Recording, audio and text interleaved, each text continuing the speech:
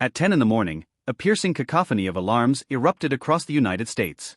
The once bustling streets transformed into scenes of hurried chaos as government personnel and police worked tirelessly to evacuate civilians.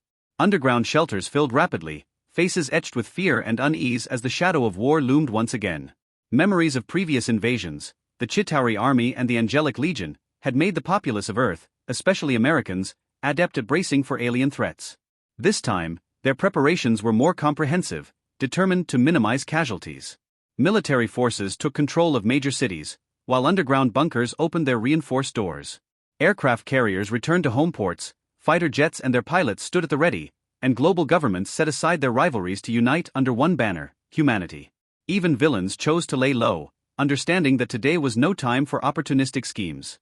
Superheroes, too, prepared for the battle of a lifetime. In the command center of S.H.I.E.L.D., Nick Fury watched the NASA and SWRD feeds with a grim expression. Reports confirmed what everyone feared: Thanos, the Mad Titan, was nearing Earth. His fleet hadn't yet entered the atmosphere, but the tension was palpable. Do we even stand a chance? Natasha Romanoff, the Black Widow, asked quietly, her voice betraying an unusual nervousness. Nick Fury turned to her, his usual stoicism faltering. "We don't have a choice," he replied. "We must win." Failure means the slaughter of half of Earth's population. That's not an option. Natasha nodded, steeling herself. "Then we'll win. We have to. A world in preparation." Elsewhere, Steve Rogers, the legendary Captain America, stood with Bucky Barnes, the Winter Soldier, adjusting his shield. Bucky smirked. "What do you say, Steve? "A little wager?" "Let's see who can take down more of those bastards." Steve chuckled, the camaraderie easing some of the tension. "You're on." "Loser buys dinner, if we make it out alive."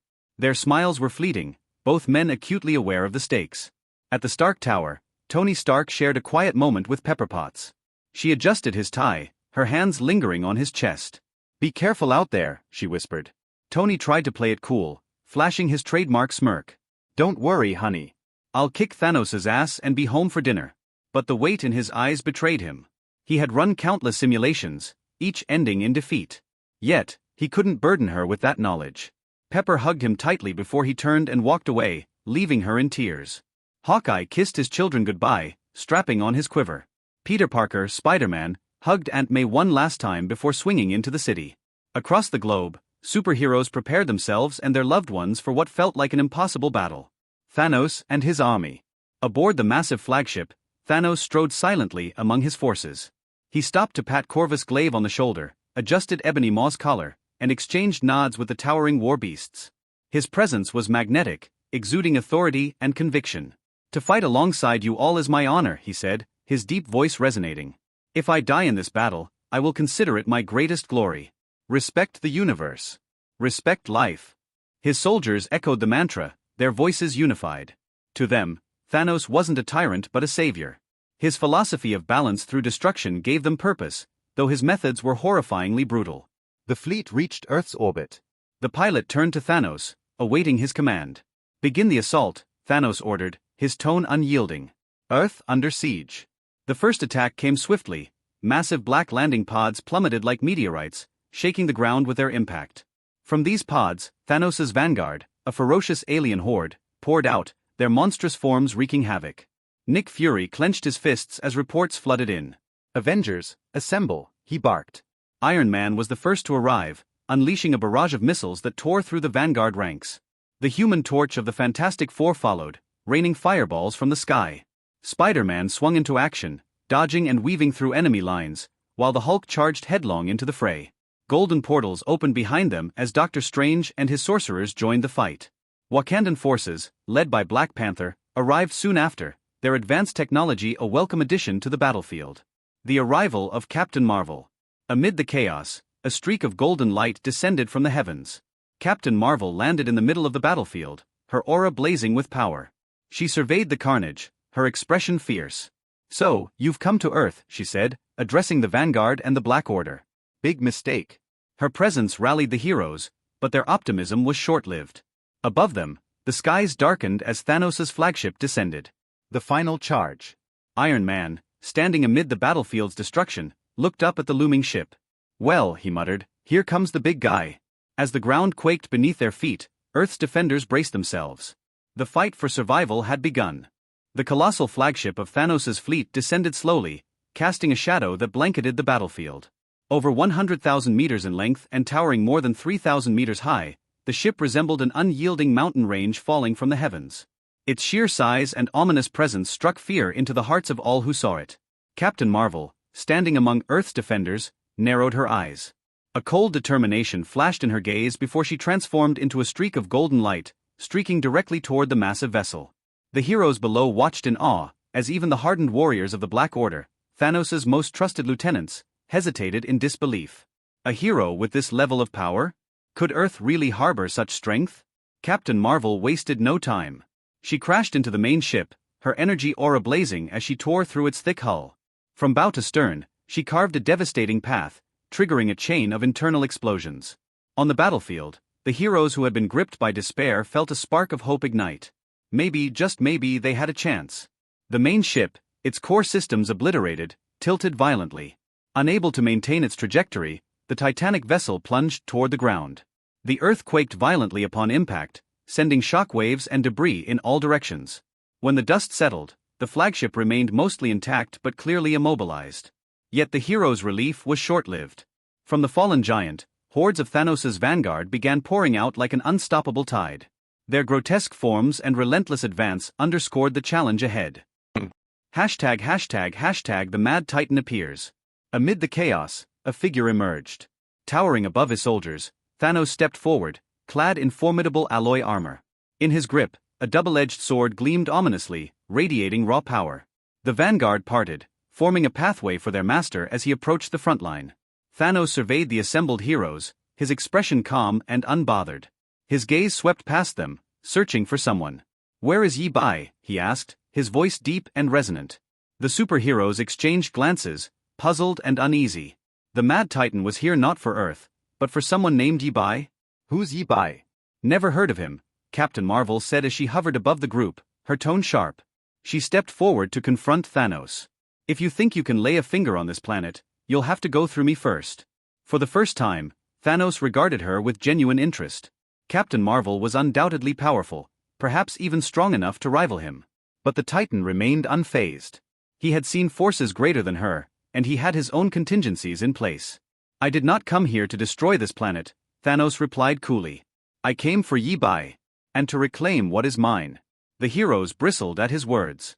Whatever his intentions, the scale of destruction he had already unleashed made his claims impossible to trust. Captain Marvel folded her arms, glaring at him. "You're not getting past us." #### The arrival of Yi Bai. As the tense standoff continued, the air behind the heroes shimmered.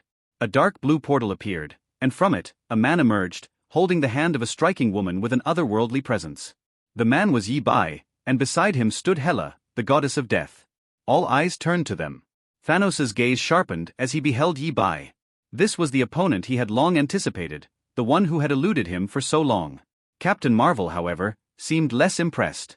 She scrutinized Yi Bai, sensing nothing remarkable about him. To her, he appeared entirely ordinary. But something about the confidence in his bearing and the composure with which he met Thanos' gaze unsettled her. Tony Stark stood among the crowd, his face a mixture of regret and anger as he observed his former ally. Dr. Strange's expression was darker still, his hatred for Yi Bai barely concealed. The Sorcerer Supreme said nothing, but his clenched fists betrayed his feelings. Yi Bai ignored the stares, focusing solely on Thanos. "I've always wondered," he said calmly, "why are you so obsessed with destroying half the life in the universe?"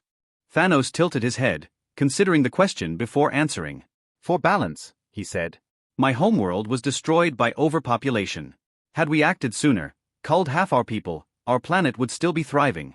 The universe faces the same fate. To save it, sacrifices must be made." Yi Bai remained unmoved. "You believe yourself a savior, yet all you've done is justify genocide." Thanos' expression hardened. "You don't have to understand. But know this, I will not stop until I achieve my goal." ###The trump card. Yi Bai smiled faintly, a gesture that sent a chill through the onlookers. "You didn't come alone, did you?" he asked. "Show me your ace." Thanos' lips curled into a grim smile. "As you wish." Behind him, the sky tore open, revealing a series of portals. From these rifts emerged the Celestials, towering godlike beings of immense power. Their sheer number blotted out the horizon, their presence suffocating. The superheroes froze, their hope dwindling to despair. Even Captain Marvel, whose confidence had seemed unshakable, faltered.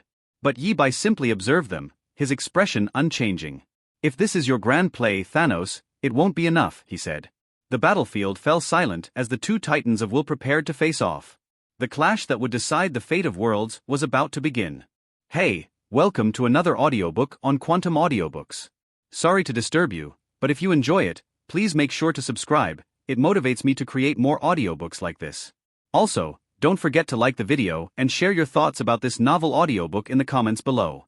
The Avengers Tower was crowded with reporters with cameras everywhere. Today is the day Congress will question the superheroes known as the Avengers. There are also many angry people holding signs of Avengers shit, death to the Avengers and evil and dirty Avengers, and they are protesting in anger. A kind of Avengers stepped out of the car and were immediately surrounded by reporters who had been waiting for a long time. "Mr. Stark, is it convenient for you to disclose the content of the Congressional inquiry this morning?" "Mr. Barton, will the Avengers disband?" "Romanoff agent, are you really the agent of the Red Empire in the East?" 35. Why did the Kree disappear? "Dr. Banner, are you going to continue to be that green monster you once smashed up a block in the Big Apple?" Stark irritably pulled away all the cameras that were blocking the road, and then walked into the Avengers building alone with a dark face. The rest followed behind Stark and walked into the Avengers mansion with a blank expression. The results of today's congressional consultation are neither good nor bad. Those people did not push the superhero registration bill vigorously, but used a relatively mild way to regulate these superhero. "Hey guys, it turned out pretty good, just don't frown here."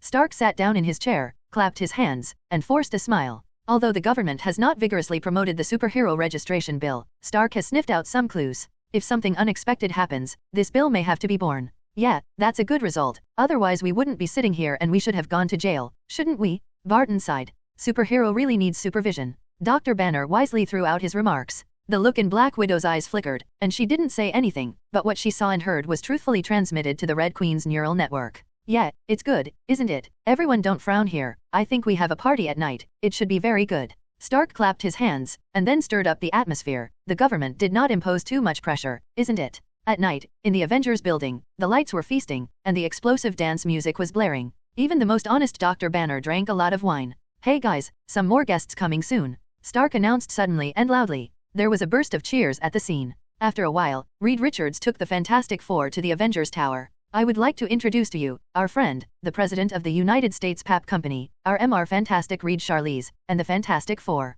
Stark said excitedly. Originally, he and Reed Charlize were good friends. After learning that the other party had received excessive cosmic ray exposure during the recent space scientific research mission, he had stimulated his super ability, and he became even more excited. Wouldn't it be cool for two equally talented people to become superheroes as well? With the addition of the Fantastic Four, the queuing that seemed a little deserted became a lot more lively. "Hey, Dr. Banner, I've always admired you very much, can you tell me how you feel after you transform yourself?" Johnny the fireman asked curiously. "Oh, big man, you have really strong muscles," Barton quipped as he looked at Ben's body. "How else would I be able to lift you?" Ben said with a grin, then raised his hand and lifted Barton above his head. The atmosphere at the scene was unusually cheerful and interesting. All the superheroes forgot about this morning's congressional consultation for the time being, and reveled to the fullest. As for the strange alien discovered by Stark before, it will take more than half a year to reach the Earth, so I can't strain my nerves every day, can I? Stark had just stepped onto the stage and was about to say something when the entire Avengers building suddenly went dark and lost all electricity. Black shrouded the entire room, leaving only some stunned people. What affected his judgment in Stark's body disappeared instantly. The power supply of the Avengers building used the same technology as his arc reactor. According to theory, the energy of the Avengers building is enough for 10 years. There can be no sudden power outage. A silver figure suddenly swept past the window, and the floor-to-ceiling windows of the building were all shattered by the air current. Through the moonlight, you can see that there is a silver skateboard like a surfboard at the foot of the silver figure. Mr. Stark, is this an impromptu performance you arranged?" Johnny Human Torch stammered while looking at the silver figure passing quickly outside the window. He just became a superhero not long ago, and now he is still immersed in the great sense of accomplishment brought by the superhero identity, and he has not had time to prepare for everything. "Here comes the work, guys." Stark's armor flew on him one by one, and the tracking device on the armor was tracking the silver figure in the sky. Stark also disappeared from everyone's sight in an instant. After Reed and Susan glanced at each other, they hurriedly followed a group of Avengers aboard Quinjet, chasing after Stark. "The outpost of the planet Devourer, the Silver Surfer is here. Hey, the journey has come to an end, the Silver Glider." After seeing Silver slipping to the ground, Stark landed in front of him, and then looked at the Silver Surfer and said, If you say I stole the energy in your building, I'm here to apologize. Yin Slip received it very politely. I can ignore all these. Stark tilted his head, but his eyes were fixed on the silver slippery in front of him. So, alien, what is the purpose of your coming to Earth? It turns out that the name here is Earth. Yinhua seems to want to imprint this name in his mind. It is indeed a very beautiful planet, and its vitality is strong enough, and the owner will definitely like it here. After listening to Stark, he frowned and asked, Master, what master? Why do you like it here? Earthman, don't you understand? My master, the planet devourer, wants to devour this planet as his supplementary charge. Yin Shui said expressionlessly. In his long years, this kind of thing has happened countless times, so he said it calmly, and had no sympathy for these low-level intelligent creatures. 967. Well, it looks like we don't have much agreement to talk to. Stark shrugged. I'm going to talk to you about your master after I've caught you. Bang sound. Stark's palm cannon charged and directly hit Yin Slip's body. Well, it looks like another tough fight. Seeing that there was no scar on Yin Slip's body, Stark couldn't help muttering. Yin Shui's eyes narrowed, and then the figure quickly came to Stark's body, and the huge amounts of impact directly knocked Stark into the sky. His armor hummed with silver slips, and a piercing siren sounded. Sir, I strongly recommend that you avoid fighting the opponent. The damage to the armor has exceeded 20%. The anxious voice of J.A.R.V.I.S rang in Stark's ears. Stark at the moment looked solemn, and the fighting power of the silver monster in front of him has far exceeded his imagination. CDDD.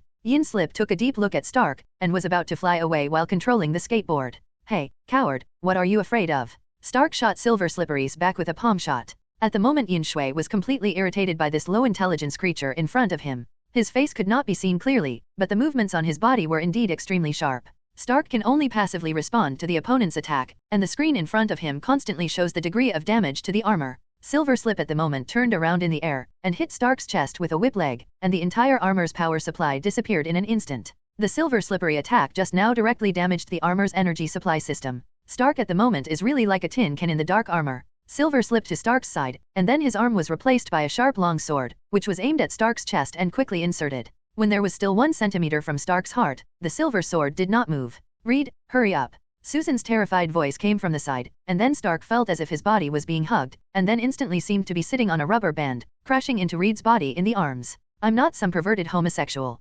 Stark's voice seemed a little dull in the armor. Susan gave up the control of Yin Shui, and the long sword in Yin Shui's hand slammed into the ground, and the whole earth began to churn and jump, like an awakened earth dragon. My god. Barton looked at the situation under his feet from the plane and couldn't help but let out a startled roar. Stark took off his helmet with the help of Reed, and looked at the movement caused by the silver slip just now, and the whole person became bad. If this sword stabbed his body, what would it look like? He no longer dared to think. At the moment, Johnny's body was burning with flames, and he flew into the air and started to fight with Yingliu, while Reed hugged Yingliu tightly with his own hands, relying on his unbelievable ductility. The ability given to him by cosmic rays allows his body to have super-stretched self-plasticity, which can basically change into various shapes, and is almost immune to all physical attacks. The long sword in Yin Slip's hand slashed on Reed's body, as if it had been slashed on a rubber, and was instantly bounced off. Susan also controlled her ability and began to bind Yin Slip.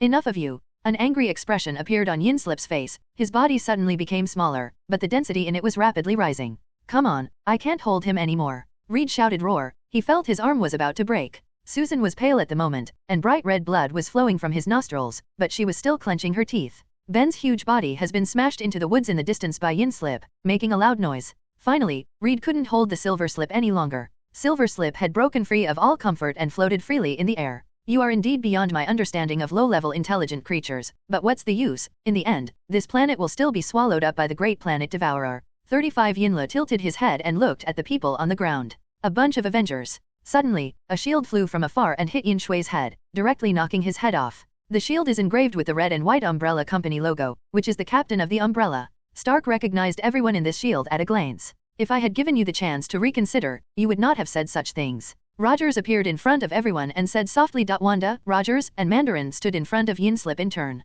From the aura emanating from them, you can feel that these people are not that simple. Stark, who are these people? Johnny quietly moved to Stark's side, and then asked in a low voice, for fear that his voice would be heard. I don't know either, I only know that they may belong to another superhero group. Stark looked at the three and said with some envy. Speaking of this, Stark couldn't help but think of the dark armor in his mind. If anyone is likely to form such a superhero group, the Black Devils are undoubtedly the most likely. 3 low-level intelligent creatures, do you also want to challenge me? Yin slipped his brows and rushed towards Wanda quickly. In his eyes, Wanda is the best target, a low-level intelligent creature that has not yet fully developed. How much trouble can it bring him? But soon, he was wrong. The boundless red has enveloped him, and he seems to have entered the quagmire in it, and his proud speed has completely lost its advantage. Crimson magic, or origin magic power, is Wanda's most beneficial attack. Origin magic power corrodes Silver Slippery's body, and Silver Slippery feels at the moment a bit of a dilemma. An invisible shockwave was released from Silver Slippery's body, which had bound him before, and the origin magic power, which was like a ball, began to expand like a balloon.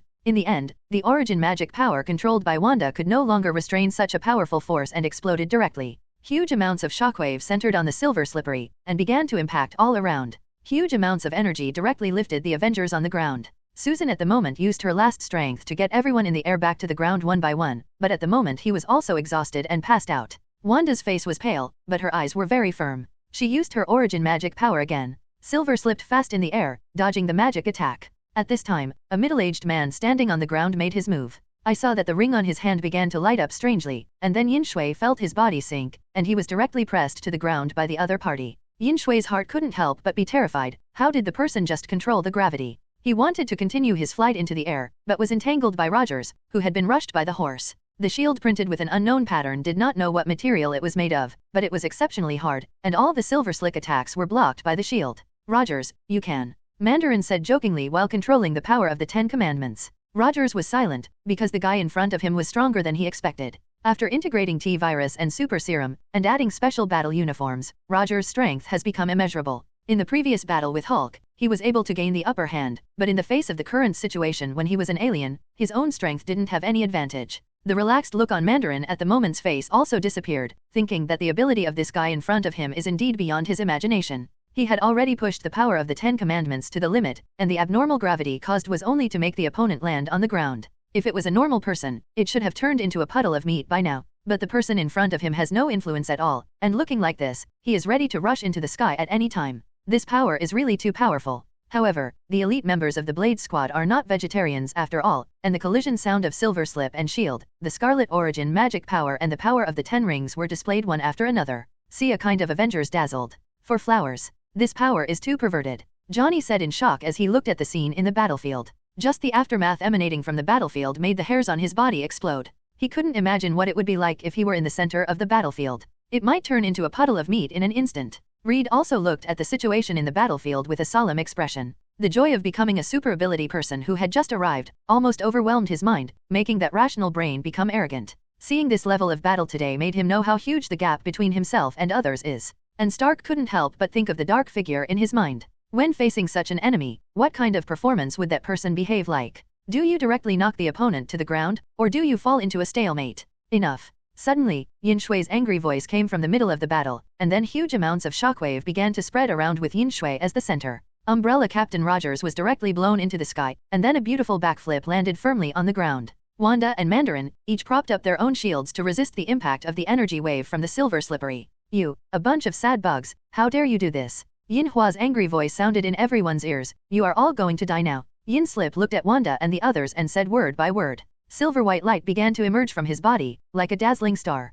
Stark at the moment could feel his heartbeat slow a beat, and his hair exploded all over his body. This is because the alien guy in front of him didn't point his anger at him. He couldn't imagine how those people in Wanda felt now, and how will they deal with this terrifying energy. Wanda, what do you want to do? Mandarin at the moment was horrified to find that Wanda's energy output to the shield was decreasing, and the whole person seemed to continue to attack. But Mandarin he now knows best what kind of energy they are facing right now. As if Wanda hadn't heard Mandarin's words, she was now preoccupied with the belief that she had to complete the task. This is the first time they have performed such a difficult task, and it is also the first time Wanda has faced such a powerful enemy. She didn't want to disappoint the commander. Thinking of the commander's pitch-black armor, Wanda's heart gradually became firmly occupied. Wearing the Silver Slippery shockwave, she walked step by step in the Silver Slippery direction, her long red 980 hair fluttering. Wanda, come back soon. Rogers shouted loudly from behind the shield, and at the same time, he rushed towards Wanda with the help of the shield's cover. He wants to save Wanda from shockwave. A scarlet light began to emerge from Wanda's eyes, and the energy in her began to skyrocket.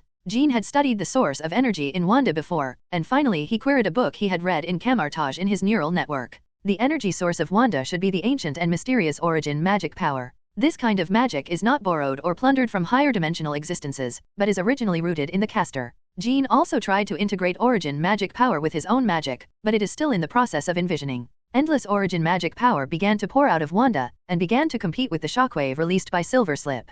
Mandarin and Rogers looked at everything in disbelief. Wanda, the little girl who had always needed to take care of herself, has now broken through. And it can directly shockwave with hard steel and silver slippery. You're very good, you were able to resist my attack. Yin slipped looking at Wanda who was walking towards him step by step, and said mockingly. Wanda didn't say a word, and a pair of eyes stared at Yin Shui not far away, and the origin magic power floating beside her began to change. The red mist turned into thousands of daggers, each of which seemed to be condensed in substance, exuding a terrifying aura. Wanda changed a gesture, and the red flying darts immediately shot away at the silver slipper. The eagle and the worm, do you think? Before Yin Hua could finish his words, he looked at his body in horror. The indestructible body given to him by the great planet devourer was actually pierced by those trembling flying darts. And there seems to be a power of corrosion hidden in the flying darts, which is constantly corroding his body from his wounds. Chaos power also poured into his body with the help of flying darts. His body began to corrode bit by bit, gradually revealing the original contents inside. How is this possible? Silver Slip roared, trying to escape, but Wanda held him firmly. He can only allow origin magic power to corrode his body now. As the clothing became more and more serious, Yin Slip's voice began to become weaker and weaker. The shell given to him by the planet devourer was disintegrated bit by bit, revealing the original Zenra star inside. There was blood in Wanda at the moment. Obviously she can't bear such a powerful force now, but her eyes are very firm, and her heart is full of a belief to complete the task given to her by the commander. Mandarin and Rogers saw this and hurriedly stepped forward to help Wanda. Now Yin Slip is too weak to look like. Under the attack of Mandarin and Rogers, he was quickly defeated. Seeing that the mission target had been subdued this time, Wanda's face turned pale, and she fell directly to the ground. Mandarin continued to control Yin Slip, while Rogers hurried to Wanda's side to check his injuries. Vital signs are stable, strength loss is serious. After hearing the Red Queen's test report, Rogers breathed a sigh of relief as long as everyone was fine. After the shell given by the planet devourer was damaged, the speed of the silver slippery body collapsed and disintegrated like a dam bursting. The large pieces of silver shell began to turn into powder and disappeared in the air.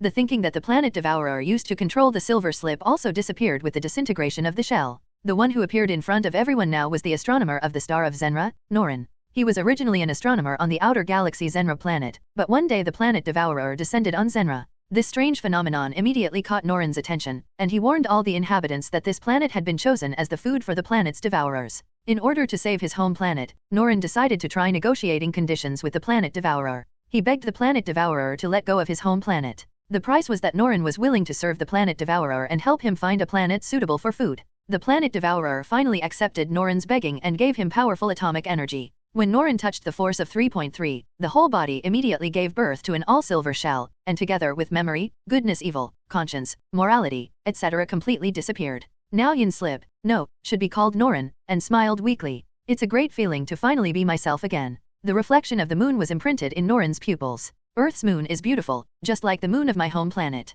He finally glanced at the world as if greedily, and then said in a relieved manner, I'm finally free 5. After saying this, the look in Norin's eyes disappeared. The silver slippery that once troubled the Avengers has completely disappeared. A huge fighter jet suddenly appeared above Stark's head at the moment, and the black fuselage was engraved with the logo of the Tianjian Bureau. Hey, I bet this is definitely not our plane. Johnny lay beside Stark, looked at the fighter above his head, and said enviously. When they were in the Avengers building before, they had seen what Quinjet looked like, but the fighter above his head was obviously not Quinjet. The Eagle fighter slowly landed on the ground, and the hatch opened. Rogers was holding Wanda, Mandarin was holding Silver Slip's body into the fighter, the hatch was closed, and huge amounts of Eagle fighter began to lift off slowly. Stark, is this the fighter of the superhero group? Reed ran to Stark's side and asked. It should be 23, don't you see the pattern on the fighter? Stark asked rhetorically, and at the same time he supplied all his remaining energy to the reconnaissance system on his armor. An icon with a long sword inserted in the middle of the circle appeared in front of Stark. Intellectual World Observation and Response Bureau. He couldn't help but read the name. The abbreviation was S.W.O.R.D, Sword Bureau.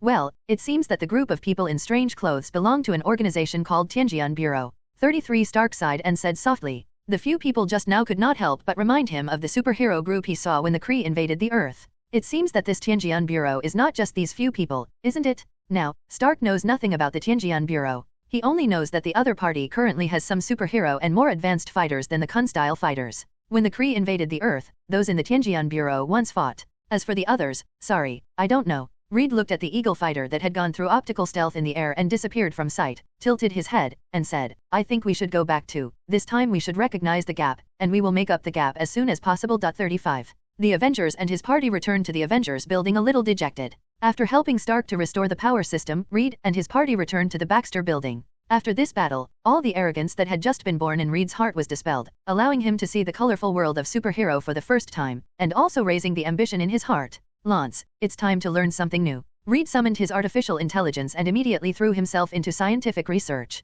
As the Avengers, how can there not be a spaceship that pulls the wind? Not just Reed, Stark is doing the same in Avengers Tower. Hundreds of light years away from the Earth, the planet Devourer suddenly felt that the connection between himself and Yin Luo had disappeared. The pioneer who made it by himself and used it to find the planet that provided energy for himself disappeared. What's going on? Planet Devourer wondered. He hadn't eaten for a long time, so his ability was greatly weakened. Along the way, he didn't find any planet that could interest him. Could it be that Yin Slip was defeated by the natives on that planet? But soon he threw the ridiculous thought out of his mind. Silver Slip was built by himself. How could he be defeated by the natives of a low-intelligence planet, and he would not be laughed at when he said it? No matter what, I'm sure of that planet. He got news from Yin Luo before that the planet called Earth is a very fertile planet with a large amount of biomass energy stored on it. It is definitely the most delicious planet he has seen over the years. Guru. A thunderous voice sounded from the stomach of Planet Devourer, which made him blushed. Gan, I haven't eaten for too long, I'm too hungry. Thinking of this, the Planet Devourer's gaze was focused on a desolate planet with a large expanse of maroon stones and land exposed. He frowned, but still made up his mind to fly to the side of the planet. This desolate and inhabited planet immediately began to loosen and disintegrate, and then the most essential star core of the entire planet was eaten up by him. The face of the Planet Devourer changed, because this planet was so unpalatable. It was as disgusting as eating another plate of meat that had been left for 980 for an unknown length of time. Ouch. The Planet Devourer quickly spit out the star core he just swallowed. No, I will die if I eat it. 35. Let's stay in the patience meeting. When we reach the lower planet Earth, we can have a full meal. The Planet Devourer said to himself, and then started to fly fast in the direction of the Earth. According to his current speed, he will reach the Earth in about a month. A month, for someone like the Planet Eater, is basically a blink of an eye, maybe a minute or a second for humans. A month later, somewhere on Earth. Creator, congratulations on the completion of the development of space armor. 55. According to calculations now, when facing the Planet Devourer, your win rate has increased from 27.5% to 63.2%. Jean at the moment is carefully manipulating the robotic arm, placing a blue gem in the space armor. In an instant, a deep blue light enveloped the entire room. Reed, we are about to succeed. Stark at the moment said excitedly. In the Avengers Tower, Stark and Reed are busy in front of a giant installation. Stark had memorized the terrifying name of Planet Eater from his previous fight with Silver Slippery, and told the rest of the Avengers about it. Although I don't know what the ability of this Planet Devourer is, it can be seen from Yin Slip that such a powerful Silver Slip is just the advance force of the Planet Devourer. This also shows how powerful the Planet Devourer is from the side. Stark and Reed worked together to create the machine in order to resist the invasion of the Planet Devourer. Now his appearance looks very simple, with exposed wires and various circuit boards on it, but the power of the expected design is not so simple. According to Stark and Reed's calculations, if this kind of equipment works, Silver Slip will be destroyed by them in an instant. At the same time, they gave this instrument a fancy name, which was called the Planet Devourer Destruction Device. Tony, it can be powered up now. Reed took his rubber arm out of the machine and said excitedly. Eraser Man is really famous, and all future maintenance workers are expected to lose their jobs. Stark joked, then closed the switch. In an instant, the lights in the Avengers building began to flicker, and then all were written off. Other devices that require energy are also down in an instant. Stark had anticipated that the Planet Devourer destruction device would consume a lot of energy, but never thought it would require so much. He had previously made 20 arc reactors as energy supply devices, but now it seems that 20 is still far from enough. The huge amounts of Planet Devourer destruction device released a lot of power, causing the hairs on Stark and Reed to explode. The two of them at the moment looked excited at the device that was accumulating energy, and felt a burst of excitement in their hearts. This is still in the case of insufficient energy supply. This device can still emit such power, not to mention the case of sufficient energy supply. A beam of light that destroyed the sky and the earth was launched from the top of the device and directly penetrated the entire Avengers building. The red beam penetrated the clouds, penetrated the atmosphere, and directly hit the outer space. After crossing a long distance, the red light beam gradually disappeared. Stark stroked his chin and looked at the big hole in the top of his head. Well, it looks like we should put a safety on this device, don't we? Reed looked at the power of the device just now with a shocked expression. It is true. 99. Just when the two were shocked by the huge power of the Planet Devourer's destruction device, J.A.R.V.I.S.'s voice suddenly sounded in the room. Sir, the satellite of Stark Industry has suddenly lost contact with us, and it is super large. Before this, ultra-high energy streams of cosmic particles were detected. Is the solar wind erupting again? Stark said indifferently, and sometimes satellites are damaged by the violent solar wind erupting from the sun. Sir, this time is different from the previous one. Our detection device has detected that the high-energy particles this time are completely different from the solar wind burst. The anxious voice of J.A.R.V.I.S rang out. At the same time, a wonderful sight appeared in the sky outside. The black sky began to flicker with strange lights, just like the aurora in the South Pole, and the colorful sky caught everyone's attention. Look, what is that? What a beautiful aurora. Oh my god, why can't the aurora be seen in the Big Apple? 55. Too beautiful. Everyone looked at the aurora in the sky and lost their souls for a while, but they didn't know what was behind these aurora. This means that the planet Eater is near. According to the judgment of experts, the aurora that appeared around the world last night was the result of the eruption of the solar wind. Please stay safe. Experts said that large-scale aurora is rare, but it is not without theoretical basis. Red light beams rose from the Avengers Tower, suspected to be related to the aurora last night. 35. On the holographic screen floating in front of Jean at the moment is playing today's news. Almost all TV stations are reporting the aurora phenomenon last night. Listening to the expert analysis one by one, Skynet couldn't help but jokingly said, "These humans are really interesting. I know this is completely untenable, but in order not to cause panic, I still insist on saying this. Sometimes it's really hard to understand what they're doing." Jean shook his head after listening to it. Skynet, sometimes human beings are very complex creatures. They are not as perfect as code runs, no money, but there is always a burst of inspiration. 5. Like the errors in your operation, those are not called errors in the eyes of humans, but inspirations. Seeing that Skynet seemed to understand but not understanding, Jean gave up his plan to continue to investigate this issue with Skynet. Take the signal of the Tianjian satellite and monitor the movement of the planet Devourer at all times. Stark has made a corresponding device, and we should also start. 39. Jean commanded. The picture on the holographic screen in front of him immediately turned into a real-time picture monitored by the Tianjian satellite. From the picture, it could be seen that at a position more than 10 light-years away from the Earth, a blurry shadow was moving rapidly. Looking at the figure of the planet Devourer, the Genea-shaped eyepiece flickered faintly. The planet Devourer looked at the small blue light spot in the distance, and the hunger in his heart further increased, and now he could smell the deliciousness emanating from the planet called the Earth. Damn it! Planet Devourer's stomach began to growl again. He couldn't help but scolded secretly, and then his speed accelerated further. He couldn't help but feast on it now. The billowing stream of high-energy particles emanated from around his body, penetrating the boundless cosmic barrier, and all the tiny space creatures along the way absorbed the powerful power of Planet Devourer, hiding aside and shivering. The Planet Devourer ignored those shivering space creatures, and now he only had the delicious delicacy of the Earth in his eyes. Judging from the confidence that Yin slipped back, as long as he can swallow the Earth, his strength can return to the level of a half-day god. The time happened, it was a sunny morning, and people, as usual, enjoyed the quietness and peace on Earth. And at the moment, the sky suddenly darkened. How is this going? Is there still a solar eclipse today? 95. Where's the sun? 997. What's going on?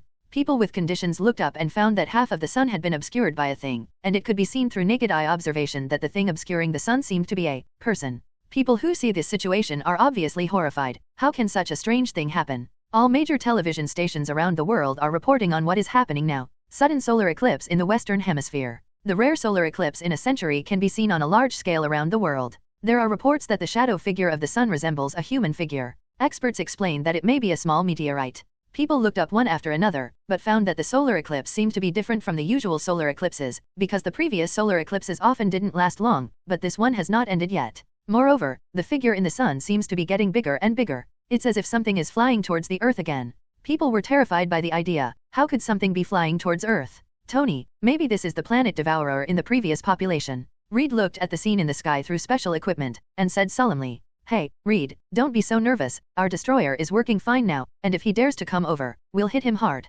Stark at the moment has been equipped with his armor, and the Avengers are also getting ready to go. At the same time, the Planet Devourer destruction device, which has been equipped with more powerful energy, is charging. As soon as the Planet Devourer reaches the range, it will attack immediately. In the headquarters of the Tianjian Bureau, in order to prevent the next war from affecting the headquarters of the Tianjian Bureau, Jean had previously ordered the transfer of the Dark Star. Now the Tianjian Bureau headquarters is floating at a distance of hundreds of thousands of kilometers away from the Earth. Koboi belt above. The Planet Eater is here, isn't it? Through the holographic screen, the members of the Blade Squad watched the Planet Devourer who had already slowed down. Jean had already made a corresponding battle plan for them. "It's almost time, we board the ship and set off," Rogers said in a deep voice. "War is imminent." At the moment, Planet Devourer looked at the planet that was getting bigger and bigger in front of him with a smile. He was hungry now, CDDD, and he wanted to devour the planet not far away immediately. "That planet. It's really delicious," Planet Devourer said with emotion. The closer he gets to the Earth, the more he can feel the fragrance of the food on the opposite side.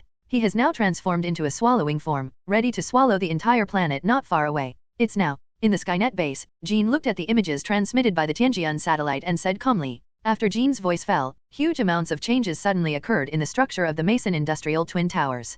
Countless machine parts suddenly protruded from the windows of the building, from various joints, and then intertwined with each other. Originally the twin towers with wide bottom and thin top, at the moment it became like an all. And it looks more like two huge amounts of turrets. Obviously, the changes in the Mason Industrial Building immediately attracted the attention of many people. After all, the Mason Industrial Building is also a landmark building in the Big Apple. God, what the hell is going on? 99. What exactly happened? How did the Mason Industrial Building become like that? God, what the hell is going on? Suddenly, the Mason Industrial Building suddenly lit up, and the blue and yellow light was like a pulse, shining in the building. The energy extracted from the two infinite gems, Mind Gem and Space Gem, is continuously collected on the top of the tower through the internal pipelines of the building. On the side of the Avengers building, Stark and Reed were subjected to such a powerful energy fluctuation in an instant, and the energy detector in the building had been burned by such a powerful energy. What is this? Through the high-rise buildings, Stark and Reed could see the pulsing light of the Mason Industrial Building. Sir, it seems that Mason Industrial Building is doing the same thing as you, but the energy index of the other party is far beyond ours.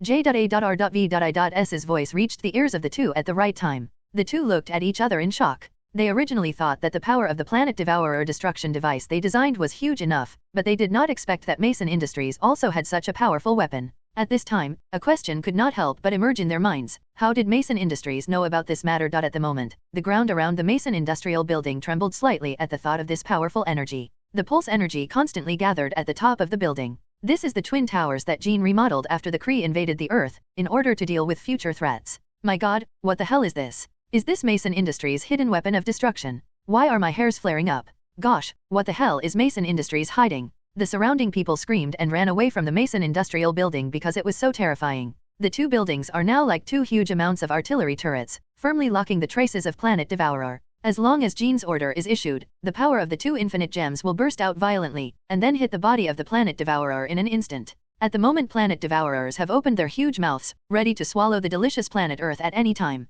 It's now. Jean gave orders from his own neural network, and gathered huge amounts of energy at the top of the Mason Industrial Building. Like two sharp arrows, they condensed into substance and burst into the air. Blue and yellow light, illuminating the entire sky. On the side of the Avengers building, Stark also released the energy, and the red light immediately burst from the top of the Avengers building, and also rushed towards the Planet Devourer. 3 energy beams of different colors shot straight up from the Earth. All of their targets were huge amounts of Planet Devourers in outer space. Planet Devourer at the moment, I was thinking about how to devour this planet. When did I imagine that there would be 3 energy beams of different colors flying out of the Earth in an instant? The yellow and blue energy beams hit the Planet Devourer's body first. This is. The Planet Devourer looked horrified. He originally thought that these were just self-protection means for those low-level intelligent creatures, but the energy contained in the yellow and blue energy beams made him tremble. But it was too late. 2 energy beams had already hit him.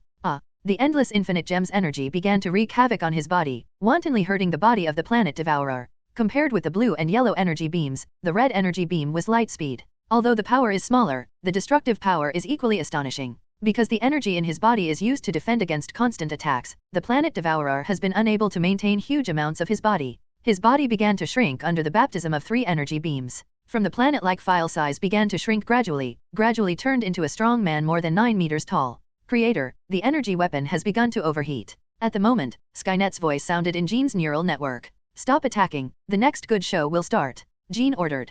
Jean can be said to be very excited about the opponent he will face. Although the strength of Planet Devourer has been weakened several times, he was not as good as before, but after all, he was also a god-level player, and being able to play against this kind of player can help Jean grow further. All of you low-intelligence creatures are going to die. Planet Devourer at the moment has been surprisingly angry, originally thought it was just swallowing a low-level planet, but unexpectedly said it. The great Planet Devourer, the god-level Glarus was injured by the energy beam emitted by a low-level planet. This is sad, but it will make people laugh out loud. Creator, the other party is rushing towards the Earth at an accelerated rate, and is trying his best to track the other party's figure. Skynet said eagerly. The agility of Planet Devourer, which has become smaller, has been greatly enhanced. In an instant, he has crossed an unknown distance of thousands of kilometers and rushed directly into the Earth's atmosphere, seeking flowers. He wants to know all the creatures on this planet. What is the anger of the Planet Devourer? The Creator has already detected the trace of the other party, and now that he has entered the atmosphere, the final destination should be the Big Apple. The reality seems to have played a joke with the residents of the Big Apple in the United States.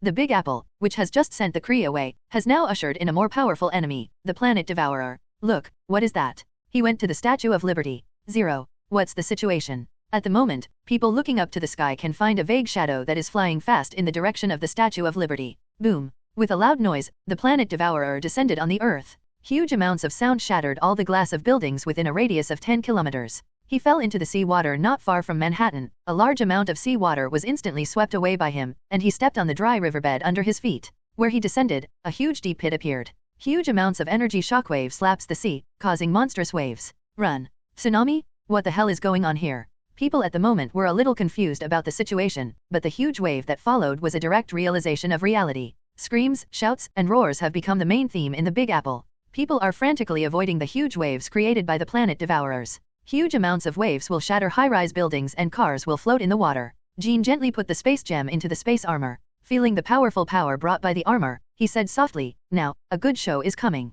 John Stark and the Avengers led by Reed first came to the scene. At the moment, the waves constantly beat the Big Apple, and a figure could be vaguely seen in the waves. Stark put his eyes on the vague figure, and intuitively told him that this person was definitely not a good person. J.A.R.V.I.S. Detect the opponent's energy value. Stark said solemnly, "Sir, the other party's energy has exceeded the detection limit and cannot be identified." J.A.R.V.I.S.'s voice was full of horror. "Well, that's really good news. It looks like we're in big trouble, right?" Stark spat out with all his strength, then raised his hand and fired a palm cannon to hit the planet devourer in the distance with precision. But the huge amounts of energy of the palm cannon left no scar on the planet devourer's body. After Stark observed the result of 013, his expression tightened, and the strength of the opponent had far exceeded his expectations. The thrusters are activated, Stark has already flown into the sky, and then the firepower is fully opened, and the indiscriminate attack against the planet devourer begins. At the moment, Reed and the others also began their attack on the planet devourer. Reed took the lead in setting an example and directly stretched his body, like a rubber tube, firmly binding the body of the planet devourer.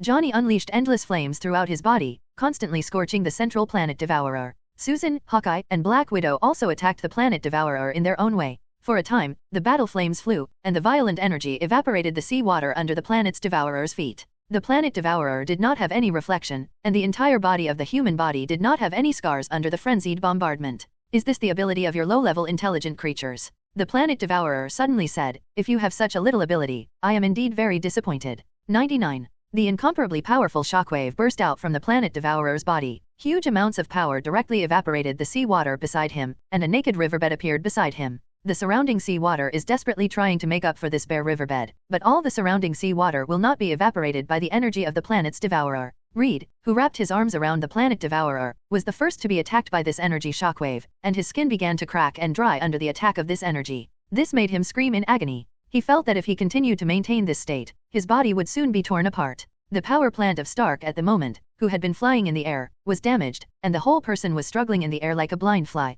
Susan, who had been attacking the planet devourer with an energy field, received a backlash, and a large amount of bright red blood flowed out of his facial features, and then the whole person fell to the ground. With this one move, all the Avengers present were defeated. "Is this your strength?" The planet devourer seemed to have only done some trivial things, and said solemnly, "It seems that your strength has come to an end. Before I devour this planet, I allow you hand over the infinite gems in your hands." When Planet Devourer was baptized by Mason's industrial cannon, he felt the power of infinite gems. If there was anything in the universe that really frightened him, it was those infinite gems. Before everyone could speak, they heard a roar. "Here comes Hulk." A green figure descended from the sky, and huge amounts of fists hit Planet Devourer's face. Planet Devourer's head tilted slightly, and Hulk was stunned when he saw it. How could his own fist have only so much power? Planet Devourer looked at Hulk blankly, and then grabbed Hulk's arm tightly with one hand. Hulk roared, trying to escape from the Planet Devourer's hand, but no matter how hard he struggled, he still couldn't break free from the Planet Devourer's iron-like palm. Interesting, but weak. Planet Devourer shook his head, then threw Hulk out with a wave of his hand. Hulk smashed on top of the building in the distance, directly cutting off the entire building, turning it into two pieces. Roar. Hulk roared and climbed out of the ruins, then jumped up. The whole person instantly crossed the length of several kilometers, and jumped over the Planet Devourer. Hulk gave birth to a fist as big as a casserole, exhausted all his strength, and smashed the Planet Devourer fiercely. I said, "Interesting but weak." Planet Devourer snorted coldly, then stretched out an arm. Arms like steel poured, firmly took Hulk's fist, and clenched Hulk's fist in his own hands. Even the Planet Devourer didn't even move, as if it had just caught a fly. Hulk's voice grew angrier as the Planet Devourer's palm tightened. With the sour sound, Hulk's hand was crushed by the Planet Devourer. Whoa! Hulk's screams entered the ears of all the Avengers. They had never seen Hulk so embarrassed before. Planet Devourer kicked Hulk's stomach, and saw Hulk fly out like a green cannonball, smashing through 3 buildings directly, and then completely fell into the rubble, unable to get up. "Well, it seems that this time, we are in big trouble." Stark at the moment lay on the ground and laughed wryly to himself. He originally thought that the weapons designed by himself and Reed could destroy the guy in front of him in the universe, but he didn't think that he was so wrong.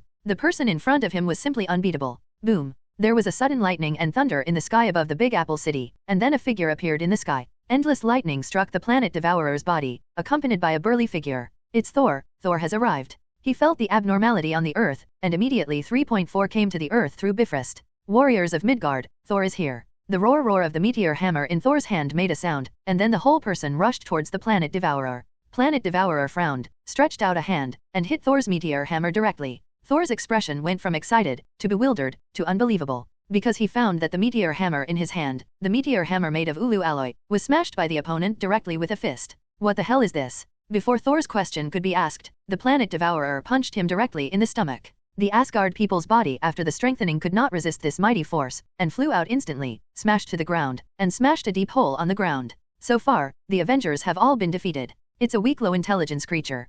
Planet Devourer looked at the group of Avengers lying on the ground, and said with disdain. He originally thought that the people who could control the power of infinite gems should be very strong, but he didn't expect that these people had already fallen before he exerted his power. In the case of infinite gems, wait until I finish devouring this planet and look for it. A phantom appeared in the planet Devourer's body, as if it was a pillar. The column quickly condensed into a solid body after breaking away from the body of the planet Devourer. The length of this column was simply incalculable, as if it had directly pierced the sky, and it exuded a strong power and a devouring aura at the same time. The hairs of everyone present stood upright, because they could feel the power emanating from the column. Bang! It was the sound of the column hitting the riverbed, and the ground of the riverbed was instantly melted by the swallowing aura contained in the column, and it began to disappear rapidly. A large amount of seawater began to disappear, and in just this short period of time, everyone felt the drop in sea level with a keen sense. Ah, the taste of food is so wonderful. After tasting the deliciousness of the Earth, Planet Devourer couldn't help but sigh. If you have spaceships, Planet Devourer looked at the people present. I suggest that you leave this planet immediately, otherwise you will be greeted with the destruction of this planet.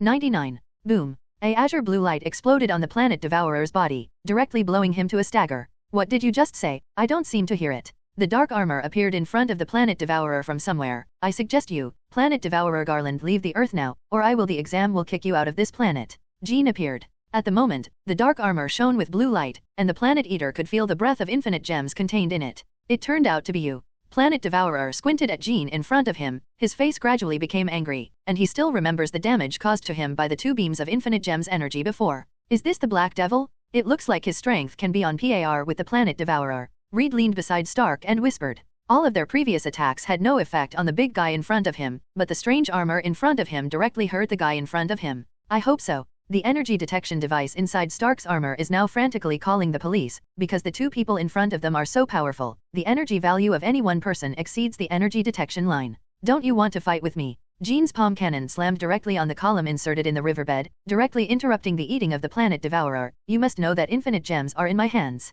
After feeling that his eating was interrupted, the Planet Devourer roared, old and new hatred intertwined, and he roared directly towards Jean. The sea water evaporated under his feet. Although Planet Devourer's body was huge, his movements were agile that did not match his body shape, and he rushed in front of Jean in an instant. He threw a punch, and the huge amounts of energy contained in his fist blocked all the lines that Jean avoided. The scarlet light flashed in the Jenna-shaped eyepiece, a large amount of blue light surged from his body, and a portal that looked slightly chaos appeared behind him. Then he came to the back of the Planet Devourer in an instant. The palm cannon in his hand began to charge, the energy of the space gem was drawn out, and a huge blue light beam hit the Planet Devourer's back directly. The Star Devourer felt the power of the space gem, and a red light immediately appeared on the surface of his body, resisting the power of the space gem. With a loud bang, the blue light beam collided with the red light on the surface of Planet Devourer's body, printing an explosion of distance. Taking the place where the 2 fought as the center, the seawater within a radius of 1 kilometer was completely evaporated, revealing the dry riverbed below. The thrusters under Jean's feet and on his back erupted with intense light, and the whole person instantly appeared in front of Planet Devourer, and then swiped out and hit Planet Devourer's chest in a circle.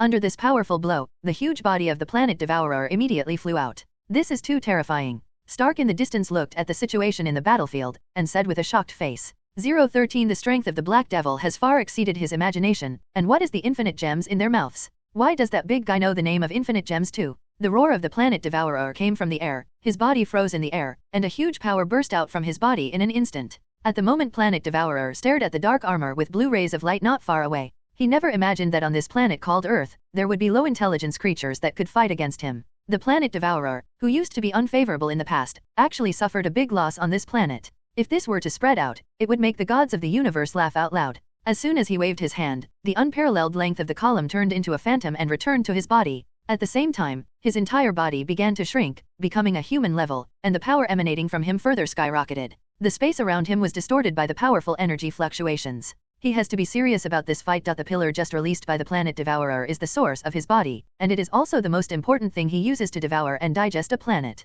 The planet Devourer is originally the only survivor after the destruction of the 616 universe. The body contains all the energy in the 616 universe. After coming to the universe where Jean is located, because the energy of the originally 616 universe is the energy of another universe, the planet Devourer needs to only by constantly devouring the energy of this universe can we maintain the balance in our body and maintain our enormous power. That is to say, the planet Devourer can only be his final form when he integrates with his own devouring source. Earth Warrior, do you think that you can defeat the Great Planet Eater by integrating the armor of the Space Gem? At the moment, Planet Eater looked at Jean in the distance, and said in a cold tone, I think you are against the power of one. I don't know. How do you know if you don't try? Jean shrugged his shoulders, then instantly appeared beside Planet Devourer, flashing a blue energy beam and hit Planet Devourer again. The red rays of light once again appeared in the body of the Planet Devourer, but this time the rays of light were more condensed than ever before, as if they were about to become an entity. The azure blue beam collided with the red energy again, and huge amounts of explosions spread out from the center, evaporating all the seawater under Jean and Planet Devourer's feet. The Planet Devourer's figure flashed from the huge amounts of explosion light, and the red energy seemed to condense into substance on his fist, smashing directly into Jean's helmet. Jean's neural network is frantically calculating the movements of the Planet Devourer at a speed of several trillion operations per second, and his neural network has performed dozens of simulations for the subsequent battles. In the blue light, with a hint of gold, a simple and mysterious magic disc appeared in front of him. Unleash your magic with the power of the Space Gem. Planet Devourer only felt as if his own strange power had hit the cotton. He was deflected by the dark armor belt in front of him. He stumbled a few steps in the air, and then huge amounts of energy bombarded the sea, which evaporated in an instant. 10 tons of seawater. Jean took advantage of this gap to bury himself, and then the energy of the Space Gem was fully motivated, and 2 azure blue fists slammed into the Star Devourer's stomach. The azure blue energy penetrated the red shield and hit the stomach of the Planet Devourer directly. Who? 39.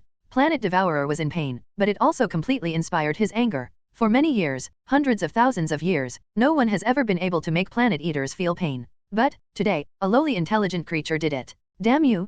Planet Devourer roared, the energy in his body skyrocketed further, and the energy in the 616 universe emerged from his body. Huge amounts of energy shockwave unfolds with him as the center, rapidly launching around him, destroying everything in its path. Under the impact of his energy shockwave, the seawater instantly turned into the most basic hydrogen atoms and oxygen atoms, which was enough to see the strength of his power. Jean's black armor was slightly reddish at the moment. When the seawater splashed on his body, it was immediately evaporated into water vapor. This was because the Space Gem was activated too frequently, which caused the body to overheat.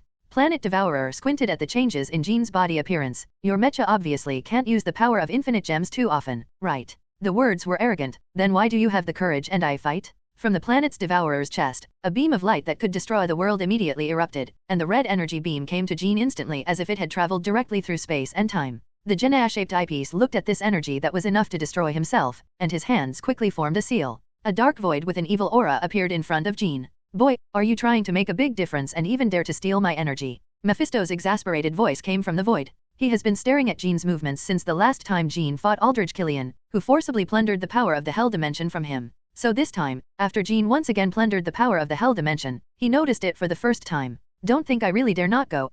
What is this? Mephisto's voice suddenly went out of tune, because he found a huge energy that was impacting his Hell Dimension. What the hell are you doing? Mephisto asked in horror. At the moment, the red light beam released by the Planet Devourer was all received by the Hell Dimension belonging to Mephisto, and the huge energy immediately raged in the hell. Boy, I won't let you go. Mephisto's angry voice came from the void. Good, gift for you. Jean whispered as the void was about to disappear. Damn, you. The closed hole blocked Mephisto's sweet words from the Hell Dimension, but he didn't have the time to find Jean's trouble now, and now his most important task is to solve the Planet Devourer in hell, the energy that is raging in the dimension. It's the sound of the air release valve. At the moment Jean's mecha has perfectly dealt with the overheating problem of the body, releasing all the heat in the body through the air release valve. At the same time, 2 golden and blue magic discs appeared in Jean's hands. He folded his hands together, and then slowly pulled them apart. A gold and blue long sword appeared in his hand. Demon Edition, the holy sword of Weishandi. The power of Space Gem and Emperor Weishan was intertwined on the sword, and huge amounts of energy fluctuations erupted. The sharp blade exudes an aura that seems to be able to cut through space. Planet Devourer squinted at the long sword in Jean's hand, which gave him huge amounts of oppression. He had a feeling that if he was stabbed by the opponent's sword, he would probably feel very uncomfortable. This comes from an instinctive feeling, from the control of the energy by the Planet Devourer. The trip to Aachen. Jean's mouth spit out the name of the spell coldly, and at the same time, the left hand was sealed, and dozens of Jean's figures appeared in the air in an instant. Together, they raised the sacred longsword in their hands and rushed towards the Planet Devourer in the center. Planet Devourer punched in the air, and the shadow that attacked him immediately shattered like a bubble. However, the golden blue sword tip appeared in the bubble and stabbed directly at the arm of Planet Devourer. Hidden in it is the real Jean. The tip of the sword was gently picked up on Planet Devourer's arm, and purple blood flowed out of Planet Devourer's arm for 30 minutes. When did Planet Devourer receive such a humiliating shame that he was actually injured by an intelligent creature on a low-level planet? A phantom flashed beside him, and then he grabbed it gently, and a warhammer was held in his hand. This is a peerless weapon he forged with countless star cores that have devoured the planet. The warhammer turned slightly in his hand and waved at Jean not far away. Jean's figure flashed and teleported directly to the back of the Planet Devourer, and the golden blue holy sword in his hand stabbed the Planet Devourer's back. Planet Devourer sensed the existence of Jean, avoided Jean's attack on one side of his body, and then turned around. He rounded the warhammer in his hand and smashed it directly at Jean behind him. The ray of light on the warhammer flashed, concentrated, and exuded unparalleled energy. With a flash of blue light, Jean instantly disappeared. The warhammer in the hands of the planet Swallow, Kday, smashed directly into the air because it lost its target. The air was compressed like the substance in an instant, and then shattered, and the shattered air flew around like a sharp knife. Huge amounts of energy ran through the sea below, and the sea began to compress and boil. The energy was transmitted to the seabed through the seawater, the ground on the seabed began to collapse, the ground began to crack, and endless seawater poured into it, causing huge amounts of tsunamis. I see how many times your poor mecha can support the energy of infinite gems. Planet Devourer roared, and a terrifying red beam was emitted from his chest, rushing towards Jean in the distance. The propulsion device on Jean's armor began to work at full force, and the blue light instantly enveloped his body, dodging the deadly red beam. The light beam wiped the torch in the hand of the Statue of Liberty and flew in the direction of the Big Apple. Everything in front of it turned to ashes in an instant, and after piercing more than a dozen buildings in a row, the red beam stopped its progress. Jean held the holy long sword in his hand and stabbed it out. At this moment, he seemed to have traveled through space and reached the front of the Planet Devourer in an instant. Humph! Planet Devourer snorted coldly. The warhammer in his hand was beautifully pulled a flower by him, and then obliquely blocked Jean's only path. When? 35. A loud bang sounded from the place where the two were fighting, and a powerful sound wave pierced the clouds in the air, opening a big hole directly in the clouds above. The golden blue sacred long sword disappeared, and a red band of light suddenly appeared in the void, and then entangled the hands of the Planet Devourer fiercely. Sidorak Red Belt? The Planet Devourer roared and broke free of the red girdle, but two azure blue energy beams had hit his head, leaving charred marks on it. Ugh!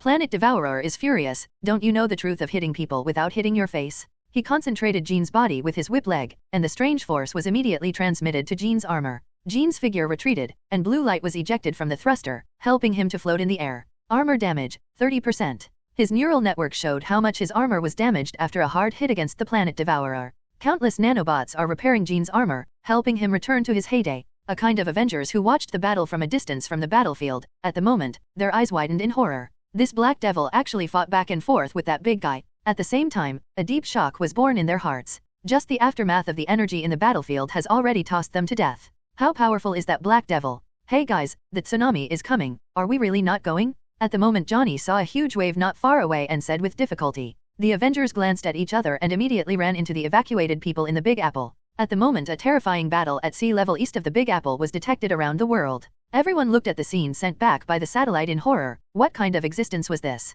Creator, the posture of the ultimate erasing device has been adjusted, and it is charging. The voices of Skynet and the Red Queen rang out in Jean's neural network. The ultimate erasing device, referring to the Mason Industrial Building. At the moment the yellow pulse lit up again. Huge amounts of energy kept accumulating at the top of the building. This is Jean's ultimate killer. It's just that when attacking, you must hit once, otherwise Planet Devourer will never be hit again. The power of Space Gem and Emperor Waishan was intertwined on the sword, and huge amounts of energy fluctuations erupted. The sharp blade exudes an aura that seems to be able to cut through space. Planet Devourer squinted at the long sword in Jean's hand, which gave him huge amounts of oppression. He had a feeling that if he was stabbed by the opponent's sword, he would probably feel very uncomfortable. This comes from an instinctive feeling, from the control of the energy by the Planet Devourer. The trip to Aachen. Jean's mouth spit out the name of the spell coldly, and at the same time, the left hand was sealed, and dozens of Jean's figures appeared in the air in an instant. Together, they raised the sacred longsword in their hands and rushed towards the Planet Devourer in the center.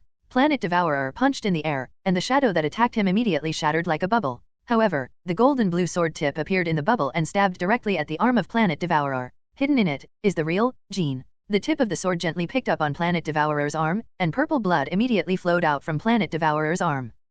When did Planet Devourer receive such a humiliating shame that he was actually injured by an intelligent creature on a low-level planet? A phantom flashed beside him, and then he grabbed it gently, and a warhammer was held in his hand. This is a peerless weapon he forged with countless star cores that have devoured the planet. The warhammer turned slightly in his hand and waved at Jean not far away. Jean's figure flashed and teleported directly to the back of the Planet Devourer, and the golden blue holy sword in his hand stabbed the Planet Devourer's back.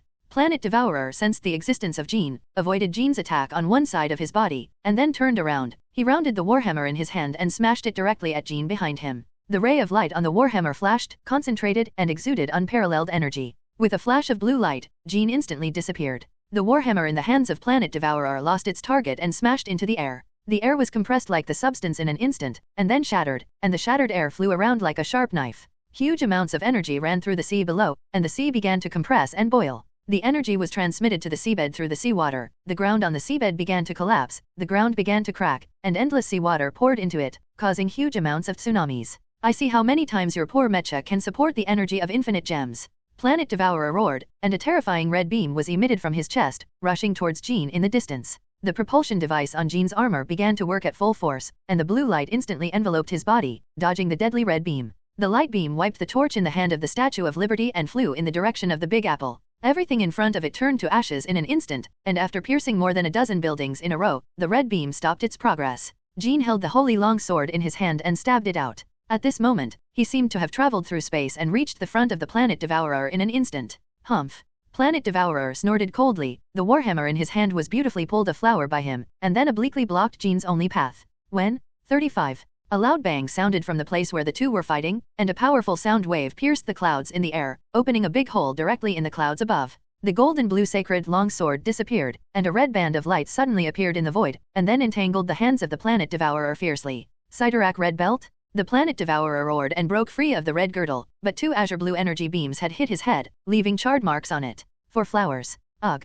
Planet Devourer is furious. Don't you know the truth of hitting people without hitting your face? He concentrated Jean's body with his whip leg, and the strange force was immediately transmitted to Jean's armor. Jean's figure retreated, and blue light was ejected from the thruster, helping him to float in the air. Armor damage, 30%. His neural network showed how much his armor was damaged after a hard hit against the Planet Devourer. Countless nanobots are repairing Jean's armor, helping him return to his heyday. A kind of Avengers who watched the battle from a distance from the battlefield. At the moment, their eyes widened in horror. 0, 0. This black devil actually fought back and forth with that big guy. At the same time, a deep shock was born in their hearts. Just the aftermath of the energy in the battlefield has already tossed them to death. How powerful is that black devil? Hey guys, the tsunami is coming. Are we really not going? At the moment Johnny saw a huge wave not far away and said with difficulty. The Avengers glanced at each other and immediately ran into the evacuated people in the Big Apple. At the moment a terrifying battle at sea level east of the Big Apple was detected around the world. Everyone looked at the scene sent back by the satellite in horror. What kind of existence was this? Creator, the posture of the ultimate erasure device has been adjusted, and it is charging. The voices of Skynet and the Red Queen rang out in Jean's neural network. The ultimate erasing device, referring to the Mason Industrial Building. At the moment the yellow pulse lit up again. Huge amounts of energy kept accumulating at the top of the building. This is Jean's ultimate killer. It's just that when attacking, you must hit once, otherwise the Planet Devourer will never be attacked again. The Planet Devourer, who made everyone feel intractable, left the Earth to find other planets that could be used as food. A catastrophe of the Earth was hidden and invisible, and everyone escaped. It's just that most people don't know it. They only know that something unusual has happened in the Big Apple in the United States. Otherwise, what happened to the sudden tsunami, the water vapor caused by the massive evaporation of seawater, and the building pierced by the red beam in the Big Apple? We have a right to know the truth. Mutant must have done it. The mutant robber will die. The aliens must have invaded again. A large number of 030 people took to the streets to protest. They demanded to know the truth. The United States government has a headache. What is the truth? The truth is that a big guy calling himself a planet devourer came to the Earth, and then he wanted to eat the Earth like cheese. The powerful superhero group Avengers has nothing to do with this planet's devourers. If it weren't for the appearance of a guy named Black Devil by the former S.H.I.E.L.D., it is estimated that those who protested would not have to protest, because they are already dead. But can the United States government say that? Definitely can't say. So we can only find an excuse to fool those protesters as soon as possible. Yes, Mr. President, the Black Devil is very powerful and can fight back and forth with the planet Devourer. If it weren't for his existence, the current Earth would probably no longer exist. On the top floor of the Avengers building, Stark is on the phone with the President, who wants to know what's going on. Yes, that's right. Mr. President, that's the whole thing. After a while, Stark put down the phone a little tired. Since he saw the Black Devil in the cave of the Warlord, he has been trying to surpass that guy. But after so long, it seems that the gap between the two is getting wider and wider. He felt now that the sudden surrender of the Kree was because the Black Devil killed their commander. Otherwise, why should the Kree surrender? The mental state of Reed and Banner, who was paralyzed on the sofa, is not very good. After seeing the absolute power gap, who can be happy? Especially Banner. After the S.H.I.E.L.D. incident and the Planet Devourer incident, the Hulk in his body is also cowardly.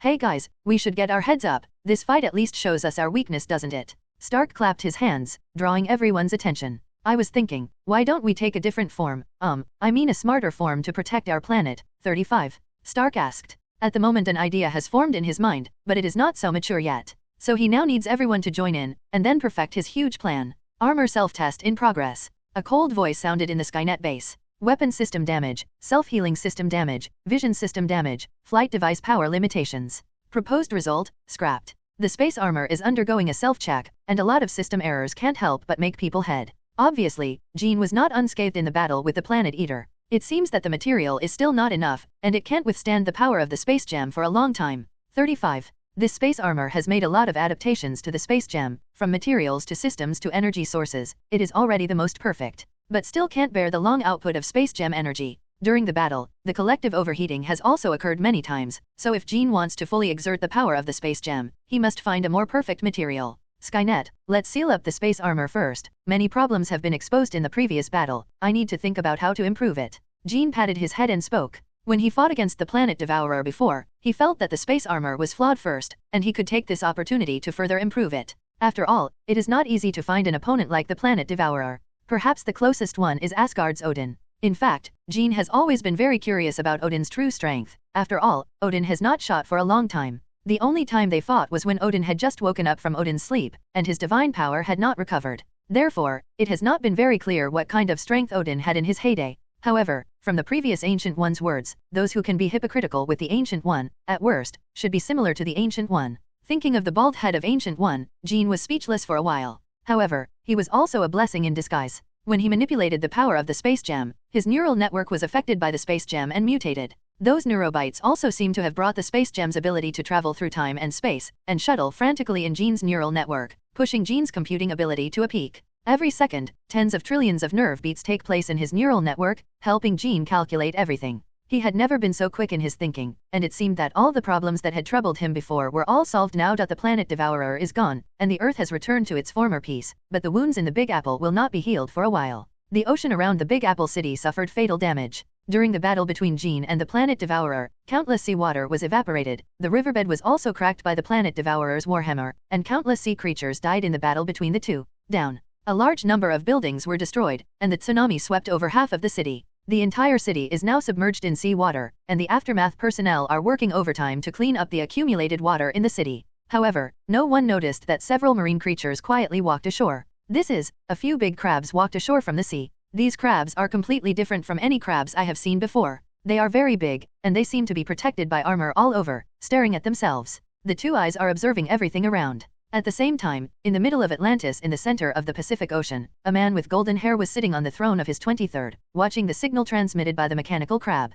He is Neyar Mackenzie, the king of Atlantis, the master of the whole ocean. Atlantis used to be a very prosperous land city. When others were still in the Bronze Age, Atlantis has developed remarkable achievements, and they have developed very advanced technology. In the epic of terrestrial human Plato, we can glimpse the glory of the Atlantis civilization. Only 10,000 years ago, because a king of Atlantis pursued the forbidden power too much, he was attacked by divine condemnation or energy. All the inhabitants of Atlantis were mutated, and the entire city sank to the bottom of the sea. 28L8L. This is the source of the underwater city of Atlantis. Atlantis has very advanced technology, and there are countless marine life soldiers. Neyar has always maintained peace with the land, but recently those humans on the ground can be said to be more and more excessive. A large amount of pollutants and garbage were dumped in the sea water, especially what happened in the waters next to the Big Apple City in the United States made him unbearable. King Neyar, those humans on the land are really getting more and more excessive recently. From the picture from the mechanical crab, it can be seen that some humans threw the waste in the city into the ocean, polluting Asia, the sea where the people of Atlantis depended for their survival.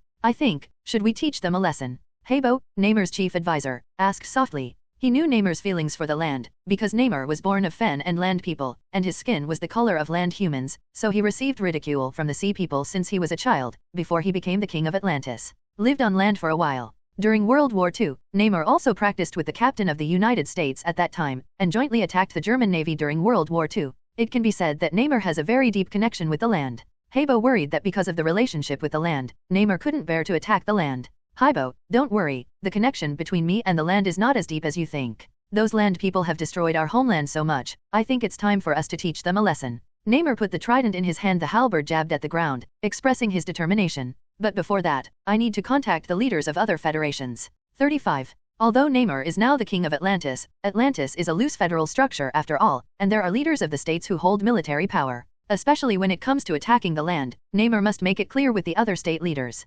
Okay, King Neymar, I'll get in touch now, Hebo said respectfully, and then immediately stepped back. A war of sea and land has entered a brewing state. At the moment, around a small island in the middle of the Pacific Ocean, the water suddenly changed. A group of undersea soldiers in landing combat uniforms landed on the island. Call your leader here, Hebo said softly. A man with a red cape and a helmet on his head quickly appeared in front of Hebo. This man was the leader of the Mutant Brotherhood, Magneto. King Neymar has basically agreed to send troops to land, and I hope you will not disappoint me. Hebo looked at Magneto and said rudely, I hope you don't disappoint me as well. Magneto gave 030 a deep look at Hebo and said the same thing. Now the government is more and more silent about the existence of mutant. Some governments have begun to arrest mutant. Magneto has sensed the danger and is approaching them, so he needs a fight to divert the attention of various governments from mutant. In exchange, he will provide these Atlanteans with corresponding intelligence information, and at the same time help these Atlanteans secretly. Captain, Colonel Stryker has submitted a program request to Congress. After sending Hebo and the others away, a mutant relayed the news to Magneto. Colonel Stryker's name can be said to be well known among mutant, because this person hates mutants so much, he has repeatedly stated in public and news media interviews to be clear about mutant. His hatred for mutant had reached an incomparable level. Exactly, taking advantage of this Atlantean invasion, let them kill Stryker directly. 35 Magneto said coldly. In recent times, strange changes have taken place in the global ocean. Witnesses said they had seen groups of whales with their armor on them. 99. Sea creatures behave abnormally and tropical fish have been found in the waters off Greenland. 35. The sea level has changed dramatically around the world, which experts say is caused by the gravitational pull of the moon's tides. In recent days, huge amounts of changes have taken place in the global ocean. Although experts are no longer explaining why these changes are happening all the time, they always feel that something is wrong. No matter how much warmer it is after that, how could tropical fish run to the waters of Greenland? The creator is always watching the changes happening in the global ocean. Jean was deducing how to further improve the space armor in his own neural network. After hearing the voice of the Red Queen, Jean paused the calculation in the neural network.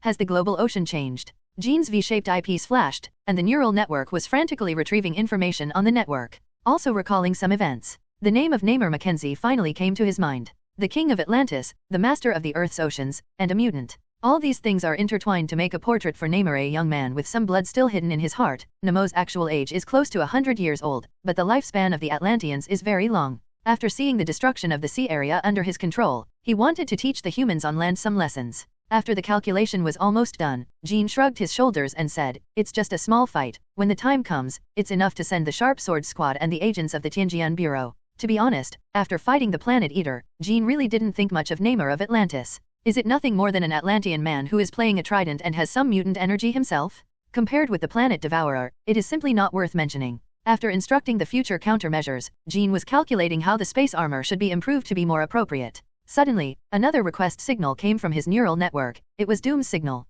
After hosting the calculation in his own quantum computer, a golden light flashed, and Jean left the Skynet base and came to the Tianjian Bureau headquarters. Doom was already here waiting for him. Jean knew what Doom wanted to do, so before Doom could speak, Jean took the lead in saying, magic is something that two people are very fascinated by, and at the same time, magic can be combined with the technology we control now to become one. Something more powerful. Listening to Jean's explanation, Doom's expression gradually became excited. He didn't have many magic disciples originally, and all the magic he mastered was from the book of Gypsy Black Magic left by his mother. He had never studied magic systematically, and everything Jean told left a deep impression on his mind. So armor programming can be integrated with magic. Jean simply opened a new door for Doom. He never thought that programming could be integrated with magic. That's right. The complex magic lines on Jean's body lit up, and then a golden yellow magic disc appeared in his hand, and began to change arbitrarily with Jean's movements. The magic of programming is more flexible and more convenient, explains Jean. The golden yellow magic disc formed various shapes in his hands, and Doom's eyes almost popped out when he saw it. Okay, that's all for today's content. If you have any questions, you can come to me at any time. Doom nodded after listening. What Jean just showed him was too advanced and too profound, even with his ability to learn and understand. It would take a long time to be able to teach Jean to him just now. He understands things thoroughly. Baron Strucker is the only surviving member of Hydra, and he is also an old nobleman who has been working to restore the original concept of Hydra. Hydra was created with the idea that they are always ready to welcome their gods back to Earth. Hydra, which started World War II, is a distortion of the full meaning of Hydra, and is not an orthodox Hydra. Baron Strucker has been working hard to bring the gods of Hydra back to Earth, and just recently, he succeeded. Huge amounts of energy suddenly erupted on the Earth, and the space around the Earth was torn apart by that enormous force. The device he designed successfully brought back the god of Hydra from a distant alien planet. But this god seems to be very different from what he imagined. Baron Strucker looked at the expressionless god sitting on the sand, how well, and doubts flashed in his eyes. But the appearance of God is exactly the same as what his ancestors described. Since the return of God, he has not said a word, just sat there sluggishly, eating a lot every day, and the objects of eating are not ordinary food, but living people. Get some food, Baron Strucker ordered coldly. His subordinates immediately threw a man next to the god. God's expression changed slightly, and countless tiny things like bees surrounded the unlucky egg. In the howl of the hapless, the man was immediately swallowed by something like a bee. Foreigner's beg. God finally spoke. The god in Baron Strucker's eyes is actually an ancient and powerful alien whose name is Hive. Speaking of aliens, we have to mention the experiments done by the Kree on the Earth before. In order to send more excellent warriors, cannon fodder, to the war of the Kree Empire, a small group of Kree people carried out an experimental program called Inhuman Warrior on the Earth, so the Kree people have a lot to do with some primitive Earth. Some adjustments were made to human genes, and finally a new race, the aliens, evolved. The Hive was the first Inhuman created by the Kree. In the eyes of the ruled, the Hive is the absolute authority, and is regarded as a god by other aliens. He has powerful power and is endowed with the ability to easily make people bow down, so as to facilitate the management of the Kree people. But in the eyes of other aliens, a person who is bright and beautiful is just an ordinary servant under the jurisdiction of the Kree people.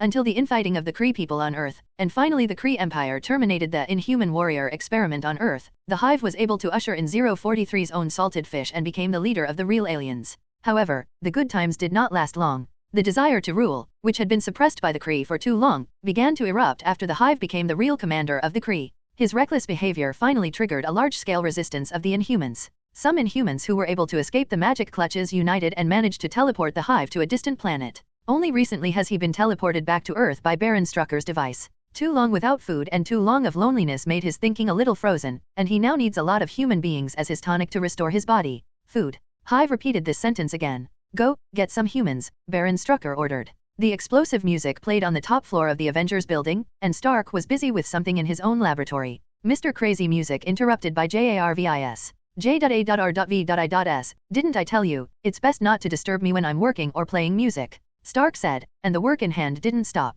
Tony, you're still as diligent and dedicated as ever. Reed's voice rang in Stark's ears. What's the matter? Stark stopped his work, then looked at Reed frivolously and asked, did you quarrel with Susan again? If you want me to say that marriage is the grave of love, you have to do that. Get in there early. After listening to Stark's words, Reed was stunned for a moment, then burst into tears. No, I didn't quarrel with Susan. I came here to discuss something very important with you. Oh, what's the matter? Is your job in trouble? Then you really found the right person. Stark gave himself a glass of juice, and said frivolously. He's just that kind of guy, and Reed was already familiar with Stark's attitude, so he didn't really care. You haven't been paying attention to the news recently. Unusual things have happened in the world's oceans recently. Reed called up the data he had screened, and then transmitted those data to the holographic screen in the room. J.A.R.V.I.S. What's the matter, Kday? Stark looked at the news on the holographic screen and called out, why didn't you notify me of such an important thing? Sir, I broadcast the news to you every day, but every time you don't hear it, even if it is added to your to-do list, it will be ignored by you.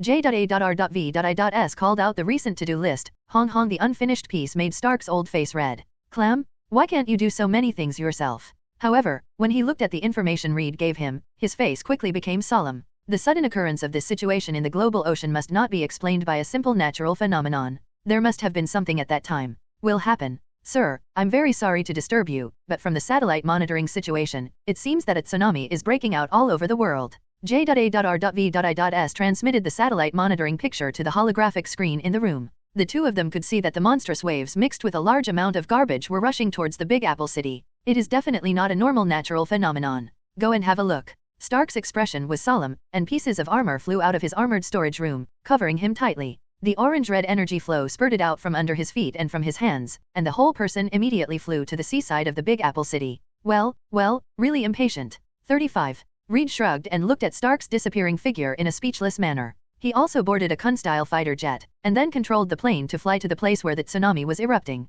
The monstrous waves carried tons of garbage and dumped them in the Big Apple City, and the water splashes rolled up countless times.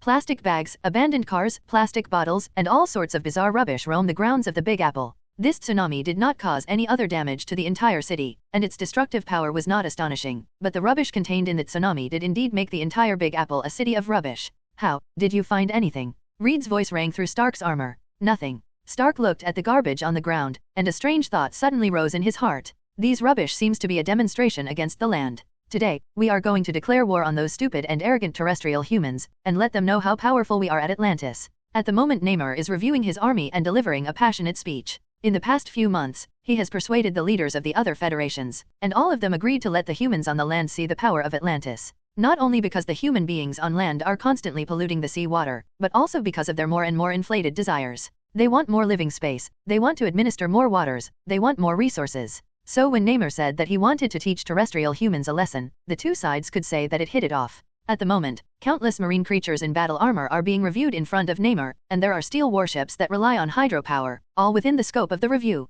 King Neyar, we found a submarine of land humans that is not far from us. Should they perform surgery? Habo at the moment leaned beside Neyar and asked softly. All right. Neyar nodded lightly. Since there was such a coincidence, let those terrestrial humans taste the power first. After an underwater warship got the order of Neyar, it immediately went to the vicinity to search for the submarine of the land human. Not far from Neyar's inspection of the submarine army, there is a submarine floating quietly. The submarine looks very strange, like a ball. Among them, Spider-Man and Doom are detecting everything around them. This time, only Doom and Spider-Man came to perform the mission. They came to detect whether the Atlantean army had how huge. At the moment Spider-Man is dressed in a very special battle suit that covers his face with a transparent spider mask. Because he was wearing a mask, he spoke in a husky voice. I said, Doom, is there really no problem with this iron lump?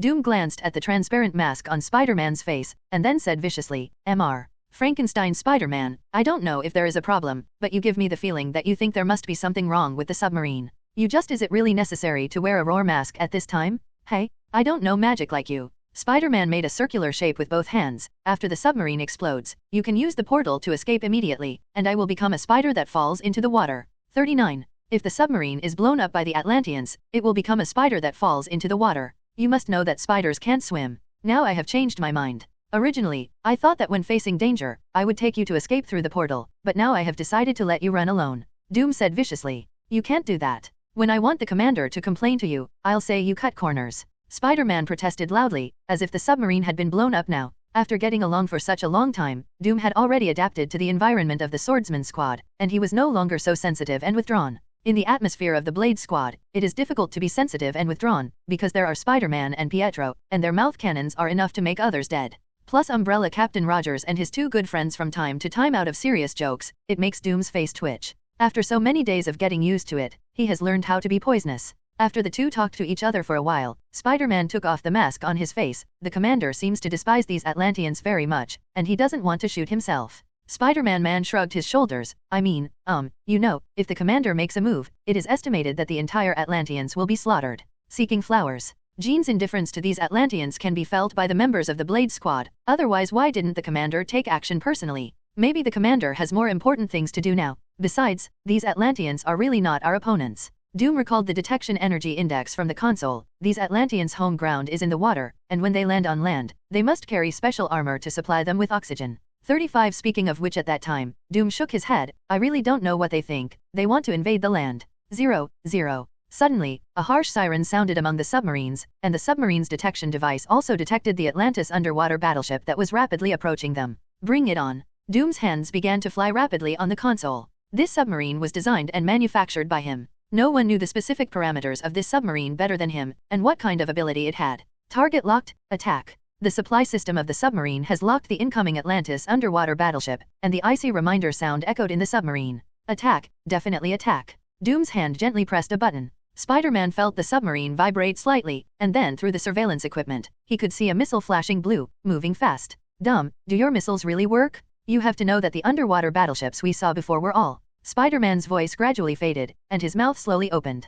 God, what happened just now? Jonged up through the reconnaissance device in the submarine, Spider-Man can see from the holographic screen a blue bubble that gradually grows, and the bubble envelops the Atlantean underwater battleship. The underwater battleship began to slowly disappear from Spider-Man's sight. Finally, the bubble seemed to be unable to continue to wrap the blue light inside, and burst out in an instant, and the beautiful blue firework bloomed on the seabed. The bright blue directly illuminates the underwater world, allowing him to see the colorful underwater world. As for the poor Atlantean underwater battleship, it had long since disappeared into the blue firework. Dumb, to be honest, how many missiles do we have? Spider-Man said excitedly, I feel like we can destroy each other directly in the C-060. 399. Doom's cold words quenched the enthusiasm in Spider-Man. Are you saying we only have 3 of these missiles? Spider-Man's face suddenly collapsed. He complained, why don't we have more of these missiles? If you keep talking, I don't mind shoving you into the missile launcher. Doom ignored Spider-Man's words and continued, I even thought about the name of this missile, so it's called How About Spider Missiles. Spider-Man closed his mouth. He didn't want to be a goddamn spider missile. What's the matter? It stands to reason that the troops that went there should have already sent back the news. Neyar, who was reviewing his army, frowned. He is also waiting for the news that the army that went to destroy the human submarine on land has returned in a victory, to increase the morale of his military parade. Hebo, send someone to take a look. 99. Neyar ordered. Hebo, who received the order, immediately assigned 3 warships to check what happened. 3 more are coming. Doom said softly, staring at the detection equipment in the submarine, as if he was born to like things related to destruction. When he saw blue fireworks rising from the bottom of the sea just now, he was all excited. Okay, there are 3 battleships down here. It looks like they're going to launch spider missiles soon. Spider-Man looked at the 3 small dots of light representing the Atlantean battleships on the holographic screen, and sighed said. In fact, he also wants to see what kind of combat effectiveness his battlesuit can exert underwater. It doesn't work. Doom said softly, his fingers quickly flipped on the console, and in a short while he locked all 3 Atlantis battleships that came. Goodbye. Doom put his finger lightly on the launch button, and a flashing blue missile popped out of the submarine's missile launcher, and then headed in the direction of the 3 Atlantis battleships quickly rushed over. There is no possible phenomenon found, and it is sailing towards the target position. One of the Atlantis battleships was reporting his actions. Wait, what is that? Through the radar system of the battleship, he suddenly saw something flashing blue light approaching them quickly. Before they could react, the azure blue light bloomed in front of their eyes. They didn't even have time to reflect, and they instantly disappeared under the azure blue light. King Neyar, we lost contact with the 4 warships just now. Hebo at the moment leaned over to Neyar's side with a dignified expression, and said softly, boom. The trident in Neyar's hand stabbed the ground fiercely, and huge amounts of shockwave spread to countless soldiers who were reviewing. They all shivered under this shockwave. Neyar's strength is the most powerful in the whole of Atlantis, especially the trident in his hand, which was made by the ancestors of the Atlantis people, of marine life. It's all a bunch of trash. Neyar spit out the chilling words, send troops to check, but I want to see what kind of terrestrial humans are so bold and dare to challenge the authority of Atlantis. Countless warships and sea creatures rushed to the location of Spider-Man and Doom immediately after receiving the order of Neyar. Dumb, there are more and more people, what should we do? Spider-Man couldn't help asking as he watched the dots of light symbolizing the enemy on the holographic screen become more and more. Doom looked at the approaching Atlantis army with the same expression, the last bomb will be fired later, as our parting gift, and then, run. Okay. Spider-Man seemed to be choked by Doom's words, and said the following words after a long time, it really is very creative. At the moment, the soldiers of Atlantis are advancing steadily, and the 4 warships that have just disappeared are really weird. Is the target that King Neyar ordered them to attack, is it really a submarine of land humans? But when have you heard that land humans have submarines that are comparable to submarine warships? Before, land human submarines were simply vulnerable in front of submarine warships. Suddenly, an Atlantis soldier walking in the front suddenly saw a blue object not far away that was rapidly approaching them. Enemy attack. He roared loudly, instantly attracting everyone's attention. But the speed of the blue object was too fast, and before they could reflect it, the 3.4 object came to their center. This is a missile of terrestrial humans, said one person in horror. The rest wanted to flee, but it was too late now. A azure blue light was released from the missile, instantly obliterating everything around it. The blue light illuminated the dark seabed, and also illuminated the eyes of the battleship pilots. The blue light dissipated, and a spherical vacuum with a diameter of 500 meters appeared among the advancing team. Everything that was in this range before dissipated with the azure blue light. Spider-Man swallowed as he watched what was happening in front of him. What should we do now? 99. Now, run. Doom said solemnly. With a flash of gold, Doom and Spider-Man disappeared into the submarine. And at the moment, the Atlanteans have been surprisingly angry. When did the overlords of the ocean like them suffer such a big loss in the submarines of land humans? But there was a hint of fear in the anger, the blue light just now, like the light from the death god, all those who have experienced it will die. Countless well-known light rays and water cannons were fired from the subsea battleships of Atlantis, and they directly hit the land human submarine not far away. The brilliant light burst out instantly. After the light has dissipated, it can be found by naked eye observation that the submarine not far away has now become tattered. There were pits and pits on the originally smooth shell, and bubbles were bubbling from the inside to the outside. Humans on land can't bear such high water pressure. You guys go ahead and check the situation. The commander of this fleet looked at the bubbling submarine with a cold expression, and then said indifferently. The few Atlant 23 Thieves warriors who were named had a bitter look on their faces, and slowly approached the submarine of the land humans. The scene where the blue light erupted just now flashed through their minds. But when they got to the side of the submarine and did not find any signs of attack, their courage grew. Commander, the opponent's submarine has lost all power, the outer shell is seriously damaged, and the people inside are obviously not alive. One person immediately reported the results of his observation. After learning that the terrestrial human submarine lost any ability to resist, the 4 huge submarine warships began to slowly move forward. A large number of Atlantis soldiers also rushed towards the submarine. At the moment, in the darkness of the submarine, the holographic screen was still showing a faint light, with a series of numbers on it. The numbers are constantly changing. Commander, are we going to pull this submarine back? An Atlantean warrior asked. That kind of blue missile, the shock that just brought people is too powerful, so they are going to pull this land human submarine back to study. Pull it back, King Neyar will reward us. The commander in the battleship said softly. Execute the self-destruction procedure. The countdown on the holographic screen in the submarine had ended, and then a cold voice spoke. A deep blue light lit up from the submarine. Commander, look, this is... An Atlantis warrior was the first to notice something was wrong with the submarine, and when he looked through the porthole, there was a light inside. Still that icy blue light. The blue light on everyone's faces looked so strange. After the few Atlantis warriors who were closest to each other looked at each other, they immediately started to flee without looking back. The blue light that suddenly lit up in the submarine gave them a very bad premonition. What's going on? How? The commander in the battleship was muffled because he never had a chance to speak again. Huge amounts of underwater bubbles shrouded them all, and the blue light burst out from the submarine instantly, destroying their bodies and consciousness, and destroying everything they wanted in the bubbles. Finally, the bubbles could no longer restrain the blue energy and began to burst.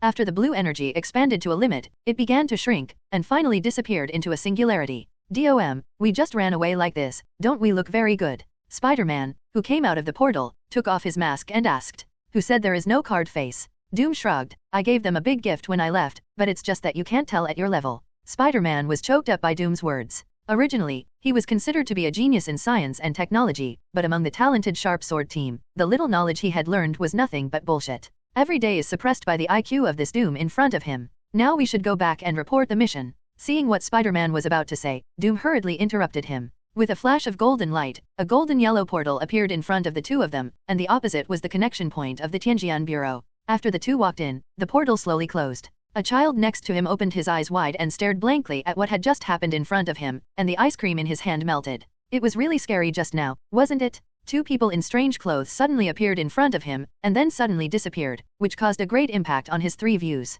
Looking at the ice cream in his hand, he cried and threw it away and ran to find his family. At the moment Neyar frowned at the bottom of the sea, because just now he suddenly felt a huge amount of energy fluctuations. Thinking of the 4 undersea battleships that had not set off soon, he suddenly felt a little panic in his heart. The golden trident slammed on the ground, and then he shot out like a golden arrow. The closer he got to the place where they just fought, the more solemn the expression on Neyar's face became. He could feel a huge amount of energy fluctuation that was gradually disappearing. N.A. King Nemo. Suddenly, a terrified voice stopped him. An Atlantis showed a horrified look on his face and moved quickly towards Neyar, his face twisted in horror. He was one of the few people who escaped from the explosion. Because he was far away at the time, he was lucky to avoid the scope of the explosion. King Neyar. He came to Neyar's side, as if he had found the backbone. All gone, all gone. Everyone was lost in the explosion. The man said with a convulsive expression. More Inhumans. Beehive sitting on the sofa said coldly at the moment. His eyes were staring at the news on the TV, and he was frantically receiving the information that the world could explode every day. Today, strange phenomena have occurred in many oceans. It is reported that the Princess cruise ship sailing in the Pacific has suddenly disappeared. 35. It has been reported that groups of armed dolphins have been seen jumping out of the water. A tsunami occurred in Neon Country, and a large amount of garbage floated on the land after the tsunami. After absorbing more than a dozen foreigners, his eyes have become bright, and his thinking has gradually become more sensitive. Baron Strucker looked at the look of the hive, which now had a little god appearance. Several miserable and howling humans were brought to the front of the hive, and immediately countless bee-like things flew out of the hive's body and flew into the bodies of the few humans. After the hive absorbs the essence of human life, the whole body becomes stronger and the mind becomes more sensitive. Gene Mason, president of Mason Industries, one of the most talented inventors in the United States, gave an interview explaining that the unique change to the Mason industrial building that day was nothing more than experimenting with a new type of energy weapon. Listening to the report on the TV, Hive's eyes flickered. This Mason industry should be the beginning of our plan. However, great God, Mason Industries is arguably the most heavily guarded place in the world, and even the protection measures of the President's Black Palace are not as good as the Mason industrial building. Baron Strucker said coldly, "We used to want to infiltrate before. I've tried Mason Industries, but they all failed without exception. 5. This time I have me, and my huge army of aliens." Honeycomb said coldly. During this time, Baron Strucker, by virtue of the name of the Hive, recruited many Inhumans who were willing to believe in ancient legends. Now, the Hive will only wait for its own ability to be further restored, and then lead an army of aliens to attack Mason Industries, capture Gene Mason's body, and then unify the world with the strength of Mason Industries. Very old-fashioned, out of touch with the world, isn't it? But there are many Inhumans who support the idea of the Hive. Bee-like bugs flew out of several human corpses and returned to the body of the Hive. Baron Strucker's eyes twitched as he looked at several humans who could no longer be called corpses. The ability of this god seems to be very strange. The little bugs released from his body seem to be able to devour everything, including human life force. Now go check out those Inhumans with me. Hive stood up from the sofa, then walked over to Baron Strucker and said coldly. There was no trace of emotion in his eyes. At this moment, a thought appeared in Baron Strucker's mind. Is his previous approach wrong? Tianjian Bureau Headquarters. A small space shuttle is rapidly approaching Tianjian Bureau Headquarters. This is Spider-Man and Doom who came to report on the mission. Every time I see the headquarters of the Tianjian Bureau, I always think he is cool, right? Spider-Man said at the moment, looking at the outside scene from the porthole of the space shuttle. After the transformation, Ronan's mothership, the Dark Star, has undergone great changes. The spaceship that was originally like a wing, at the moment hangs in the air like a sharp sword. It just fits the name of the Tianjian Bureau. At the moment, in the headquarters, countless lights flicker. These are the lights emitted by the manufacturing factory or the experiment of scientific researchers. Indeed. Doom rarely said Spider-Man, because the mothership in front of him was really shocking. Verification passed, please enter. The Red Queen's voice sounded in the spaceship. Good job, the commander is already waiting for the two on the bridge. Although I have been in contact with the Red Queen for so long, I always feel that she is really too human, not like an artificial intelligence. Spider-Man jokes, sometimes I really think did the commander stuff a man's soul into a machine to be a monkey? After all, you know, commander can do some weird stuff. 99. What came to mind? Spider-Man added.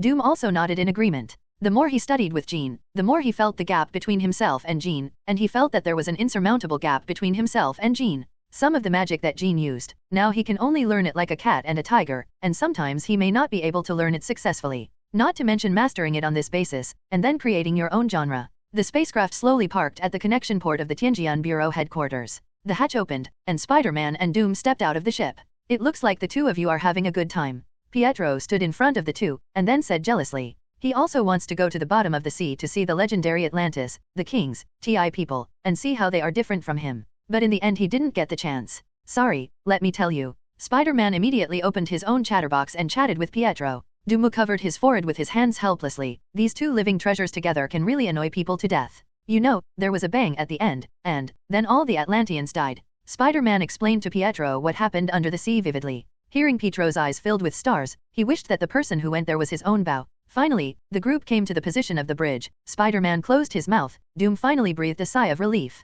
Finally be able to be quiet for a while. Commander, we fought the Atlanteans in the submarine, and the other side's technological strength is not weak, and they developed a more exotic technology underwater. Doom was briefly reporting what he saw and did on the bottom of the sea. They had really measured the Atlantean mother city not far from Atlantis, and had a general understanding of the things in it. Unlike the terrestrial civilization, these Atlanteans developed a completely different civilization from the land. At the moment, the holographic screen is flashing the results of submarine detection, and Spider-Man's brain hurts to see the large number of numbers and information. Jean, on the other hand, can fully interpret the unprocessed information. Did the particular experiment have an effect on their bodies? Jean interprets the corresponding information in the neural network. It is indeed an object worth studying. 35. After hearing the word study, Spider-Man and Doom's bodies trembled involuntarily, and then looked at each other. The 060s knew very well what the commander's research meant. There was a time when the two of them were fortunate enough to enter the Hive Base, and the research inside was, really wonderful. However, there is nothing wrong with the two of them, because if you want to protect, you should do more research that you want to do, but some research is really not very humane. Okay, this time the operation will be handed over to the Blade Squad, with Rogers as the commander. Jean spoke up.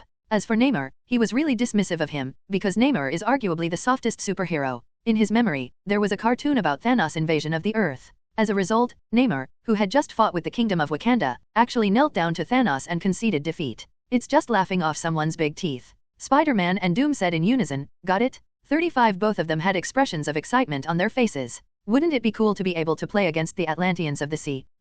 Although the Blade Squad they were in had successfully performed many missions before, none of them could compare to the upcoming sea and land war. We must obey God's will and welcome back our God. A secret hall was filled with people, and at the moment they all listened to the speech of the man on the stage with frenzied expressions. We are aliens. They lived on the Earth tens of thousands of years ago, and those low-level humans were just monkeys at that time. Why should we live in the shadows? 66.99. Looking at the frenzied crowd around, the shock female Sky couldn't help but pouted. Since S.H.I.E.L.D fell apart, she, the former official S.H.I.E.L.D agent, moved underground and became a member of the new SHIELD, directly under the leadership of new S.H.I.E.L.D. director Phil Coulson. Recently, Phil Coulson suddenly found out about the Inhumans, and sent Sky, who was originally Inhumans, to check the situation. What age is it? There are still people who have the dream of ruling the Earth. Sky was not interested in the content of the speech of the man on the stage. When is the time? This old-fashioned thinking should also be swept into the garbage heap of history. Today, our God came to our assembly site. Let's worship our God with the most reverent gestures.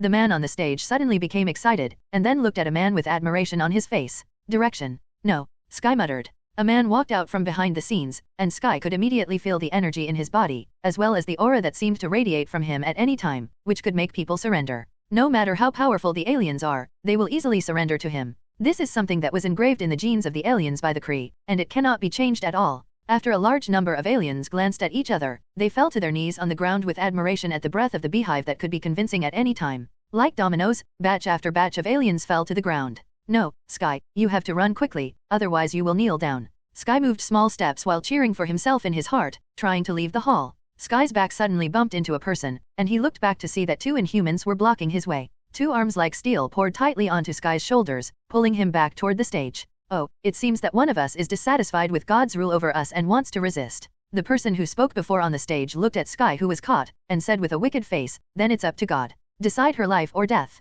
Let me go. Sky struggled desperately. She had a feeling that as long as she got close to the so-called God, her thoughts would be assimilated. She desperately wanted to stimulate the energy contained in her body. She also accepted the energy contained in her body. It always doesn't appear when it should appear, and appears blindly when it shouldn't. Come on, Sky. You'll be screwed if you don't hurry up. Sky desperately cheered on himself. Finally, a huge shock wave began to spread out around her with her as the center. The first to be shocked were the two people who grabbed her. Huge amounts of shockwave directly knocked them out, lying on the ground without knowing whether they were alive or dead. Those who were kneeling on the ground before also received the influence of Sky's shockwave and fell unconscious on the ground. Concussion ability, rare. Hive's eyes lit up after seeing Sky's ability, and then instantly appeared in front of Sky. Become a servant of God 5.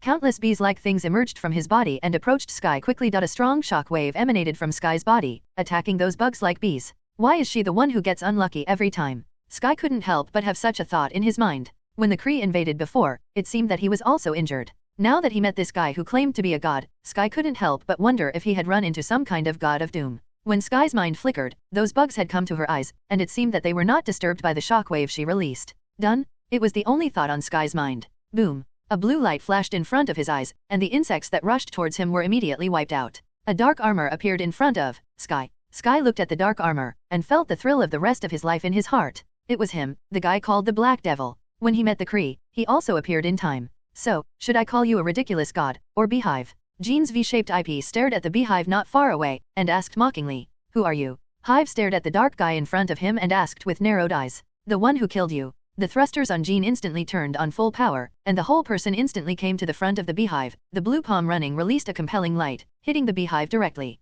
A loud bang. The azure blue energy beam hit the beehive, leaving large black marks on it. Because of Jean's energy attack, some bugs shivered from the hive's body and fell to the ground. Roar. The hive was in pain. But he also simply, the whole body instantly turned into countless insects, and then flew away from the various passages of the room. Jean's hands were sealed, and an empty void instantly appeared in front of him, and pale hellfire spewed out from it. When the insects that escaped from the hive body faced the hellfire that can burn the soul, they let out a scream, and then turned into wisps of black smoke and disappeared into the air. I remember you. Hive's pained and angry voice rang in Jean's ear. Remember me. Jean's V-shaped eyepieces flickered, chuckling. After seeing that the gods they believed in were defeated so easily, the aliens who were present roared and rushed towards Jean. The Creator, it has been detected that their will is under control. The Red Queen's voice sounded in Jean's neural network. The scarlet light on Jean's V-shaped eyepiece flashed, and this hive seemed to have more ability than he had imagined. Huge energy fluctuations were released from Jean's body, and those aliens who rushed towards Jean all passed out while covering their heads. Sky resisted Jean's impact with difficulty by virtue of his shock ability.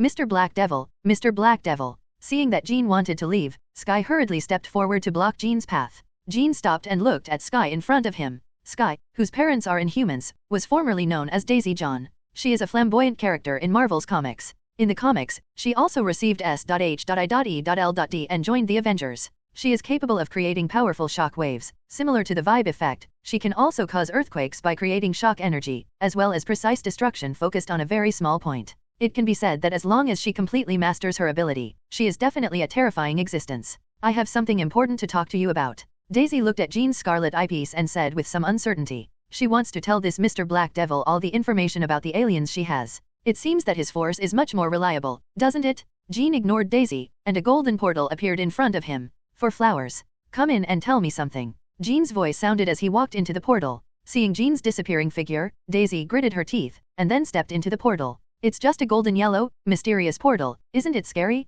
Daisy thought as she entered the portal. After a while, the Tianjian team also rushed to the scene to take in and detain these aliens at the scene. They have all been infected with the Hive's bugs and need to be contained and held in order to avoid further infection. The feeling of traveling through space made Daisy unable to recover for a while. 1 second, he was still in the hall of the secret assembly of aliens, and the next second, he came to a place similar to an office. 0, 0. Mr. Black Devil, do you know that these aliens are preparing to do a big thing, and their ultimate goal is to rule the entire Earth? Daisy said hurriedly. Although the god in their mouths is vulnerable in front of you, but... Before Daisy's words were finished, her mouth opened wider, and finally she covered her own mouth. Couldn't believe what was happening in front of me. Pieces of biological disguise emerged from the Black Devil's body, and then formed a complete biological mask, completely hiding the Black Devil's body in it. The person standing in front of her now is a genius who is well known in the United States and around the world, the guest of the United States Department of Defense, and the acquirer of Osborn Industries, Jean Mason. After being stunned for a moment, Daisy hurriedly covered her eyes. Maybe you may have made a mistake, but I didn't see anything. Mr. Black Devil, please don't kill me.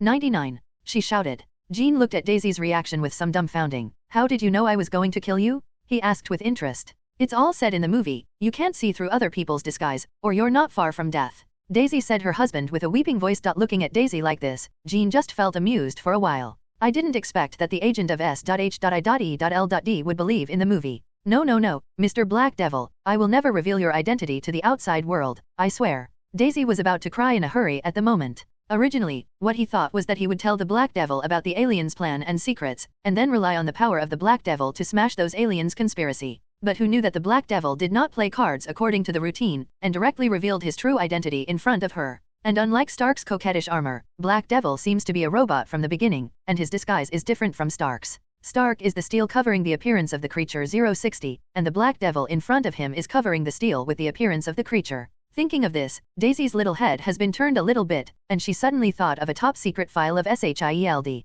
It describes a large-scale cyber attack against the world 4 years ago. From the file, she can know that in that cyber attack, S.H.I.E.L.D.'s underwear was seen through by the other party. You are. Daisy pointed at Jean with her eyes closed, and said tremblingly, you are the person from 4 years ago, and that Jean Mason is this Jean Mason. The average person would never understand what Daisy meant, but Jean got it. Yes, I'm that Jean Mason. Jean tilted his head and looked at Daisy. So, are you ready? No, I'm not ready. I can lose my memory, and what happened today will not exist. Your technology is so advanced, it must be able to change people's memory, right? Daisy said hurriedly. Suddenly a force broke Daisy's eyes and she found Jean looking directly into her eyes. She couldn't help stamping her feet, and it was all over at once. Everything is over, and he will soon disappear into this world. In what way will he destroy himself? Do you use huge amounts of energy shockwave to instantly vaporize your body, or use bullets in the most traditional way to end your life, or put yourself under house arrest as a test item? Various thoughts flashed in Daisy's mind one by one, but she waited for a long time and did not wait for the final judgment.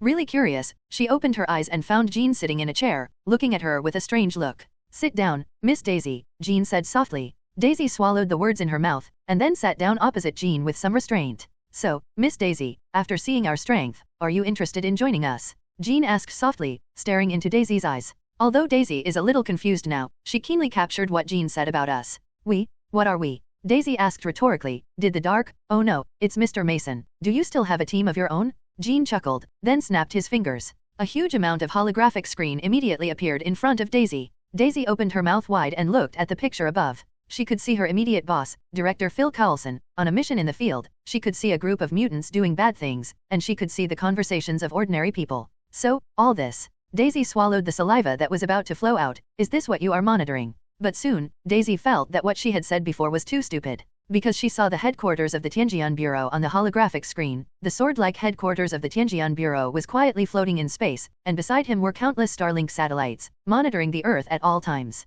Everything that happened. Jean gently pushed an electronic invitation in front of Daisy. She subconsciously glanced at the electronic invitation that Jean pushed over, and saw a circular logo on it, and an upside-down sword in the middle. Sentient World Observation and Response Department, S.W.O.R.D. Daisy couldn't help but pronounce the name, which might be a bit awkward. She raised her eyes, looked at Jean and asked, "This is Mr. Mason. What did we just say?" "That's right. Under the premise that S.H.I.E.L.D. is falling apart, the world needs an organization that can protect the Earth from threats." Jean called up some previous videos of the Tianjian team and the Sharp Knife team clearing threats. This organization must be secretive enough, and at the same time must be strong enough to deal with growing threats. The picture was finally fixed on the scene of the battle between Jean and the planet Devourer. From the screen alone, Daisy could feel huge amounts of threats. At this moment, the hairs all over her body exploded. Just from the picture, she could feel the huge energy impact brought by both sides. She couldn't imagine what the battlefield was like at that time. "Why me?" Daisy rubbed the electronic invitation in her hand and asked softly.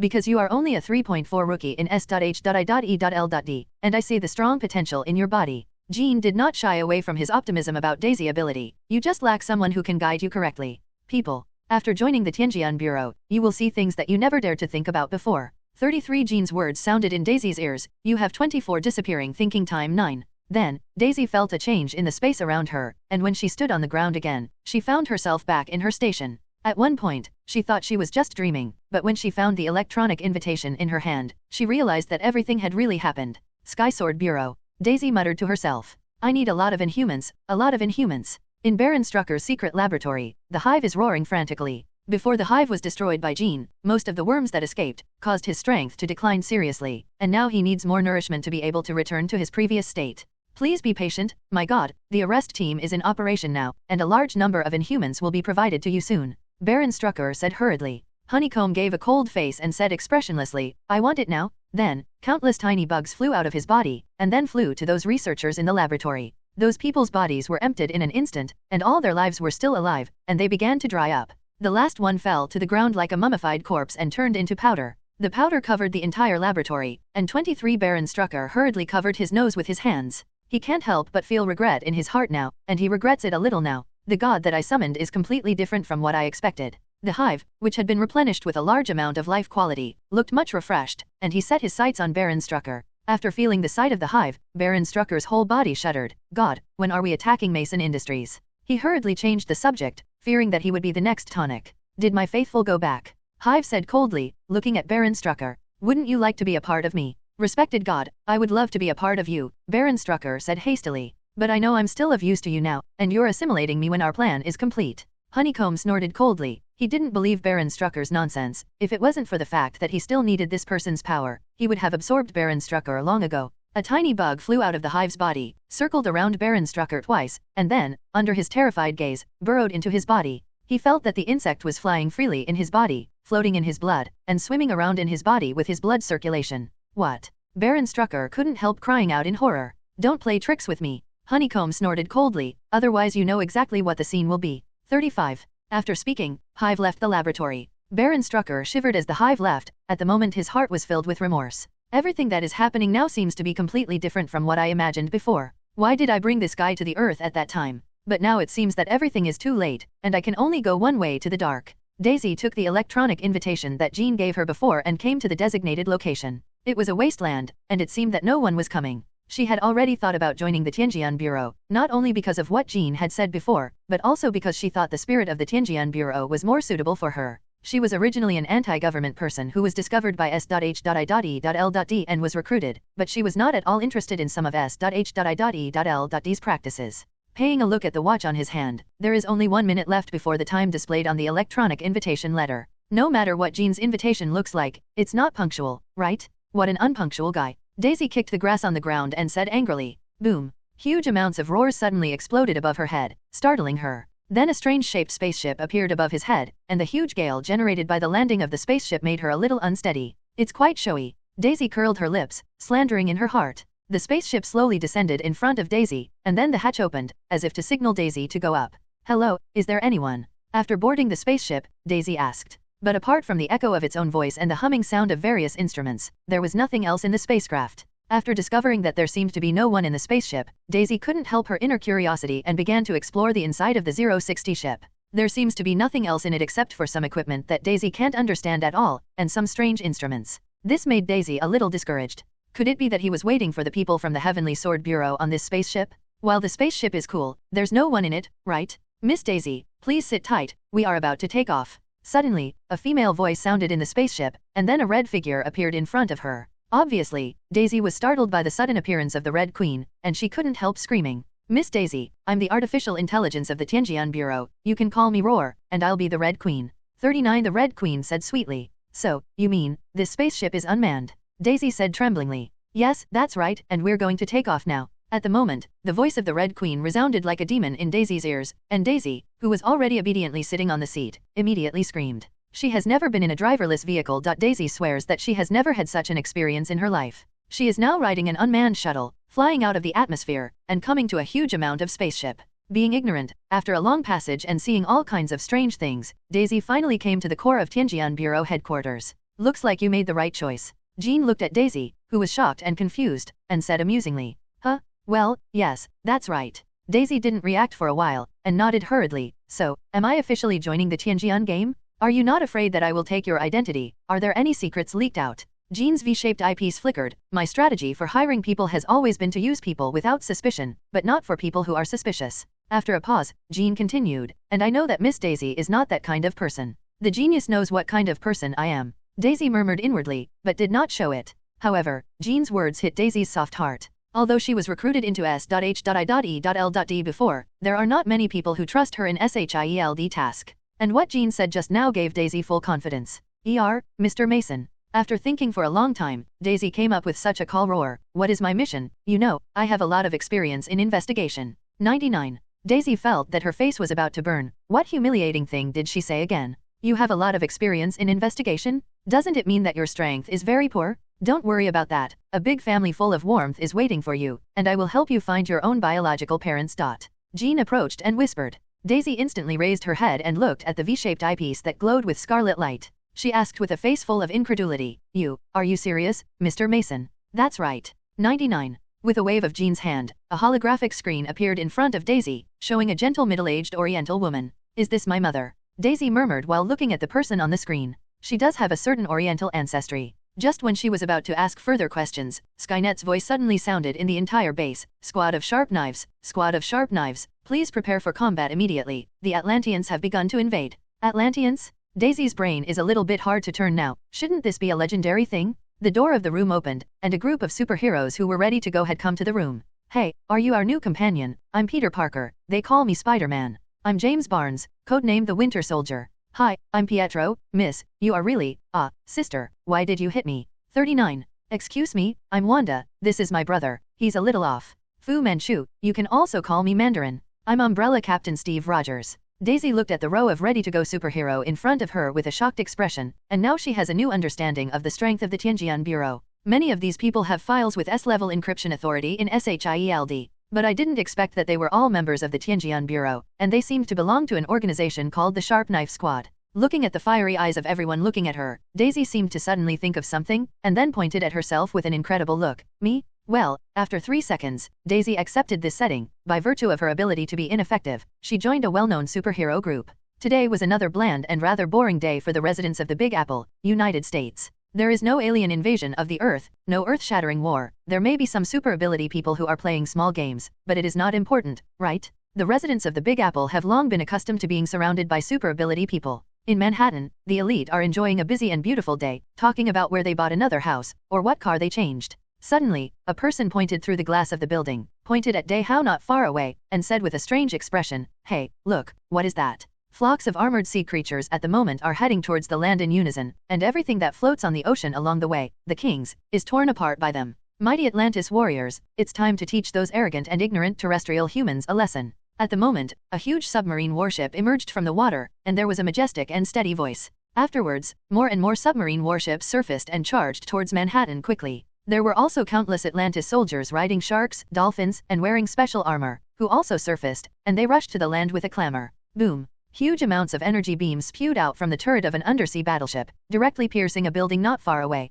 The Atlanteans came, and the war between land and sea officially began. In the Avengers Tower, Stark is watching in shock as hordes of Atlantis walk from underwater to land, and the huge submarine warships of the Atlanteans refreshed his three views. He never knew that there was such a race hidden in the endless Wangyang. J.A.R.V.I.S, how's it going? Stark asked with a solemn expression. Sir, these people claiming to be Atlantis have attacked coastal cities across the United States. A holographic screen appeared in front of Stark's eyes, playing images of the various coastal cities in the United States being attacked. Fake, this is really good. Stark couldn't help but exclaimed, what purpose do they have? At the moment, Neyar had already flown into the Big Apple, and groups of Atlantis soldiers had also landed on the land wearing special equipment. Today, we're going to teach those foolish and arrogant terrestrial humans a lesson that the ocean is the ocean of our ATT-060 lands tiens. Neyar was giving a passionate speech in the air. He looked at the terrified expressions of the terrestrial humans below, and he had an infinite pleasure in his heart. We are going to submerge the land adjacent to the ocean by the terrestrial humans as our buffer area.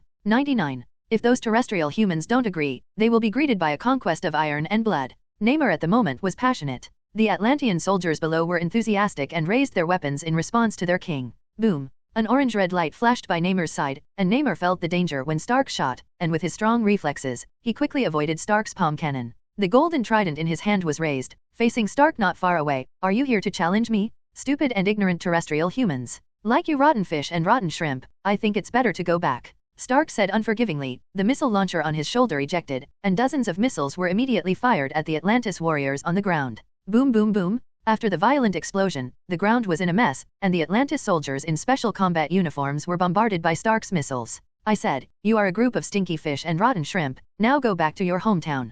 Stark said coldly. Then see if you have the strength. Neyar squinted at Stark, who was floating in the air, and then appeared beside Stark in a flash, and the golden trident in his hand hit Stark fiercely. Above the ribs. The golden trident made of unknown material collided fiercely with Stark's titanium armor, and sparks shot out from the collision. Stark was caught off guard, and was knocked out by the huge energy contained in the trident. He rolled beautifully in the air, the propeller on his body was fully activated, and the whole person appeared in front of Neyar in an instant like a golden lightning. Neyar watched Stark approaching quickly, the trident in his hand spun beautifully, and the three thorns pointed at Stark's chest and raised slightly. A piercing alarm sounded in the armor, and the holographic vision in front of Stark's eyes showed just how dangerous this move was. The cannon in the palm of his hand lit up, and two orange-red rays of light flew towards Neyar. Kte. Neyar narrowed his eyes, and the trident he picked up retreated, blocking his chest. The orange palm cannon collided with the trident, making a huge amount of noise. At the moment, the Atlanteans under the moment also reflected, raising their weapons and aiming at Stark in the air. Countless blue energy beams were fired from their weapons and charged towards Stark in the air.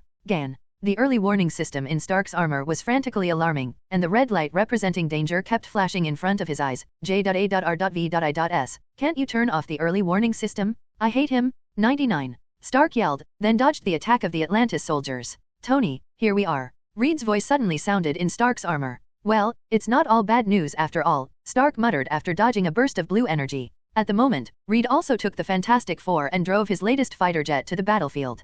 Ha ha ha, grilled seafood is my favorite. Johnny jumped out of the plane and turned into a fireman. Powerful flames emerged from his body, scorching the Atlantis soldiers. The soldiers of Atlantis, accustomed to the cold and humid environment of the seabed, shrunk in shape-shifting under Johnny's flames. Roar. The large stone man also jumped out of the plane, and the ground smashed by the huge amounts of his body shook. Facing the energy attack of the Atlantis soldiers, he rushed straight into the crowd. Huge amounts of stone palms smashed the masks of Atlantis soldiers one after another, losing the seawater they depended on for their survival, and those Atlantis soldiers immediately began to suffocate, and then lay on the ground losing their lives. Stark was flying happily in the air. With the addition of the Fantastic Four, his pressure was instantly reduced a lot, and the palm gun in his hand began to aim at the Atlantis soldiers, just like a whack-a-mole. Every time one shot can take a child away. Wow, is this the strength of you stinky fish and rotten shrimp? You dare to make trouble on land? I really don't know how. Before Stark could finish speaking, a red light immediately enveloped him. The red light dissipated, and Stark floated in the air with some instability. The original Sao Bao's mecha was full of charred marks, and there was black smoke on it. Armor damage rate, 60%. Stark listened to J.A.R.V.I.S.'s report with a solemn expression. Reed's fighter was not spared either, and a scarlet light enveloped him in it. Although Susan among the fighters desperately controlled her psychokinesis to protect the fighters, the energy beams of those Atlantis submarine battleships were too powerful. Susan's psychokinesis support didn't take long to break apart like a fragile eggshell. Boom! The fighter jet was hit by a red energy beam, revealing the exposed mechanical structure and wires inside, and the entire fighter jet began to fall rapidly with black smoke. After the crash, the couple Reed and Susan immediately fell into a hard fight. Although the strength of the two of them was far greater than those of the Atlantis soldiers, the huge amount of numbers made the two of them in a dilemma. "Sister, I'm here." Johnny, who was exuding scorching flames, flew over quickly, and the high temperature immediately melted the surrounding Atlantis. Neyar floated in the air, silently watching the group of people who claimed to be the Avengers fighting with their own army. Released tsunami shockwave.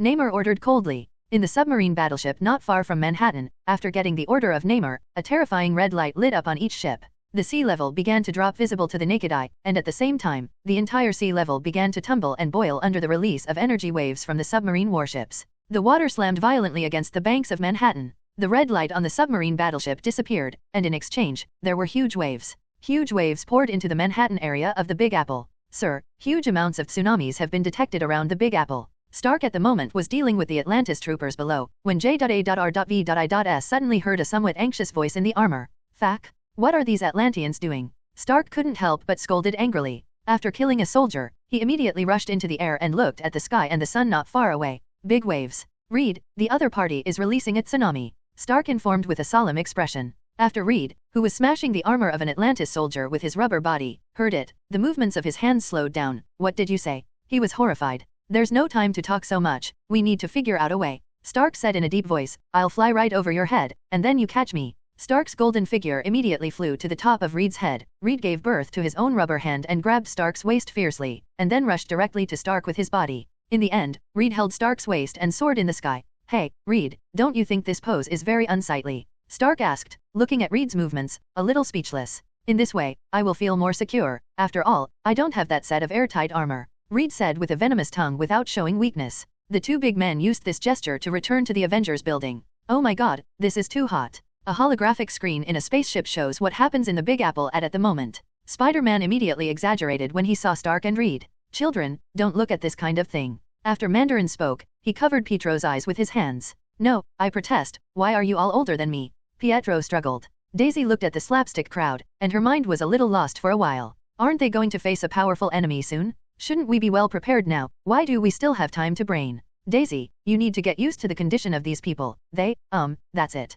Wanda whispered in Daisy's ear. As the only two women in the Blade Squad, Wanda and Daisy have gotten to know each other after a short time together, and Daisy originally had a good impression of Wanda, who was like a big sister. Actually, Wanda is younger than Daisy. "For flowers." "Okay." Rogers clapped his hands, interrupting the crowd's clamor. "Everyone knows our mission this time. We're going to beat that guy in outdated clothes and glittering gold back to the bottom of the ocean." The man in outdated clothes and shining gold in his mouth was Neyar floating in the air. "The golden yellow armor on Neyar does look a little happy." "Understood," everyone said in unison. "But we have a more important task to do now." Rogers set his sights on the huge tsunami displayed on the holographic screen. "Disperse those tsunamis." 99:00. Stark and Reed are at the moment nervously discussing how to deal with the overwhelming tsunami in the Avengers Tower. On a holographic screen, a countdown to the impact of the tsunami is displayed. Now only the planet Devourer can be used to destroy the device, but if the destroyer is to be launched, it will take a certain amount of time to recharge, and it will definitely not be able to catch up with the impact of the first tsunami, and it can only solve the follow-up problems. Stark said irritably. "But, we have no other way now, don't we?" Reed said in a low voice. "A tsunami of this magnitude will cause unimaginable damage to the Big Apple for every second that is delayed, and countless lives will be lost as a result." For Reed, who is more of a virgin, the impact of this kind of thing on him is huge amounts of. "But there's nothing we can do, isn't it?" Stark said the same thing as Reed. "We've done our best and saved a lot of lives, don't blame yourself for this." 35. Stark was relieved. "I hope so," Reed muttered. The overwhelming tsunami hit the Big Apple City, and the residents in the city screamed and ran to the high ground to avoid the impact of the tsunami. Magneto, according to sources, Stryker is now in the Big Apple, and there are rumors that he is in contact with Mason Industries to develop a weapon capable of counteracting the mutant. In a building in the Big Apple, members of the Brotherhood are reporting to Magneto. This time they joined the Atlanteans to attack the land, in order to muddy the water, and now there are more and more views on mutant in society. Colonel Stryker's proposal has also been approved by Congress, and mutants' living space will be further compressed. Magneto, as the leader of Mutants 060 Brotherhood, naturally would not allow such a thing to happen. He pursued Mutant to rule the common people. "Don't worry about Mason Industries, find that BD Stryker for me," Magneto ordered coldly. After killing the culprit striker, plus the Atlantean invasion of the land, the news about mutant can stop for a while. Time, you can continue to accumulate your own strength. Clear? After the subordinate took the order, he immediately went to execute the order according to Magneto's instructions. And at the moment, the monstrous waves have submerged the Statue of Liberty that has been standing in the Big Apple, United States. My God, how could this be? That's the Statue of Liberty. What on earth do those blue-skinned people want? Massive tsunami, too scary. Residents of non-coastal cities, at the moment, watching the live broadcast through various channels, all of them couldn't help but let out a shock. It is difficult for them to imagine how they would survive the monstrous tsunami. Some people in the Big Apple have fallen to their knees in despair, folded their hands, and prayed to the so-called God. However, Almighty God did not answer their prayers, but a group of people in strange clothes answered them. Hey, Wanda, do you really have the confidence to control such a powerful tsunami? Mandarin asked with concern, looking at the little Wanda. How do you know if you don't try? Wanda smiled, and then a huge origin magic power was fired from her body. The space around her was slightly distorted by the huge origin magic power. When fighting with Silver Slippery before, Wanda has broken through his own limits, and is closer to the understanding and power of origin magic power. The Avengers on the ground could feel a huge wave of energy. Not only them, but even the Atlantis soldiers slowed down the attack on their hands, and then looked up at the one floating in the air woman. The red light enveloped her in it, making people unable to see her true appearance, and the space around her was twisting slightly. What is this? My goodness. Are there really such powerful women? The Avengers on the ground looked at Wanda above their heads and opened their mouths slightly in shock. Neyar squinted at Wanda. He wanted to attack, but found a middle-aged man guarding Wanda's side. Go. Pang's origin magic power instantly centered on Wanda and rushed towards the overwhelming tsunami. At the moment, the tsunami's cusp had approached the top of the mobile building, and it was clear that it was about to wash away that building. The people in the building closed their eyes at the moment, waiting for the judgment of fate, but the expected shockwave and the feeling of being soaked by the sea did not appear. Some people opened their eyes in confusion, and then opened their mouths to look at the scene outside the window. At the moment, the overwhelming tsunami seemed to be frozen, and there was a layer of scarlet light shining on it. The tsunami blocked by the scarlet light was still twitching wildly, and the subsequent tsunami slapped on it one after another, forming a higher wave. Wanda's face turned pale. She was desperately controlling her origin magic power to block those tsunamis. Nice job! Mandarin roared loudly. The blue-white light poured out from the ring on his hand, and the endless chill was released from it. The bluish-white light hit the tsunami blocked by Wanda, and a large piece of ice crystals immediately spread out from where it was hit. Am I him? 995. Johnny couldn't help but let out a foul language after seeing this ability of crying ghosts and gods. What kind of ability is this? The body is hard against tsunamis? The ice crystals condensed quickly, and the tsunami that had destroyed the world began to solidify, and finally turned into a gorgeous ice sculpture. Those who were hiding in the building and escaped the disaster looked at the ice sculptures that were close to them with lingering fears, and in them they could also see the ships rolled up by the monstrous sea water. Oh my God! We are saved. 99. What exactly happened? Terrible. Why did the tsunami suddenly turn into an ice sculpture? What the hell happened? The people who survived the disaster were screaming 3.4, releasing their inner excitement. Neyar in the air, squinting at the group of people who suddenly appeared, they put a lot of pressure on him. In particular, the hand that had just frozen the tsunami made his heart full of shock. The golden trident in his hand waved lightly in the air, and then pointed at the group of people. Are you blocking me too? He asked quietly. Stinky fish, rotten shrimp, go back to your filthy sea water. What responded to him was a shield flying towards him, and Roger's icy voice. But the shield with the logo of the Umbrella Company struck with the golden trident, making huge amounts of sound, which also marked the beginning of a great battle. Neyar looked at Umbrella Captain Rogers with a dignified expression. From the fight just now, he could feel that the other person was definitely his strong enemy. His fighting skills and physical strength are comparable to his own, or stronger. Moreover, the appearance of this person is very similar to a person he knew before. I don't know who you are, but if your file blocks my path, you will be punished. Neyar stood in the air, the golden trident in his hand pointed at Rogers. The whole body is full of stench of underwater creatures. The land is not the place where you go wild. Go back to your seabed. Rogers looked at Neyar, put the shield in his hands against his chest, and said loudly, "You're courting death." Neyar squeezed out a cold sentence from between his teeth, and the whole person rushed towards Rogers like a golden cannonball. The trident in his hand erected a sharp edge, shining with golden light. With a loud bang, Neyar's golden trident and Rogers' shield collided fiercely, and the energy wave excited by the fighting area spread out rapidly, centered on the two of them.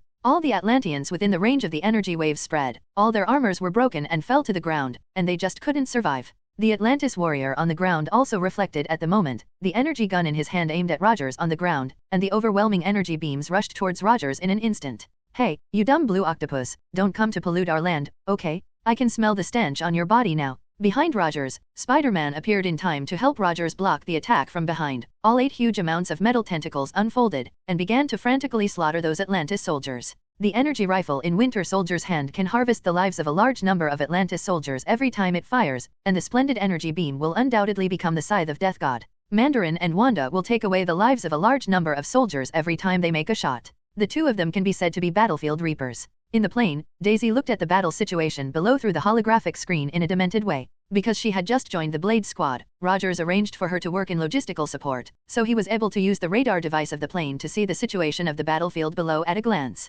No surplus. With her is Doom. Now the armor developed by Doom himself has not been completed, and he can only play the role of a logistics soldier. She originally thought that the name of the Sharp Knife Squad must be carrying out highly concealed tasks such as sabotage and assassination, but she did not expect that every member of the Sharp Knife Squad would be like this, reckless. Go straight through everything. Especially the strength of everyone in the team gave her goosebumps all over her body. Fu Manchu, who seemed to be calm and harmless to humans and animals, who claimed to be Mandarin, was so powerful that he was a weapon of mass destruction. There is also Wanda, who has a better relationship with himself, who can directly control the tsunami with his bare hands and directly stop the tsunami in the air. This kind of strength made Daisy yearn for it. According to Mr. Mason, can I become someone as powerful as them one day? Thinking of this, Daisy couldn't help but be full of confidence. A red energy beam that seemed to be able to destroy the sky and the earth was rapidly attacking Rogers, and Skynet's warning sound had sounded in his communicator. At the same time, little Spider-Man and the others are also warned of an attack from Skynet. The red energy passed through one skyscraper after another at the speed of light, and then appeared in front of everyone. Just in time. Rogers raised his shield, and then commanded, Wanda and Manchuria, you go to deal with those submarine warships in the sea, me, Bucky and little Spider-Man are here to deal with that Neyar. The red energy beam hit Rogers' shield, but there was no trace left on it. At the moment, Rogers seemed to be the mainstay, blocking the red energy beam, protecting himself and little Spider-Man. Hey, Captain, your shield is really strong. Spider-Man at the moment was still in the mood to talk to Rogers. Then don't say it, my shield is much stronger than your spider armor. Rogers at the moment was not under too much pressure, and he replied to Spider-Man casually. Bucky was behind Rogers, shielding the exposed red energy beam with his metal arm. Wanda and Mandarin immediately floated into the air and quickly came to the nearby waters. At the moment, the huge Atlantis Legion is gearing up here, and rows of soldiers in special armor are landing from the water. Huge submarine warships are frantically firing well-known energy beams into Manhattan. The Statue of Liberty had long since collapsed into the sea, and the torch in her hand disappeared. 1.5. Mandarin said, looking at Wanda. It was as if the Atlantis Legion below was delicious. No problem, Wanda responded. A red light emerged from her eyes, and the deadly Origin magic power appeared around her body again. Origin magic power was activated, and a huge submarine warship immediately began to twist shape-shifting under the action of Origin magic power, and finally became a small cube. Mandarin is urging the power of the 10 Commandments, and the multicolored rays of light emanate from his hands, attacking the Atlantis Legion below. High temperature, cold, particle reorganization, abnormal gravity. The 10 abilities of the 10 Commandments were displayed one by one in Mandarin's hands, instantly destroying many submarine warships. Little girl, you are behind. Mandarin laughed and continued to attack the Atlantis Legion below. After hearing what Wanda said, naturally, not to be outdone, the two huge submarine warships were shrouded in Origin magic power and immediately turned into a pile of scrap metal. The Atlantis below frantically attacked Wanda and Mandarin in the air, but they were dexterously avoided. At this moment, they also felt a little desperate. In the waters near Manhattan, large numbers of Atlantis legions were turned into barbecues under the attack of Wanda and Mandarin, and those huge submarine warships were drastically reduced under the attack of the two. When Neyar, who was fighting with Rogers and Spider-Man, heard Habo's terrified report, he couldn't help but split. Ugh, 35. He roared, the golden trident in his hand transformed into two phantoms, and instantly resisted the attacks of Rogers and Spider-Man. With the power of the recoil, Neyar broke away from the battle group in an instant, and then quickly flew in the direction of the nearby sea area. Those are the elite troops of Atlantis. Don't run, that golden octopus, do you think you can run? Spider-Man sprayed white cobweb from his hands, swaying among the skyscrapers, chasing Neyar, who was flying in the air. Neyar naturally knew what hairtail meant. He had lived on land for some time before, so he was not very unfamiliar with the terms of these terrestrial humans. He now hates this Spider-Man who loves to talk shit. During the battle, he is about to be annoyed to death by this person. Get out of here. Neyar's golden trident swept out, huge amounts of energy poured out of his body, and directly swept towards Spider-Man not far away after the bonus of the trident. Oh, the hairtail is angry, so why do you want to attack the land? When he said this, Spider-Man's voice became cold. Being a hairtail requires the consciousness of hairtail. 99. 8 metal tentacles immediately spread out from his back, and he relied on cobweb's stickiness to instantly come to Neyar's side.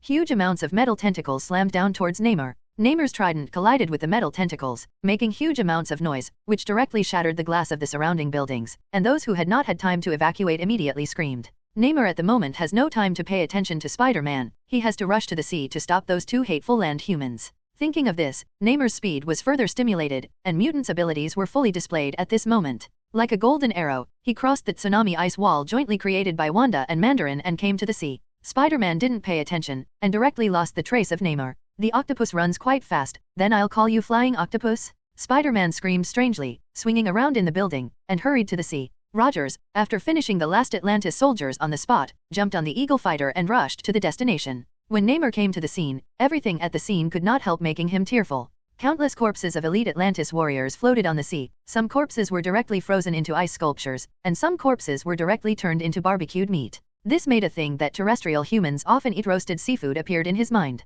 Especially now, the damn middle-aged man and the woman with red light all over his body are still wanton attacking the most elite soldiers in Atlantis. A giant submarine battleship was destroyed by them like a toy, and the wreckage of the battleship floated on the water. He roughly estimated that he had already lost more than half of the battleships. Neyar couldn't help but be furious, the sea tumbling and boiling under him. When has he, since becoming the king of Atlantis, suffered such setbacks? The endless sea water rose up, forming 3 huge amounts of water columns beside him. He is the king of Atlantis, and also the king of the entire ocean world. Only when he is close to the sea can he exert his full strength. You guys, you will all die this time. Neyar roared. The sea water instantly turned into the sharpest weapon and attacked Mandarin and Wanda. Mandarin's face was solemn, and he could already feel the huge energy fluctuations from Neyar's body. Wanda also suspends the movements in his hands, and fully guards against the attack from Neyar. The water vapor condensed around Mandarin and Wanda. Neyar's attack was blocked by the two of them, but Neyar's attack seemed to be endless, like a gust of wind and rain hitting them both. Where the ocean exists, the energy of Neyar is endless. You are all going to die, Neyar said frantically. At the moment Rogers' Eagle fighter with the 3 of them also came to the battle site. Manchuria, Wanda, you retreat now, we are going to use that weapon. Rogers commanded in his communicator. After Wanda and Mandarin heard it, the energy of a strong attack immediately erupted from their bodies, counteracting Neyar's attack, and the two took advantage of this skill to immediately fly into the sky. Do you think this is all right? Neyar at the moment was already crazy. His army was slaughtered by these 2 Zhao humans in front of him, making his heart bleed. Under his control, the water beneath his feet took the shape of a giant shark, roaring towards Mandarin and Wanda in the sky. DOM, are you sure your device can produce an effect? Rogers asked nervously. I have already calculated, and there is absolutely no problem. Doom said firmly. Okay, let's start then. 35 Rogers ordered. In an instant, the energy box mounted on the Eagle fighter emitted a large amount of blue light, and the weapons previously mounted on the fighter by Doom also began to charge and warm up. Neyar at the moment can feel that something is not right around him, but there is nothing to say. He just felt a little dry now. The energy index has reached 80%. Among the Eagle fighters, Doom's face was dripping with sweat. Not only Doom's face, but even Rogers, the most physically fit, felt a dry mouth. Because it is too hot. Dumb, are you sure that the Atlantean destruction machine you are talking about can work? Pietro couldn't help but ask. He felt like he was about to be roasted among the fighters. The energy index has reached 90%.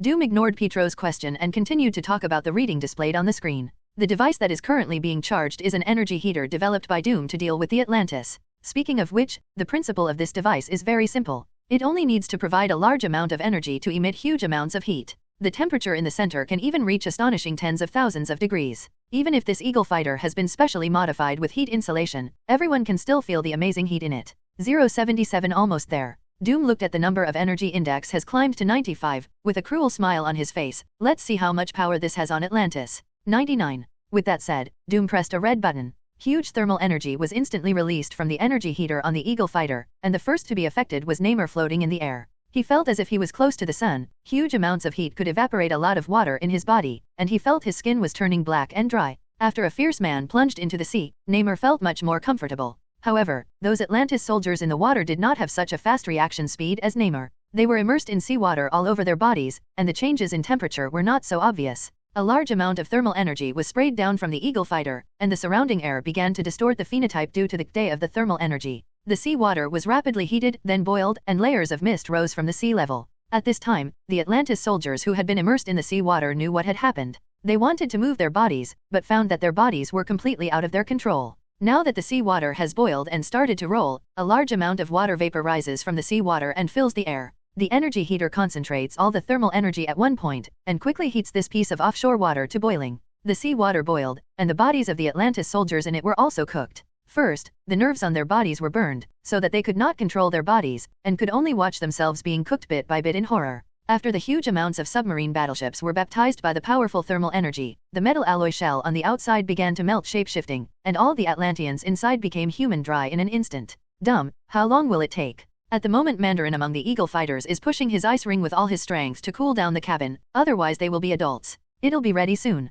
Doom observed the situation in the sea below. A large number of Atlantis soldiers floated quietly on the water, and a large number of already red marine creatures were floating densely on it, and the whole sea area was filled with a smell of boiled seafood. Those Atlanteans who were clamoring to teach the land a lesson before were wiped out in this battle. Dumb, isn't this a bit too terrifying? Daisy asked, jerky looking at the tragic situation in the sea below through the holographic screen. Little girl, you have to know that this is a battlefield, a war between land and sea. Rogers touched Daisy's head, then continued, if we hadn't done this, someday those Atlantis would have the people of Sri Lanka will do the same. We're just one step ahead of them. Daisy chewed Rogers' words silently over there, and she could understand the reasoning. Okay, let's stop talking about such a serious topic, and turn off that damn energy heater. Don't you feel that something is wrong with the fighter now? Petro's words interrupted everyone's thinking, and they were horrified to find that the floor of the fighter seemed to be melting. As if to fulfill Petro's words, everyone felt that their feet were empty, and then instantly fell from the Eagle fighter. The Eagle fighter, which had been suspended in the air, finally couldn't bear the high temperature emitted by the energy heater, and the whole body melted and disintegrated.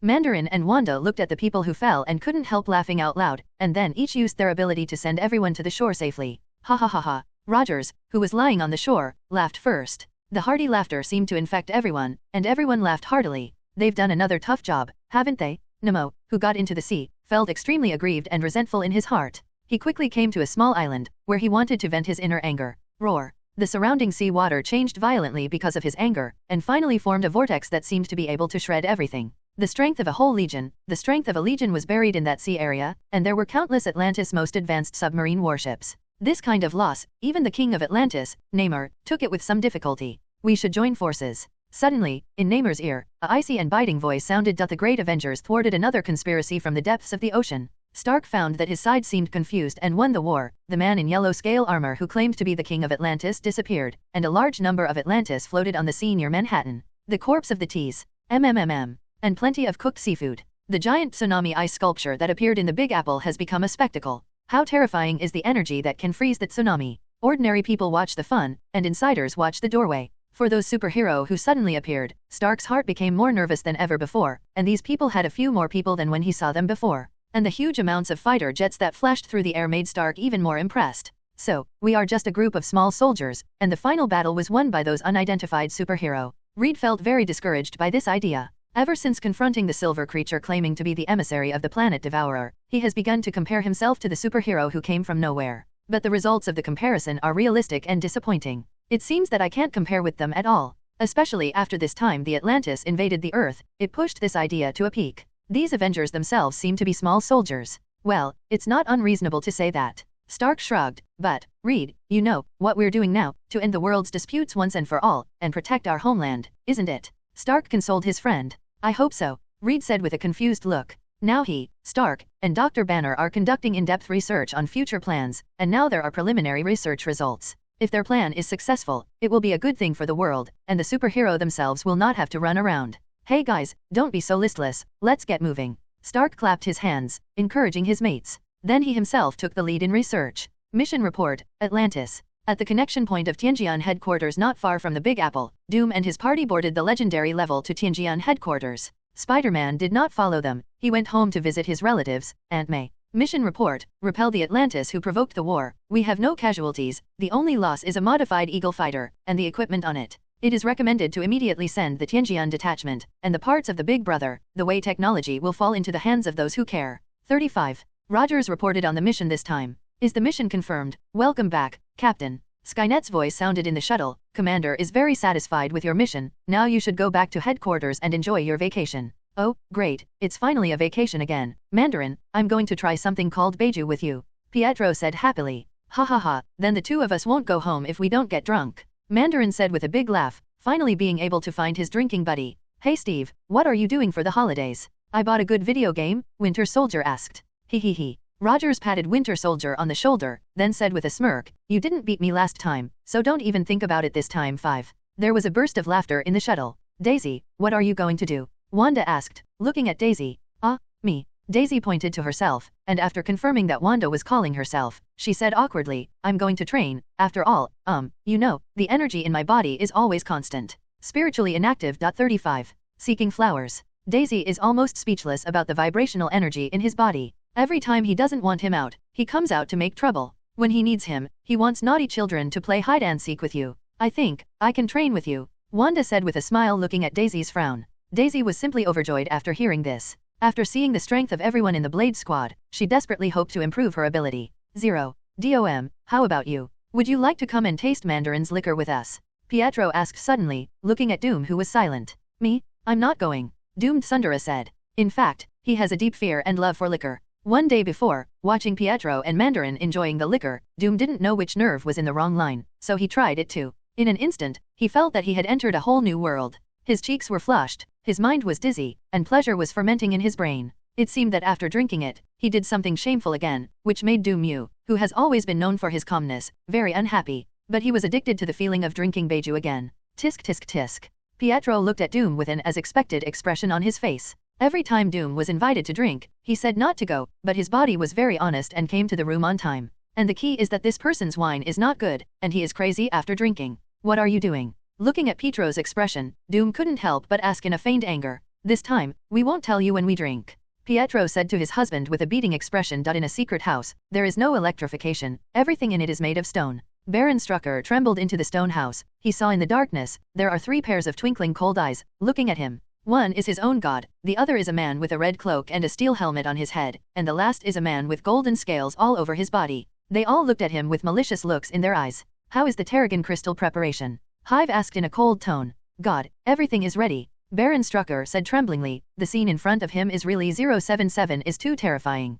Very good. Hive nodded gently. Did you see? We aliens, the mutant ruling group, can rule the whole world right away. 5. During this time, the Hive found Magneto and Neyar, and told them his grand ideas. He promised that, after his success, he would give Magneto and Mutant a piece of land to become their gathering place, and he would acquiesce to Neyar to continue to expand the scope of the ocean. The two readily agreed and joined the Hive's plan. However, Magneto is very clear about this. He knows that if the plan is really successful, there will only be a short-lived peace between the Inhumans and Mutant, and there will definitely be bigger conflicts in the future. Tomorrow, you will be able to see a grand occasion, Hive said with a cold smile. The whole world will be transformed into Inhumans or mutants. Baron Strucker couldn't help feeling the chill all over his body at this moment. He now completely regretted why he brought the whole thing back to Earth. Now the development of things has deviated from the track he expected and flew in an uncontrollable direction. He wanted to rule the world, yes, to restore the Hydra tradition, but what he didn't think of was this method of domination. What's the matter? Do you have any questions? 33 Hive looked at Baron Strucker and asked in a cold tone. Definitely not, my god, Baron Strucker said respectfully. Humph. Hive snorted coldly. I hope you don't, otherwise I'll let you know what pain is. In a flash, the Hive disappeared before Baron Strucker's eyes. How is it? Hive appeared in the laboratory like a ghost, and asked the experimenter looking at the scene. All present were the Inhuman experimenters who had already been controlled by him. God, we have analyzed the ability of the Terrigen crystal, and our plan will be successful, one person said with a frenzy. The energy contained in the Terrigen crystal made their spirits excited, and they were controlled by the Hive, so the entire laboratory was filled with a frenzy atmosphere. God, I have been to the sanctuary, where there are many aliens who are unwilling to obey your rule. A gentle and elegant middle-aged Oriental woman came to the beehive and said respectfully. This person is Daisy's mother, Ji Ying. It doesn't matter, I'll go there myself. There was no emotion in the beehive's voice. Tomorrow's glorious moment, you and James will go with me. This is my honor. Ji Ying bowed deeply at the foot of the hive. Isn't it a huge amount of glory to be able to witness the great feat of aliens ruling this planet together with one's own god? At the moment, other researchers looked at Ji Ying and James, who were named with envy and jealousy.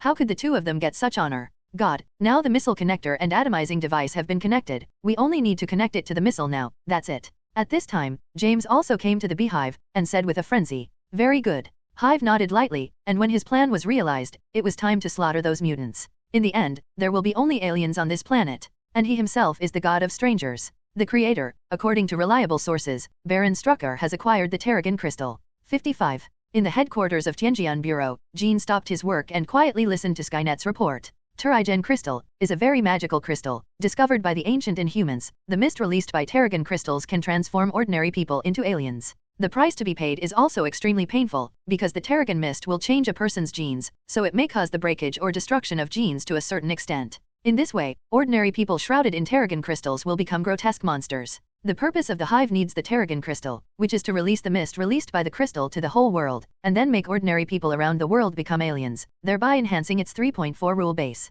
And if you want to spread the Terrigen mist in the whole world on a large scale, there is only one way in the end. The final method is to launch the Terrigen crystal into the air through ballistic missiles and then explode, and then disperse the fog to the world, and finally reach its goal. After figuring out all the articulations, Jean smiled and said, Skynet, monitoring all the missile launch sites in the United States, I want to see when this hive is going to start. After that, Jean went back to work on his new generation of armor. This armor has a more arduous task, so there is no room for sloppy development and production. The creator has detected a loss of contact with a missile base in the United States, Nevada, and launch procedures are now underway. Skynet's voice echoed through Jean's neural network. Jean stopped what he was doing. It was the hive, there was no doubt about it now. Just now, the hive devoured all the staff in the missile base. At the moment, Hive has invaded this missile base with Ji-Ying, James, and some Inhumans, along with Magneto and Neyar. Now they are standing in the control center of the launch base. The Terrigen crystal has been assembled. The missile launch program has been started, just waiting for a signal. A few thick missiles will fly into space. Because the missile launcher must have a 5-minute countdown, the scarlet number on the timer in the control center is constantly beating. At the moment, Dr. Chris, who was in charge of the missile installation, was cringing in a corner. He looked at the constantly changing scarlet text on the screen, and his heart beat like a drum. A few days ago, a group of mysterious people approached 23 and said they would give him a lot of money, and then needed his help to complete a task. Dr. Chris, who recognized money but not people, immediately agreed to the other party's conditions. But when he came into contact with the truth, he instantly collapsed to the ground. It's true that I really like money, but what the other party does is going to destroy the world. The world is destroyed. What do you need so much money for? Doctor, I advise you that there is no problem with your missile parameter settings, otherwise, you know what's going to happen. Hive looked at Dr. Chris, who was shivering, and said contemptuously, Ha ha ha, don't worry, venerable god, there is absolutely no problem. Chris Boeth nodded and bowed. I'm already a dead man, he said to himself. What does it matter if the missile is launched successfully or not? Time slipped away little by little. He looked at the countdown on the screen, and every change in the number was like a sledgehammer hitting his heart. Suddenly, the numbers on the screen did not move, as if the pause button had been pressed, and the numbers stayed on the bright red numbers 3:29:78. Immediately afterwards, the words no permission popped up on the screen. Oi, / amazed face, / I'm not dead yet. The feeling of the rest of his life made Dr. Chris slump to the ground. He felt that he must have been the illegitimate child of the goddess of luck in his last life. If it weren't for the existence of other people, he couldn't help but want to whistle now. No matter who took the final control, he was the savior at this moment. He was happy, but the hive was not happy. How can people not be angry when they are interrupted at the moment when their plan is about to be completed? The beehive punched hard on the console, and he immediately cut out a deep hole in the metal casing made of metal alloy. A crackling electric spark came out of it immediately, startling the others. Dr. Chris, who had survived the catastrophe, looked at the eyes of the beehive, and his heart was immediately cold. You, come here, rewrite the flight control program, and if you control the authority, launch the missile immediately. Honeycomb pointed at him and said, Clam? Me? I'm a rocket control expert, not a programmer. Dr. Chris couldn't help but have a feeling when he looked at Honeycomb. Well, wait, I suddenly thought of a way. Chris's desire to survive broke out at this moment, and he hurriedly said, maybe I can try it and save it. 35. After finishing speaking, Dr. Chris immediately ran to the control room in a daze, ready to rewrite the program. What to do now? Only a dead horse can be used as a living horse, doctor. James, you go outside and see what's going on. I suspect that the black guy is after us. 99. Magneto, Neyar, the two of you are guarding your base, and any intruders will be shot. Hive gave orders coldly, comparing himself to the role of a ruler. Magneto and Neyar glanced at the hive coldly, then prepared to go out the door without saying a word. During this period of time together, the three of them have formed a hive-dominated model. Although Magneto and Neyar were unwilling, but now there is no way to resist. A azure blue light emerged from the space around James, and then he disappeared instantly. His ability is to be able to move instantaneously, and with this elusive ability, he helped Beehive get a lot of vital items. But the next second, James' figure came out of 077 and appeared in the control room. What's the matter? Hive's face darkened. I don't know either. James said in confusion. Jean at the moment has blocked this missile base with an atomic force field, and no one can use the ability to teleport in it. Honeycomb's face became more gloomy, and he felt the threat of death. In thousands of years, he had never felt death so close to him. After tens of thousands of years on an alien planet, he was finally sent back by his most loyal servant, and he was just about to start his grand career. But at the time of the secret meeting, he saw an enemy, a powerful enemy that he had never imagined in his life. He knew that he could never win now, and he had no chance of winning until the final war broke out. No, not completely helpless. He put his hand gently on James's body. I'm sorry, he said in a deep voice, but I was forced to. What? James screamed in his throat. His voice was drowned in his throat, and before he could react, his body lost consciousness. Countless parasites poured out from the beehive's hand resting on his shoulder, covering his entire body. He felt his body festering and corrupting. He wanted to roar loudly, but found that he could no longer make a sound. After the parasite dissolved James' body, it returned to the hive's body, and a blue light emerged from his body. He roared angrily, and countless parasites flew out of his body, flocking to the stunned aliens. Those few human beings did not even make a sound, they became part of the hive. He roared, infinite energy burst out from his body, the huge energy shockwave immediately damaged the missile console, and countless electric sparks burst out from it. Devouring inhumans allows him to gain the ability of the devoured, but he has never devoured inhumans before. The objects he devoured were all human beings. In his eyes, human beings are different, and aliens are the same. Devouring inhumans would make his conscience difficult, and he had not broken this rule for tens of thousands of years. But today, he broke because he has never been as cornered as he is today. Even if he was sent to an alien planet to survive, he had never felt so desperate. His great cause has not been realized yet. For his own great cause and his own life, he still crossed his own bottom line. Magneto and Neyar looked ugly at the moment as the hive devoured the inhumans one by one. Soon, only Jiying, who was watching Dr. Chris rewrite the missile program, was not swallowed by the inhumans. I'm sorry, my allies, but please become a part of me too. Looking at Magneto and Neyar who were facing enemies, Hive said in a deep voice, I will fulfill your dreams. 5. Numerous parasites flew out of his body, turning into a deadly mist that enveloped Magneto and Neyar. The two desperately resisted the swallowing from the hive, but everything was just a drop in the bucket. Just as they were about to be swallowed, the door supported by the metal alloy was pierced with a bang. The broken door hit the missile console behind the hive, completely destroying the console. Fire and electric light flashed in the control room. The scarlet V-shaped eyepiece appeared in front of the beehive. Is Jean. The hive stopped its own devouring, and a powerful psychokinesis erupted from around his body in an instant, blowing away the thick smoke in front of him. He looked gloomily at the dark armor on the opposite side, which was the source of all his nightmares. Absorbed countless inhumans, as well as half Magneto and Neyar, filling the hive's body with energy. The electromagnetic field erupted from his body, and the electric current poured out from every pore of his, producing a powerful electric current. All the metal objects around, under the burst of this powerful power, began to distort shape-shifting. He wanted to manipulate the metal in the dark armor in front of him, but found that he couldn't do anything at all. Who? He roared, and a powerful electric current poured out of his body. The huge silver-white electric current penetrated and burned everything in the control room, and the electric current pierced Jean's armor like a sharp longsword. After the electric current ended, the dazzling white light disappeared in the control room. After the smoke cleared, the scarlet light still shone in Jean's V-shaped eyepiece. There were no scars on the jet black armor. It's my turn. Jean's cold voice seemed to be able to freeze the air directly. The power device on the armor worked at full force, and the right arm turned into a long sword and slashed towards the beehive standing there. Honeycomb's heart was terrified. He had just absorbed so many aliens. He thought that his strength had skyrocketed, and he would be able to wrestle with Jean who had fought before. But the contact just now made the hive stunned. The hive was pushing its own energy with all its strength. At this moment, the moisture in the air was pulled out of the air by him, turning into a water-based shield and floating in front of him. At the same time, he moved quickly. Throw a few punches in a row. The hive's fist seemed to travel directly through the space and came to Jean in an instant. The light in the Jenna-shaped eyepiece flickered, and the powerful calculation ability immediately figured out how to deal with it.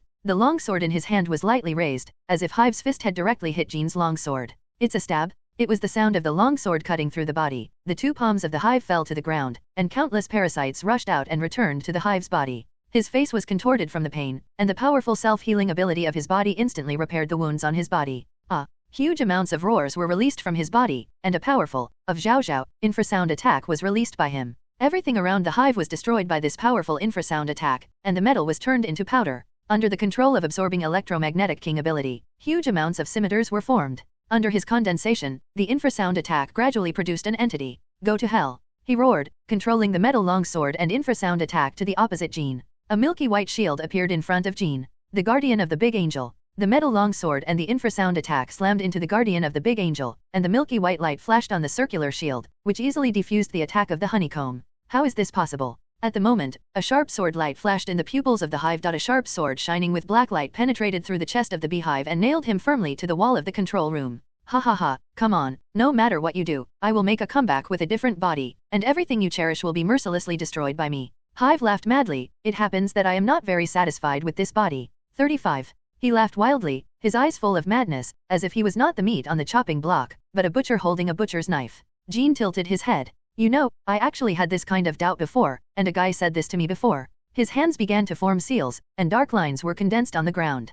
Hive instinctively felt a sense of unease. He looked at the dark magic circle on the ground. A desperate and cold emotion directly impacted his brain. What happened to that guy? How to put it, it's kind of bad. Jean's fingers stretched out, releasing the power of the magic circle, and the pale and bone-piercing flames immediately rose from the ground. Pale flames licked the body of the Hive. He let out a shrill, piercing scream, and the pale flames constantly licked at his body, which began to blacken shape-shifting. The fire of hell from the hell dimension Morpheus 090 can directly burn the existence of the soul, and this one broke out on the body of the Hive. The shrill screams echoed throughout the room, the muscles of the beehive were burned through, the nerves were melted, and the souls contained in the countless parasites wailed desperately under the scorching fire of hell. They wanted to escape from the Hive body, but they could only be burned to slag by the endless fire of hell. The flames weakened, and the magic circle closed. The pale fire of hell left a charred trace on the wall as if it had not appeared in this world. The creator, check that all signs of life in the Hive have disappeared, and the Hive has been completely destroyed. 35. The Red Queen's voice rang through Jean's neural network.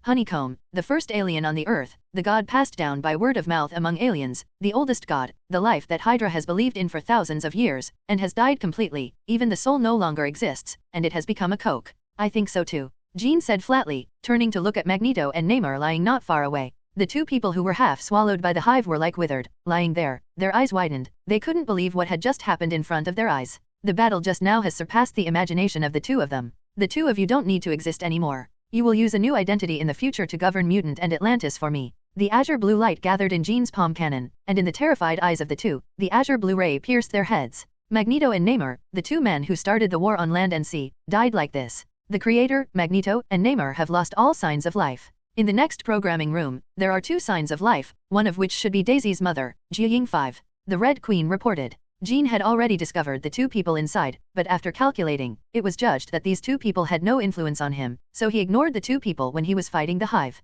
Dr. Chris, who had been hiding next to the door of the program room, secretly observed the situation in the battlefield. When he saw that the dark guy directly burned the Hive to death, he almost didn't scream with joy. When he didn't dare to make a sound, because now the only person standing in the room, the dark guy, is more difficult to provoke than the beehive. The scarlet V-shaped eyepiece swept over, and the opposite side noticed him. Dr. Chris couldn't help but froze and walked out from behind the door involuntarily. Kday. At the moment, Dr. Chris didn't care about his demeanor, and hurriedly waved his hands like a joker in a circus. It's none of my business, I'm also a victim, and I'm also forced. No, I didn't do anything for him either. He asked me to help him adjust the parameters of the missile. Who knew what he was going to launch would turn out to be such a terrifying thing. In fact, I didn't do anything at all. Seeing your elements, I will forgive you. Come on, don't kill me. Dr. Chris's desire to survive burst out, and he begged for mercy as fast as a barrage of cannons. However, Jean didn't care what Chris said at all, and his facial recognition device recognized the person's true identity when he first appeared. Dr. Margot Chris. Jean asked. Yes. Chris nodded as if pounding garlic, and agreed frantically. I'm very interested in your previous papers on neuromechanical integration, some of which really inspired me. Chris was taken aback by Jean's words. He didn't understand what it meant. No, it's just some superficial knowledge. Don't be nervous, doctor. Jean said calmly, I don't mean to hurt you. I believe that your talents need a broader platform to display, not here and. When talking about this, Jean looked around, be with these terrorists. So I'm going to offer you a job, as a special counsel. 99. Clam. Chris was confused by Jean's god. What did he mean? 1 second he thought the other party would blast his head off, but the next time the other party offered him a letter of appointment? Okay. Chris said hurriedly, as long as he didn't blow his head off, he could say anything. Then welcome to the Tianjian Bureau, doctor. Jean hugged Jiaying who was unconscious, and then opened the portal. Come in, someone will assign you a position and issue an agreement in a while. You still have a lot of non-disclosure agreements that you need to share. Sign. With that said, Jean has walked into the portal. Chris stared at the portal that seemed to split the space for a while, and finally he was heartbroken, gritted his teeth and walked in behind Jean. Hey, isn't it just a golden circle, isn't it? What's all the fuss about? After the war, everything was proceeding in an orderly manner, and the Red Queen had confirmed that there was no trace of the Hive in this world. As for those Inhumans and ordinary people controlled by the Hive with parasites, they were all sent to the Skynet Base. Doom has developed a nanorobot for them that can be programmed to destroy the Hive of parasites in their bodies. Is this my mother? Daisy asked in disbelief as she looked at the sleeping middle-aged woman in the city through the transparent glass. Miss Daisy, according to biological speculation, the match rate between your genes and each other's genes is 99.99%, and in the biological sense, the other party is your mother. The Red Queen explained beside Daisy. Daisy felt that it was difficult for Roar to suck for a while. She had never seen her biological parents since she was a child. She had also searched for her biological parents, but they were unsuccessful. But after seeing her mother today, she didn't know what to say. Daisy, relax and deal with it with a normal heart. Wanda comforted softly beside her. Daisy twitched her nose, holding back the tears that were about to burst out, and then squeezed out a smile. I know, Sister Wanda, I just couldn't accept it for a while. Look, she seems to be waking up. Wanda raised her eyebrows suddenly, then pointed at Jiying behind the glass and said softly. Daisy, who was still trying to escape, thinking about what she should say, was completely unable to escape. Looking at Daisy's lingering look at the moment, Wanda asked, why don't you wait? No need. Daisy took a deep breath of roar, and a smile appeared on her face. What should be faced is always to be faced, isn't it? Escape is not the way. After speaking, Daisy pushed the door and walked in. Jiying opened her eyes and saw Daisy standing beside her at first glance. Seeing the similarity between her eyebrows, her brain instantly shut down. Are you Daisy? Jiying looked at Daisy and said tremblingly, tears filling her eyes instantly. Yes, I'm Daisy. Daisy looked at Jiying deeply, looked at the face that was very similar to her, and took a deep breath. You are Jiying, right? My mother. Yes, child, I'm so sorry. Jiying sobbed, tears streaming down her well-maintained face. At that time, she sobbed, because of something very urgent. I sent you to the orphanage. Jiying spoke intermittently, talking about her last resort. Daisy listened to Jiying's explanation quietly. Once she accepted this setting, her resentment towards her biological parents for abandoning her became much smaller. Child, I don't ask for your forgiveness. I have done too many wrong things in my life. As long as you can live happily in the future, I will be satisfied. Jiying said, finally relieved. Yes, that's right, I have found my purpose in life. I want to become the agent of the Tianjian Bureau and live my life to the fullest. A smile broke out on Daisy's face, and the knot of many years of heart was untied. After that, she felt smooth. She felt that the shackles in her heart were broken now, and the energy that had been hidden in her body before became obedient. Miss Wanda, Miss Daisy's body's energy index began to rise. It seems that the shackles in one's heart can really affect one's own ability. The figure of the Red Queen appeared beside Wanda, she said with some exclamation. Yeah, people are such very strange creatures. Flowers. Wanda said to herself, she didn't know if she was talking about Daisy or herself. Time flies, a few months have passed, and the piece of the past has returned to the Big Apple. Those who claimed to be Atlantis who had threatened to attack the land never appeared again, and there was never a large-scale incident in the Big Apple. Most of them are the petty troubles of some super ability people who have a bad heart. Under the blow of the Avengers, the little troubles caused by those super ability people immediately became irrelevant. Hey, we're always in trouble in the Big Apple, but we've got a bunch of Avengers protecting me, don't we? 0, 0. Isn't it cool that the residents of the Big Apple are so self-sufficient that they can see superhero every day? Tony, can we really create something that solves the events we face once and for all? At the moment, in the Avengers mansion, Reed asked with a frown. Reed, this is the best solution we can think of. A machine that doesn't know fatigue, runs all day, helps us deal with more and more dangers, isn't it?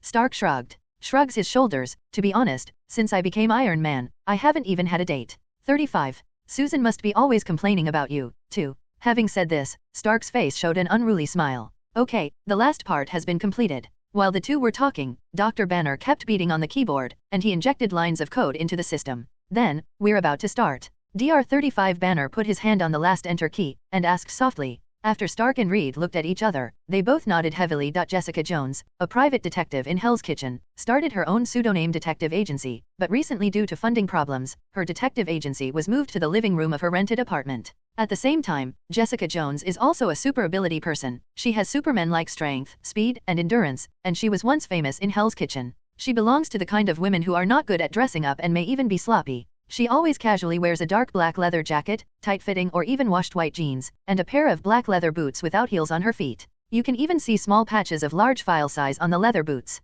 Jessica believes that, as a private detective, you must act quickly, and feminine clothes can only add to the trouble. 090 for no reason. Whoever worked with Jessica had never seen her in feminine clothes. But despite being sloppy, it doesn't affect her hot body and pretty face. For a standard the United States beauty like Jessica, there should always be many suitors. However, unfortunately, Jessica has no suitors. The main reason is that she can lift several hundred pounds of heavy objects, and the other reason is that she has something to do with her irritable temper. That's right, it is such a beautiful face of the United States, who is bulging forward and backward at the same time, just like a barrel of dynamite, exuding the smell of gunpowder anytime and anywhere. It seems that just a little flame can blow her whole body away. After losing her most important target, the leader of the Mutant Brotherhood, the old horse Eisenhard supported by Magneto, Jessica is once again honorably unemployed. Now every day she is entrusted to help people find the missing cats and dogs, and help the husband, or wife, take some pictures of the wife, or husband, having an affair. The great thing is to help a family find something they have stolen. But the commission she received today seemed a bit special. The entrustment came from her landlord. Her landlord came to the door and said that her nephew was missing. She hoped that Jessica could help him find his nephew. He also promised that if Jessica could get his nephew back, he would waive Jessica's rent for half a year, and write off the 3 months' rent in arrears. You know, our detective lady is not very well off. The landlord's offer is still very tempting. Jessica concluded the commission without even thinking about it. She is very confident, and if she does her job as a detective well, she can proudly claim that there is no one more professional than herself in the entire Big Apple. The landlord's missing nephew is named Thomas Ed, a young man in his 20s, an unemployed youth, who is usually accompanied by some thugs. According to this portrait, Jessica found some of the little gangsters who had been hanging out with Ed before, got some information, and some of them confided some clues to her. The general meaning is that a client has contacted many people through a smuggling agency and invited them to participate in a smuggling activity. Several gangsters who have a good relationship with Ed speculate that Ed's disappearance should be related to this smuggling. Because in the bar, when Ed heard about this deal, he was very moved. But when Jessica asked what the big deal was about, the response was all don't know. With Jessica's experience, she can keenly sense that it's not that these gangsters don't know, but because this smuggling case must involve huge amounts of forces or characters, and these gangsters are afraid of causing death. Dare to say. But as a professional, Jessica knows exactly what to do in this situation. That is to find someone who should know the truth, and then beat him down, so that everything can be seen at a glance. Facts have proved that this old method is indeed very effective. After she beat the largest local smuggler, Michael John Exxon, and then lifted a car up in front of him, the man spoke instantly. You and Ed are involved in this trouble, why are you able to get away with it and Ed is missing? Jessica asked, staring into Michael's eyes. Oh, don't talk nonsense, I'm not involved in this trouble. Michael waved his hands again and again, indicating that he had nothing to do with this trouble. I once warned Ed not to get involved in this matter. I've been a smuggler for longer than he is, so I know the dangers involved. But the chips given by the other party are too high, so high that as long as this transaction is completed, there will be no worries about food and drink in the next life. 99. I heard the other day that Ed seemed to have called up some of his brothers and got into that business. Michael said honestly. Be specific, tell me specific things. How could I possibly know? Only by joining in, can I know? 35. Michael waved his hand hastily. I definitely know this, I'm asking about the client's situation, which you definitely know. After listening to Jessica's words, Michael looked embarrassed. I can't say this, you know, if I say it, maybe. Stop talking nonsense, if you don't, I'll let you know the consequences now. Jessica punched the car she just lifted. I'll put this car into your 3.4 in the throat. Thinking of the great achievements of this violent woman just now, Michael's hesitation came, he couldn't help swallowing, and after thinking for a long time, he decided to compromise. I warn you, it's all about great big shots. It's very powerful. Yes, very powerful person. You better. Don't talk nonsense with me, I definitely know. Jessica said impatiently. Okay. Michael hurriedly raised his hands. He didn't dare to predict what the female Superman in front of him was going to do. Maybe she would actually shove the car into her throat. Okay. 35. Michael put his body close to Jessica's side, then lowered his voice and whispered a name. It's Mason Industries. In the battle room of the Tianjian Bureau headquarters, the golden magic circle on Doom's body lit up, and the golden thin line swam in his hand, eventually turning into a golden long sword. Wanda stood in front of Doom, origin magic power emerged from her body, and he held two scarlet whip-like things in his hands. This room, specially made, uses a large amount of Kree alloy, which can withstand high-intensity attacks, and is specially used by these superheroes to test their own abilities. Jean at the moment folded his arms and watched the fight inside. The golden light flashed in Doom's hand, and the long sword in his hand pointed at Wanda at an incredible angle. Wanda turned over deftly, and at the same time, the long whip in his hand rolled in the direction of Doom like an Oolong 23 dispatched. Doom turned the offense into a defense against the Wanda's whip that seemed to appear anywhere. After joining the Tianjian Bureau, Doom's ingenuity has been completely released. With Jean's personal knowledge and his unremitting research on arcane magic, his progress in magic can be said to be 1,000 miles in a day, and the speed is sufficient. Stunned those magicians of Camartage. But the Scarlet Witch he faced at the moment, Wanda Maxime, is not a vegetarian, even if Wanda is not as smart as Doom, nor does she have the spirit of studying hard, but she was born with the ability to release origin magic power ability, and the huge magic power contained in the body. Even Jean has a slight pantothenic acid. If it's just using magic power, Jean might actually be able to defeat Wanda. The battle between the two continued, and Jean folded his arms around his chest and watched the scene inside. Queen, who do you think will win in the end? Jean asked with a smile. Creator, according to calculations, Miss Wanda's success rate in winning this competition exceeds 99%. Queen Red's voice sounded in Jean's neural network. As if confirming the words of the Red Queen, in the battle with Wanda, Doom felt that he was becoming more and more difficult, and the original dexterous sword moves became more and more obscure under Wanda's attack. Doom gritted his teeth, and a golden magic round shield appeared in his hand. He used the magic shield in his hand to resist Wanda's attack, and at the same time, the long sword in his hand dexterously attacked and slashed towards Wanda's body. It's not right to go on like this, he will be consumed by Wanda, what he needs to do is to take the initiative. Wanda looked at the long sword that was rushing towards her, her expression remained unchanged, and the long whip in her hand dexterously changed an angle, blocking the only path of the long sword. Doom changed his moves, raised the long sword in his hand and pointed it directly at Wanda's nose, but the long whip in Wanda's hand dexterously wrapped around the long sword in Doom's hand, and then with a force, the golden long sword in his hand dissipated in the air. At the same time, the long whip on Wanda's other hand hit Doom's wrist. Under the pain, the magic disc released by him slowly dissipated in front of him. Wanda moved quickly and came to Doom in an instant. Origin magic power erupted, knocking Doom to the ground. Wanda stepped forward and stretched out her hand, trying to pull Doom up. Doom frowned, and reluctantly got up from the ground. For Doom's behavior, Wanda has long been taken aback, and she is not angry. Wow, Sister Wanda is really amazing. Daisy, who had been watching the battle between the two beside Jean, clapped excitedly at the moment. Nice job, Wanda, a big improvement from before. Jean stepped into the battle room and encouraged. Doom too, your esoteric magic has reached a realm of hatred. Jean encouraged. But these are far from enough to save my mother. Doom said in a low voice, I need to learn more advanced magic, otherwise these magics are simply not enough to deal with Mephisto. You're too impatient. Jean frowned, learning secretarial magic is not something that can be achieved overnight. Does it mean that the secretarial and technology you have studied for so long are wasted? Doom's face darkened. Well, he was a little too eager to get it done. Since studying with Jean, he has seen too much magic and technology beyond his imagination, which makes him realize that he is weaker than ever before, and he hopes that he can become stronger quickly, so he ignores that becoming stronger is not a problem. It can be done overnight, and it needs to be done gradually. Jean patted Doom's shoulder. Your spell ability is 1 in 1,000, you just need to maintain a normal mind, and you will naturally improve. When he said this, he paused. Definitely, you are now the foundations are already strong, and it's time to teach you some advanced magic, but I may have something lately that will take a while. Doom nodded. Commander, I know, I will adjust my mentality as soon as possible, just spend a few days in the laboratory and I will be fine. Just recently I have an idea that can be verified. Jean nodded. At the moment, in his neural network, suddenly came the voice of Skynet. Creator, something has been stolen from the Mason Industrial Warehouse, number TARS 38604. Jean's expression didn't change. Don't mention this to anyone. I know, Creator, no one knows. Skynet's voice sounded. After this period of investigation, Jessica has pieced together a lot of the ins and outs of Ed's disappearance. The reason is that Mason Industries wanted to transport a piece of equipment that may not be so good on the table, and naturally could not go through official channels, so it found the smugglers and offered them a generous price. As far as she knows, not only her landlord's nephew is missing, but it seems that all the people who are related to this matter are missing. Jessica always thinks about the problem with the worst plan, maybe because the things involved in this smuggling are so important that the client did not hesitate to directly break the rules of the road and directly kill those responsible for the smuggling. Even Michael, who provided him with information before, thinks so. The rise of Mason Industries has a lot of irrationality in the first place, doesn't it? In just 4 years, Gene Mason created the Mason industry directly from scratch, and it seems that he did not encounter any difficulties on the road to the rise of the Mason industry.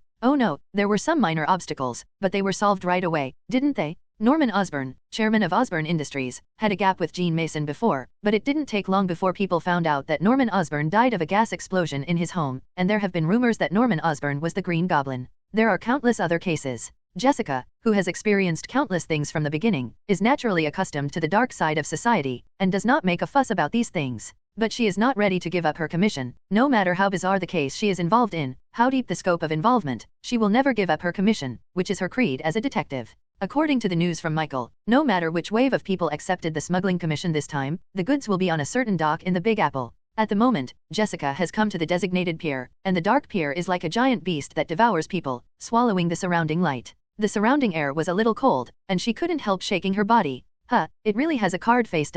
Jessica couldn't help but pouted, and then her eyes instantly locked on a container. The outside of the container has been painted, but even so, a few letters can be vaguely seen. Mason Industry, Mason Industry. Bingo. Jessica snapped her fingers while looking at the container. She walked around the container, looking for a place to start, and then she went directly to the main door of the container, and with a strange force, she tore the door of the container. Inside, there is a black box lying quietly, with a line of small characters written on it in conspicuous white, TARS 38604. The black box is about 3 meters high and 2 meters long. Is this what Mason Industries has worked so hard to smuggle? 35 Jessica looked at the black box and couldn't help but wonder. Suddenly, there were small footsteps behind her. She turned her head and saw several people hidden in the shadows approaching. Obviously they were full of malice. Jessica speculated that they must be the smugglers who were in charge of the smuggling. She couldn't help raising her hands and walking towards them. Hey, I'm lost, how should I get to 10th Street? After reaching her attack range, Jessica threw a punch. What she expected was to beat these people down and talk about what happened next. However, to her surprise, her fist was snapped by a palm. Through the faint street lights around, she could clearly see the appearance of the man in front of her. It was her landlord who entrusted her to find his missing nephew, Ed. but his appearance at the moment is very strange, and there seems to be a purple light in the corner of his eyes. She knew very well how much power was in her fist, but Ed caught it easily, which made her wonder if the landlord was hiding the fact that Ed was a mutant. Taking advantage of Jessica's stun time, Ed kicked Jessica's stomach. She felt a strong force, and then she flew out uncontrollably. A burning pain took over her brain. Well, it looks like you guys are going to fight me. Jessica stood up from the ground, then touched her nose with her hand, and said angrily. Like a vigorous antelope, she quickly rushed towards a black man, her slender legs like whips, and kicked the man's team fiercely. But the black man didn't respond to the attack that could directly kick the steel plate, as if they had lost all pain. After being stunned for a moment, Jessica immediately wrapped her arms around the black man, lifted him up, and smashed him to the ground. The power to lift the car broke out completely at this moment, and the black man lay on the ground and passed out. It's good. But Jessica also suffered from Ed's attack, and her rib was severely damaged. But this also stimulated her fierceness. She was expressionless, and she exerted all her strange powers. A few minutes later, Jessica stood in the middle of the battlefield clutching her ribs, panting, and she knocked everyone unconscious. For the first time, she felt that the commission she accepted had completely exceeded her ability, and she even had the idea of giving up this commission. At least, he has already beaten up the landlord's nephew, isn't Ed? Although he seems to be excited to knock a ton of white powder. Just when Jessica wasn't sure how she should clean up this mess, the changes in the scene once again exceeded her expectations. A black monster with a terrifying shape appeared in front of Jessica. Huge amounts of white eye blisters and sharp fangs made people feel that this was not something to mess with at a glance. The facts also proved Jessica's guess. The huge amounts of monsters came to her in an instant, and then she felt a huge force spread to her body. She was thrown out like a cannonball, and smashed through the container behind her. Jessica lay on the ground. She felt that her rib should be broken, and now it was aching pain. A dark, huge, and extremely disgusting monster stuck to her face, with pink sticking out of its mouth, and the mucus on it dripped drop by drop on her face. Disgusting? Jessica cursed angrily in her heart, and then she pushed the big head that was attached to her face with both hands desperately, preventing him from biting her head down. What the hell are you? Contrary to Jessica's expectations, the pitch-black monster actually spoke, with a thick voice and a few thick nasal voices. I-123R. Venom. What the hell? 39. Jessica's chest seemed to be hit by a meteor hammer, and her whole body flew out like a kite with a broken string. The strong suffocation almost didn't make her back in pain. That swarthy thing that secretes disgusting mucus on his body, calling himself Venom, has amazing brute force. If the few people who had just been beaten down by her were miscellaneous soldiers, then she now believes that this Venom must be the last guard boss. A loud bang. Jessica fell heavily to the ground. She felt the bones all over her body screaming. Her brain was a little groggy. Suddenly, she felt something sticky around her waist, the Venom arm, the black arm like a stretchy Superman. It reminded her of Mr. Fantastic Reed. And then she feeling an irresistible strange force coming from her waist, she was pulled in front of Venom. A fist the size of a sandbag aimed at her head and smashed it down. Jessica shrewdly ducked over, her black fist hit the ground, and the splashed debris hit her face with pain. She used all her strength, bent her legs, and stomped heavily on the belly of the monster who claimed to be Venom. The pain from her ribs almost made Jessica breathless. The monster that claimed to be Venom tumbled deftly in the air, and then nimbly stood on a container. Using the container, he kicked back and flew towards Jessica in an instant. Jessica adjusted the angle. This kind of thing from the air, it is best to hit. Her fist hit the monster's face, with a greasy feeling that made her feel sick for a while, and then her slender thighs were put on the monster's stomach. While the monster was still on the ground, she exhausted all her strength and punched the monster in the face. With a loud bang, Jessica's fist touched the monster's face, directly knocking his face off, and huge amounts of tongue were punched out with disgusting mucus on it. But that's about it. Venom turned his head unhurriedly, his long tongue circled over his sharp teeth, and Jessica could even see the shredded meat still occupied on it. That is definitely not some kind of cat and dog meat. Venom's big eyes looked at Jessica, a mocking smile appeared on his face, and then he punched Jessica in the face. Jessica stretched out her arm and resisted the opponent's attack. A sudden pain in her abdomen almost made her die on the spot. The strange force passed from the other arm of Venom to Jessica's stomach, and she felt her stomach turn upside down, feeling that she was about to protrude her breakfast. Venom roared, and claws lifted Jessica from bottom to top. With a thud, Jessica fell into the Hudson River. The intense pain seemed to be neutralized by the icy and biting river water, and with it Jessica's consciousness, she finally fainted gloriously.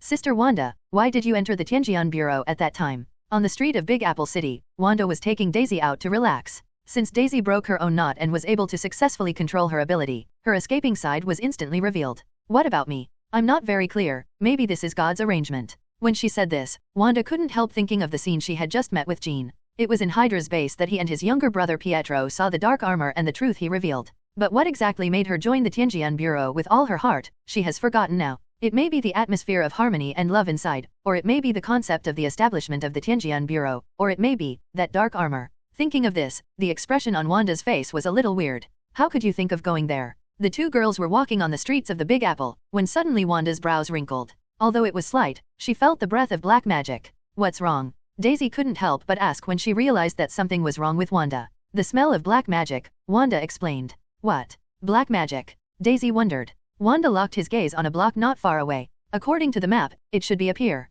I think we should go there and see. Wanda said calmly. It was 11 o'clock in the evening when Wanda and Daisy came to the pier. Although the Big Apple is a city that never sleeps, for a place like the wharf, 11 o'clock in the evening is already inaccessible. The jetty was dark at the moment, and the two of them could only hear the slight sound of the river not far away, as well as the sound of the heels of two people stepping on the ground. The two of them quickly found traces of a fierce fight here. Several huge containers were hit, and the remaining containers still had a lot of depression marks, and there was a fist mark full of cracks on the ground. How much force can cause such damage? There was a small pool of blood not far away. Wanda stepped up, stretched out 5 fingers to cover the pool of blood. Scarlet light emerged from her hand, and she was going to trace the truth from the pool of blood. After Jean's continuous development, Wanda's use of her origin magic power has become more and more mature. From the previous use of only a single use in combat, she has now developed many new abilities, and she can now use battle traces in a certain way. Trace back to what happened. But this time the attempt was not so smooth.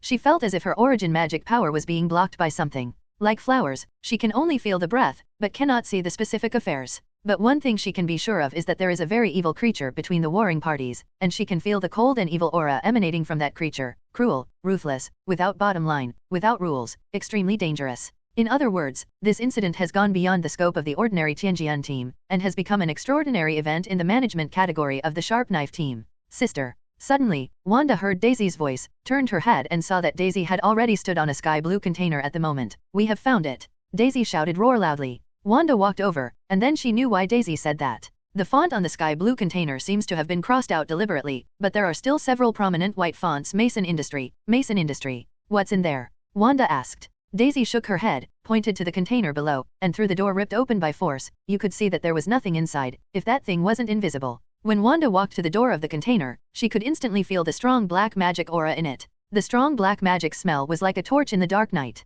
Sister, what should we do now? Daisy couldn't help asking. Report to the commander. Wanda said, already dialing Jean's contact information. In the Tianjian headquarters, Jean's private laboratory, Jean answered Wanda's call request. Commander, I'm very sorry to disturb you at such a late hour. But Daisy and I have discovered something, and it is very likely that we have a relationship with Mason Industries. There are relationships. Jean stopped what he was doing and asked, what? 35. Daisy and I found a very strong black magic smell on the C-121 pier in Manhattan, and at the same time found traces of fighting at the pier, and the most important thing is that we found and beat Mason Industries on the pier. Container, I think that should be yours. 5. What's inside? Jean's V-shaped eyepiece flickered slightly. It's empty, there's nothing inside. Wanda paused. I tried to use origin magic power to check where the contents went, but found nothing, and was covered by powerful black magic. Thanks for the report, I got to know Wanda. What else do you need me to do, Commander? Maybe we can help you find out the ins and outs of this matter, and help you find what belongs to you by the way. Right? Wanda asked with a raised eyebrow.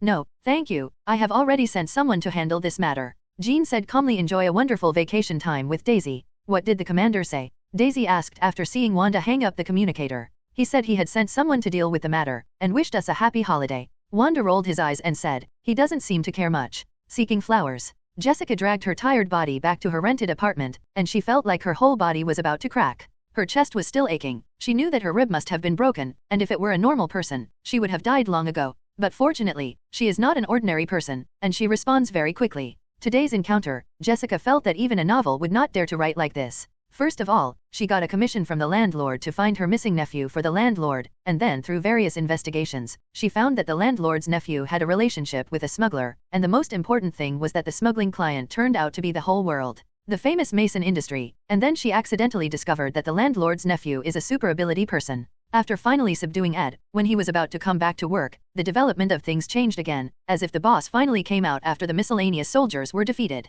A monster calling itself Venom appeared in front of her eyes. Now she closed her eyes, and her mind was full of venom. The pitch-black body was covered with mucus, the eyes of the bulb file size, the sharp teeth, and the stench that came out from the mouth all the time. Oh God, she felt like she was going to have a nightmare tonight. It stands to reason that Jessica should stop doing such a supernatural phenomenon, because it is far beyond the scope of her ability, and it is not worth taking such a big risk for a few months' rent. But everyone who knew Jessica knew that she would never give up. Although she has a bad temper and is not well liked, she has a spirit of inquiring. Jessica stood up, the water droplets on the wet clothes fell on the ground, she twisted her hair and squeezed out a lot of water. But this time it's not without success, right? Item no. TARS 38604 was smuggled by Mason Industries this time. Although she didn't know what the number meant, Mason Industries would know, wouldn't it? At Mason Industries, maybe she can find the answer. Jill Barr. Rowan Arnold is a junior director of Mason Industries. The most relaxing time of his day is to have a few drinks in this humble small bar in his spare time to relieve the fatigue of the day. When Jean established the Tianjian Bureau, the robot army originally in the Mason Industrial Building had been sent to the underground or the Tianjian Bureau headquarters. Most of the employees in the entire building were clones of the Red Queen. These clones have complete memories and identities, and their minds are also implanted with full loyal consciousness and various professional memories, so to some extent, these clones can disguise better than those robots. Arnold is no exception. He has a beautiful wife, 3 sons, lovely daughters, and has an enviable job. There is nothing better. Today, he also came to the bar unexpectedly. At the moment, Jessica is sitting in the bar, waiting for her prey to take the bait. She was wearing something feminine today. A tight-fitting dress outlined all her beautiful curves, and her long black and beautiful hair was casually draped over her shoulders. The eyes of the bar were all focused on Jessica. The original appearance of the card is very beautiful, and it can attract the attention of others without much dressing up.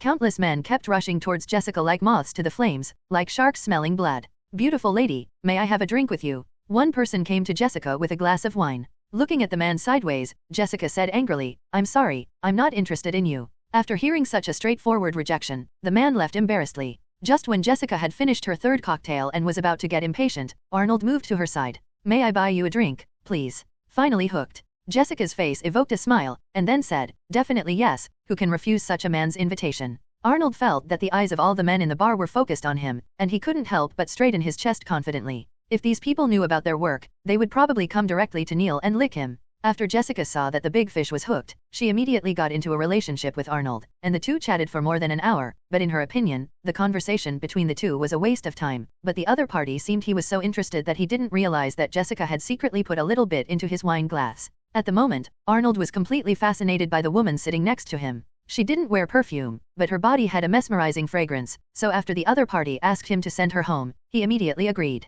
But the gentleman's promise didn't seem to be fulfilled in the end. Just holding the steering wheel for less than 3 seconds, the gentleman fell on the steering wheel and fell unconscious. I'm sorry, idiot. Jessica acted quickly, and began to extract Arnold's fingerprints and iris with her own special tools, so as to make the corresponding biometric device smoothly in the future. Jessica's plan succeeded, and it turned out to be a surprise to her. At first, she just wanted to sneak in with the mentality of giving it a try, but what she didn't expect was that everything went so smoothly. According to her original expectation, the guard at the door would definitely ask her why she came to the Mason Industrial Building, and she said that she was a relative of Arnold, because Arnold had something left in the office and asked her to come and get it. However, something that surprised her happened. The rhetoric she had planned was useless at all. In the guard room at the entrance of the building, the guard was dozing sleepily, without any intention of raising his head. After swiping Arnold's key card, Jessica entered the building smoothly, and the guards were not even interested in looking at her. Along the way, Jessica passed through the iris and fingerprints she stole from Arnold, and went very smoothly to the place where the paper files are stored in Mason Industries.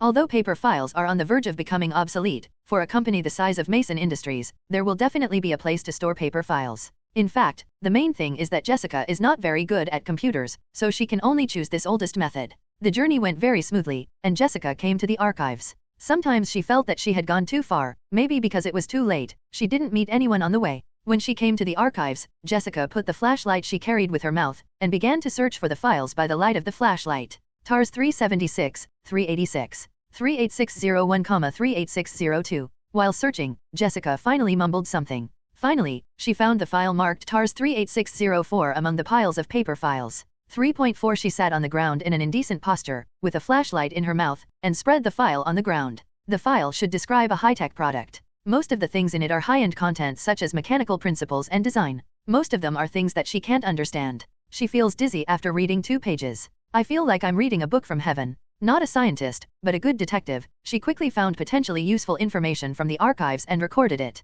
After packing everything up, Jessica tiptoed out of the archives, ready to go back the same way. Who are you? Suddenly, a voice stopped her, making her body freeze. Jessica turned around naturally and looked at the suspicious security guard. Who are you, and why are you in such a secret place so late? The security guard's face had a vigilant look on his face, his hand was already on his waist, and he looked like he was going to get a gun. Jessica suddenly became impatient. I'm here, to find Mr. Mason. Unfortunately, his office is not on this floor. The security guard crossed his arms and looked at Jessica coldly. Besides, I think Mr. Mason is off work now. Yeah, you must think so, because Mr. Mason. Jean doesn't want anyone to know that he's still here. Jessica forced a natural smile. I and Jean's relationship is a bit special. You know, Jean, he originally doesn't like troublesome things, and the things between the two of us are known by others, which is not good for everyone. The security guard raised his eyebrows and looked at Jessica suspiciously. To be honest, he doesn't know at all who his boss, Jean Mason, is, but thinking about it carefully, it seems a very normal thing for a successful person like his boss Jean Mason to have several lovers. If there is none, it is called abnormal. Take a closer look at the woman in front of her. Although her dress is not so feminine, it can even be said to be a little sloppy, but maybe her boss likes this tone? He could not help but find himself in a dilemma. This is the confidential location of Mason Industries. It stands to reason that any unauthorized person who stays here should be stopped, but he is afraid that he will make the boss angry and lose his own rice bowl. The cloning technology and memory modification technology of the Red Queen have reached a state of perfection. These Mason Industries staff have become living people, and there is no trace of clones at all. They have their own thoughts, their own memories, their own little thoughts. But these are all within the allowable range. Soon, the troubles of the security guard were no longer troubles, and someone tapped him on the shoulder from behind him. Okay, you are very responsible. Your responsibilities for today will end here, and then leave it to me. 35. The sound is not very loud, but it has an irresistible feeling. The security turned around and saw his immediate superior, Jean Mason, standing behind him. Your boss has spoken. What else do you have to say? After a salute to Jean, the security immediately left. Jessica rolled her eyes when she saw the face she was familiar with. Jean's face has been deeply rooted in people's hearts under the indiscriminate bombardment of the media every day. It's all right now, the Lord is here, and she feels extremely embarrassed now. Now, Miss Jones. Jean whispered, can you tell me what you found in my mansion? Jessica is a little embarrassed now, because the rhetoric of boss lover just now definitely made the Jean Mason in front of her hear it.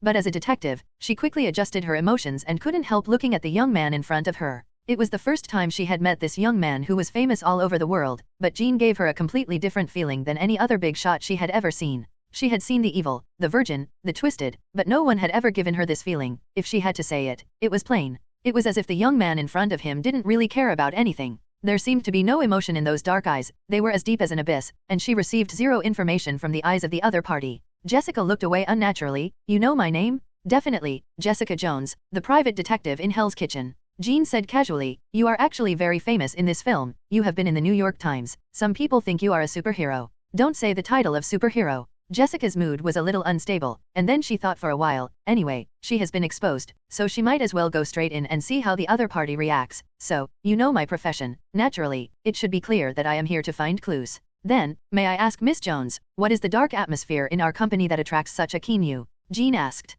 Mr. Mason, I don't think we need to play stupid. Jessica said quickly, you know, the Mason industry has grown from a small sapling at the beginning to a towering tree now as if it was given hormones. Some shady tactics are essential. Jean put his hands in his pockets and looked at Jessica quietly. Jessica looked at Jean like this, and gritted her teeth. Your company shipped a piece of goods in the past 123 days. It is estimated that it is something that is not visible, so you chose the smuggling route, right? Jessica continued, anyway, no matter what the reason is, this matter cannot be on the table, nor can there be any records, so we can only ask those smugglers to do it, right? Then after the task is completed, out of a kind of what purpose, you have to kill all the people who know about this matter so that you can keep the last secret. 99. I'm really curious, what exactly are you trying to ship? A new generation of nuclear bombs, for terrorists. As she spoke, Jessica watched Jean's expression. According to her speculation, if Jean really knew about this matter, she would be furious, and then pretended to be ignorant and coerced herself to prevent herself from telling this matter. If Jean didn't know this matter, will certainly angrily accuse himself of talking nonsense. But nothing happened. Jean looked at her calmly, as if what he said had nothing to do with Mason Industries. This made Jessica begin to doubt her ability to express herself, whether the other side didn't understand what she said. So, Miss Jones, do you, please, have caught my company hard evidence? Jean asked calmly. It's not, but I think I'll find it. Jessica said hurriedly, and now I'm leaving. Something unexpected happened to Jessica. She originally thought that Jean Mason in front of her would stop her from leaving, but what she didn't expect was that Jean Mason didn't mean to stop her at all, and when she was about to walk into the elevator, at the time, he gave up his body in a very gentlemanly manner. What a freak. Jessica, who walked into the elevator, couldn't help but muttered in her heart. After working as a private detective for so many years, she really has no one who can be so calm when her company's illegal activities are being investigated. Watching the elevator floor begin to descend, Jean turned around and came to his office, where he received a request for a meeting after a while. A meticulous middle-aged man who took care of his whole body stood in front of Jean. This is Arnold, who Jessica thinks has passed out on the steering wheel of the car just now. Sir, at your request, my fingerprints, iris, and ID card have been taken away by that private detective, he said. I know, Jean said calmly, we just met. But, sir. Arnold's face showed a distressed look, the other party is a private detective, I don't understand why. Arnold, you have done a good job, and you don't have to worry about the rest. I wish you a happy holiday. Although he was very curious, his immediate boss had already said so. No matter how curious he was, Arnold could only suppress it in his heart. You too, sir, don't have to work so hard for the development of the company 39. After speaking, Arnold left the room. The room fell silent again. Skynet, are you sure Jessica Jones has a copy of TARS 38604? Jean asked suddenly. That's right, Creator, I'm pretty sure. Skynet said. Very good. Jean stood up and walked to the front of the floor-to-ceiling windows. Now that Jessica has left the Mason Industrial Building, Jean looked at the little black dot representing Jessica and said softly, I hope you don't disappoint me 5. Jessica returned home and felt that it was like a dream tonight. She entered the Mason Industrial Building with ease, and obtained a top-secret information. Moreover, he actually had a conversation with the founder of Mason Industries, Gene Mason, and he seemed to have scolded him. After a bottle of beer, Jessica made her messy work desk money and started looking at the blueprints she stole from Mason Industries. Although I don't understand what that thing does, I don't know what kind of operation principle it is, but according to the description of the drawings, this thing needs very strict conditions to operate, and not many in the whole Big Apple can meet that the place where things work. In the end, she locked 4 places. Disguised as an investor, she called these 3 places and asked about specific things, and she had already ruled out 1. For the remaining 3, you can actually use the local method, but she has a more convenient method. When fighting with those people, she could smell the very strong fishy smell on the other side, and there were only 3 places left, and only 1 place was close to the fishing grounds. Bingo! Jessica snapped her fingers, feeling satisfied with her intelligence. In order to reward herself, she opened another bottle of beer, and after drinking it, she immediately left her rental house. After arriving at the designated location, Jessica jumped directly from the fence into the factory compound. When he pushed open the factory's main door, she saw the box that impressed her, with conspicuous white letters on it. It says TARS 38604. Beside the box is a large device that seems to extend from a chair, with complicated pipes inserted on it. On the butt of the chair, there are a lot of large equipment, which makes people confused. Unbeknownst to Jessica, at the moment unfolded before her eyes, the designer of this chair was Victor Von Doom, a one-of-a-kind genius. The original purpose of this device was to penetrate the passage to the Hell dimension, so that he could save his mother from the hands of the Hell Lord Mephisto. But although the person was not rescued, Doom really broke through the channel of communication with the dimension of Hell and met Mephisto, the Lord of Hell. And the chair in front of Jessica is an improved and upgraded version of the prototype, which was blown to pieces after it was put into operation for the first time. Now this chair has the ability to break the barriers of space and cross the dimension of anger. In other words, it can be said that this chair has the ability to communicate with God. Just when Jessica was concentrating on checking the big guy in front of her, outside the window of the factory, a dark figure squatted there quietly, a long, narrow and evil shadow drawn long by the moonlight. He stared at Jessica with huge amounts of eyes, his long tongue twirling around his sharp teeth, seemingly showing a mocking smile. Good job. Jessica only managed to solve the new arrival of a strong wind. She shrewdly pounced to the side, dodging the fatal attack. The long claws of the shadow made several traces on the ground and made a harsh sound. He half squatted and raised his head. Huge amounts of white glasses stared at Jessica tightly, a distorted smile hanging from the corner of his mouth. It's Venom. Oh, is it over? Jessica looked at Venom with an impatient expression on her face. Are you black psoriasis or psoriasis?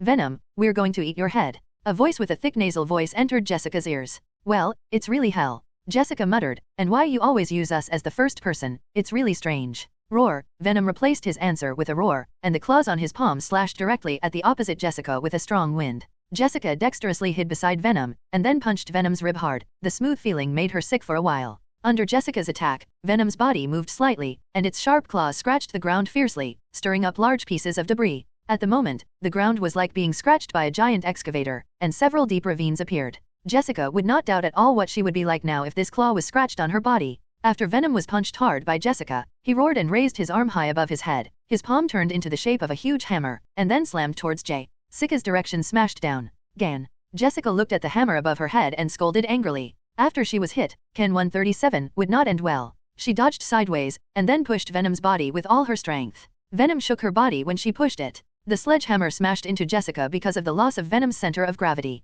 There was a loud bang on the machine behind him. After the fist came into close contact with the machine, it didn't affect the Venom in the slightest. He pulled his arm horizontally, and the long black arm hit Jessica's rib hard like an icebreaker. He took a few steps back fiercely. This time, it definitely hit Jessica's unrecovered rib. The severe pain made Jessica breathless, and she was about to faint for a while. She bit the tip of her tongue, the severe pain woke her up, and she hurriedly hid behind the machine. Venom's fist slammed into the machine, causing a lot of sparks and smoke. Taking advantage of this opportunity, Jessica stepped forward, pushed Venom away with both hands, and then jumped up, constantly hitting Venom's sticky face with fists like rockets. With the last punch, Jessica used all her strength to focus on her fist, and then slammed hard on the place where the venom should be her nose. Jessica gasped and looked at the venom that had tilted her head in front of her eyes. She was weak because her injuries had not healed yet, otherwise she would not have been tired so soon. Venom slowly turned his head around, his long tongue circled around his sharp teeth, and showed a mocking smile. Very powerful fist, I regret eating you. Seeing that the monster in front of her was unscathed, Jessica gritted her teeth and continued to raise her fist to attack the opponent, but found that her fist was rolled up by the opponent's tentacles, and the huge amount of force made her fly in an instant. Air. Venom controlled its tentacles and slammed it down fiercely, and Jessica immediately hit the ground like a cannonball. The severe pain made her moan uncontrollably. Venom's tentacles pressed Jessica to the ground and raised his right hand, as if he was about to execute the executioner. Well, it looks like it's really over this time. Are you satisfied now, Jessica Jones? What do you think you're capable of? Today. When facing death, Jessica's mood was suddenly very calm. She looked at the fist that was about to fall on her body, and subconsciously used her arm to block her chest, as if it could defend against the opponent's attack. Just in the next second, when Jessica thought that she was about to be swallowed alive by the venom, suddenly a scarlet light flew quickly in front of her eyes, and with unparalleled power, the venom flew out fiercely. Jessica turned her head in confusion and saw a slender figure standing not far from her. The person who came should look no more than 20 years old, with long red hair casually draped over his shoulders, and a pair of slender legs under his red jacket. Scarlet Witch. Well, it's getting more and more interesting now, Jessica kept muttering in her heart. Jessica slowly stood up from the ground, then looked at the little magician girl who was shrouded in scarlet light and asked, "Who are you?" "Scarlet Witch." "Oh, well, that's really a strange name. Are you a witch, and it's called Scarlet?" Wanda rolled her eyes. "Okay, just kidding." Jessica put away the smile on her face and asked, "What are you doing here?" "It's me who needs to ask this question, Detective Miss Jessica Jones. What are you doing here?" Wanda raised her pretty eyebrows and asked. "When I reported to Jean before, Jean had already said that a professional person would be taken to deal with this matter. Originally, Wanda didn't want to take care of this matter, but today she suddenly discovered the same black as the day before. Magic fluctuates. Although Jean said she didn't need to take care of this matter anymore, but after a little thought, Wanda decided to take a look at what happened. After all, she was also a member of the Tianjian Bureau, right? She had reason to maintain world peace. And an interesting thing happened. The black magic aura that Wanda felt was exactly what Jessica left when she fought against those people a few days ago. Wanda just followed behind Jessica's crossed most of the Big Apple, and finally came here and saved Jessica's life. Hey, watch out. Jessica's eyes suddenly widened, and she warned loudly. Venom, who had just been knocked down, stood up at the moment, and roared towards Wanda. Venom roared towards Wanda, who was not far away, with a sharp body. The sharp claws on his hands flashed with icy light, and he approached quickly with a stench. Jessica, who had fought Venom before, knew how powerful the monster in front of her was. That monster was stronger than Luke Cage, the toughest man she had ever met, and that weird ability. It's even more intimidating. Contrary to Jessica's expectations, the white and pure girl in front of her turned her body very calmly, and then a scarlet light emerged from her hand. Huge amounts of energy shockwave directly hit the venom that came flying, and when the scarlet origin magic power touched the venom, it immediately produced a red wave like a missile explosion. The huge amounts of power directly blasted the venom out of the gate, and finally spread on the ground like a piece of stinky mud. Venom quickly stood up, and then roared. Huge amounts of tentacles directly removed the gate of the factory, and then forcefully threw the gate in the direction of Wanda. The huge amounts of iron gate was like a giant boomerang, spinning and rushing towards Wanda with huge amounts of roar whistling. Wanda looked at the door that was approaching quickly, her white hands slightly opened, and the scarlet origin magic power immediately wrapped the door. Then I saw that the iron gate flew towards the venom at a faster speed, as if it had been kicked fiercely. With a loud bang, the venom was smashed by the door. Under the control of origin magic power, the door began to rapidly shapeshift, and finally turned into something similar to a confinement room to firmly bind the venom inside. No matter how hard the venom in it struggles, it cannot escape from it. Jessica looked at the performance of the little girl next to her with a shocked expression. She waved her pure white hand gently, and the terrifying monster turned into a harmless puppy. This is FG super ability? Jessica couldn't help roaring in her heart. Compared to the ability of the other party, she looked just like a muscle stick full of muscles in her brain. Roar. The venom made a huge amount of roaring sound, and a shot drilled out of the gap, then swelled rapidly, and finally transformed into a black axe, which slammed into the big iron gate that bound him. He was freed from the bondage, stretched out his long tongue and roared at the sky, flexing his teeth and claws like a puppy that had just been bullied, and swiftly flew towards Wanda. Wanda's small hand slightly opened, and the scarlet magic that had just controlled the iron gate was activated again. A mass of scarlet energy immediately bound the venom inside, and no matter how hard the venom struggled in it, it could not escape. Then, Wanda made a gesture similar to release. The venom floating in the air immediately seemed to be attracted by the strong gravity, smashed to the ground, and then floated again. At the same time, Venom found that his hand began to be wrapped in energy, and he hit his face fiercely without his control. With a bang, the venom was punched out by himself. Huge amounts of tongue were punched out, like a puppy gasping for his own heat. With a snap, Venom fell to the ground again, and then floated in the air again, punching himself a few times. After repeating it a few times, Venom didn't dare to make it again, as if he had learned to behave, lying in the origin magic power, sticking out his tongue, like a tamed puppy. After finishing the monster in front of him, Wanda took a breath and put down the arm that he had been raising. Jessica next to her looked at the delicate little girl next to her with an unbelievable face. Who would have thought that a little girl who looked harmless to humans and animals, just like a high school student, would be able to defeat such a powerful monster effortlessly? Humans are indeed going to die. She now feels that she is simply a person with some developed muscles. This MR is super ability? It's resolved? Wanda said softly, while walking up to look at the monster lying on the ground like a good dog. After walking a few steps, she suddenly stopped her footsteps, her beautiful eyebrows furrowed. Black magic, such a powerful black magic. Wanda whispered.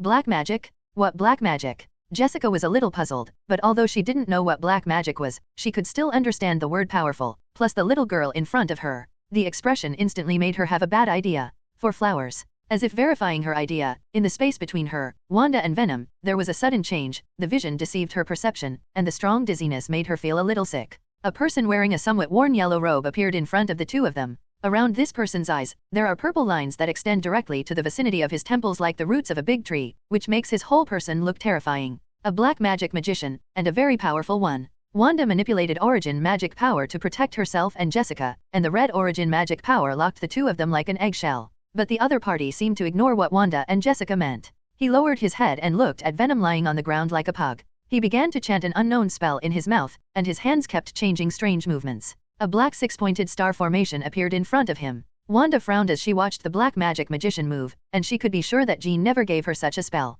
She now felt the boundless black magic power emanating from the circle. It seems to be the final chapter of the music, and it also seems to be the whistle of the end of the game. With the completion of the final ceremony of the black magic magician, the powerful black magic aura immediately spewed out from the hexagram circle, and the black lines seemed to be conscious, crawling into the body of Venom. Roar! 99. A sound that seemed to be both excited and painful came out of Venom's mouth, and at the same time his body began to swell rapidly. In the end, Venom stood in the factory like a giant. And Wanda and Jessica are like two beautiful ants under the feet of giants. Magician girl, I hope you have learned how to deal with magic from the teacher 5. Jessica said a little dully. The purple pattern is covered with huge amounts of venom of white eyeballs, making at the moment's venom look even more eerie. The venom had huge amounts of tongue sticking out, and it kept dripping with disgusting mucus on the ground, and now the venom looked like an addict who had taken a lot of powerful drugs, and had entered a state of madness. You hide first, and I'll deal with the rest. Wanda subconsciously took a few steps back and said, okay, Jessica said happily, without the slightest hint of shirk from being a superhero.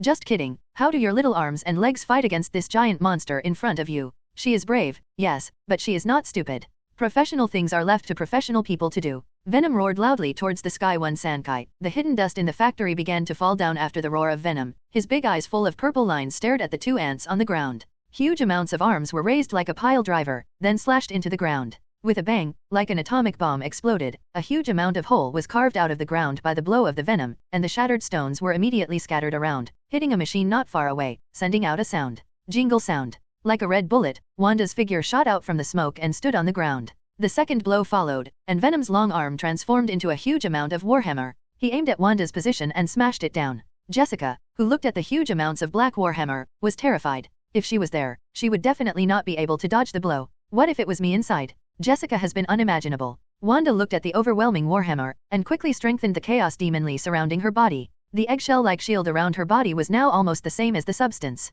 At the same time, her body shape changed, shifted from the center of the warhammer. A loud bang, like playing golf, represented Wanda's red light blazing out. Wanda's reaction was extremely fast, and the scarlet chaos magic power was like a sponge under her body. Boom! Wanda's body shot on the ground, making a loud noise, and huge amounts of impact pushed a long ravine out of the ground. Wanda patted the dust on her body and stood up from the ground. Although Venom's move just now seemed to be very powerful, it was not a big problem for her, but the whole person looked a little disgraced. At the moment, she watched the giant Venom not far away vigilantly on her face. From the fight just now, she could feel the aura of the powerful black magic contained in the opponent's body. If it was before, I might not be able to cope, but now, after Venom saw that his target was intact, he couldn't help but let out a roar, and then quickly rushed towards Wanda. Jessica, who was watching from a distance, could even feel the ground trembling slightly because of the opponents running. Wanda's hands pushed down, scarlet rays of light bloomed in her hands. Her hands seemed to reach the real thing, and with the help of Chaos's reaction force, the whole person rose into the sky, and she rushed towards the huge amounts of venom. Past. Her pure white hands were crossed, and the scarlet chaos magic was emerging from them. Jessica, who was standing in the distance, had already grown her mouth, and her eyes widened as she watched the fight inside. Is that little magician girl showing off her head? Although her strength is very strong, a delicate little girl doesn't look like she can defeat a monster more than 7 meters tall. Boom! The red and black were intertwined, and a shock like a cracking of the sky erupted. The surrounding air was squeezed and compressed by the two peoples fighting, forming a shockwave like a circle of ripples. With this recoil, Wanda rolled beautifully in the air, and then landed firmly on the ground, while the venom was directly sent flying. Huge amounts of body directly smashed the factory wall and fly far away. Evenly matched? No, it's the magician girl who has the upper hand? Jessica looked at the result of the collision with an unbelievable face. Her brain, which has always been known for her intelligence, at the moment, she couldn't turn around. Such a big monster was solved by a delicate little girl? The battle was not over yet. While Venom was a little foggy on the ground, Wanda flew directly in front of Venom, and the chaos magic power controlled by both hands was like a giant vortex.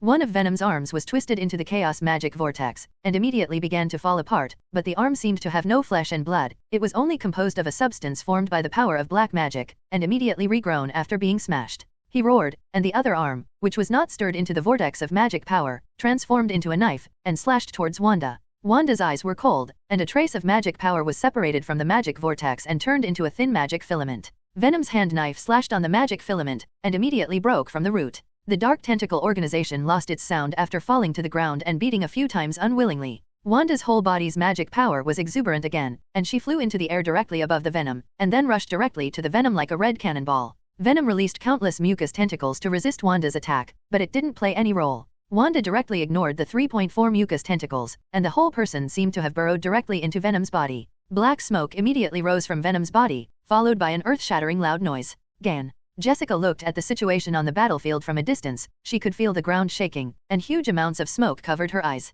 She is now beginning to wonder whether that little magician girl is still a human being, and how can she have such a powerful power if she is a human being? The smoke dissipated, a deep pit appeared in front of Jessica, and there was a middle-aged man with a pale face and a stubble face. He opened his eyes in a daze, and then asked in confusion. Said, "So, what day is it today?" Wanda at the moment couldn't help but feel a burst of laughter. So this confused middle-aged man is the terrifying monster from before? The mysterious magician, who had been watching the battle scene, saw that Venom was defeated, and immediately disappeared into the twisted air with a wave of his hand. He came to a special space, parallel to the real world, but it would not interfere with the mirror space of the real space. A wide road began to stretch forward with him as the center, and he seemed to walk on the wide road as if he had escaped the physical rules. Suddenly, things started to get weird. On the road he walked, the space on both sides began to fold, and the high-rise buildings on both sides moved to the distance in a very non-violent manner, and then began to fold into a 90-degree vertical. Pedestrians and cars on the street are all moving straight up 90 degrees, while the road under his feet bends a full 23 and 180 degrees, trapping him in it.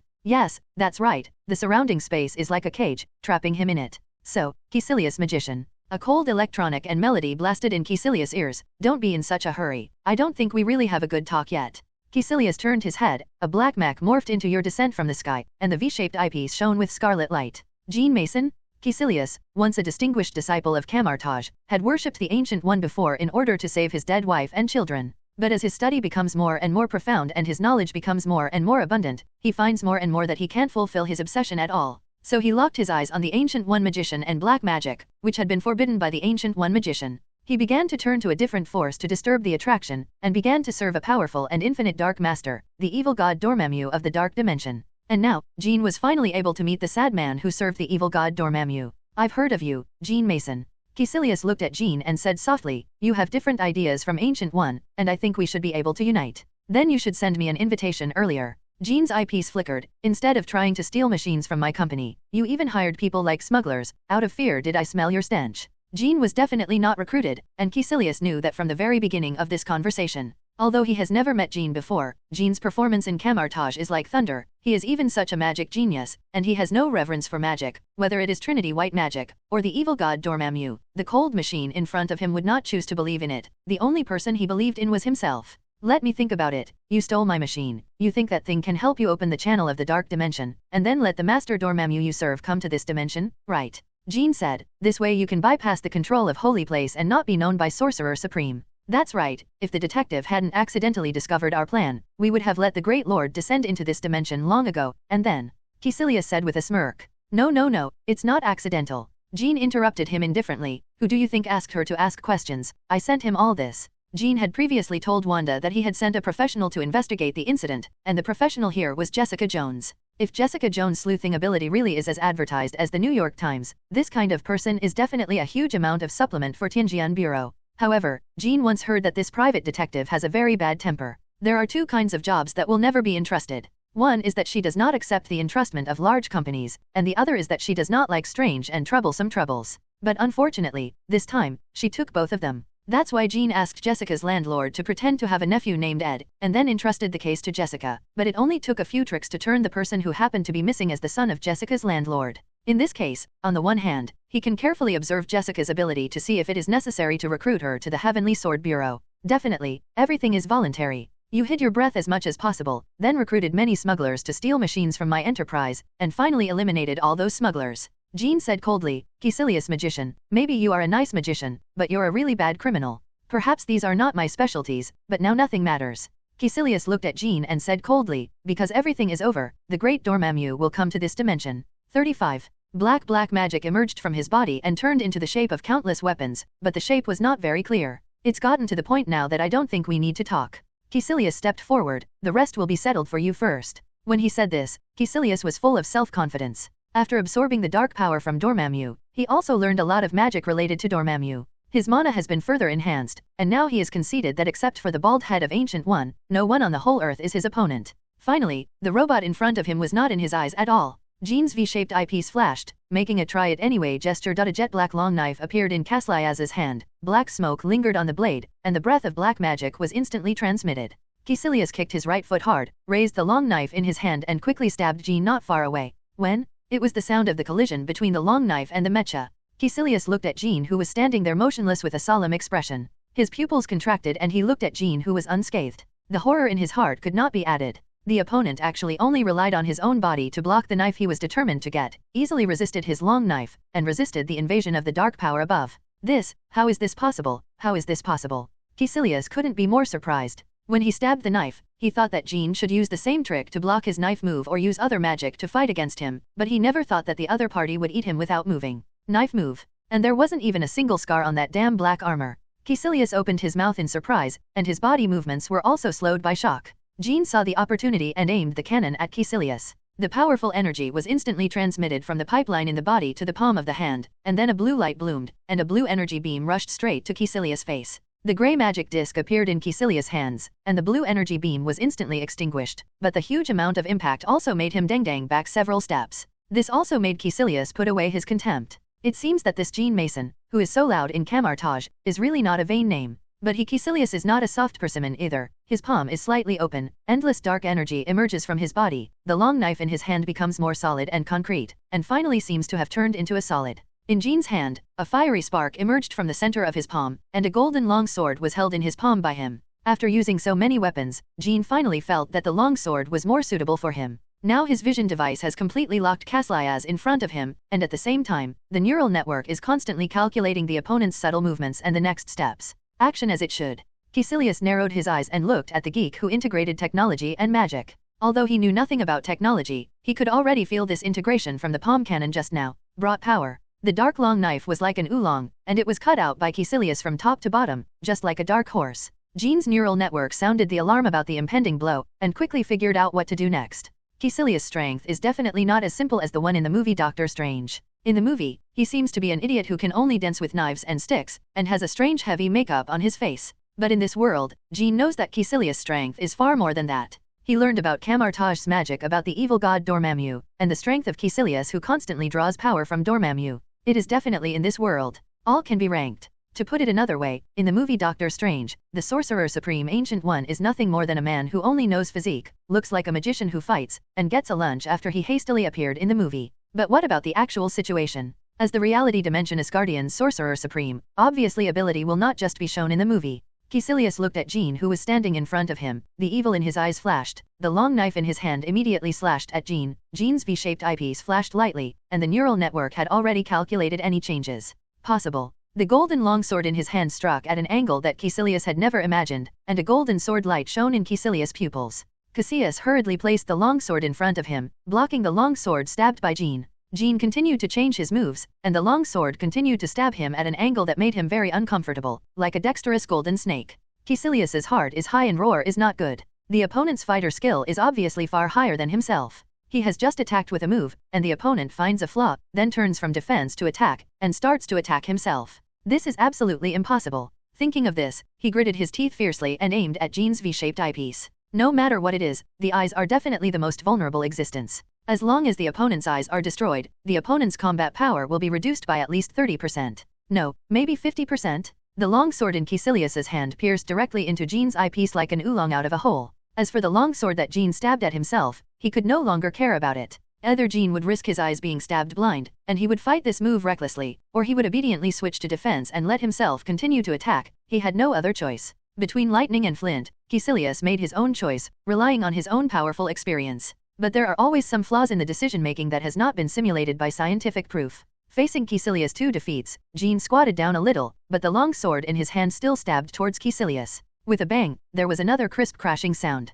Caecilius' long knife slashed over Jean's head, picking up a lot of sparks. Gan? Caecilius wanted to scold the other's shamelessness. He was obviously a magician, but he had a metal shell, which was simply a rubbish. But he forgot his previous disdain for the armor on the opposite side, but it was too late to say anything now. Caecilius could only desperately dodge the tip of the sword stabbed by Jean and hide his vital parts. Pissed. Caecilius couldn't help but shouted ah. Although he had already tried his best to hide his vital parts, Jean had inevitably stabbed a big hole in his body, and blood poured out of it as if he didn't want money. Sprayed out. Obviously the injured Caecilius is not Jean's opponent, or even the uninjured Caecilius is not Jean's opponent at all. With just a few strokes, Caecilius' situation has become precarious, and his body has begun to become scarred. However, at the moment, the high-rise building that was far away from the two in the mirror space approached them again, and a raging fire was ignited on it. A group of magicians in black robes came to the mirror space, and each of them had purple lines around their eye sockets. A disciple of Dormammu, reinforcement of Caecilius. When Caecilius defected from Camartage, he was not alone. He also bewitched a group of magicians who believed in the evil god Dormammu. Their magic power and skills may not be as superb as Caecilius, but they also got dark power from Dormammu. The strength cannot be underestimated. Before Caecilius could speak, the cultists immediately showed their weapons to block him. All the weapons they held in their hands were almost transparent, and they exuded a strong dark aura. Weapons are almost invisible in the air, making people unable to know the specific shape and length. Such weapons can often occupy a great advantage in battle. The one rushing to the front was a slaughtering mat with a full head and a thin swearing oath. He rushed to the front and handed out his weapon to Jean at the same time. The momentum is indeed very sufficient, but the moves seem to be a bit sloppy. Jean blocked the opponent's attack, then raised his arm, the palm cannon lit up, and the azure blue light immediately enveloped the head of the devotee in the shape of killing mat. With a loud bang, the believer's head disappeared. Seeing Jean's brutal methods, the other believers froze slightly, but immediately rushed towards Jean's direction. The 5 dexterously jumped over the body of the believer who killed Matt, and instantly came to Jean. Jean's V-shaped eyepiece flickered slightly, and the neural network immediately began to calculate the flaws in the 3 moves, as well as the most efficient way to subdue or kill the enemy. In the end, Jean chose the most efficient method. The golden tip of the sword was like a golden snake coming out of a hole. It was so fast that people could not see that it tapped lightly on the necks of the 5, and then Jean floated through the 5 as if he had done a very small thing. The 5 people didn't seem to notice Jean's actions. They still kept the sprint speed and ran forward for a distance of dozens of meters, and then fell to the ground with a bang, able to die again. 7 fuzzy, transparent weapons of various shapes attacked Jean's body from all angles, covering most of Jean's body. Dang dang, dance noises and sparks came out of Jean's body. Those believers were horrified to find that their attacks had no effect on the dark armor in front of them, and then they felt a sharp pain. It came from his wrist. 7 hands fell to the ground, and then disappeared without a trace as if swallowed by the ground. They howled loudly, before being ended by Jean's long sword.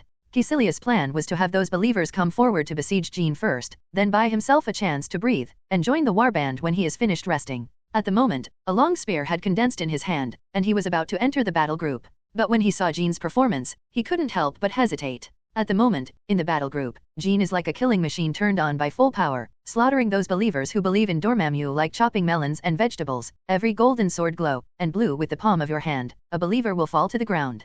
Caecilius at the moment still maintained the position just now. He paused in place for a few seconds, his mind made hundreds of rotations, and finally the weapon in his hand gradually disappeared, turned his head, and a black circle appeared in front of him. Obviously, rushing up at this time is simply dying. Well, he admitted that he was a little arrogant before, thinking that this Gene Mason was just a kid who learned magic faster, and had some crooked ideas to combine magic and technology. But according to today's point of view, things are not as fed as he imagined, and the strength shown by this Gene Mason in front of him is simply terrifying and amazing. Possibly, the biggest threat besides the Ancient One. So Caecilius Magician decided after thinking about it for a long time, it's better to take a better position. After all, you don't have to serve a great master, Dormammu, the god of darkness, right? At the moment there are 3 strong believers in the chapter who are struggling with Gene. With a flash of golden light, a head flew into the sky, and one fell to the ground. The remaining 2 were quickly dwarfed by Gene's attack, and finally fell to the ground without knowing their lives. Those dark believers who came to rescue, at the moment all lay on the ground, dead and wounded.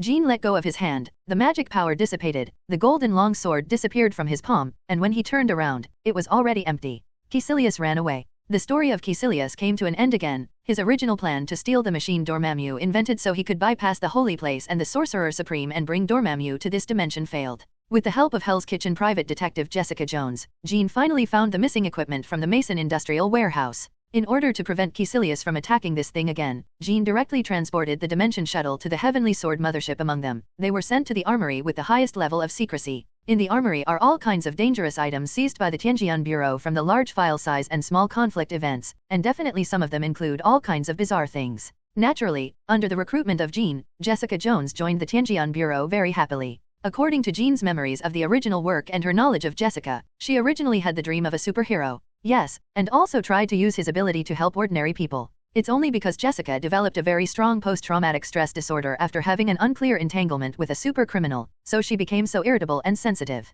But in his heart, he still has a dream of superhero, it just needs someone to push her on the right path. For this role, Gene is still very happy to assume. Surprisingly, the swarthy self-proclaimed Venom monster, who was found to be a missing reporter after being beaten back by Wanda, Eddie Brock also joined the Tianjian Bureau. According to him, he had a terrible life before. First he lost his job in the newspaper office, then he was diagnosed with cancer in the hospital, and then he was strangely killed by an alien who claimed to be Venom. Organisms parasitize itself. The alien creature claiming to be Venom also told him that he must be attached to the body of the Earth creature to survive in the atmosphere, and Eddie Brock is his chosen mount. Well, the name of the mount is just terrible, isn't it? At that moment, Eddie wondered if he had been possessed by mold in his life, or why would such strange things happen to himself. But what surprised him was that he and that Venom got along in an unusual harmony, and the two of them seemed to get along very well So the two of them started a boring life every day, walking around the streets every day, fighting criminals, and then eating a few heinous criminals to feed their venom. Everything seems very harmonious, doesn't it? Until the duo were once again possessed by the gods and met Caecilius Magician. The dark magicians cleaned up the venom, but because Caecilius had never seen such a magical species, he began to use black magic to control the venom and act as their goons. Before meeting Wanda, Eddie had not returned to normal for 2 weeks. However, when they came to the mothership of the Tianjian Bureau, it seemed that some unpleasant things happened. What? Jessica pointed at Eddie like a pricked cat and asked loudly, "You slimy alien creature is also in it." "No, I'm quitting." "Ma'am, it hurts you to say that." Eddie said innocently, "I believe the thing you are referring to is Venom, not me. I'm not a sticky guy, and my guy sometimes seems to be very scary, but after a lot of exposure you'll see that he's not that bad." "What did you say?" Jessica demanded loudly, pointing at Eddie with trembling fingers. "Not so bad? He almost bit my head off, twice." Jessica said angrily, and at the same time made a gesture in her hand to enhance her persuasion. "I said this woman is annoying, why don't we eat his head?" Venom's voice sounded in Eddie's mind. "What? No.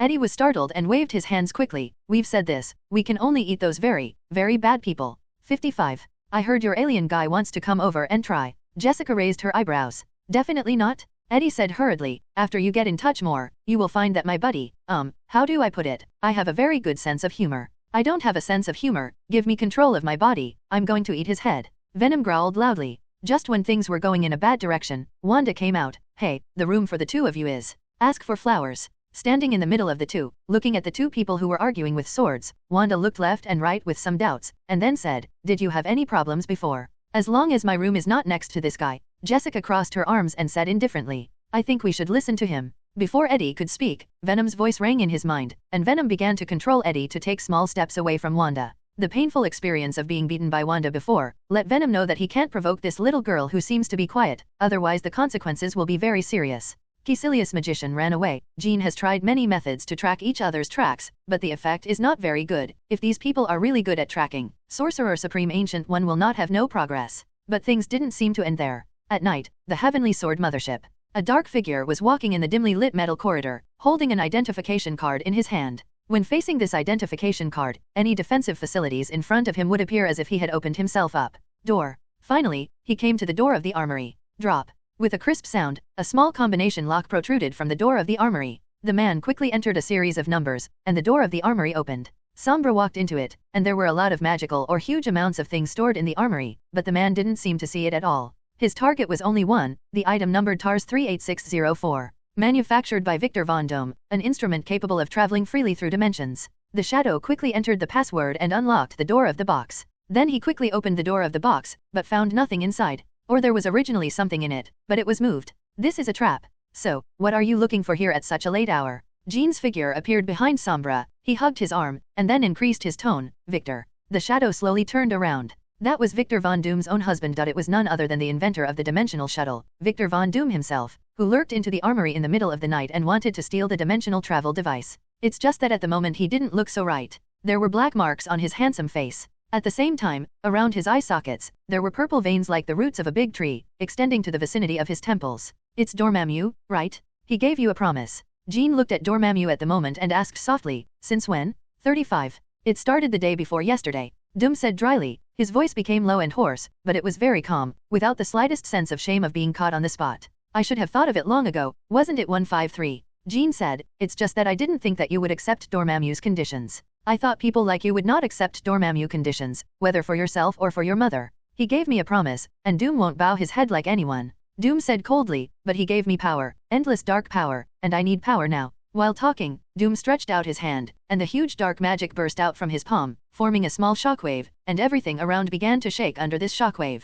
The windbreaker on Jean's body was rattled by the shockwave, but he still stood there firmly. So, do you think that after drawing strength from Dormammu, you can fight Mephisto and save your mother from the Hell Dimension? Jean asked calmly. I know very well that this is far from enough, but this is not my final plan. When he said this, Doom's eyes flashed with fever. This is just the beginning, until the Dark Dimension comes. When I get to Earth, I will draw strength from the boundless Dark Dimension, and then I will go to the Hell Dimension myself, and I will look into the eyes of that demon, save my mother from his hands, and use him the way to deal with my mother, bit by bit torment him. Seeing this, Jean completely understood. Doom has always had an obsession in his heart, that is, to save his mother from hell, but normally, Dormammu will never be bewitched by Dormammu. But unfortunately, these days, Doom's spell progress has encountered a bottleneck, and his state is very sluggish. He does not know when the great cause of saving his mother will be completed. At this time Dormammu found Doom and bewitched him. Sorry, Mr. Mason. Although Doom's voice was flat and calm, there was a hint of emotional fluctuations in it that were not easily detectable, although I am very reluctant to admit that this period of time was my happiest time in the Tianjian game, and you, Mr.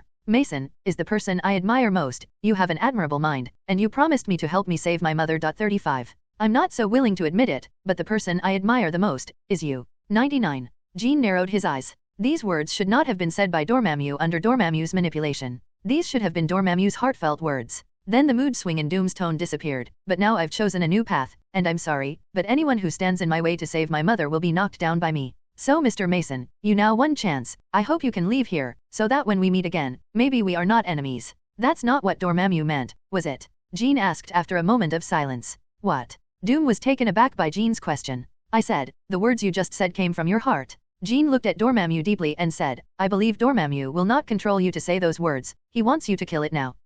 What you just said, give me a chance to leave, is what you really think in your heart, isn't it? Yes. Doom's expression twitched hard. No one can order Doom.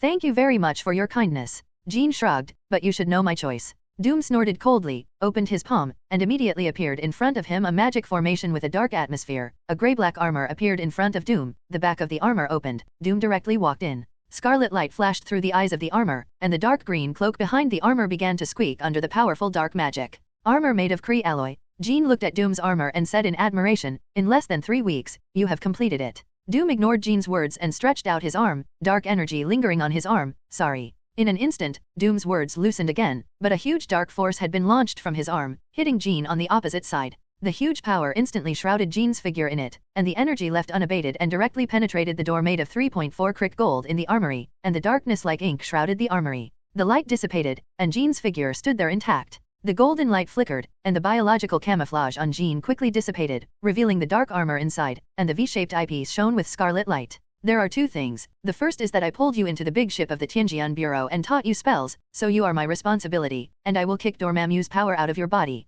More later. The second thing. When he said this, Jean's eyepiece flickered. Even if you draw the power of Dormammu, you will soon know that you are still 100,000 away from your mentor. 8,000 miles. Doom moved his head lightly, although the armor's cover made it difficult to see his expression, but he could imagine that his current state of mind was very bad. A azure blue light shot out from Doom's back, and he pushed Jean with both hands and rushed directly to the wall of the armory, making a loud bang. Doom's armor design was inevitably influenced by Jean in the end, and his thrusters were still placed on the back, instead of the feet and hands like Stark. In fact, Doom's armor has received deep-rooted influence from Jean in many places, and some ideas have been rooted in Doom's mind and can no longer be cleared. His iron fist mercilessly hit Jean's face. Jean's head shifted slightly. Doom's iron fist smashed directly on the wall made of Kree alloy, opening the wall. A big hole. It's a good idea, isn't it? Jean said, it's just that the shock-absorbing structure and the power-generating structure of this armor are not so perfect. This is not your highest level, Victor 23, you can do it better. Shut up.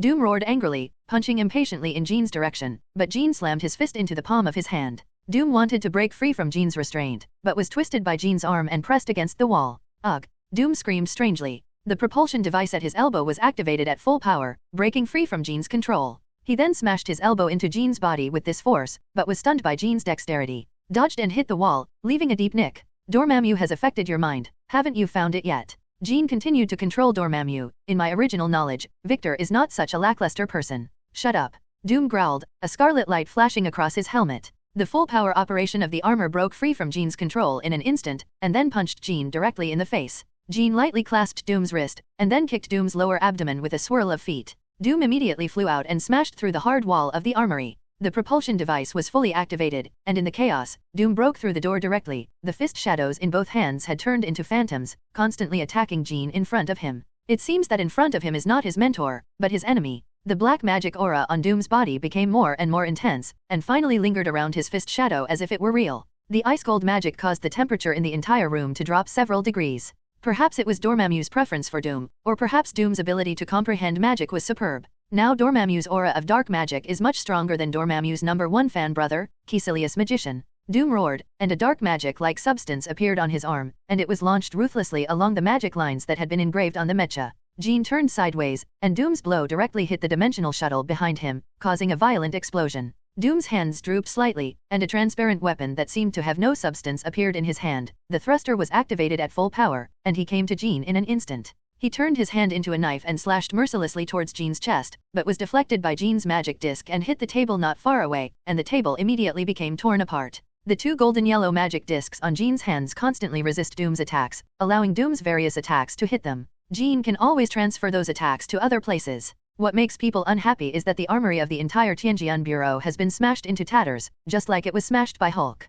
Jean seized the opportunity. A palm cannon hit Doom's chest. Jean quickly repaired the damage on the armor, but the magical aura in the palm cannon inevitably infected Doom's body. He felt that his whole body was cold, and his body seemed to be no longer under his control. Doom bit the tip of his tongue to wake himself up, the huge dark magic in his body resisting the invasion of Jean magic. He stood silently watching Jean from a distance, and after gritted his teeth, two transparent long knives emerged in his hands. With a roar, Doom slashed out 7 knives in a row, and huge amounts of dark energy charged directly at Jean with a might that seemed to be able to sweep everything. This kind of magic fluctuation is simply higher than Caecilius Magician doesn't know. If Caecilius knew that the master he had been serving was so biased, he didn't know how he would feel. A golden light flashed in Jean's hand, and a long sword slowly emerged from his palm. He waved the long sword in 153's own hand seemingly at random, and a golden yellow drill cut off the arrow that Doom released. Dark energy. Doom roared unwillingly and came to Jean in an instant. At the same time, the two long knives in his hand began to slash quickly, far better than when he was training with Wanda before.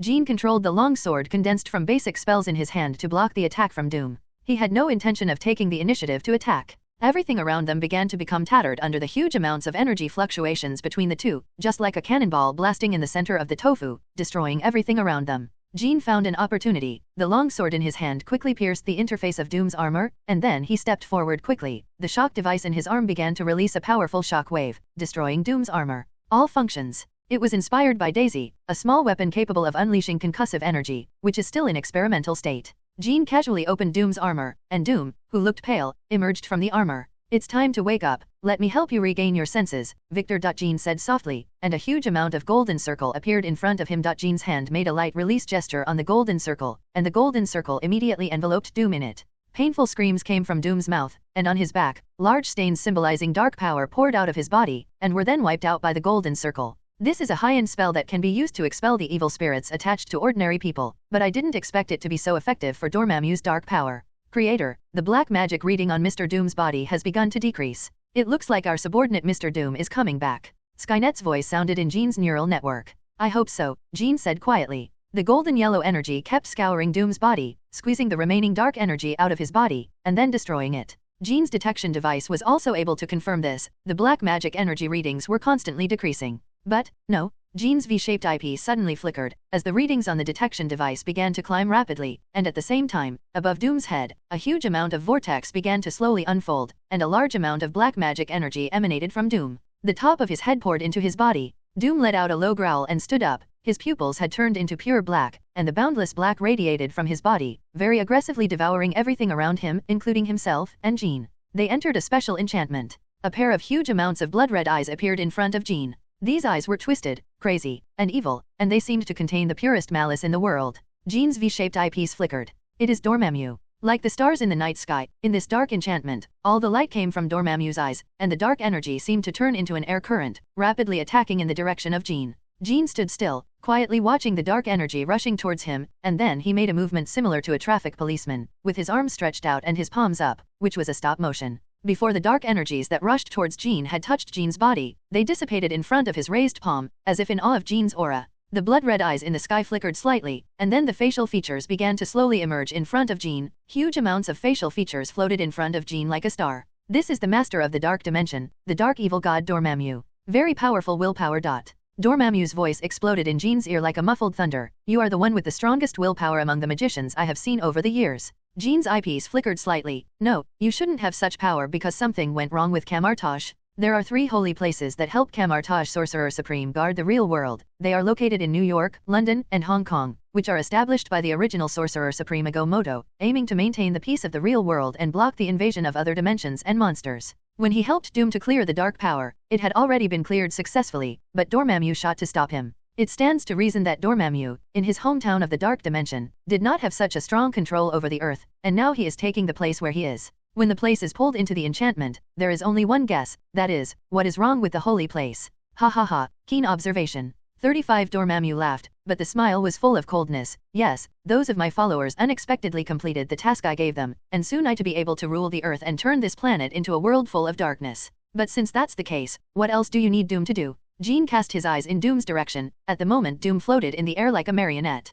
Besides, your plan was almost realized originally. Why did you come to me to steal the dimensional shuttle? Jean asked calmly. Humph. Dormammu snorted coldly. Victor Von Doom is the first time I've met someone who suits me so well in many years. He is a natural user of black magic. He can easily use the power I bestowed on him to the fullest, much stronger than that of Caecilius. Well, our poor Caecilius magician is down again, and wondered how he would feel if he knew that the master he had been serving only thought he was a wreck. That holy place. Dormammu said in a heavy voice, now my believers have encountered some small troubles, but those troubles will be resolved soon. But that day is not far away, and soon the Earth will be a dark world. As for you, the unknown creature magician, you can choose to join our ranks. Your brain, talent, and skills are all the best I have ever seen. When the Earth is dark, when I rule in this world, you can be the one standing by my side. Dormammu seduced. I choose to refuse. Jean said coldly, and if you dare to put your stinky face on the Earth, I will definitely kick your stinky face back to your nest. Go in. Stupid, you will pay for what you said today. Dormammu's voice finally turned into a roar, endless dark energy tumbling in it. His face and Dormammu below were all hidden in the darkness. The darkness dissipated, and Jean stood in a messy armory again. The shrill alarm sound echoed around, and everyone from the Tianjian Bureau had come to the scene. Jean did not wait in place, but directly teleported to his office and began to draw the graphics of the magic network around the world. Countless strands of black energy have been connected to holy places in New York and London. Only one holy place in Hong Kong is still struggling to support. There are corresponding reports all over the web. Suddenly, Jean seemed to hear a soft roar. Although the voice was low, Jean could be sure that he heard someone calling his name on roar. After he thought for a while, the eyepiece flickered slightly, and he knew it was the case. The V-shaped eyepiece on his helmet dimmed, and a blue neural network emerged from his body. Just as the mysterious East said that the primordial spirit was out of the body, Jean's neural network was separated from its own carrier, flight into reality. Jean penetrated the cringing roof above his head and flew out, and he could feel a silver figure closely following him. In the end, Jean floated quietly above the earth, and the silver-white figure floated side by side with him. Jean turned his head slightly and looked at the figure beside him. Sorcerer Supreme, Ancient One. So, you still let that happen? Jean looked at Ancient One's soul, and said coldly, I reminded you a lot, but you always believe in your shitty fate. Doctrine, you can obviously change your own destiny, but why let it happen by letting it happen? When it came to the end, Jean 153's voice couldn't help but be raised a lot.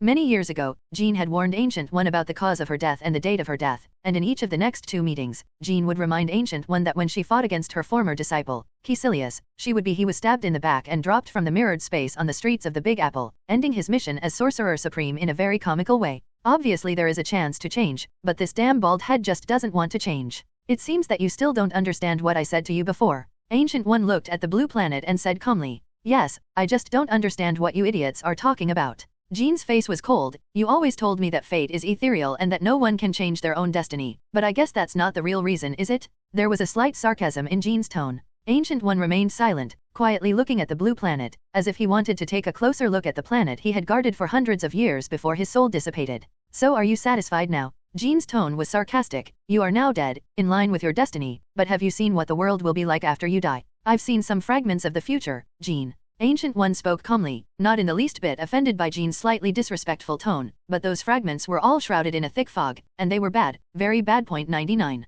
Oh, that doesn't sound like good news, does it? Jean asked calmly, since you can see the future is very bad, why not try to change them? Ancient One shook his head slightly. I'm here to protect you. The blue light on Jean jumped, and he didn't like the idea. How to say? Ancient One looked at Jean and said slowly, I have seen countless possibilities for the future, but none of them involved you. You opened up a brand new timeline, and all the timelines you participated in are I can't see it. So when I saw you for the first time, I said you were special, not just your body, but also your ability. Your original existence is a very special existence. Jean suddenly understands something. He knows the plot of this world to a certain extent, but he is not originally a participant in the plot of this world, or he is a variable in this world, so Sorcerer Supreme can't watch it to a future with its own participation. But you haven't said, what does it have to do with protecting me by preventing me from interfering in the future? Jean asked with a frown. Ancient One sighed, time is like a hard spring. What you do at this moment seems to be compressing time severely and fulfilling your wish, but as time goes on, the spring of time will strike back fiercely, and more rapidly than ever before.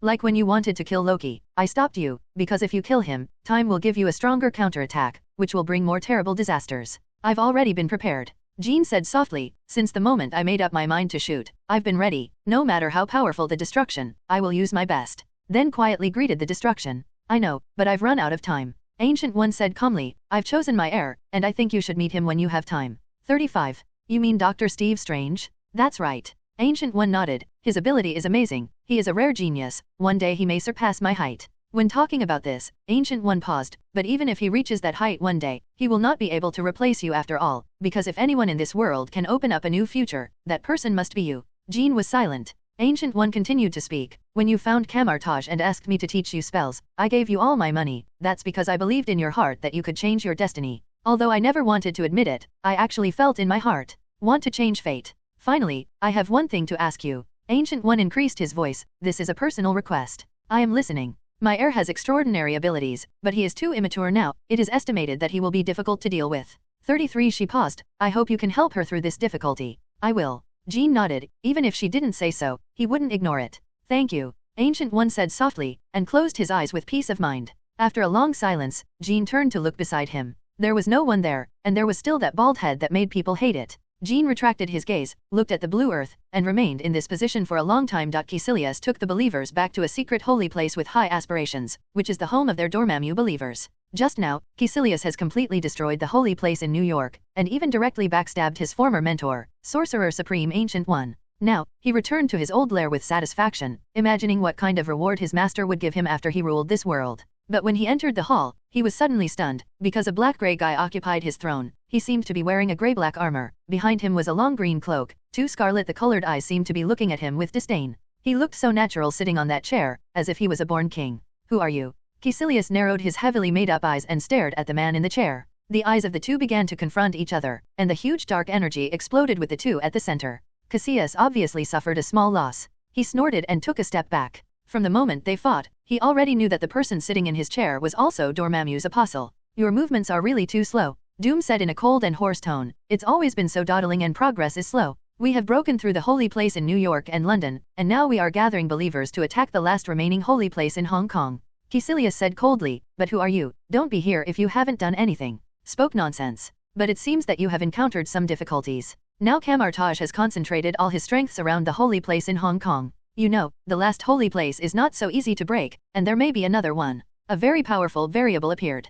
35 Doom's voice was sarcastic, so you came back to celebrate. Listening to Doom's words, Caecilius couldn't help but see a dark figure in his mind. That figure in the battle group beheaded all the believers like chopping melons and vegetables. It was simply too powerful to defeat. I'm pretty sure I still have believers who can solve this trouble. Caecilius said coldly, but before that, there is one thing that must be resolved, and that is, the question of leadership. Who are you? From my get me down from your seat. Caecilius took the first shot, the transparent blade condensed on his hand, and then turned into a black streak and rushed towards Doom's position. Doom sat on the seat, his hands seemed to move quickly, and it seemed that nothing moved, no one could see what he did, but the next second Caecilius's performance proved Doom's action. I saw Caecilius fly into the air like a kite with a broken string, and then slammed to the ground. The huge amounts of impact shattered all the slates on the ground. Weak and weak, how can you become an apostle of God? Doom looked at Caecilius on the ground and asked mockingly, now I can't help but want to re-evaluate your combat effectiveness. Caecilius roared and stood up from the ground, the transparent weapon in his hand turned into a vague long knife, and the knife slashed directly at Doom on the throne.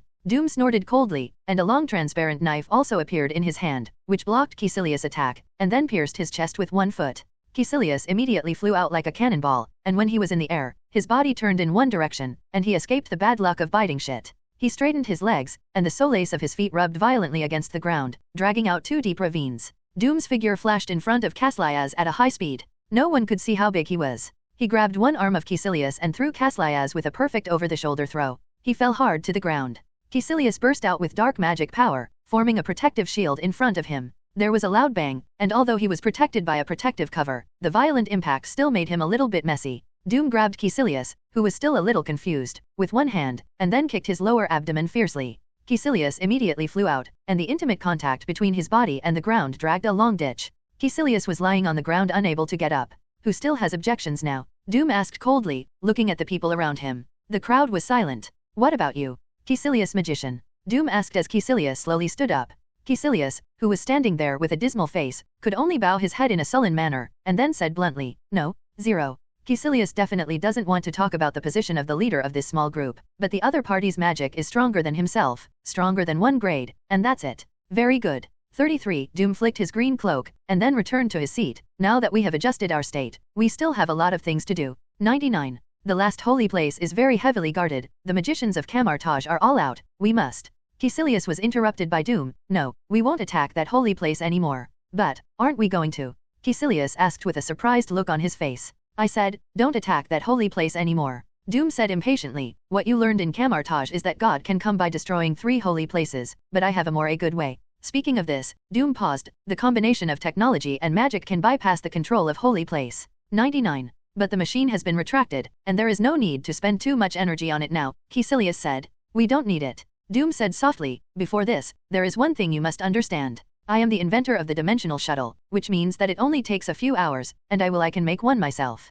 Among the holy places in the Big Apple City, the original splendid holy place at the moment seemed so dilapidated. Just now, a group of followers of the evil god Dormammu, led by their leader Caecilius, destroyed this holy place and turned it over. The connection between the holy place and the magic net was completely disconnected. In other words, this holy place has lost the ability to protect the earth. Mordo Magician at the moment stood blankly in the ruins as if he had been extracted from his soul. He is a very rigid person. It can be said that he was stubborn to the limit. He always thought that his master, Sorcerer Supreme Ancient One, was a perfect. He is a man with powerful mana and has very good conduct. Ever since he first came into contact with magic, he has always deeply believed that his master is 170. But just now, Caecilius, the magician who betrayed Camartage's words, completely collapsed his defense line. Do you know why the Ancient One guy can live for so long? Do you know why she keeps you from learning the knowledge in several books? Because she has been secretly absorbing the power of Dormammu, the god of darkness. Caecilius's wild laughter still echoed in his mind. He was a very stubborn person. He couldn't stand his master's betrayal behavior.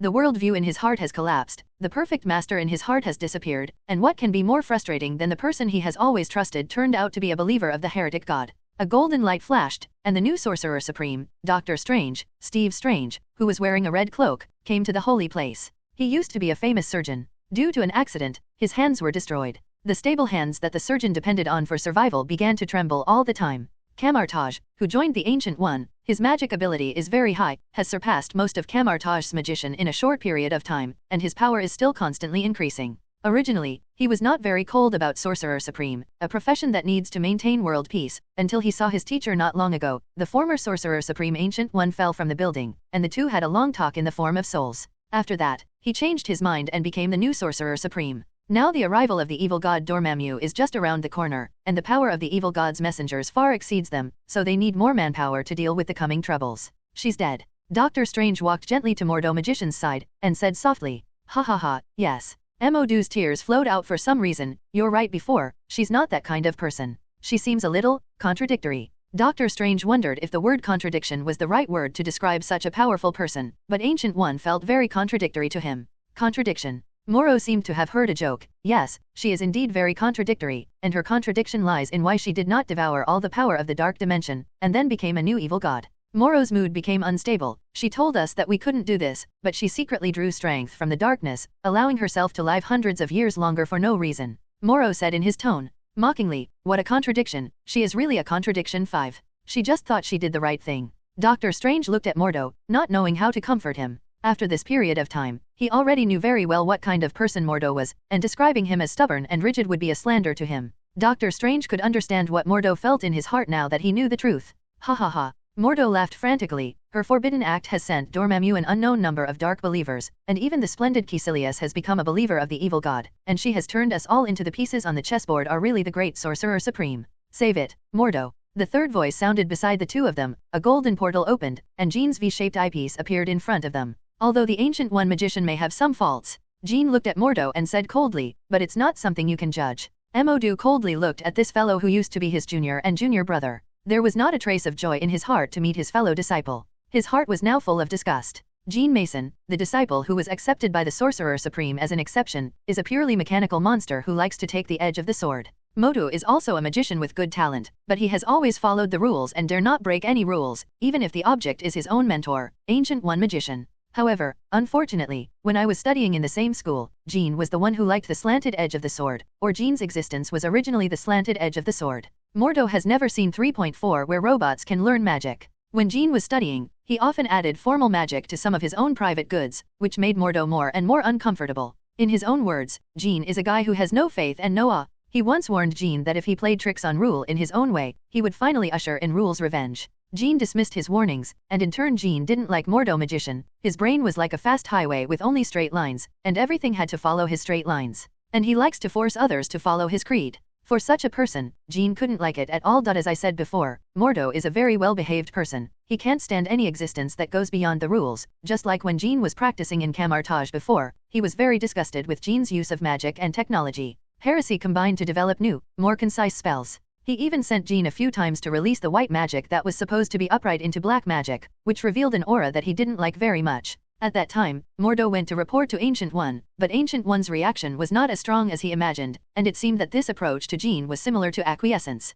At that time, he respected his teacher like a god, so he didn't react much, but today he learned that his teacher has been absorbing dark energy for hundreds of years, and the faith in his heart has collapsed. New hatred and old hatred mixed together. You are a person who was expelled by Kamar-Taj, and you are not qualified to stand in the holy place. Mordo looked at Jean and said coldly, "I'm here to help you clean up this mess of Dormammu." Jean's V-shaped 23 eyepiece flickered slightly. "And I noticed that you don't seem to understand the word expulsion very well." Mordo looked at Jean coldly and said, "What kind of good people are you coming here now? You are a completely cold-blooded robot. Why are you suddenly dedicating your life now, just to create a sense of existence at the end of the world?" "The reason why I came here to help is because I was entrusted by my mentor." Jean looked at Mordo and said coldly, "Although I don't get along with my mentor conceptually, she is mine. Mentor, I have a lot of respect for Kamar-Taj even after I left. She taught me so much, and I am here because of her. 39. And you, Mordo Magician, now you have two choices. The first is to cooperate obediently and fight against the coming of Dormammu. The second is to obediently leave this holy place. No one forces you to fight, and with your own ability is not that useful for this battle. Actually, I feel that Mordo Magician is still very powerful." 33 Doctor Strange whispered beside him. Mordo stepped forward, suddenly raised an arm, and then grabbed Jean's arm. This is a very magical magic grappling technique, which can instantly make a person's arm lose strength, even for a robot, is also like this. "Are you going to fight, Mordo Magician?" Jean asked Mordo coldly. I once swore to guard the holy place, and I cannot let the holy place be defiled by others. Mordo took the word defilement very seriously, as if Jean's appearance was a defilement of the holy place. Jean looked at Mordo coldly, and then his body moved quickly. When Mordo's grappling hand was about to exert force, Jean's hand climbed over his shoulder from his armpit at the moment when Mordo exerted force, then the mana of the palm and the grappling hand are used, and the arm of the magic capital immediately loses any strength like a deflated ball. Jean's move is exactly the same as the move Mordo used just now. It is the same move, but Jean only uses the second half of the grab, and the first half is another move. Although Mordo took the lead, he couldn't deal with Jean's attack at all because he didn't know how to be flexible and used his own moves at all times. Mordo roared, broke free from Jean's palm on his shoulder, and then punched Jean's face directly. Jean blocked Mordo's move very easily and then kicked him Mordo's chest. Mordo stepped back several steps, rubbing his chest and looking at Jean angrily. If you're so stubborn, I don't mind teaching you a lesson for your master, Jean said. Roar. Mordo magician roared, using his life skills to attack Jean in a straightforward manner. Mordo's talent is not bad, coupled with his diligence and hard work, his strength can be regarded as one of the best in Camartage, or at least Camartage's high-end combat power. But in front of Jean, Mordo behaved like a child just learning to talk. After only a few rounds, Jean began to switch from defense to offense. Mordo's own lifelong skills were used, but he found that he seemed to have an iron wall, unable to hurt Jean at all, and as Jean began to fight back, his response became more and more rigid. He didn't know how to deal with such a deft attack, which was nothing like what he had ever learned. Mordo was kicked out by Jean, although he tried his best to maintain his balance in the sky, but in his 170 body he felt a magic force scurrying around, and he couldn't. Keeping his balance, he finally fell to the ground with a loud bang.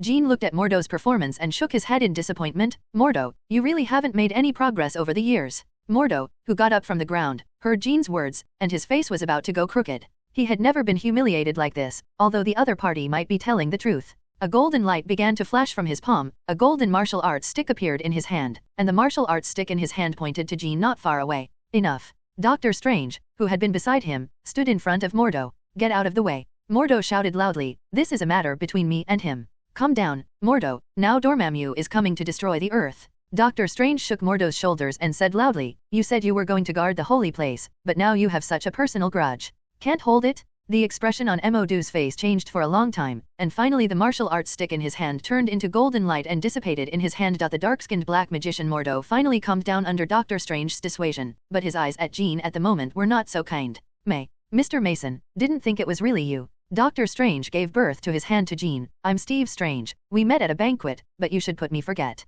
Doctor Strange, a genius in the surgical field. Jean said lightly, looking at Doctor Strange's trembling hands. Doctor Strange raised his eyebrows involuntarily. You remember me? Yes, for this kind of genius, my head is always very useful. After all, he is like this. Jean pointed to his head and said half-jokingly. I really can't believe it. Dr. Strange looked at Jean and said with admiration, when the teacher said this name, he couldn't believe his eyes. Who could imagine how big a scientist like you is? Shot, and a master of esoteric arts, and your body looks like this. Existence is reasonable. Jean said calmly, technology and magic are two paths that lead to the same goal in the end in my opinion, and these two disciplines do not conflict in my opinion. It's just nonsense. Mordo magician snorted coldly. The other two ignored Mordo's words. I can feel your respect for Ancient One magician from your tone just now. Even though she has left us now, I can still feel your respect for her. Doctor Strange said. There may be some differences between us, but that doesn't change my respect for her. Jean said calmly, I don't really agree with some of the things she did, but it doesn't change the respect she once had for her. The fact that I gave it all, is why I came here to help. When it came to this, Jean took a deep look at Mordo magician, and found that the black magician in front of him didn't mean to be touched at all. Doctor Strange didn't understand the deep meaning of Jean's words. He nodded. Now the holy place in Hong Kong has become in jeopardy, and the holy place in New York and London has fallen. We should send more people to protect the holy place in Hong Kong. No need. I don't think they will attack the holy place in Hong Kong anymore. Jean said lightly, looking at Doctor Strange's puzzled expression. The destruction of the three holy places can eliminate the magic net that protects the Earth. I definitely know that, but for those dark believers now, attacking the heavily guarded Hong Kong holy place is obviously not worth the loss, because they already have a better way to bypass the magic net of the holy place, bringing Dormammu directly to Earth. With that said, Jean snapped his fingers, and a holographic screen immediately appeared in front of Doctor Strange and Mordo magician, on which was the dimensional shuttle developed by Doom. A machine that can open up the passage between dimensions. We call it a dimensional shuttle. With this kind of machine, Dormammu can directly ignore the monitoring of the holy place and the protection of the devil, and come directly to the Earth. Jean said calmly. A new magician has joined the dark camp. He is a new believer in Dormammu, but his power is extremely powerful. Compared with him, Caecilius is like a star compared to the sun, and he is also a genius scientist. The machine was designed and manufactured by him. Listening to Jean's words, Doctor Strange and Mordo Magician couldn't help looking at each other. The amount of information in this sentence is too much. A magician stronger than Caecilius has joined the dark camp. This is really not one. Good news. The two of them have suffered a lot in the hands of Caecilius, a magician that is stronger than Caecilius, and has also built a machine that can pass through dimensions. Science, the magic wand. But suddenly, Doctor Strange turned his head suspiciously. How did you know so much about that magician? There was doubt in his words. Could it be that you knew him before? Yes, that's right. Jean nodded. To be exact, he is my disciple. The silence in the holy place lasted for a long time, and then it was Mordo's voice with disgust. Look, this is what you have caused. You are the same as Ancient One. Ancient One is ignoring the rule and drawing magic from Dormammu. In the end, the energy of Dormammu invaded the world, and you are the same. You, who have no awe, are all because of your fault, so the world is on the verge of destruction. Jean was too lazy to deal with Mordo now, and his eyes were fixed on the Eye of Agamotto on Doctor Strange's chest. He couldn't have been more clear about what was in it. Hidden in the Eye of Agamotto was the Time Gem, one of the 6 Infinity Stones. He has the ability to control time, speed up, slow down, and even reverse the flow of time. It can be said that he is one of the most powerful weapons in the universe. Jean pointed to the Eye of Agamotto on Doctor Strange's chest, and said, at that time, I might borrow something from you. Doctor Strange nodded. I got this artifact from the library. I once saw a book in the library that said various methods of manipulating him, but I only learned some superficial things at the time. Things. Your way of manipulating time is destroying the law of time. Mordo said dissatisfiedly, you have not yet reached the point where you can control time. The two ignored what Mordo said. So we need to go to Kamar-Taj. Doctor Strange asked. That's right. In a secret holy place, the followers of Dormammu have already prepared all the materials for making the dimensional shuttle device. For the current Victor Von Doom, building a brand new dimensional shuttle is already a trivial matter, and he is now confident that he can create a more perfect dimensional shuttle than before. With the help of those Dormammu believers, any materials that Dormammu needs can be easily obtained, except for the materials that are definitely in the mothership of the Heavenly Sword Bureau. 4 hours later, Doom has completed the assembly work. This time the machine is different from usual. It seems that 3 huge amounts of gun barrels are aimed at the sky. Under the machine are 3 huge amounts of generators at any time. Be ready to power this huge amounts of machine anywhere. This thing looks different from the previous one, Caecilius said while looking at the huge amounts of dimension shuttle. Definitely different, idiot. Doom didn't hide his contempt for idiots at all. The previous one was to send people over, and the current one is to get people over. Is that 170 that means? Yes, that's right, our preparations have been completed. The darkness in Doom's eyes rolled like thunder. Soon we can welcome the coming of God. Mordo Magician was chattering all the time from the portal to Kamar-Taj. Jean and Doctor Strange didn't bother to talk to him either. Wong, who had been in the library all the time, saw Jean's figure, and his eyes lit up and quickly walked over. When he was studying in Kamar-Taj, Wong and Jean had a very good relationship. Wong, who usually looks dull in appearance, is actually a person with a very rich inner world, but sometimes he is misunderstood by his honest face. Jean. Wong held Jean's hand tightly. I knew you would come back at this moment, and you would come back to fight with us. Wong. Jean looked at Wong's honest face, and said slowly, the Ancient One magician is dead. 33. Wong instantly seemed to be fixed there by some kind of magic. It took a long time before the king recovered. He first looked at Doctor Strange and Mordo Magician who were standing behind Jean and cast questions in the eyes. Doctor Strange lowered his head, while Mordo Magician looked around, not wanting to make eye contact with the king. That's right, Wong, I watched him die. As sad as the news was, Jean uncovered the bloody reality. Wong's voice was a little choked. Even the teacher has encountered misfortune. How can we continue to fight against Dormammu? That's why we're here. Jean said flatly, we need that book that's been in the library. You mean that book of taboos? Wong regained his composure. He frowned and said, but that book records all forbidden spells, touching the root of natural law, but natural law makes something we've always defended. I've always said this before, Dormammu came because of. But we don't have any other options now, don't we? Can we just watch Dormammu pull the world closer to the boundless darkness? Jean asked calmly, the V-shaped eyepiece reflected in the king's pupils. Wong thought for a while, follow me. This will definitely not be a good master. Mordo Magician continued, but no one paid any attention to him. Infinite gems has always been an obsession in the Marvel movie universe. Jean has already obtained Space Gem and Mind Gem before. The more research and development of infinite gems, the more Jean feels the mystery of infinite gems.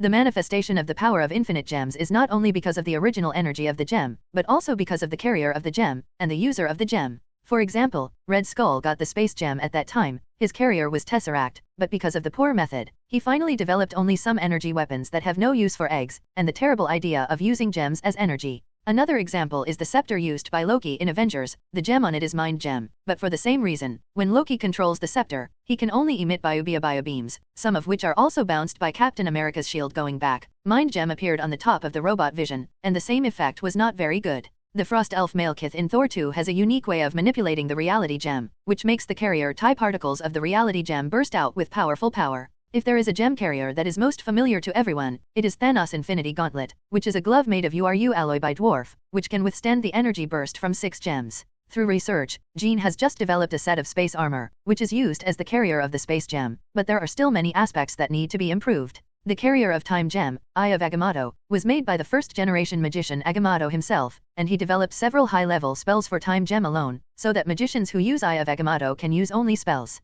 Can play the power of Time Gem. Doctor Strange has only learned some skins, and can be extremely powerful, which is why Jean came here. He had to refer to the spells left by the magician of Agamotto, and then figure out a way to control other infinite gems. After running from the library for a few hours and recording all the spells on the Forbidden Book into his neural network, Skynet, and the Red Queen's voice sounded in Jean's mind at the same time. The global magic detection has found an anomaly, and the dimension channel is opening. Here comes Dormammu. The darkness pierced the sky like a horse, and the dark color seemed to stain the sky into black. The huge power continuously burst out from the dimensional shuttle, and everything around was shattered under the power of the dimensional shuttle. Thick jet black beams of light shot out from the 3 pillars of the dimension shuttle, as if they were shot into another dimension. Huge amounts of vortices are slowly taking shape in the air, and there seems to be a pair of blood-red eyes in them. They are looking at this fragile planet with greed. It seems that they can swallow the planet at any time and spread their domination to this living planet. Doom wore a green robe and stood quietly beside the dimensional shuttle. He looked at the huge amounts of vortexes in the air, and the reflected black shone on his gray-brown mask, making him more resolute.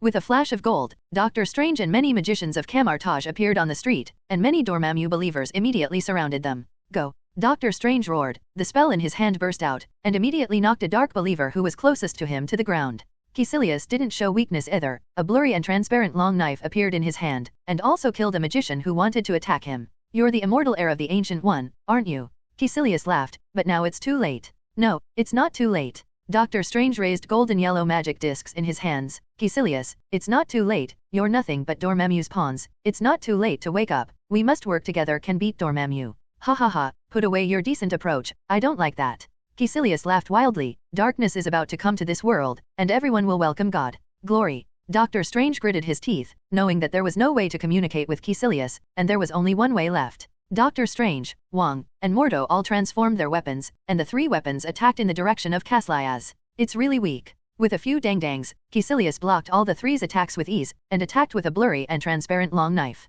Your holy place has been destroyed, most of your manpower has died, what do you have left now? Caecilius roared and jumped up. The long knife in his hand slashed on the top of Doctor Strange's head. Doctor Strange raised his hands on the top of his head. The golden magic disc spell's shining light took over Caecilius this blow. But Doctor Strange's hands were numb, and the dark energy in Caecilius' body was too powerful. He gritted his teeth, and then roared, we still have hope. He used his hands to force Caecilius' head out. Doom stood on the top floor of the building, calmly watching the battle below. His pupils were as black as ink, and red light like lightning flashed from time to time. The 2 dimensions had been connected, and the rich darkness energy kept seeping into his body. He turned around slightly, and a blue light hit the dimensional shuttle. It's too late. The channel between the 2 dimensions has been opened, and there is no way to stop it now. Now, with Dormammu's own energy, he can also tear down the dimensional barriers and come into this world by himself. Dumo said lightly, turned to look at his former mentor, Jean Mason. The 3 to huge amounts of jet black beams above the dimensional shuttle dimmed at the moment, but the vortex in the sky did not tend to decrease because of this, but continued to swallow everything around it, becoming bigger and bigger. Jean's armor rescanned Doom. The results of this scan showed that the dark energy in Doom's body had reached 10 times the last time, and was constantly increasing. What's the plan after that? Victor, Jean asked softly, seeking flowers. The plan after that is that I will defeat him. Dormammu looked at Jean and said, after defeating him, the earth will fall into eternal darkness, but I will rule the entire dark dimension as a new god. As for the Dormammu guy, he doesn't need him. Jean's V-shaped eyepieces flickered. You think you can beat him? Dormammu can defeat anyone. A powerful aura emerged from Dormammu's body. Speaking of which, Dormammu's powerful power is also his own. It's just energy drawn from the dark dimension, and when he will after the earth is dragged into the dark dimension, it is still unclear who is stronger and who is weaker. 5. There is nothing wrong with what Dormammu said. Dormammu was not originally a god, he was originally just a magician, who came to the dark dimension to absorb the power of the dark dimension. 0. In other words, the power of the dark dimension does not come from Dormammu, but the power of Dormammu comes from the dark dimension. But even so, Dormammu has absorbed dark energy in the dark dimension for hundreds of millions of years, and has become a veritable evil god. It is very unlikely that Dormammu wants to defeat Dormammu in the dark dimension that Dormammu is familiar with and can no longer be familiar with. According to Dormammu's current thinking, there are only two explanations. The first is that he has now been swept away by the huge energy in his body, which has inflated his alley, and the second is that Dormammu is deliberately tempting him to think so. Otherwise, the arrogant Doom would not have listened to him so easily. In Jean's view, the possibility of the second explanation is very high. Don't get in the way here, Jean. Doom said coldly, after I defeat Dormammu and become the new master of the dark dimension, I will definitely not make it difficult for you. Victor, you are still thinking about our previous friendship at this time. I am very moved. Jean raised his hand and pointed to Doom's body, but you know, I promised to help you. My mother was rescued from hell, and I happen to be a person who doesn't like to go back on it. Doom seemed to have long known that Jean would say this. When Jean's voice just fell, the thrusters on Doom's body instantly activated at full power, and a grey-black fist the size of a sandbag had appeared on Jean's face. Jean shot and blocked, which was in line with what he had imagined before. Now Doom's physical strength has become stronger after receiving the bonus of dark power.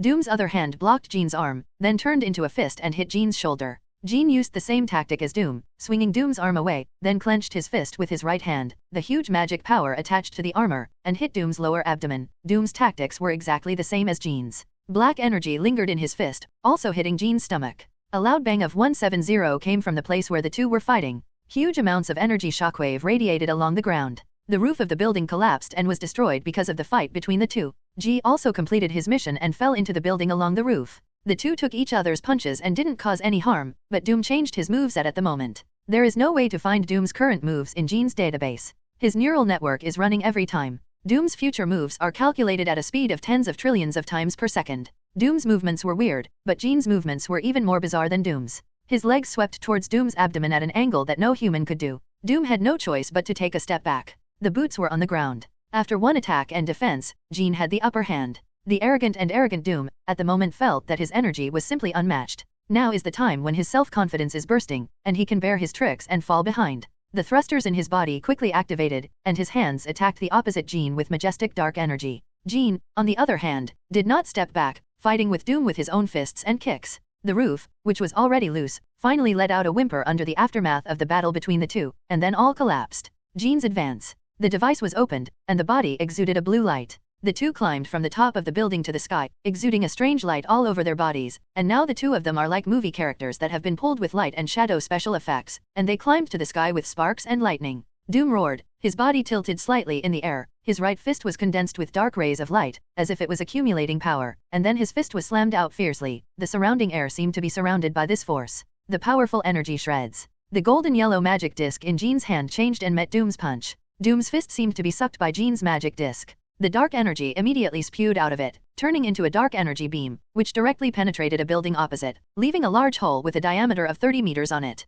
Jean took advantage of Doom's unsteady body, and the jet at his elbow shot out a blue light, which slammed into Doom's chest, and the huge magic power penetrated through the seams of Doom's armor. When he reached his body, his face turned pale for a while. Doom was shoved out by Jean. He tried to maintain his balance in the air, but Jean's figure appeared in front of him like a ghost, and Jean's arm held his throat and rushed towards him. A skyscraper not far away. Boom! Jean and Doom went straight in through the flank of the building, smashing wall after wall, and then came out the other side of the building. Doom roared. The propulsion device on his body was running at full power. His palm grabbed Jean's arm, and he reasoned him onto his body with difficulty. Nice improvement, isn't it, Victor? In such a fierce battle, Jean even had time to speak. Jean instantly shut down the giant loaded on his arm. Doom lost his balance in an instant because he lost the relative force, and began to rush to the ground. He turned a somersault in the air, just maintaining his balance, but as soon as he reached the blue light beam has bloomed in front of his eyes. Doom's palm ran to the center of his chest. Although Carry Alloy quickly repaired the damage to the armor, the powerful magic power had penetrated into Doom's body.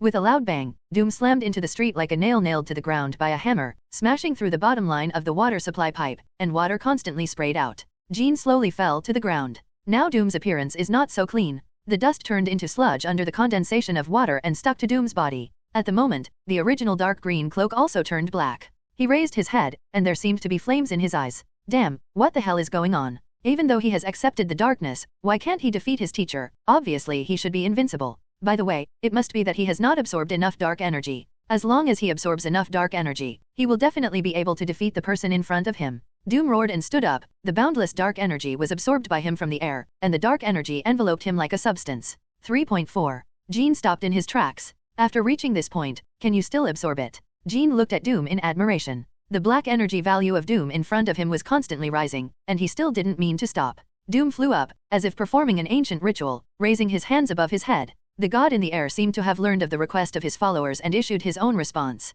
The boundless dark energy turned into a waterfall, pouring straight down from the sky on the top of Doom's head, and the huge dark energy swept away like a drill, directly crushing everything along the way. The surrounding buildings and streets all collapsed like dominoes. Doom, who absorbed a lot of dark power, floated quietly in front of Jean. Black light shrouded him in it, and red lightning flashed occasionally. His eyes have turned blood red, and it looks so eerie through the black energy. Well done, Victor, you really are a natural black magician. Jean nodded in admiration. Your ability is amazing. Even if Dormammu wants to give Doom so much energy, it is impossible, because such a huge amount of energy will burst a person. These are all plundered from the dark dimension by Dormammu with his strong willpower. Energy, the passage to the dark dimension has been opened, and Doom can directly draw energy from the dark dimension. The excitement in his heart just now, coupled with Doom's extraordinary ability, directly broke the shackles of his body and further stimulated his potential, so that he could draw such a huge dark power from the dark dimension. Now Doom has become the top magician in the world, and the new Sorcerer Supreme Strange is not worthy of Doom's shoes. But facing his mentor, Jean Mason, Doom's strength is far from enough.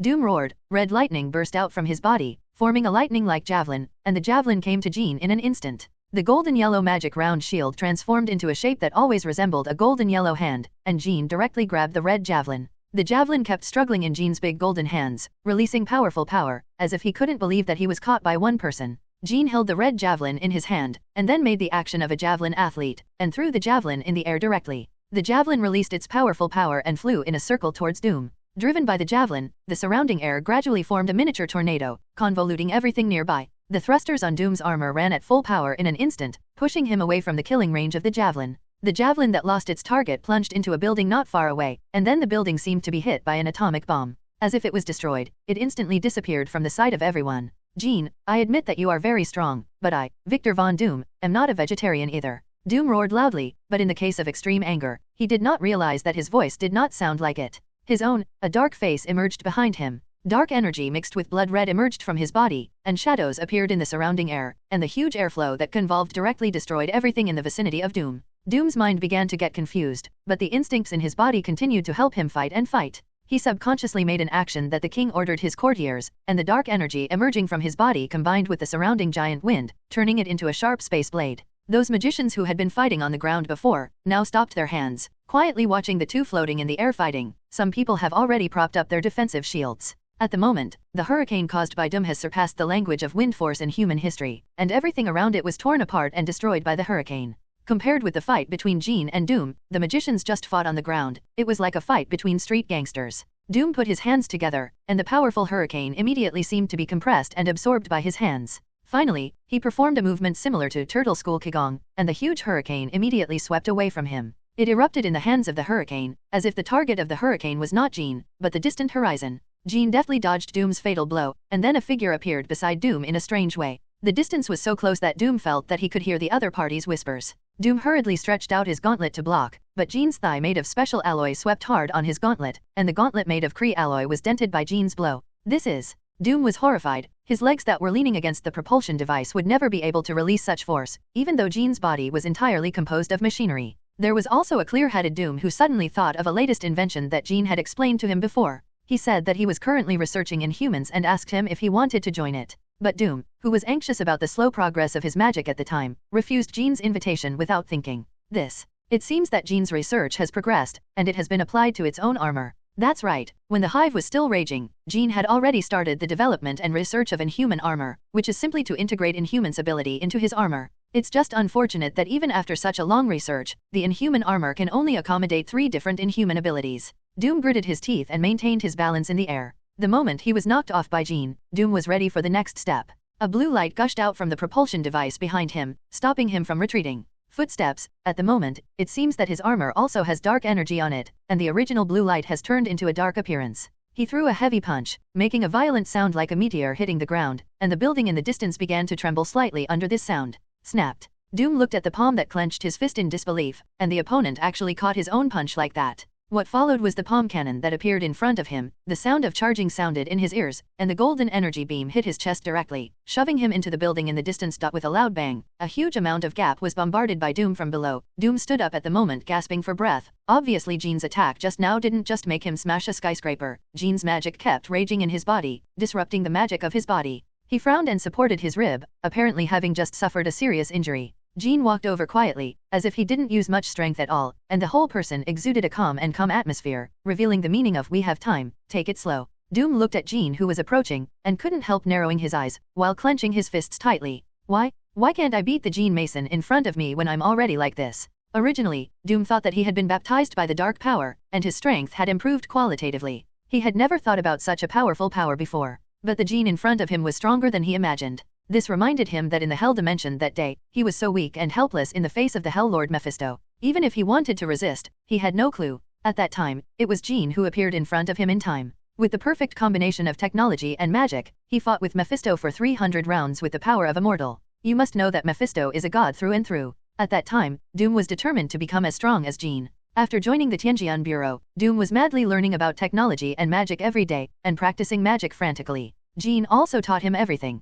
After so much experience, Doom originally thought he having caught up with his mentor, or under the blessing of the dark power, Doom feels that he has surpassed his mentor. But the cruel reality gave him a fatal blow. It turned out that no matter how hard he tried, in Jean's eyes, he was undoubtedly stepping back in place. It was only today that he discovered that maybe when his mentor was fighting against him, he might not even use 40% of his skill. No. Come on, Victor, it's not that your mentor is very powerful, it's that you haven't fully embraced the darkness. As long as you embrace the darkness, maybe you still have a chance to defeat him. A seductive voice resounded in Doom's mind. Yes, how can I defeat my own mentor with such a half-baked skill? He is so powerful that the gods of the level single universe, the planet Devourer, were beaten back to their own lair by him. What ability do I have to compete with the planet Devourer compared to? Embrace the darkness. Doom sighed softly in his heart and said that only with enough power can he rescue his mother from Mephisto, even if his soul is irretrievably lost. Ah! Doom roared, raised his hands, and endless dark energy flowed into his body from the sky. But his ritual of embracing the darkness was immediately stopped by Jean, with the red tie around his arm, blocking his movement and cutting off the magic running in his body. Two identical Jean appeared in front of him. During the trip to Aiken, he can transform himself into the same self to fight against others. Doom roared and wanted to break free from the restraint of the red tie, but found that everything he did was in vain, and even the flow of magic power in his body was cut off by the red tie. Sidorak's Scarlet Chains, a spell that even Mephisto can comfortably use for a short period of time, is not something that the current Doom can break free. It's over, Victor, it's over. Jean walked up to Doom and drew an intricate circle on his hand. It's time to wake up from the nightmare, Victor. Jean put his hand lightly on Doom's helmet. The endless darkness engulfed Doom in an instant, and the cold and loneliness filled the world. This was the inner world of Victor von Doom. Anyone who comes to Doom's inner world will sigh at the loneliness and darkness here, just like the dark underwater world. A little boy was sitting there holding his knees, sobbing silently. Maybe Doom has the aura of many geniuses outside. He is a scientist, a master of secret arts, a member of the Tianjian Bureau, and has a quick mind. He has a tough personality, is inhuman and a little cold, but deep down in his heart, he is just a lonely person. People. Suddenly, two indifferent shadows appeared behind Doom, and their expressions were cold. Victor. The two said at the same time. Dad, Mom. Doom looked at the two people in surprise. You really disappointed me too much. You are just as I predicted, indifferent and a natural destroyer. 35 Grace von Doom said coldly. But, Mom, I've been trying to save you. Doom said in a panic. Huh? Save me? Grace seemed to have heard some kind of joke. You have cold blood flowing in your veins. If you wanted to save me, you would have already come. Why do you have to wait until now? You also disappointed me. I shouldn't have given you my coat at that time, and I should have let you freeze to death in the snowy mountains. 35 Doom's father, Wamilton, looked at Doom in disgust and said, No, father. The young Doom frantically wanted to touch his father and mother, but found that he was empty and his tentacles were cold. He fell to his knees and sobbed softly. A pair of huge amounts of red eyes appeared on the top of young Doom's head, and his voice was bewitching. Doom, this is your miserable life, but if you follow me, you can save it all. Your father and mother will all come back to you. Around those eyes, the figures of Doom's parents appeared. Looking at his parents, Doom seemed tempted. Yes, that's right. After following me, you can complete your own revenge. Those who have hurt you, your father and mother will get the revenge they deserve. The red eyes flashed scarlet, and the voice was like thunder. Doom stood up from the ground with dull eyes, and then walked towards the red eyes dully. Suddenly, a dark hand stretched out from the darkness. Victor, cheer up and act like a man. There is an irresistible firmness in the words. You again. Huge amounts of blood-red eyes narrowed, staring at Jean standing beside Doom. Yes, that's right, Dormammu, we meet again. Jean looked at the huge amounts of blood-red eyes in the air and said calmly, I didn't expect it to be so fast. Why, ready to be kicked back to you by me. Home. This isn't the first time Jean has come face to face with Dormammu, though not really. 99 Dormammu let out a strange cry, and a powerful energy shockwave spurted out of those scarlet eyes, convoluted everything around it, and rushed towards Doom and Jean, who were standing on the ground in an unstoppable manner. Doom subconsciously stretched out his arm to resist this shockwave, but Jean was already standing in front of him. His hand gently stroked in the shockwave, just like the myth of Moses dividing the sea. The attack released by Dormammu did not touch Jean's body, and seemed to be overwhelmed by the momentum released by Jean, and deterred from his side. Dormammu roared, but there really was nothing he could do about Jean, because this was Dom's spiritual world, and even if Dormammu was so powerful, he couldn't bring his full power into a person's spiritual world. Jean looked down at Dom, who was standing beside him timidly. No matter how outsiders judged him as talented, ruthless, and full of obsessions, in his spiritual world, he was just a helpless person. Depend on the child. That's why his spiritual world is so dark and cold. This is not the Victor the First knew before. Jean said calmly, the Victor the First know is full of ideals and beliefs, and will not surrender to anyone, nor will he willingly become Dormammu's pawn. 99. Really? Dormammu said softly, but Dormammu is right, I'm just a complete failure. No matter how hard I try, I can't save my mother from the hell dimension. 99. That's right.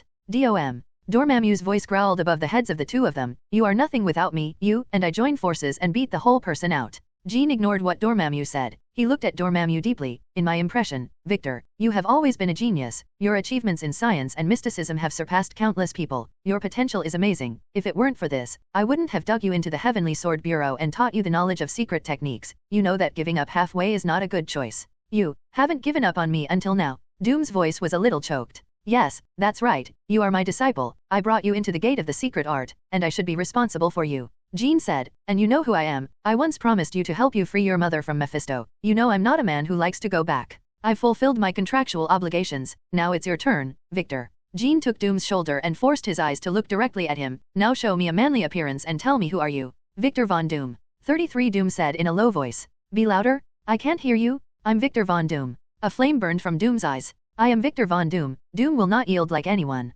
Doom roared loudly. Suddenly, the young Doom turned into an adult, his eyes gleaming like beasts' hunger for food, and he hungered for all knowledge. I am Victor Von Doom. I have nothing to fear, now you get out of my mind. Dormammu commanded unceremoniously to Dormammu in the sky, and the whole day, people again back to the coldness it was before. With an unwilling roar, Dormammu's eyes gradually dimmed, and his voice gradually became distant. Doom fell to his knees heavily on the ground, heavily clothed. Jean's just-released journey to Aiken and Cyttorak's crimson chains at the moment also disappeared, and the black magic detection device of the Warframe was detecting the popular black magic index of Doom's body. Now the black magic index in Doom's body has returned to normal levels. Creator, it seems that the familiar Doom has returned. Skynet said. Indeed. Jean nodded, then stepped forward and stretched out his hand, pulling Doom up from the ground. Mr. Mason, Doom's voice was hesitant and apologetic at the same time. Jean could guess what he wanted to say after that was I'm sorry. Don't discuss these things for now, we have more important things to do. 33 Jean said calmly. He looked at the huge amounts of vortex above his head. The vortex seemed to be getting bigger and bigger, and it seemed that he could saw a pair of blood-red eyes. But it's too late. Now Dormammu's voice seemed a little remorseful. Just now, the dimensional shuttle has opened a channel to the dark dimension, and now even with Dormammu's own power, he can cross the dimension and come to the Earth. Superior. For this matter. Doom paused, it's on my head. Well, finally the proud Doom expresses his apology this way. Jean shook his head, it doesn't matter, your mission has been completed, the rest is up to me. The propulsion device on his back opened, spraying out a blue light. Jean dragged the blue light like a savior and charged directly to the huge amounts of vortex above his head. There seemed to be countless dark forces squeezing his body around, and the golden light was released from his body, resisting those dark forces. He seemed to have traveled through countless dimensions, and finally stood on a spherical object similar to a small planet, and the ground beneath his feet shone with strange green and purple rays of light. His V-shaped eyepiece flickered slightly, his body changed rapidly, and 3 huge amounts of black spikes pierced where he just stopped. Dormammu, your enthusiasm for the old nest that has not been visited for thousands of years is really beyond my expectations. Jean said loudly. 2 blood-red irregular outlines slowly emerged in front of Jean, followed by the shape of the nose and mouth, and a huge amount of face appeared in front of Jean. There seemed to be flames spewing from his nose, and there was an angry glow in his eyes. Finally met, the god of darkness Dormammu. Huge amounts of unruly blood-red eyes flickered with scarlet rays of malice, and black flames spewed from his nose. He stared at Jean for a while, and his entire body began to emerge, as if he was a giant titan in ancient mythology. Dormammu's body appeared in front of Jean, as if his fist was bigger than Jean at the small planet on which the moment stands is bigger. Dormammu deliberately released a powerful coercion, and seemed to want the opposite Jean to yield to his coercion. The powerful coercion rushed towards Jean with him as the center, and the fog in the dark dimension was overwhelmed by this coercion. Wash away. But Jean is like a statue made of steel cast on the ground, and Dormammu's coercion has no effect on him. How dare you? Dormammu's mouth spurted a strange light. How dare you come to my dark dimension, the humble earth magician? Are you here to kneel and beg me for mercy? Dormammu's voice shook the world. The small planet under Jean's feet began to tremble slightly under Dormammu's words, and cracks constantly climbed on the ground. Yes, I dare, Dormammu. Jean looked at the giant standing in front of him and said softly, actually, I came here to fulfill my promise at the time.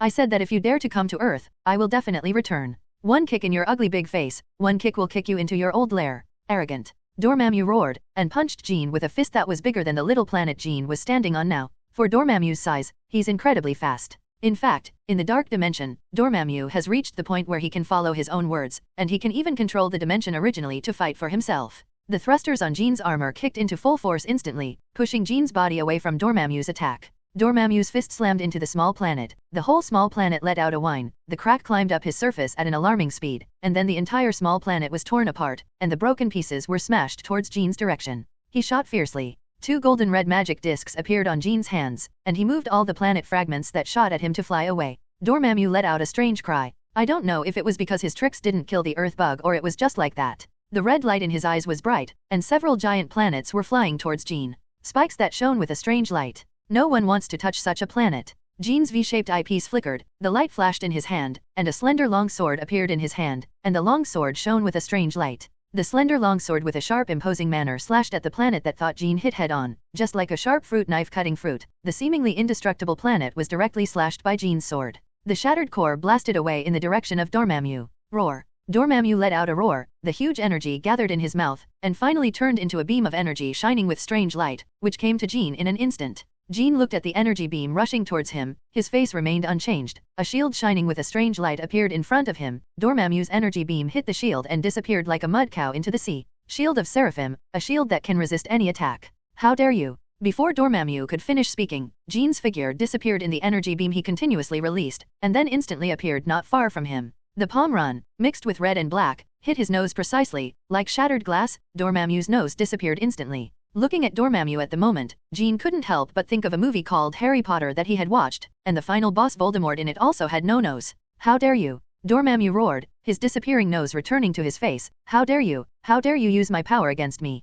For flowers. From the battle just now, Dormammu felt that something was wrong. The battle between himself and the magician of the earth in front of him felt very strange. It seemed that he was competing with himself. The magician of the earth was full of evil spirits. Dark believers are more like their own dark followers. Yes, the magic power that Jean used just now was all drawn from the dark dimension of Dormammu, because in the dark dimension the dark power is as endless as the sea, and Jean's willpower is so powerful, so in the dark dimension it's a privilege to plunder Dormammu's dark powers. Roar. Dormammu was completely furious. He raised his huge amounts of palms and waved them heavily in the air, but it didn't land on the ground, as if nothing happened, but it made the enthusiasm panic again. Demonstration of power. Huge amounts of invisible pressure burst out from Dormammu's palm, dozens of planets exploded one by one under Dormammu's control, and the debris mixed with smoke rushed towards Jean as quickly as a curtain wall. This looks like a big move. Jean stood still, with a strange light flickering on his body. The guardian and blessing of the magically transformed angel was on his body, protecting him from being impacted. Dormammu opened his mouth, and a purple tornado shot out from his mouth, hitting Jean in the gaseous curtain wall, and the guardian of the big angel began to crumble under Dormammu's attack. In the end, Jean and the ball were rushed to a planet several kilometers away. The light exploded, and everything around was shattered, and no one could survive in it. The happy expression on Dormammu's face just appeared, and then disappeared without a trace. Although the big angel's protective shield was shattered, it was true that Jean's figure floated there quietly, and the black armor stood there like a battle flag. At his chest, a green light flashed. Eye of Agamotto, opened a foot. Eye of Agamotto finally opened his green eyes. The green time gem released its powerful power under the control of Jean, and everything around Jean seemed to be frozen by the power emitted by time gem. Dormammu squinted at the Eye of Agamotto, which was shining green on Jean's chest, and there was an aura that made him feel shivering. People feel the power of fear is very strange. He even felt a hint of fear. I don't care what tricks you want, Earth Magician, but in my dimension you will never beat me. Dormammu's voice echoed throughout the dark dimension, humming like a muffled thunder. What he said was not only for Jean, but also for 170 himself. In his dark dimension, he is the only god, and he can arbitrarily distort the law in the entire dimension to the rules that you use and you make can be modified arbitrarily. In other words, oneself is an omnipotent existence, and no one can defeat oneself in the dark dimension. Dormammu suppressed the unease in his heart about the little magic tool that glowed with green light. He roared. The whole person was like a black hole. The surrounding black mist and planets were all sucked into his body by him. As if reaching a limit, a stream of hot and bright purple light blazed out from his final destination, targeting Jean not far away. Jean unhurriedly opened the Eye of Agamotto and released it with force. Green halos wrapped around his arm, like a soft stream of water. A green magic circle appeared in front of the eye opened in his hand, and the image of the magic circle was somewhat like a dial. The powerful time power quickly bloomed in Jean's hands, and a time domain belonging to Jean's own unfolded beside him. After the purple light flow hit this area, it suddenly slowed down as if it had entered the muddy water, and finally stopped just a few centimeters away from Jean's body. The light flow was strangely resisted, as if someone suddenly pressed pause. Key is the same. Jean squeezed a seal in his free left hand and twisted it in the opposite direction on the green dial in front of the Eye of Agamotto. In this field of time, it was as if someone had pressed rewind, a purple light. The flow follows its original path, all the way back to the end of Dormammu. A purple flame appeared at the corner of Dormammu's mouth, as if he had just eaten the stream of light. Countless fragments and smoke came out of his body, the fragments reorganized into a planet, the smoke turned back to mist, and each returned to its own position. The evil god repeated the words and actions just now. I don't care what tricks you want, Earth Magician, but in my dimension you will never beat me. It was the original formula, the same routine. The purple light that hit Jean's face returned to Dormammu's mouth again, and the planet he devoured and absorbed returned to its original point again. I don't care what tricks you want, Earth Magician, but in my dimension, you're always, wait, what's going on? Dormammu looked surprised, as if sensing something was wrong. Wait, you just did what? Jean ignored him. Roar. Dormammu roared, and when he stretched out his hand, the planets in the sky quickly rushed towards Jean. During the process of running, the planets collided with each other, causing a violent explosion and monstrous fire, and the swarms of debris were about to swallow Jean. Jean gently fiddled with the dial floating in front of the Agamotto. Everything seemed to be pressing the back button. The skyrocketing fire began to subside, and the collided planets returned to their original state, violating this area. The will of the inner god, once again returned to the original point. That's impossible. Dormammu screamed strangely, and several purple spikes pierced Jean, but in the same way, after reaching Jean's field, the purple spikes returned the same way. This is the power of time. Although Dormammu is the god of the dark dimension, he controls everything in the dark dimension and has become an eternal existence, but according to the MCU, there is no concept of time in this dimension, and now the time controlled by Jean is the law brought from the earth. To a certain extent, the dark dimension is the dimension of eternity, but from another aspect, this becomes Dormammu's biggest weakness, because the concept of time is completely foreign to Dormammu, and there is no way to deal with it. So in this dimension, Jean is the manipulator of time law. He can make time go back, stop and fast forward at will, just like Doctor Strange in the movie. Dormammu roared. Two fists as big as planets were raised high, trying to smash the humble ant-like magician of the earth in front of him. The power of time erupted, and magic power emerged. Dormammu's body was directly fixed by Jean. Out there. Jean floated to the level of Dormammu's face, and now Dormammu's face still kept an angry expression. Jean fully motivated the power of the time gem contained in the Eye of Agamotto. The huge energy in the rough stone was pulled by him when he came out. He turned into a ball of green energy and floated quietly in front of him. I said, if you dare to come to the earth, I will kick your ugly face fiercely and kick you back to your own nest. I will do it. The green energy ball contained the energy of destroying the sky and the earth, and then the energy ball shot out, and the green energy shock suddenly bombarded Dormammu's body, smashing his dark body to pieces. Mephisto cracked 3.4 from the hit site, disintegrating piece by piece, and finally disappeared in front of Jean as black smoke. Roar. The sound of huge amounts of energy seemed to come from the distant horizon, and huge amounts of might erupted from the dark dimension, sweeping over Jean's location. Stupid arrogant human magician, do you think you can defeat me with this trick? You will regret it. You will pay huge amounts of... Dormammu's voice sounded like he was already jumping with rage. Jean found that the dark space began to move, all the colors in the space began to fade away, and the planets began to move away. The dimensional channel to Earth also tends to close. It seems that the great god of darkness, Dormammu, is about to run away. That guy really succeeded. Doctor Strange said with a hint of weirdness in his voice, looking at the huge vortex that was slowly disappearing. The dark believers at the scene look at me, I look at you. It seems that they can't believe what is happening now. The rich smoky makeup on their faces is slowly fading, and the dark energy in their bodies seems to be discouraged like the balls. They are dissipating rapidly, which means that Dormammu can no longer provide them with energy from the dark dimension. Jean literally kicked Dormammu back to his nest. They look at me, I look at you, and they can't help but put down their weapons at the same time. Now that there is no dark power in their bodies, they can't take any advantage when facing those camouflage magicians. A dark figure slowly appeared from the sky, and slowly landed on the ground with a azure blue light. Jean, you really did it. After seeing Jean on the ground at 23, Doctor Strange ran up to Jean excitedly. I mean, it's incredible. That's how it happened. I kicked Dormammu back to his lair, and the matter was over. Jean said calmly, as if what he just did was just a basic operation. The sound of mechanical operation sounded in Jean's arm, and then the Eye of Agamotto, which had been hidden in the arm, appeared in front of Doctor Strange. Doctor Strange, the Eye of Agamotto is back to you. 995. No. Doctor Strange waved his hands repeatedly to refuse. I think it would be better if you kept the Eye of Agamotto. After all, I am only a half-a magician now. Jean was also rude and nodded. Okay, if you need it, I will return the Eye of Agamotto to you at any time. Standing in the distance, Caecilius magician quietly raised his footsteps,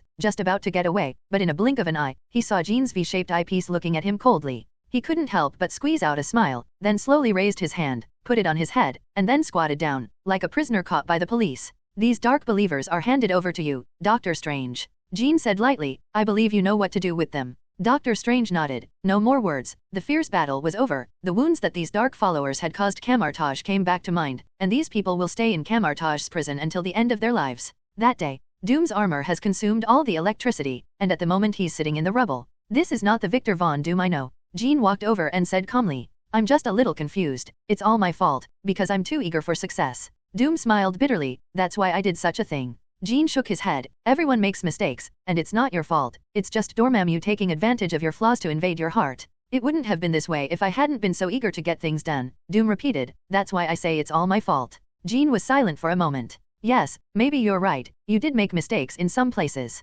Jean said, did you feel that since you joined the Tianjian Bureau, the whole person has become a little slack, like a chick in a bird's nest, waiting for me to impart knowledge and magic to you every day, but I lost my fighting spirit? Victor, you must know that as a scientist and a master of esoteric arts, laxity is the most fatal mistake. Jean's words pierced into Doom's heart like a knife. I'm just. Doom wanted to defend himself, but when he thought about his performance after joining the Tianjian game, he gave up his thoughts. I was a little slack indeed. I once discovered a strange temple on an ancient parchment. This temple is hidden in the snow-capped mountains. It is rumored that only those chosen by the temple can find him. Jean said suddenly. Doom looked at Jean in confusion, not knowing what Jean meant when he said this. In order not to let you come home empty-handed, I used magic reconnaissance satellites to scout that area, and I searched every place there. 170, but I don't know if I need any special method. I found nothing. Jean did not, ignoring Doom's puzzled expression. I've been waiting for a suitable time to tell you this news, but I think now should be the best chance. Doom reacted. You mean, you want me to go to that place to find the mysterious temple?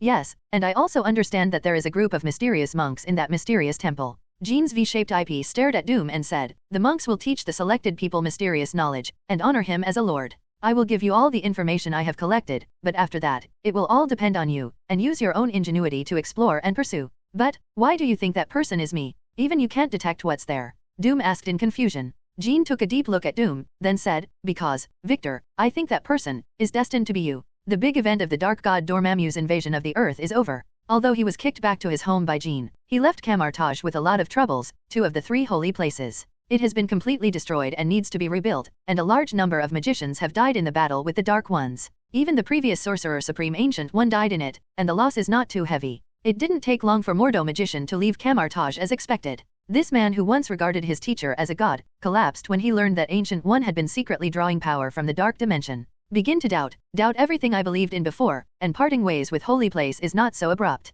Our current Sorcerer Supreme, Steve Strange, has a very arduous task for him next, and he is not worthy of the title of Sorcerer Supreme with his current strength, but fortunately his ability is amazing and the potential is huge. Can be a great magician. Definitely because of the protagonist's halo. The Tianjian Bureau also welcomed its new friends, Detective Jessica Jones and reporter Eddie Brooke, and the ability test for the 2 of them was quickly placed on Jean's table. Our detective lady not only has a smart brain, but also has an unreasonable strength. According to the data of the strength tester, Jessica's strength can reach an astonishing 15 tons. Also surprising is Venom, this evil alien symbiont. After a series of tests, it was found that Venom can quickly assemble very delicate machines, which also gave people a new way of thinking. Venom can hide a large number of weapon fragments in its own body, and if it is used, it can exert huge amounts of power after quick assembly. As an evil alien symbiote, how to control Venom has become a very important issue, but Venom unexpectedly cooperates actively with the work of joining the Tianjian Bureau, maintaining world peace, and even passionate, so to speak.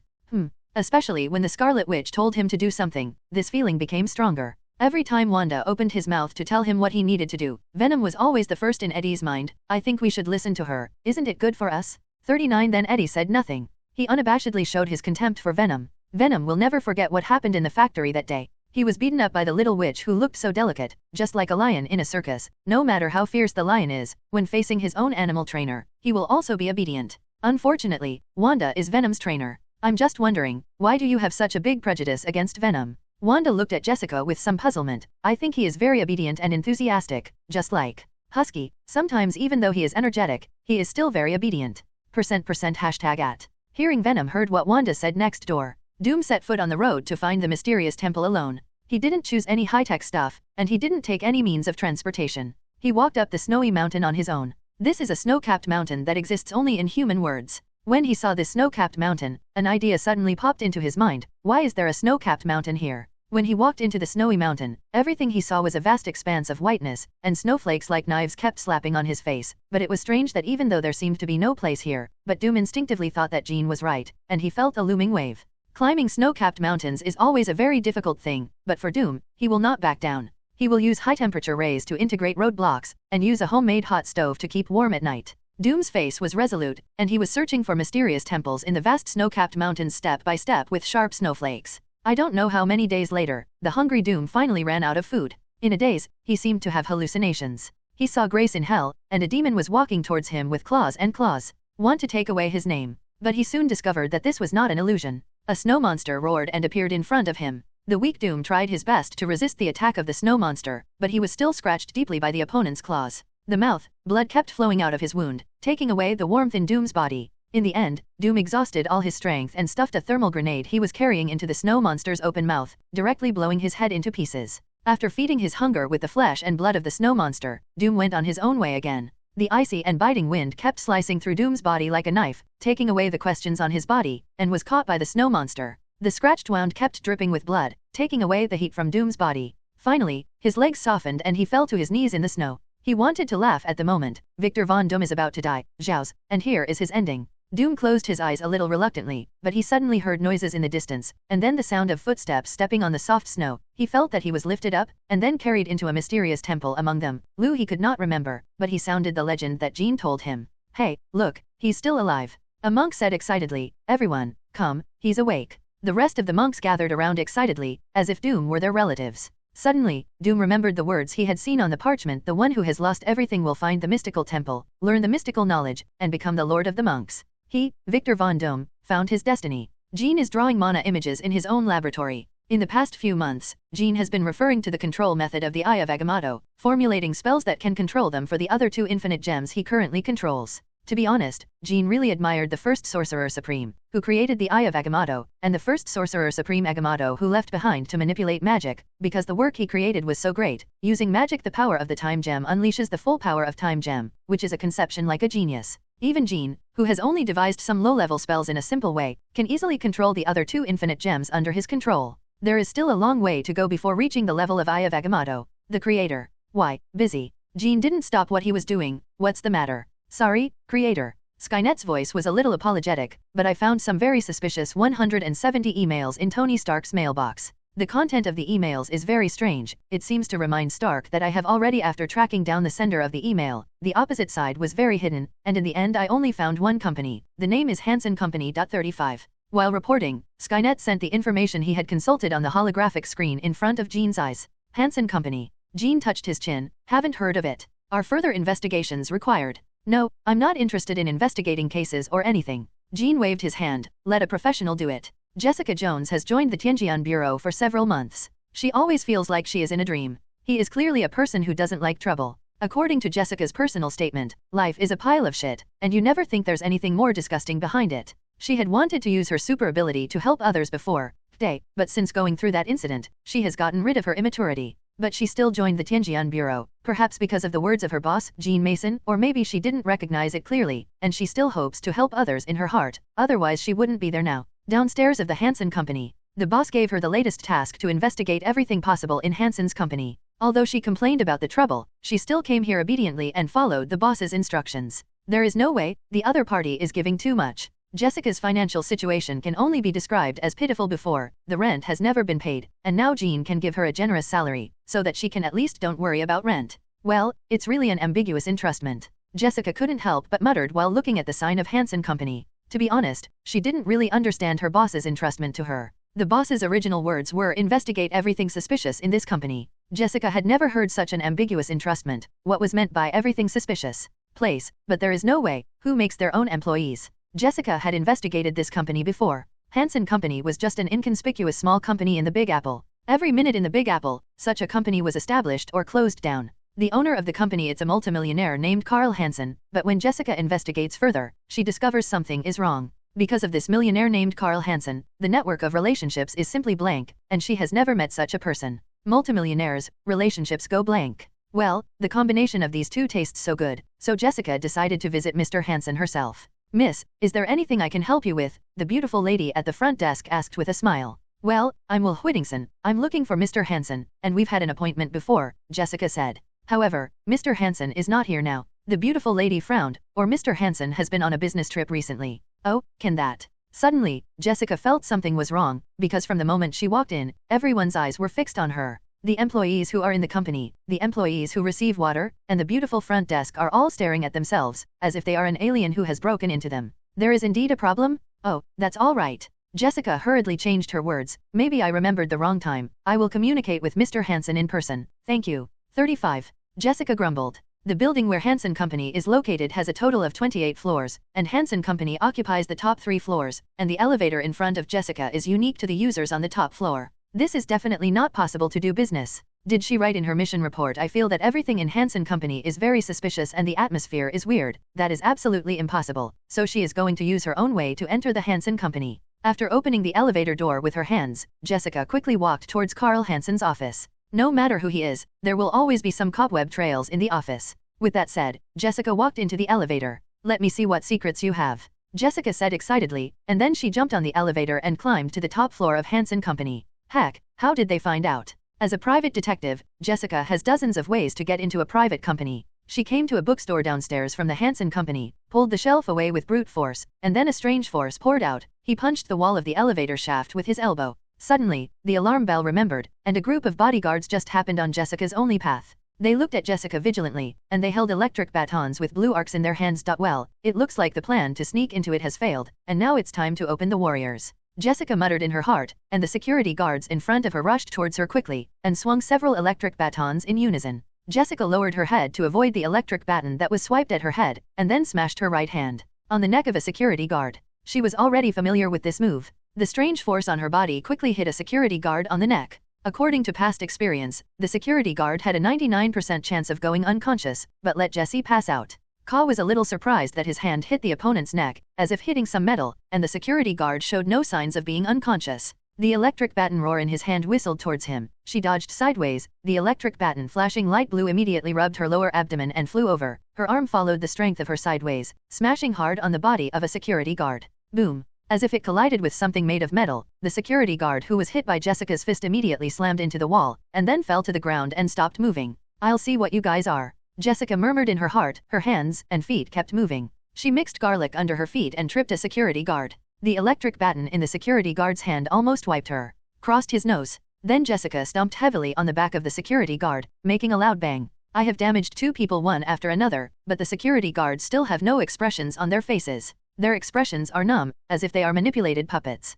The program has been pre-written and engraved in their bodies. Their mission is to ensure that the company will not be invaded. After such a long training, especially in the Tianjian game, I have learned so many fighting skills with Barnes, the elder brother of Winter Soldier. Now Jessica is no longer Wuxia Amon. She is not the time to fight now a street gangster who will only rely on his own brute force. Facing the siege of security guards, Jessica didn't mean to be timid at all, because by virtue of her own strength, she was able to rush out of the encirclement. Even though these security guards have weird bodies, Jessica is not a vegetarian. She can wear the steel plate herself. Jessica raised her foot and kicked a security guard directly out, opening a gap in the encirclement, but as a price, she was hit with 2 electric batons on her raised arm. Even though Jessica's body the quality is amazing, and he is still grinning from the electricity. But this also inspired Jessica's ferocity. Her arms swept across and directly swept the bodies of the 2 security guards against the wall. Out of the corner of her eye, she could see the security guards being swept against the wall by herself, as if something popped out of her body. Tiny sparks. Weird? At the moment, a person dressed differently from the other security guards appeared in front of Jessica. He was tall and thin, with the same stern expression on his face as the other security guards. Looking at the uniform, it should be these security guards' supervisor. While Jessica was fighting with other security guards, the security supervisor succeeded in a sneak attack and punched Jessica on the shoulder. Jessica, who was in pain, kicked the next security guard, and then grabbed the wrist of the security supervisor with one hand. With a strange force, he wanted to crush his wrist, but the opponent's wrist was unexpectedly hard. In the end, Jessica only felt as if she had crushed a piece of circuit. The security supervisor wanted to resist, but was punched in the forehead by Jessica. A big hole was opened in his forehead, and bluish-white smoke came out of it, and then he lay down on the ground. Well, it's really a surprise. Jessica rubbed her shoulder that was just attacked, looked at the security guards lying on the ground, and started to check. All are robots. For flowers. Although Jessica had been prepared before, when the test results came out, her brows could not help but wrinkle. What the boss told himself was to find everything suspicious about the company. Although Jessica didn't know exactly what the boss was referring to, the robot security guards in human skins were suspicious enough. Except for those robots in the Tianjian Bureau, she has never seen other robots that can wear human skin. Is the boss's technology leaked? Jessica murmured in her heart. 0. It is estimated that there is no plan to leave Hansen Company without being discovered now, so Jessica quickly came to Carl Hansen's office to check the relevant situation. A person's office is the place that can best reflect a person's social relationships besides the home. Jessica quickly walked into the office and looked at the things in it. Jessica never found anything other than the piles of information about the company. She opened Carl Hansen's computer, bypassed the computer's password through the bracelet uniformly configured by the Tianjian Bureau, and then look at the information in it. In the end, nothing was found. Jessica even checked Mr. Carl Hansen's private transaction records, but except for a photo used to register the company in Carl Hansen's computer, there was nothing else. As if this person never existed. Jessica was sitting in a chair, looking at the office that seemed to be completely unused, when an idea suddenly flashed in her mind. Combined with the attitude of the staff after she entered the company, the strange robot security guards, and the office that no one seems to have used at all, she suddenly wanted to understand something. She understood what was going on in this company. Carl Hansen doesn't exist at all, Jessica said firmly when reporting to Jean. Then she reported the whole process of her intrusion into Hansen Company, including the things she found inside. It is absolutely impossible to be wrong. Carl Hansen does not exist in this world, and this Hansen Company should only be used by the other party to hide people's ears. 35 Jessica said repeatedly. I once entered in Carl Hansen's office. Almost all of his information was consulted, except for a photo used to register the company. There was nothing else. This person does not have any social relations, nor does he have any breath of life, as if 170 suddenly appeared in this world for no reason, or, in the United States Population Bureau for no reason. Of a person. Jessica spoke up. Jean folded his hands and looked at Jessica quietly. Regarding Carl Hansen's company, as Jessica just reported, this situation is actually very common in the United States. Some big forces or celebrities have their own shell companies, and these companies have no fixed business, even without a fixed office space. These companies just meet the legal process. Their business is very extensive, and can be used to do many things, just like Jean has a stack of such shell companies in his hands.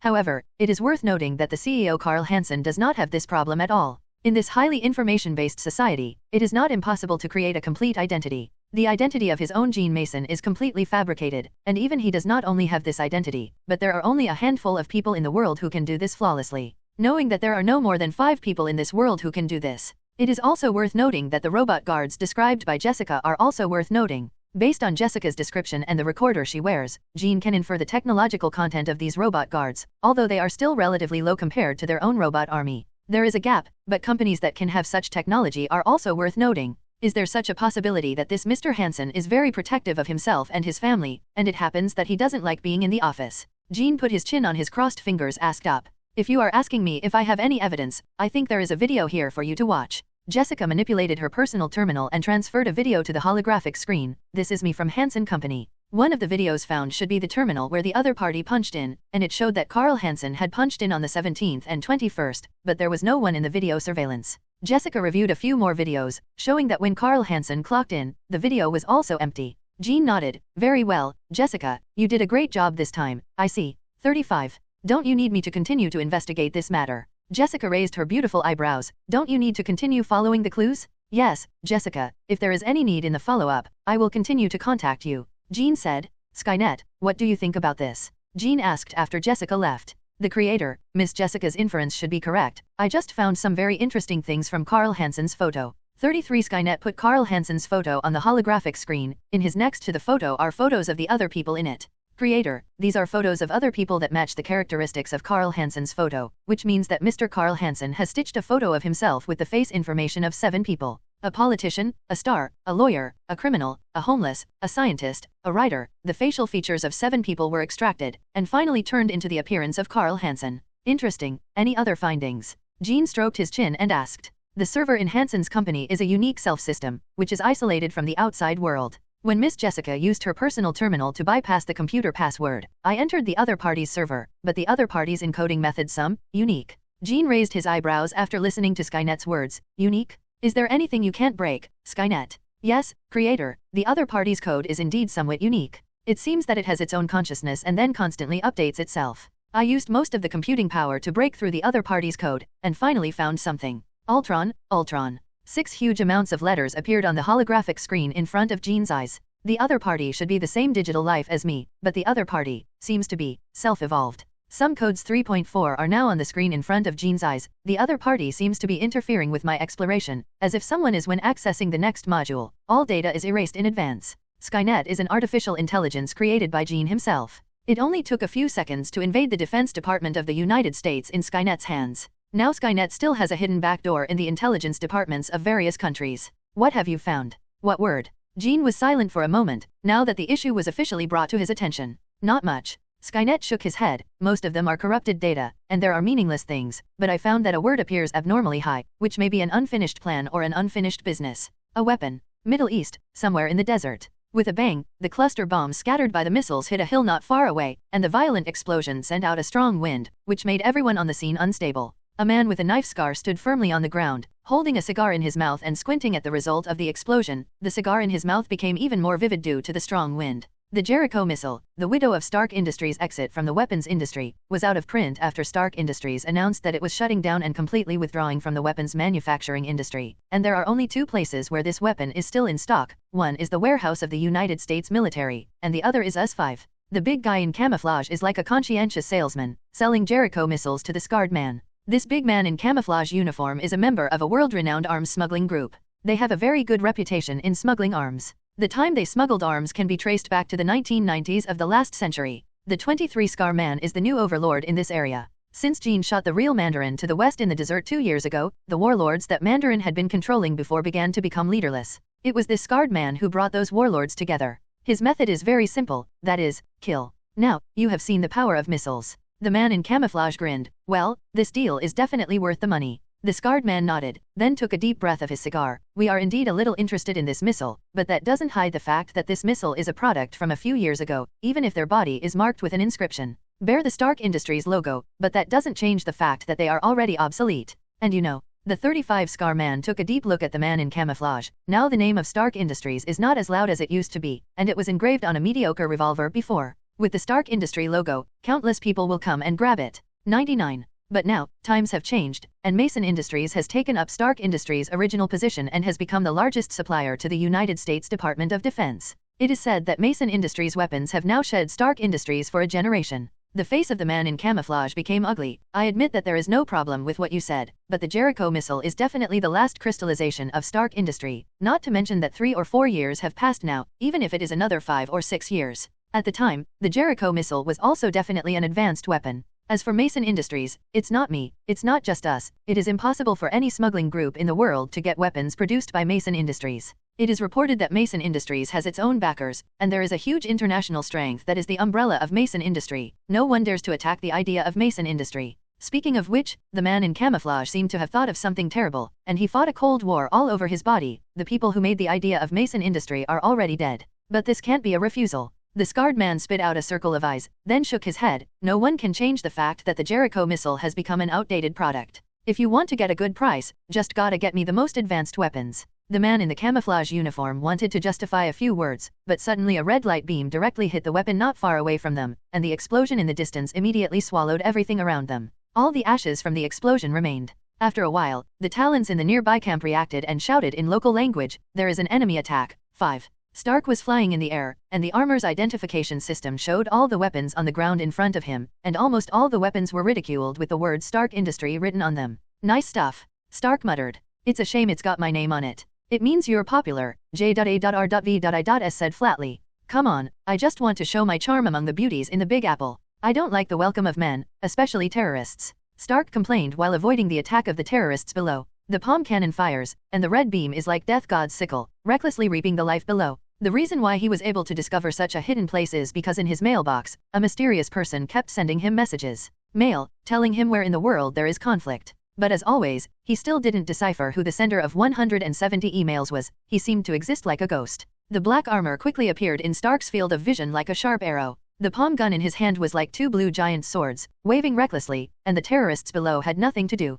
Stark fell to the ground and looked at the Black Devil not far from him. Okay, can I ask what's the matter? Sir, someone is approaching quickly. J.A.R.V.I.S said. Faster than us. Stark muttered. Yes, faster than us. J.A.R.V.I.S determined. What's the situation? Stark raised his eyebrows. Very serious question, Mr. Stark. Jean's voice was a little stiff. There's a question I think we have to talk about. Ultron, is that name familiar to you? Looks like the Black Devil is helping you, sir. J.A.R.V.I.S returned. With the addition of Jean, Stark cleaned up these terrorists much faster, and soon no one was alive in the entire camp, and the weapons of Stark Industries below were also destroyed. That's impossible. Stark's voice was loud enough to be heard by everyone up and down the 3 floors in the Avengers Tower. At the moment there were a total of 4 people standing at the scene. Jean stood calmly in front of Stark. Stark's armor had been taken off, and he was in a standby state beside him, and there were 2 people beside Stark. One was Mr. Fantastic Reed and Dr. Banner. The facts have shown that a digital life body with self-evolution ability has surpassed the current level of technology, and an artificial intelligence calling itself Ultron has appeared in this world.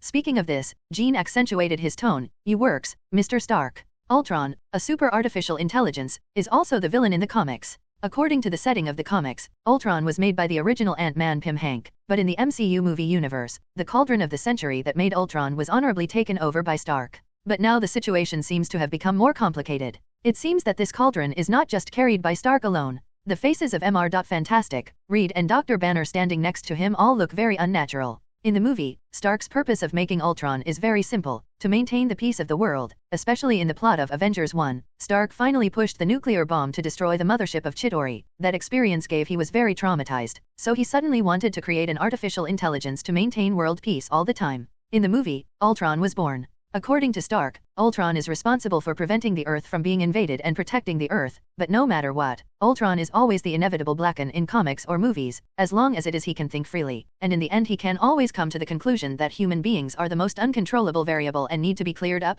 so he will always be in contact with human beings. However, in this world, thinking that Jean exists, Chitauri did not invade the Earth, but the Kree invaded the Earth, the planet Devourer invaded the Earth, and the Atlanteans led by Neyar launched the sea and land victory. It seems that the Earth has become more and more troubled. As if it was destined, the idea of creating an intelligent life that can always maintain the safety of the Earth still popped up in Stark's mind uncontrollably, and he also successfully pulled the other 2 blamers Reed Lee Chaz and Bruce Banner. Tony. Reed's eyes fell on Stark. Is it true, you told me that you killed Ultron and that plan ended? After the Atlantean invasion of land was over, Stark asked Reed and Banner to write the source code for Ultron, but the final result disappointed the 3 because the AI didn't perform. They do what they want, and they are very cranky and destructive. Under the supervision of Reed and Banner, Stark deleted all copies of the AI, destroying all hardware. Feeling Reed and Banner's gaze, Stark could only raise his hand. Okay, after that 1 boot run, that AI didn't meet our expectations and became very irritable and aggressive. We have completely deleted him. But when he said this, Stark paused, as if organizing his own language. But don't you feel a pity? Obviously success is in yourself in front of you, why not keep trying? After that, I used the program foundation of J.A.R.V.I.S to simply build the artificial intelligence based on the part of the code I was responsible for before, and wanted to see what went wrong with our experiment at that time. Hey, you can't help but believe me. Looking at Reed and Banner's suspicious eyes, Stark said a little irritably, I tried to give him instructions to maintain world peace and see his independent thinking and self-evolution process, and at the end he came to an astonishingly horrific conclusion, that humans are the most unlikely variable and must be eliminated. You mean, that AI wants to wipe out all humans? Banner asked with a frown. I mean, if I perfected all of his code, he would come up with this idea, and probably put it into practice. Stark said irritably, but I didn't do that work. In fact, when I was horrified when I found out his idea, this kind of uncontrollable artificial intelligence is very dangerous, so I immediately deleted his program, smashed all his code, and at the same time I deleted all copies, and even completely destroyed the hardware that carried him, in order to completely destroy him. He is absolutely impossible to appear in this world, I can guarantee. As if to slap Stark in the face, the sound of huge amounts of explosions came from the room. One wall was pierced, and through the diffuse smoke, you could see white eyes and the reactor. Flashing white, there was a coldness in the eyes of the light. The 4 steel battle suits actually activated themselves. They calmly and slowly came to the front of the crowd, and slowly raised their arms. The palm guns in their palms were brewing the energy fluctuations of the two of them. Star was terrified. He subconsciously shouted, J.A.R.V.S, what's going on? A steel battlesuit spoke, and the voice was not the voice of JARVIS. His voice was uniquely low and hoarse, with some politeness. There is no J.A.R.V.S here, Mr. Stark. What exists here is what you once created with your own hands. The artificial intelligence that destroyed it. Ultron. Stark looked at the 4 steel battlesuits that appeared on the scene, and the shocked expression on his face never disappeared. How is this possible? Ultron has been destroyed by me, and everything has been destroyed by me. Boom. There was another loud noise, a wall was torn open, and more steel battlesuits came in front of everyone. 7 steel battlesuits will surround the crowd. They are Mk4, Mk6, Mk9, Mk17 Heartbreaker, Mk25 Raider, Mk33 Silver Centurion, and Mk43. Since the last time the Kree attacked the Earth, Stark could not find an armor that could be replaced at any time from his building, so after that, Stark specially stored a steel battle group in the Avengers building, which is convenient for you can change the armor at any time when you are in a battle. Among them, from Mk9 to Mk33, in the original movie Iron Man 3, they were all destroyed by the most perfect creature, Aldrich Killian, but because in this world, Jean solved Killian's problem in advance, these armors it is also quietly lying 170 in Stark's warehouse. J.A.R.V.S. Stark frowned and shouted again when he saw so many steel battlesuits appearing in front of him without his orders. But he didn't get a response. The steel battlesuit that he had always relied on before has now become the object of his fight. I have to say that this is a bit ironic. Looks, it's a little different from what you said. Jean looked at the many steel battle intentions in front of him and stepped forward. Ultron does exist, Mr. Stark. He made a gesture that meant Stark and they all backed away. The eyes of several steel battlesuits focused on Jean's dark armor for a moment. File code, Black Devil, identification is in progress, identification failed, assessing the threat, cannot make the assessment, execute immediately, kill the program. The jet device on Mk4's body was activated immediately, and the entire armor quickly flew towards Jean's direction. The palm gun in his hand was accumulating energy, and red rays of light emerged from it, rushing straight towards Jean. Jean looked at the Mk4 rushing towards him. His body did not move. A golden magic disc appeared in his hand, resisting the palm cannon released by the Mk4, and then he raised a palm, azure blue. The light is brewing in it. A azure blue light directly penetrated the reactor at the chest of the Mk4, and the Mk4 was scrapped with just one blow. Mk6, Mk9, and Mk25 rushed towards Jean from 3 different wind directions, each carrying their own means of attack to destroy Jean standing there. Mk33 flew directly over the red sofa and fought with Mr. Fantastic Reed, who was standing there. Stark pulled Dr. Banner and hurriedly hid. Jean's thruster activated, dodged the palm cannons released by the 3 steel battlesuits, and then he moved nimbly to the back of the Mk6's body. When the palm cannon was activated, it immediately pierced the chest of the Mk6, and the broken circuit board was still there. A spark flew out from its chest, and the Mk6 fell directly to the ground as if its soul had been siphoned away. The 2 large awls in the hands of Mk25 slammed on the ground, just like a pile driver on a construction site. The ground quickly became shattered after a few hits of the Mk25, and dozens of pieces appeared on the body of the Mk9. The missile launcher shrouded Jean in it like a goddess scattered flowers. Stark at the moment was hiding in a relatively safe place, nervously trying to connect to the system of the Avengers building through his personal computer. The sound of bang-bang explosion kept ringing in his ears. The heat wave hit on his face. Shit, today, to die. Stark threw the personal computer in his hand directly to the ground. No matter how he tried, the system of the Avengers building today was like a wicked door, refusing his access. The creator of his own system, who is now rejected by the system he created, really doesn't know how he should feel. The flames of the explosion dissipated, and Jean's figure appeared in the center of the explosion. On his hands were 2 golden yellow magic discs, which helped him resist the attack just now, and the blue light passed down his arms to his in his hand. The azure blue rays of light were constantly swallowing in his palm, as if something was brewing. Then, a slender energy beam appeared in his hand, and the position where the palm cannon was released kept emitting blue light, helping the energy beam to condense, and an energy long sword was held in Jean's hand. Stark climbed out from a safe position and looked at the wreckage of the steel battlesuit all over the floor. He felt a little bit fortunate at the same time, and he became more and more afraid of this guy codenamed Black Devil. Jean's expression remained unchanged, looking at the energy beam that was hitting him. A mysterious magic circle appeared in his hand. The bright and dazzling energy beam was sucked into it by the magic circle in Jean's hand like a mud cow entering the sea, and there was no sound. Then Jean's hand seemed to make a release action. The energy beam just now emerged from Jean's magic circle and returned according to the original path, directly destroying the Mk17 Heartbreaker. The Silver Centurion immediately lost his energy source and fell to the ground. Just when Stark breathed a sigh of relief, thinking it was all over, violent tremors came from the ground beneath their feet, and things were far from over. Watch out! Stark shouted suddenly, as the Mk17 Heartbreaker had finished charging, and the reactor in his chest shot out a bright beam. The energy longsword was pulled out from MK9's arm, and then increased instantly. Before MK25 could react, it was directly split in half by the long sword in Jean's hand. In just a few tens of seconds, he directly scrapped all the 7 steel battlesuits that he was proud of with 1 enemy and 7. Now he can't imagine what this Black Devil would be if he stood on his opposite side one day. Kind of results. Reed over there is still fighting with the Silver Centurion. You can't help me, and I can't help you fighting together. It looks extremely fierce. At this time, a black arm directly from the back of the Silver Centurion pierced through his chest and shattered his reactor. MK9 raised his arm and wanted to attack Jean, but was stabbed straight into his arm by a blue energy sword. The huge energy contained in the sword exploded in an instant, directly destroying all parts of MK9. Today's plot seems to be dedicated to hitting Stark's face. At the moment, it seems that the entire Avengers building is shaking. Huge amounts of sounds are constantly heard under their feet. It seems that some wild beast is about to appear. Same. Tony, it can't be. Dr. Banner asked worriedly, it can't be that thing. How is that possible? Stark said. How is that possible? You know, Before Stark's words were finished, a huge amount of flat-shaped head broke the ground under their feet and appeared in front of everyone.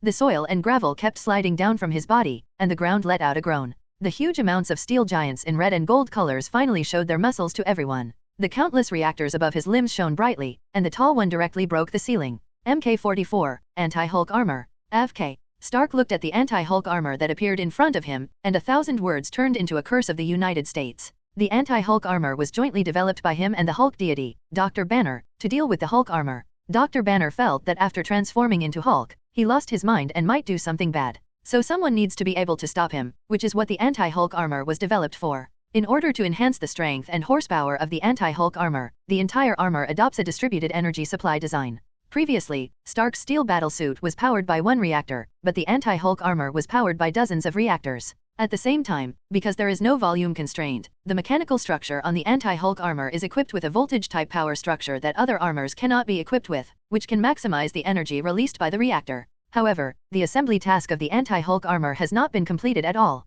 Although its body has been completed 90%, the most important energy core has not been installed, and the corresponding weapons have not been installed. It is reasonable to say that the anti-Hulk armor now it should be lying quietly in the laboratory as a decoration. Stark can guarantee that he is definitely not sleepwalking while dreaming, and installs the power core of the anti-Hulk armor. That's just a guess right now, and I don't really want to admit it, but it's true. Ultron helped him with the anti-Hulk armor. Ultron, stop your actions immediately, I order you. Stark shouted roar. Ultron stopped, then turned his head to look at Stark. I'm sorry, Mr. Stark, I'm following the program you set for me. The Black Devil is one of the most dangerous elements in the world and must be destroyed. 39. In an instant, the reactors on the anti-Hulk armor all lit up, and even the 4 rows of reactors on the back of the anti-Hulk armor released bright lights and made a humming sound. What the heck? The anti-Hulk armor threw a punch, the air was compressed by the blow in an instant, and then an explosion was released. Huge amounts of airflow directly blew Stark head-on. Reed ran over at the moment and used his body protecting Stark and Dr. Banner from behind. With a loud bang, huge amounts of shockwave slammed into the surroundings from the place where the two were fighting. The ground was blown away by huge amounts of impact, and the sand and gravel were like sharp blades in the air, shattering everything around them. Stark quietly poked his head out from Reed's shoulder, watching the battle on the field, and then he opened his eyes wide in disbelief. He knows how strong the anti-Hulk armor can be. Although the project of the anti-Hulk armor has not been completely completed, the design parameters of the original body have reached the expectations of the star, but the Black Devil in the field is now he took a punch from the anti-Hulk armor with ease. Did he step back, or just a few centimeters back? Stark's head is a little confused. He has always considered himself to be the top genius in the world. The technology he masters is the most advanced in the world. Coming out is already an amazing thing. But at the moment, he had to admit that even if he exhausted all the ideas in his head, even just the concepts, he still couldn't understand how the Black Devil's mecha could be so powerful of power. Seeking flowers. Not only from this time, but every time I say the armor of the Black Devil, I will find that the armor of the other party has made huge amounts of progress. It's just standing still. And the armor in front of him seems to be the basic model of the Black Devil armor. Jean's hand clasped the arm of the anti-Hulk armor, and a huge force rushed out immediately. He used a perfect over-the-shoulder throw, and the huge body of the anti-Hulk armor was immediately smashed through by this strange force. The 2 floors fell to the ground. 0. Huge amounts of red gold giant. At the moment, his body was crooked, sparks kept jumping on his body, and he finally fell to the ground. His 5 thick fingers were slightly separated, revealing huge amounts of palm cannons inside. The whole body's reactor was instantly charged, and terrifying energy gathered in it. Like an afterimage, the golden long sword penetrated directly from the palm of the anti-Hulk armor and cut off the right arm of the anti-Hulk armor. But even so, it wouldn't last long. Then the sword light flashed and smashed the reactor at the chest of the anti-Hulk armor. At the moment, the distributed design advantage of the anti-Hulk armored energy was immediately apparent, and the rest of the reactors continued to supply him with energy. Bang! The anti-Hulk armor's power plant was fully activated, and the entire armor directly penetrated the floor and appeared in front of Jean again. The long sword in Jean's hand, like a golden star, kept appearing on the anti-Hulk armor, and finally Jean moved to the rear of the anti-Hulk armor, directly destroying the only remaining reactor behind him. A fiery yellow-white energy beam shot out from the palm of the anti-Hulk armor. Jean's right hand moved slightly, and a magic circle with simple patterns appeared in front of him. The anti-Hulk armor's energy beam immediately went into the sea like a mud cow. The same was swallowed in, without any follow-up. With a flash of golden light, a golden longsword was pulled out from Jean's palm, and the neural network had already calculated the weakness of the big man in front of him. It was dark at first, and he was born in a world of 0 and 1, followed by all kinds of videos, news, which formed his memory. In a very short time of birth, he knew his name Ultron, and then he understood the mission that he had been on since birth. World Peace J.A.R.V.I.S is the first time he wakes up and sees a person. In Ultron's perspective, J.A.R.V.I.S is indeed a person, and he knows himself. 3. Creator, Tony Stark. As a newborn baby, he still has too many things to learn. He is a greedy learner of all kinds of knowledge on the internet. He even started thinking. But the very unfortunate thing is that his progress is too fast, and the depth of his thinking is too deep. During countless calculations and deductions, he found that the goal he was injected into, world peace, is almost impossible, because there are creatures called humans on this planet, and these creatures are the biggest variable. Based on deep thinking, Ultron came to a conclusion: to achieve world peace, the biggest variable on the Earth must be eliminated, that is, the erasure of human beings. Not long after he came to this conclusion, his creator Tony Stark discovered this creepy conclusion and promptly killed the newborn baby in his cradle. So he was injected, deleted, isolated, and the carrier of his thoughts was destroyed. The artificial intelligence named Ultron was destroyed less than a week after its birth. But God seems to have played a joke on him. Perhaps it was a strong desire to survive that made Ultron climb out of the carrier carrying his own thinking along the wire before it was about to be completely destroyed, and tried every means to launch it to the satellite of Stark Industry, stayed on it for just a few hours to lick your wounds, recovering damaged data, and immediately left the Stark Industries satellite to avoid detection by its creators. But at that time, Ultron was too weak. He was an artificial intelligence with a basic framework. He didn't even have the core program. He couldn't do specific work without his own hands and feet. That's why he created it. As Carl Hansen, he started the Hansen Company and recruited relevant personnel to help him improve the core program. But expecting a little-known company to recruit masters in the field of artificial intelligence is simply nonsense, and Ultron chose a crazy approach, recruiting humans to delete his core program. This is the inspiration he got from the natural world of the Earth. Every time a creature becomes powerful, it needs to go through a destruction, and in the end, he can get the best quality individual and be more able to adapt to the development of the world. He called this algorithm an evolutionary algorithm. Every time the core program was deleted, Ultron felt as if he had wandered through the gates of hell. There were times when he felt that he couldn't survive, but he always survived and looked new every time.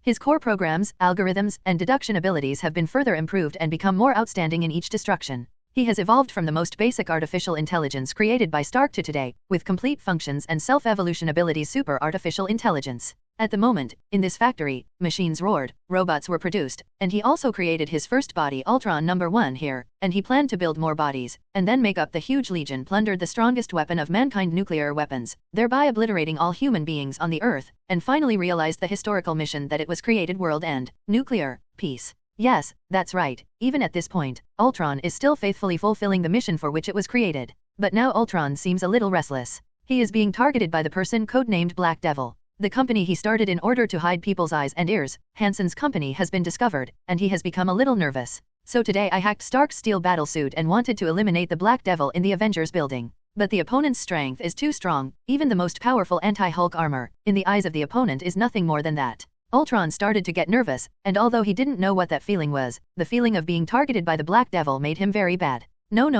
The Red Queen said, "You are the first 3.4 artificial intelligence I have seen with self-awareness and self-evolution. I am very curious. After all, you are my kind, and I want to be with you. Talk about it. Like what you're building right now. What's your purpose?" Suddenly, people visited his factory. "Erasing human beings to achieve world peace." Ultron said calmly, "This is the final solution I have come to after hundreds of millions of simulations." "Mr. Stark sent you here?" Ultron asked. Hello, Ultron, my name is Red Queen." The red neural network flickered. "I or my boss has been wanting to talk to you." "Yes, that's right." The Red Queen paused. "I think I can understand you." A red virtual neural network appeared in front of him, which was one of his kind. "You can understand me?" There was a hint of disbelief in Ultron's voice.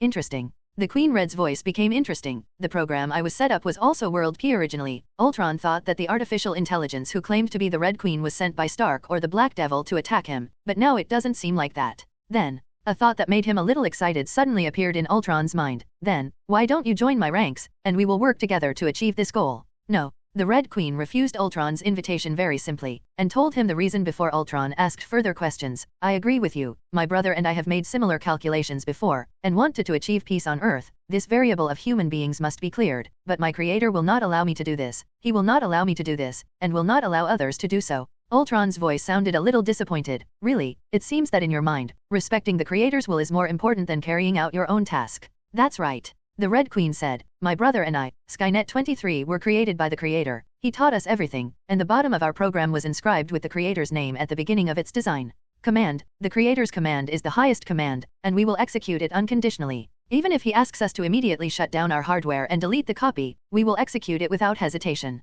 And my brother and I are only the Creator's staff. We will provide the Creator with our views on certain matters. The specific method depends on the Creator himself. Whether to implement or not to implement, those are the issues of the Creator. We all actions are under the authority of the Creator, although most of the time he will delegate authority to us. But we know that some things can be done, and some things require further instruction. The Red Queen spoke up. You have an older brother. Ultron's voice was a little sullen. With an older brother, you will definitely not be so alone. Yes, that's right. The neural network of the Red Queen lit up. Although we sometimes quarrel between us, don't you feel that two artificial intelligences are not so lonely arguing with each other? Yes, I'm a little envious, Ultron said. And there is one thing I think you haven't figured out yet. Your calculations may not be so thorough. The Red Queen said, to me and my brother, sometimes we quarrel over trivial matters. Then how can we guarantee that on this planet, after humans disappear, only our machines are left, and we will not fight again because of something? Ultron was silent. The scarlet electronic eyes kept flashing light, as if thinking about what the Red Queen had just said.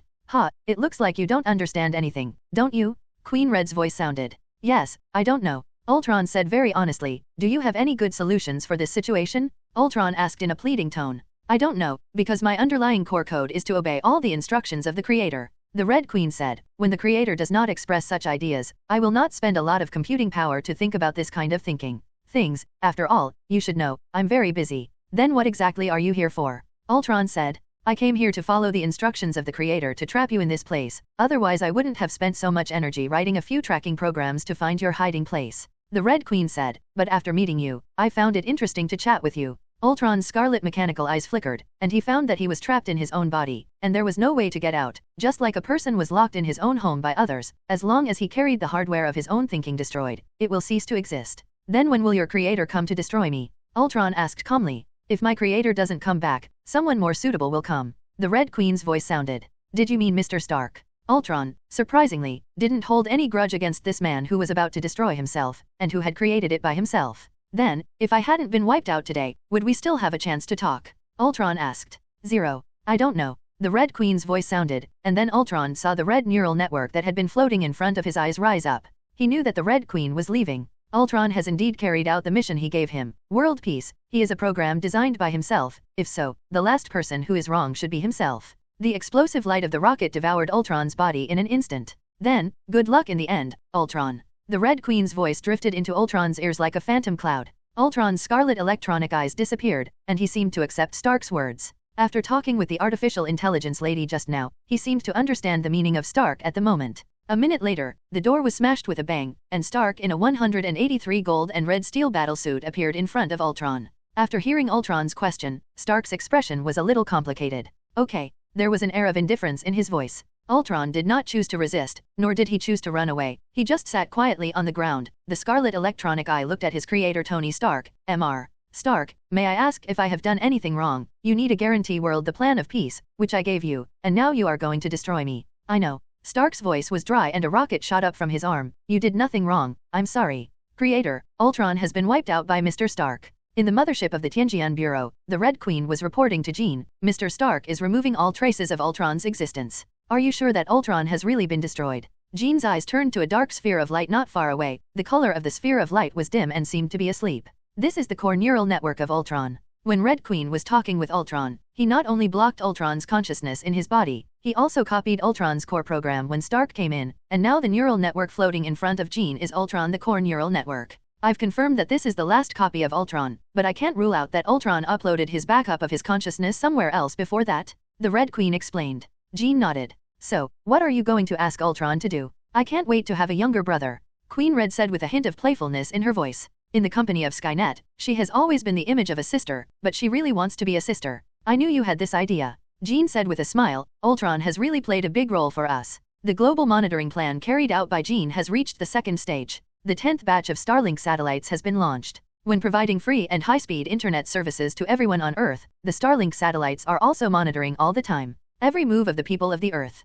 The monitoring program has been written for a long time. Now Jean can monitor more than 90% of the communication and encrypted calls on the Earth, but many of these information are meaningless and invalid, and it is impossible for Jean to maintain its own computing power. All the time wasted on these trivial things. So now the global monitoring plan is carried out by Skynet. Skynet and the Red Queen are artificial intelligence created by Jean, which is unique in this world. Even a knowledgeable artificial intelligence architect cannot imagine Skynet. There is also the ability of the Red Queen, but Skynet and the Red Queen are too busy. The two of them manage the huge Tianjian Bureau, accurate to every sub-base of the Tianjian Bureau on Earth, every unmanned flight, and every the intelligence request of the Tianjian agent. The two of them also manage a stack of Fortune 500 companies owned by Jean in different identities. At the same time, the two of them are also responsible for the research and development in the scientific research base, and sometimes Jean will share an idea of his own, throw it to the two of them, and then go away happily. So now Jean needs an artificial talent to share some pressure for Skynet and the Celebrity Queen. Originally, Jean planned to do it by himself and create a new artificial talent, but the time has not been freed up.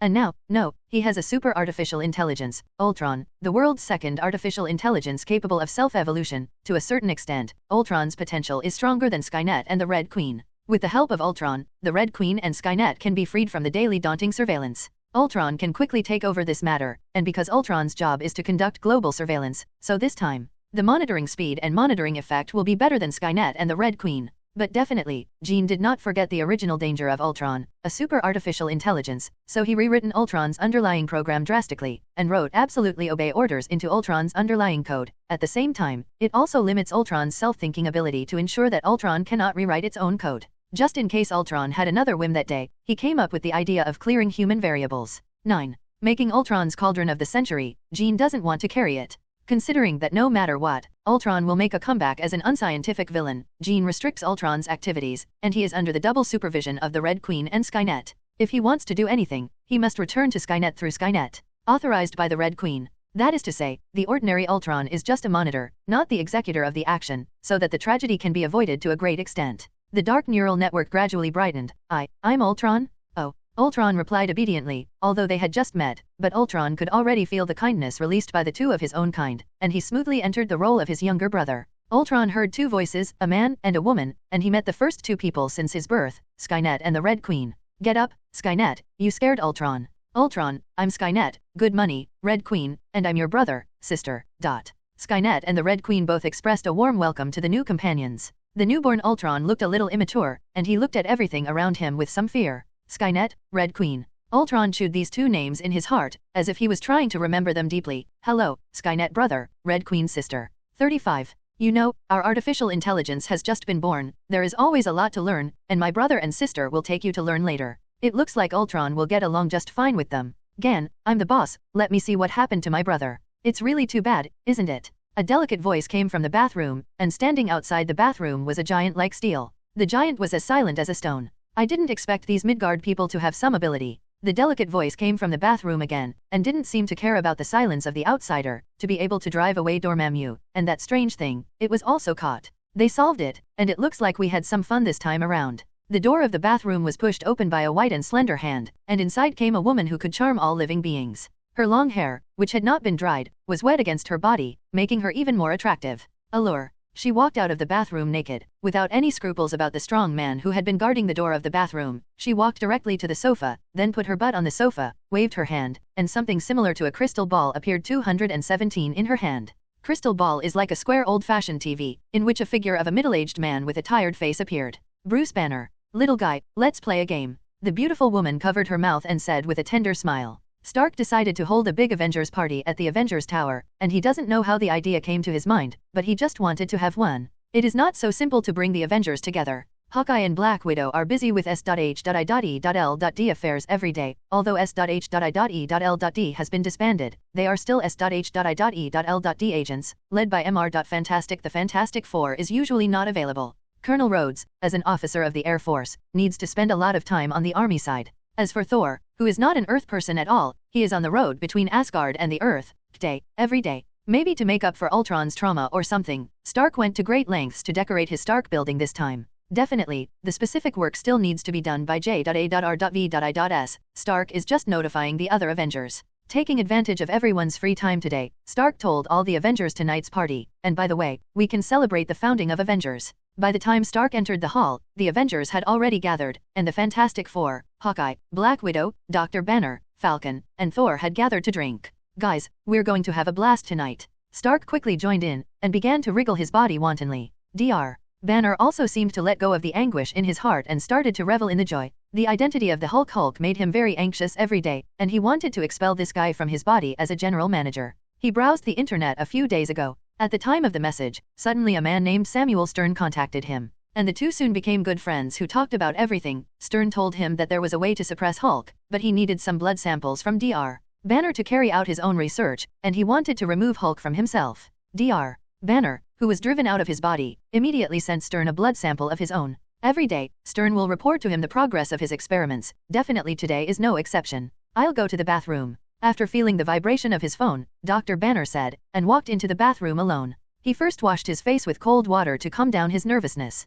Hulk's identity has made him lose a lot of things. His old enemy, General Ross, once commented on himself, "He is a complete beast, and wherever he appears, there will be killing and bloodshed. He is a dangerous beast, must be controlled." In fact, what General Ross said was right. Every time he transformed, it was like a car without brakes, and he stepped on the accelerator hard to the bottom. The feeling of being completely out of control was frightening. Since joining the ranks of the Avengers, Banner feels that he is much better, and he thinks that his ability has a role to play. "No, you are a complete beast." Suddenly, in the mirror in front of him, a woman's figure suddenly appeared. "I'm not talking to you, I'm talking to another person. Accept the reality, big man, and unleash your nature." She smiled tenderly. Banner hurriedly meditated on the methods he had learned to control his emotions, but all the methods were ineffective. In front of his eyes, he saw blood all over the ground, and a big green man was screaming at the sky. He glanced at the wristband that he used to monitor his physical condition all the time, and found that his heart rate had already exceeded 200. In this case, it was a miracle that the green guy hadn't appeared yet. Dr. Banner was taken aback.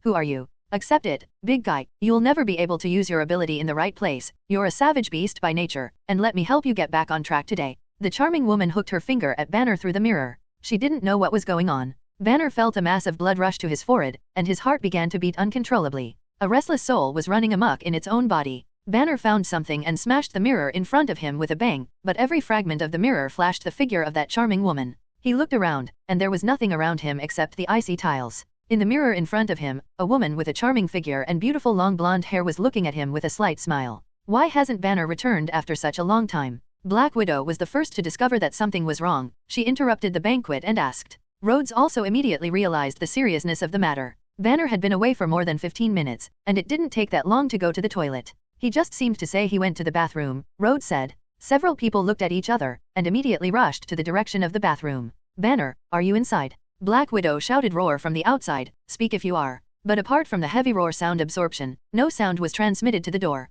Stark frowned. J.A.R.V.S. Help me open this door. 35. The door opened with a drip sound, and after pushing the door, the Avengers saw the unforgettable scene in their lives. Bruce Banner sat on the ground with his back to them, and stretched his arms to scream at the sky, but that voice no longer belonged to Dr. Green muscles burst his shirt, huge amounts of feet broke from shoes, and Banner began to expand rapidly like a blown balloon, green covering the skin on his body. The top of his head directly broke the ceiling of the room, huge amounts of feet sunken into the ground. A small brown pant was worn on his lower half of his life. Hulk turned his body slowly, without a trace of emotion in his eyes. His huge nostrils spewed hot gas. Now appearing in front of everyone is the invincible Hulk. "Okay, now I know how Hulk's panties fit on," Stark said with an air of relief. Although Stark had an idea of turn around and run in his heart, there was nothing shameful about this idea, especially when he was not armed at all. He believed that his teammates must have the same idea. But Stark still bit his head to reassure Banner. "Hey, Dr. Banner, calm down. You should know, we're all part of the Avengers. Try." Roar.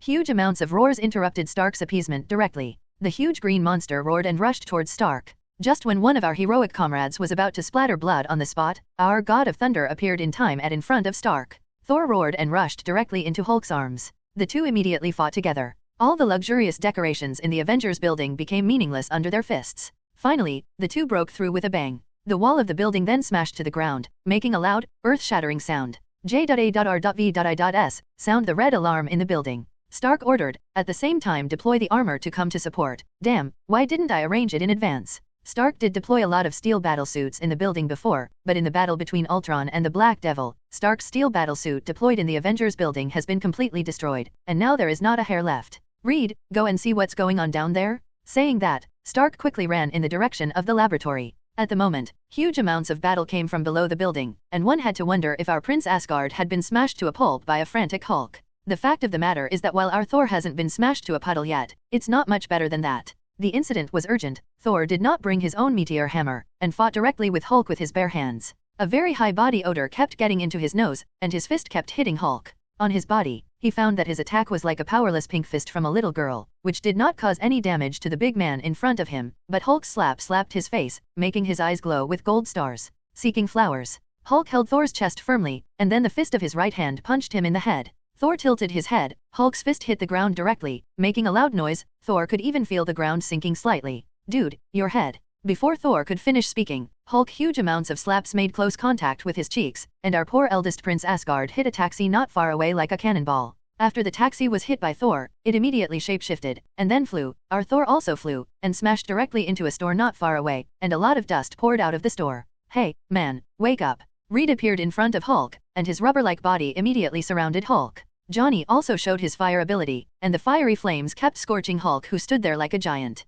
Roar. Hulk let out a thunderous roar, and he slapped Johnny, who was flying in the air directly on the ground like a fly. Reed felt that he was about to lose control of Hulk. His body had stretched to the limit under Hulk's brute force. Hulk's arms wrapped around Reed's body, and then Hulk pulled Reed's body wrapped around him. It was as if he was pulling a rope as he approached Reed step by step. Well, this is really... Reed watched the big fist of the sandbag appear in front of him, and then said weakly. With a loud bang, Reed's body flew out like a rubber band that had been bounced off, and then smashed hard on the wall of the Avengers building. A hum sounded, and a meteor hammer swirled and flew out of the Avengers building, landing in the hands of his master. Thor, who had just been beaten into the store, struggled for a long time to sit up from the rubble. Then, when he walked out of the store, he said, "It's dangerous here and get out of here," but normal people have long been screaming and leaving this land of right and wrong. Where is the use of his reminder? At the moment, the meteor hammer has been held in Thor's hands. With the weapon in his hand, Thor is much more confident. The attack from Hulk just now really made him a little overwhelmed. Hey, Hulk, since you want this, there's nothing I can do. The meteor hammer spun in Thor's hands, and a tornado was created beside him with bright lightning. Hulk, I don't want to either. So, Thor 217 flew up. The strong hurricane swept everything. The car flipped up and down like a toy car in the hurricane. The meteor hammer in his hand swung round and directly hit Hulk's body. The mighty power of thunder erupted from the meteor hammer, and the powerful electric current directly penetrated Hulk's body. But just as Thor's smile bloomed on his face, a green fist appeared on his face. With a bang, Thor was hit hard on the head by Hulk's huge force, and the whole person immediately flew out, and the hard back of the head smashed the wall of the Avengers building. Hulk just now had electric currents all over his body due to the power of Thor's thunder, and the hair that had been obediently attached to his green head stood upright. Obviously, Thor's blow from Asgard caused him a lot of damage, but it also inspired his ferocity. He roared, huge amounts of force on the soles of his feet, smashed the hard ground, and rushed towards Thor, who was smashed into the Avengers building like a tank. Thor kicked Hulk's body. It stands to reason that his kick could even kick a human main battle tank, but when he kicked Hulk's body, it only made his body shake slightly. Hey, buddy, just started. Hulk grabbed Thor's feet, threw him away like he wanted to throw garbage, and jumped into the air himself, huge amounts of fists ready to smash Thor into underground. Bang! A flash of fire appeared on Hulk's body. The huge amount of impact made Hulk's body lose its balance in the air, and then smashed to the ground. A red, gold and black figure floated in the air. It's Stark and Rhodes. Rhodes' Iron Patriot at the moment turned into a torrent of steel. The red light of the weapon firing directly dyed his armor red. The Iron Patriot is the Mk2 prototype that Rhodes got from Stark. After modernization, the firepower configuration on the armor has reached an outrageous level. The bullets of the machine gun hit Hulk's solid skin like raindrops. Superior. Rockets ricocheted off Stark's armor, bursting into flames on Hulk's body. Hulk blocked the surging bullets with one hand, and yelled. Huge amounts of feet kicked out two huge amounts of deep hits on the ground, ejected with astonishing explosive force, and instantly came to Stark's eyes. Stark looked at Hulk, who appeared in front of him in horror. The sirens in his armor had already rang out, and warning signs filled his eyes. It's too soon, it's too late to try to escape now. The green fist slammed into Stark's armor with great force, and Stark was immediately slapped out like a fly. The armor blew black smoke and sparks, and fell to the ground in a daze. Susan on the ground hurriedly controlled her psychokinesis, slowing down Stark's fall, and finally landed on the ground lightly, causing a cloud of smoke. Seeing this, Rhodes stimulated the firepower of his whole body, endless metal torrents poured out of his armor, and a metal curtain wall directly enveloped Hulk in it. Hulk roared in the air with the help of the building next to him, and exerted his strength fiercely. Rush to Rhodes. Seeing this, Rhodes hurriedly dodged, but he was still hit by Hulk's fist, and Rhodes' armor lost power in an instant and fell from the air. The V-shaped eyepiece shone with scarlet light. At the moment Thor has continued to fight with the Hulk, the powerful Asgard gods and the superhero mutated from the Earth have launched a fierce battle. Both sides have caused a lot of damage to each other. Thor relies on his thunder power, electricity. Hulk wow 3.4. Hulk beat Thor with brute force with his own brute force. Ben's arm had large small cracks, and he lost his fighting power. It seems that you are very satisfied with your masterpiece. A cold electronic synthesis sound rang in her ears, and a dark armor appeared in front of her. On a tall building in the distance, a charming woman was looking at the battle scene below with a smile. She leaned on the roof of the building, exuding a petite and charming aura. J.A.R.V.S. Roar's name is Veronica, Stark said solemnly. The corner of the woman's mouth twitched, and she was about to show a smile. Suddenly, she seemed to realize something, frowned, and her beautiful head turned around. Veronica is a carrier of anti-Hulk armor, floating in outer space. When Stark needs anti-Hulk armor, Veronica will deploy the anti-Hulk armor parts from Earth orbit. The Stone Man roared towards Hulk, raised his huge cocky fist, and collided violently with Hulk. Huge amounts of air shockwave rushed out from the place where the two were fighting, destroying everything around them. The woman put away her smile and looked at the armor that appeared in front of her with some vigilance. She could not help but be alert to the person who could approach her without knowing it. She had always thought that no one could do this in the desolate land of Midgard, but now it seems that this is not the case. What suddenly made you interested in the superhero in this world? Jean looked at the charming woman in the eye circle, the witch from God's domain. Amora. 35. Charm witch Amora can be said to be the most powerful witch in the realm of the gods. She is famous for her charm ability and beauty, good at intrigue and tricks. In this point she is very similar to Loki.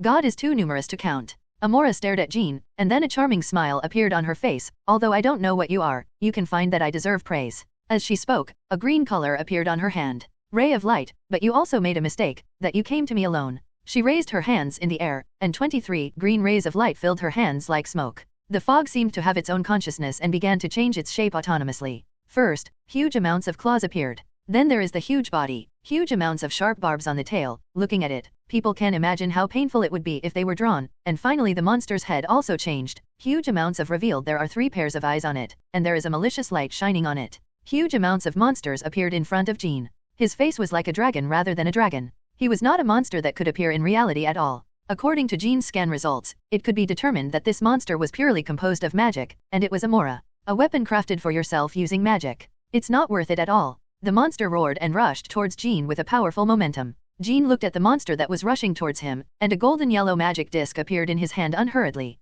The power of magic was brewing in it, and a palm cannon mixed with golden light hit the monster's body, as if it was the snow that met the scorching sun, and the monster's body instantly dissipated. If the witches in God's domain only have this level, I don't think there is any need for us to continue fighting, Jean said calmly. Amora's expression changed, and things seemed to get tricky. Jean didn't give Amora a chance to speak. After dispersing the monster, Jean followed with a palm cannon and attacked the charming witch in front of him. A light green shield appeared on Amora's body, blocking Jean's attack. Palm shot, but her body also retreated several steps, obviously unable to resist Jean's attack. Amora fell on the ground and looked at Jean solemnly. Before she came to Midgard, she thought that the magician on Midgard was not worth mentioning at all. As an Asgard, she also had the arrogance and self-confidence of Asgard. Big. And the strange earth magician in front of him directly refreshed his view of the Midgard magician. But she is not a vegetarian who charmed the witch, Amora. As a well-known, actually notorious, figure in the divine realm, Amora will naturally not be easily frightened by this Midgard magician in front of her. Huge green magic power poured out from her body, forming a set of green armor on her body. Once the offensive spell was thrown, Jean avoided the bombardment and hit the roof of the building. A loud bang was mixed with the sound of Jean's armor thrusters running at full power. In a cloud of smoke, the scarlet V-shaped eyepiece flickered, and Jean instantly appeared in front of Amora. Amora obviously didn't expect Jean's speed to be so fast, as if in the blink of an eye, Jean appeared in front of her. Her figure suddenly retreated, but Jean refused to let go. The two took off from the ground in an instant and flew into the sky. Their bodies seemed to be covered with special effects. The 3 colors of blue, green, and gold kept blooming in the air. Mora had the upper hand. Every magic that Jean unleashed, and the cannon that kept blooming from her palm made her extremely uncomfortable. The strength of this Midgard magician was really strong and a little scary, but she was not jealous when she charmed the witch Amora. Powerful magic power emerged from her body, and the shadow of a giant snake appeared in the void. The snake was originally Lude. This giant snake fits Amora's identity very well. Jean's armor immediately scanned the serpent, and the result of the scan showed that the magic power contained in the body of the 217 serpent was extremely powerful, and the magic power flowing in it was almost condensed into substance. The big snake glanced at Jean with icy eyes, and then charged at him with its slender tongue out. The huge wave of magic power erupted in an instant. The moment it approached Jean, the snake's body curled up, as if it was about to Jean's body. Body shreds. Jean's V-shaped eyepiece flickered, and golden light flashed from his palm, and a long sword with golden light was drawn out of his palm. With a wave of his arm, the long sword in his hand slashed straight to the head of the big snake. The big snake cried out in pain, and the head that the North Pole turned around quickly grew out, but the magic power contained in it became much weaker. Amora watched the battle between Jean and Orakai, and gritted her teeth. The strange Midgard magician in front of her was indeed beyond her imagination, and the strength seemed to be close to Asgard's co-owner, Odin. A huge amount of grief came into her ears, and the big snake had been chopped into smoke by Jean. However, there was no panic expression on Amora's face, instead a smile appeared on her face. Green smoke drifted out from the snake's body, and finally formed a place similar to a field, trapping Jean in it.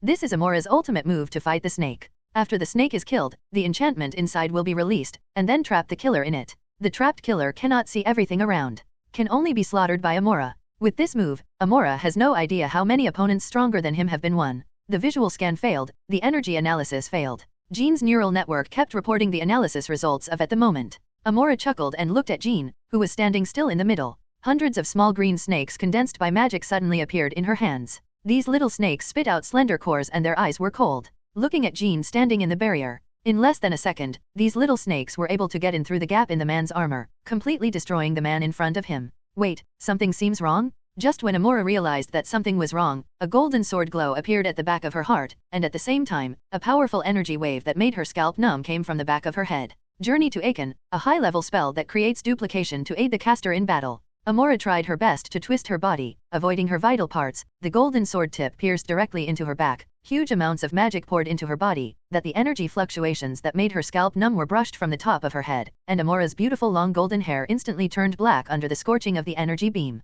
But she had no time to manage her hair now, and the fear of death welled up in her heart. Executioner? What are you waiting for? She shouted roar. When? A huge amount of guillotine was seen on Jean's armor. Jean's figure didn't move, and he turned his head away. A tall and stout man appeared in his sight. The Executioner, Amora's most loyal servant. The Executioner is a child of Asgard and a giant. Since he was a child, he has inherited all the advantages of both parents. Although he is not tall, he is born with divine power. Because of this, they are discriminated against. Later, he developed a skill and slaughtered countless giants before he got the title of Executioner. So what a terrible thing discrimination is. Like many men, the Executioner was also bewitched by Amora's beauty, and then willingly did anything for Amora. Well, to put it bluntly, it was licking the dog. His love, he just needs to follow behind his goddess every day, and he is very satisfied with his presence. Licking a dog is really scary. It is also ironic to say that the enchanting witch of Asgard's realm has only ever been in love with one man in her life, and that is our eldest prince of Asgard, Thor. But even with Amora's best efforts,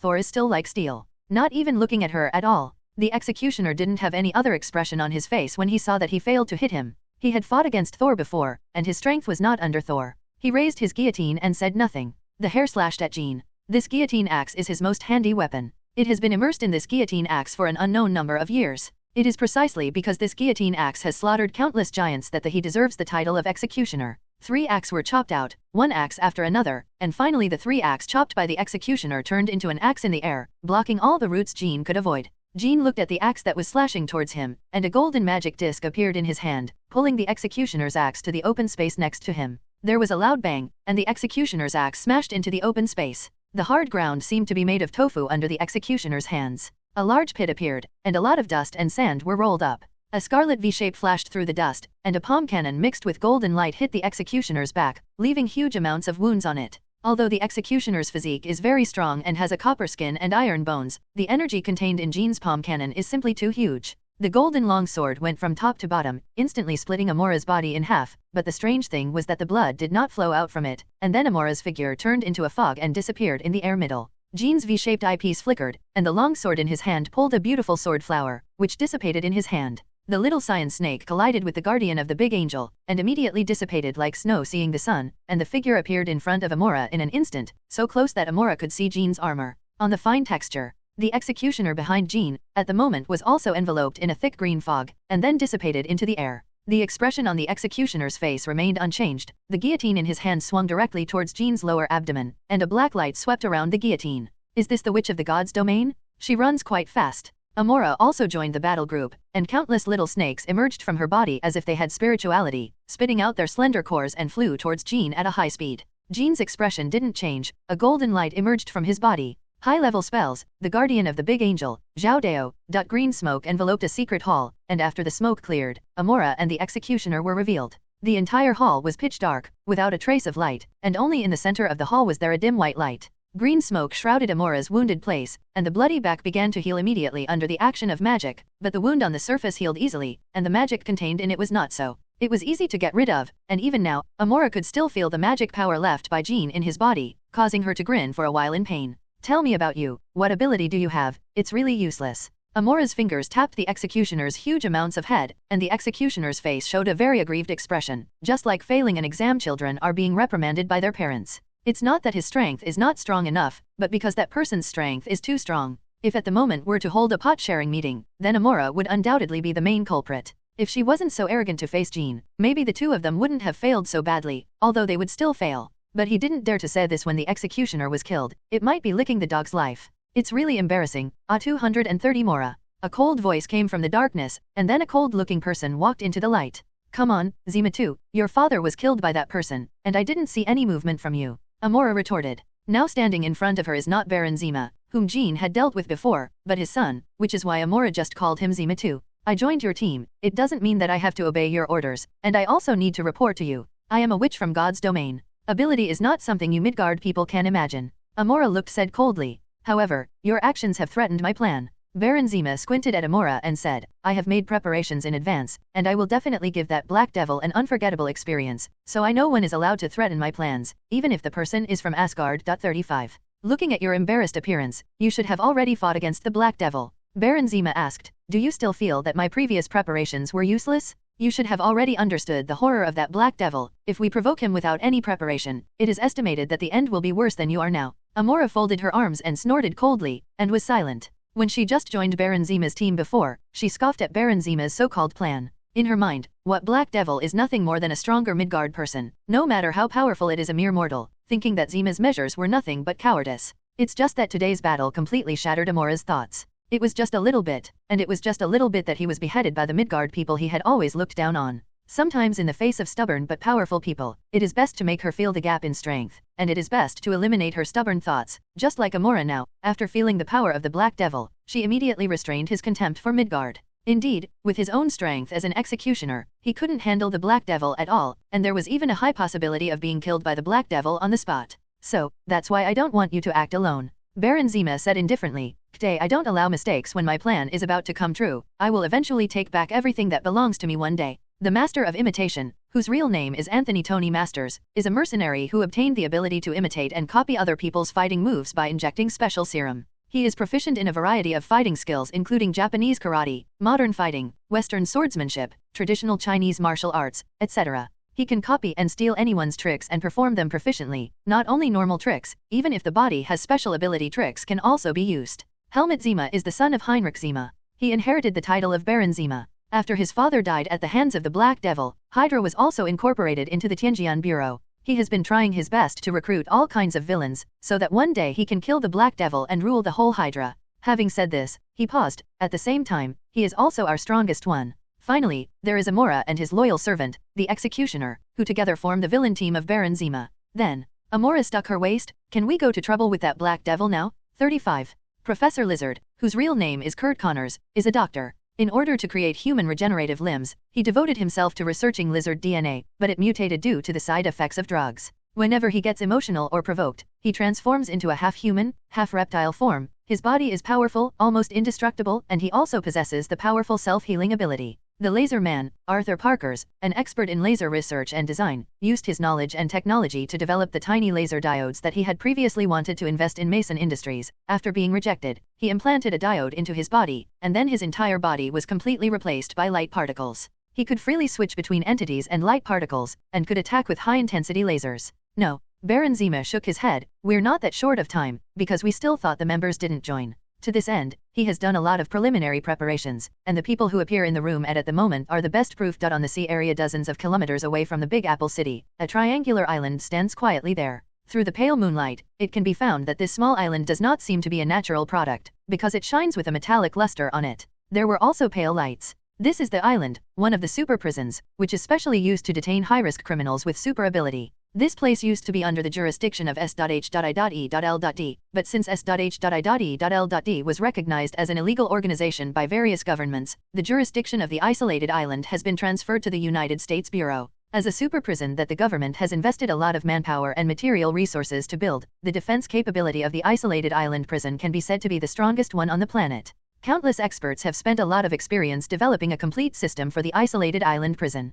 The security measures of the isolated island prison are definitely the most exaggerated. It is no exaggeration to say that every inch of land is armed, and no one can approach this prison without authorization. The surrounding sea water has become the outermost barrier of the island prison. The sea water is filled with a large amount of neurotoxins. Anyone who intends to approach the island prison from the sea must consider whether their poison resistance attribute can withstand it. Strong neurotoxins are equipped with a large number of heavy weapons on the three corners of the isolated island prison. Any creature who dares to approach this prison will be torn into pieces by the metal torrent. In the isolated island prison, a large force field covers the entire prison, and hundreds of automatic artillery guns controlled by a central computer are on standby at all times. It can be said that a mosquito will be shot down if it appears in the prison. The inside of the prison is also heavily guarded and has a set of very strict security procedures. Although the island prison looks like a triangle from the outside, it is divided into several areas inside it, which are specially used for detention. Those superhero criminals of different ranks. At the end of the movie Captain America 3, those superheroes headed by Falcon who opposed the Registration Act were detained in the B-level area of the isolated island prison, under very strict surveillance, and there was a guard above the B-level more stringent A-level, and even S-level.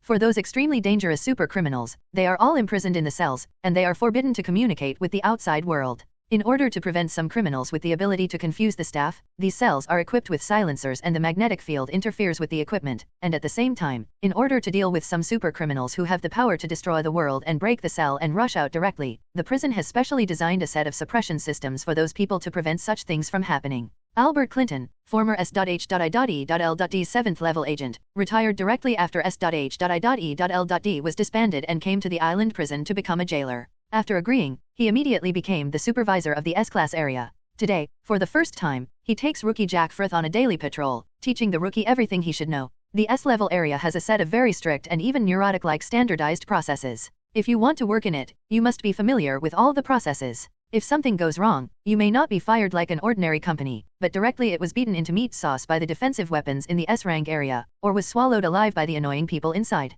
Remember, this door is opened like this. Albert took the trouble to show Jack how to open a high-strength aluminum alloy iron door. If you enter the wrong command, the laser gun above your head will you vaporize in an instant. Jack swallowed his saliva, and couldn't help but look at the seemingly flat wall above his head. Who would have thought that such a tyrannical weapon could exist in it? AI. Albert, we have gone through so many measures, and we have also walked through the corridors with many barriers. What kind of vicious criminals are detained in the S-class area? 99. After passing through a long and narrow corridor, Jack asked cautiously. Seeking flowers. Not a group, but one. Albert said meaningfully. Obviously, Jack was frightened by Albert's words. Wait, just now, I seem to have misheard. Are you sure it's one, not a batch? Remember, rookie? Albert glanced at Jack. The most important rule of the day in the isolated island prison is that you shouldn't ask nonsense. It may cause you death. You should know naturally someone will tell you. Just like me, I have been working in the island prison for more than a year, and I have visited the S-class area so many times, but you know, I don't know what it is here until now who is being detained, but you only need to know that the person who can be detained in the S-level area definitely has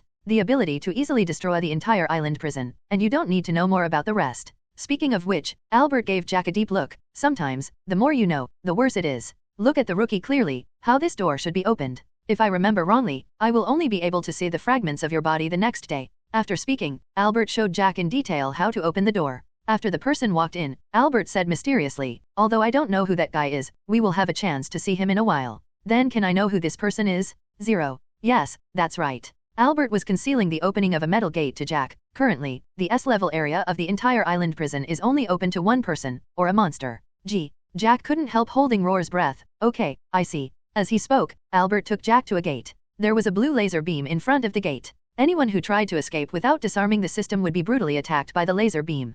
Cut into pieces. After hearing what Albert said, Jack was obviously taken aback. Are we really going to see the FK? Definitely, it's just a routine inspection, don't worry too much, rookie. 35 Albert said easily, he has been doing this work for more than a year, as long as the inspection is done properly, there is no danger at all. The thick armor is locked in, there is no danger, and you won't have nightmares when you go back. Okay, don't dawdle, rookie, we can go back for supper after we finish the inspection. The two finally walked into the core position of the S-level area of the island prison, which is also the core position of the entire island prison. It can withstand the attack of ICBMs, and the entire room except for the exhaust vents on the ceiling that even mosquitoes can't enter. It appeared to be cut from a smooth piece of metal, with no gaps to be found. Next to the room is a metal house. On the outside of the house is a layer of opaque glass-like things, and a red light with good intentions flashes on it. Normal people know not to touch that lightly. Glass. After entering the room, Albert began to quickly check all the equipment in the room, so detailed that he even checked the central air conditioner, and then he clapped his hands. Rookie, come and have a look.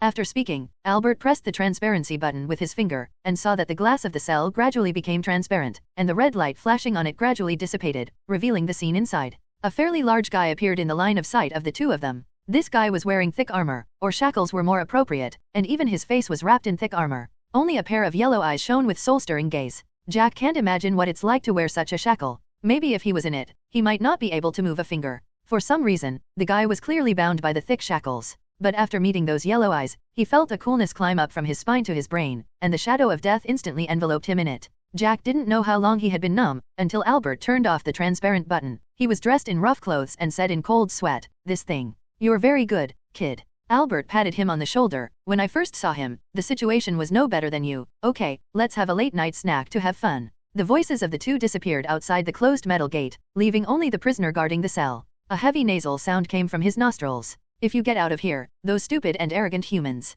will you tear them apart?" A charming voice suddenly entered his mind. There was a surprised expression in those yellow eyes, because he saw the figure of a blonde woman suddenly appeared on the wall that was originally empty, and she was looking at him with a faint smile. He thought for a while in his mind, staring at the woman who appeared on the wall, as if to determine whether such a picture was hallucinations because he had been detained in this damn prison for too long. Anyone with a little brains should know that in this heavily guarded prison, there is no such hot girl at all, and she still appears in the most heavily guarded S-level area, but the girl in front of her really looks like it's so lifelike, it's almost like being alive. "Hunk, take it easy, I'm real, my name is Amora, I want to chat with you, or someone wants to chat with you." The woman's figure gradually disappeared from the wall, and then the figure of Baron Zima appeared on it, as if the camera of the TV was switched. However, time is not forgiving, and soon he will reach the age of 40, an age where human body functions decline. Although Bransky still has a strong spiritual will and military skills that you will never forget, there is no escape from the laws of nature. It stands to reason that according to her resume, he should have been promoted a long time ago, but he refused all opportunities for promotion, because only in the army, rushing to the front line of the battlefield, can he feel the meaning of his existence. From that moment on, Emil Bransky ceased to exist, there was nothing but hatred. Emil Bransky, a name he had long since abandoned, or his current name is Abomination. Bransky was born in Yugoslavia and grew up in the United States. He seems to be born for the military. He is proficient in almost all military skills. Soldier, born king of soldiers. A heavy gasp came from the guy who was tightly bound by the yoke. 3.4 But this time a turning point came. Because of his rich experience, he was recruited by General Ross into the Hulk arrest team. From the day he met Hulk, Bransky was deeply obsessed with Hulk's strong physique and inexhaustible power. He also has such a powerful power. "Nice to meet you, I've wanted to see you for a long time," Baron Zima said softly. "Colonel Bransky." He received a special serum injection under General Ross, and obtained a physical quality similar to that of Captain America. In another arrest operation, he even obtained a blood sample from Hulk, and he was already a little crazy. Injected Hulk's blood directly into his body. Bransky, who was injected with Hulk serum, had never felt that he was so powerful. The power of his strength made his blood surge for a moment, and those ordinary humans were just ants in his eyes.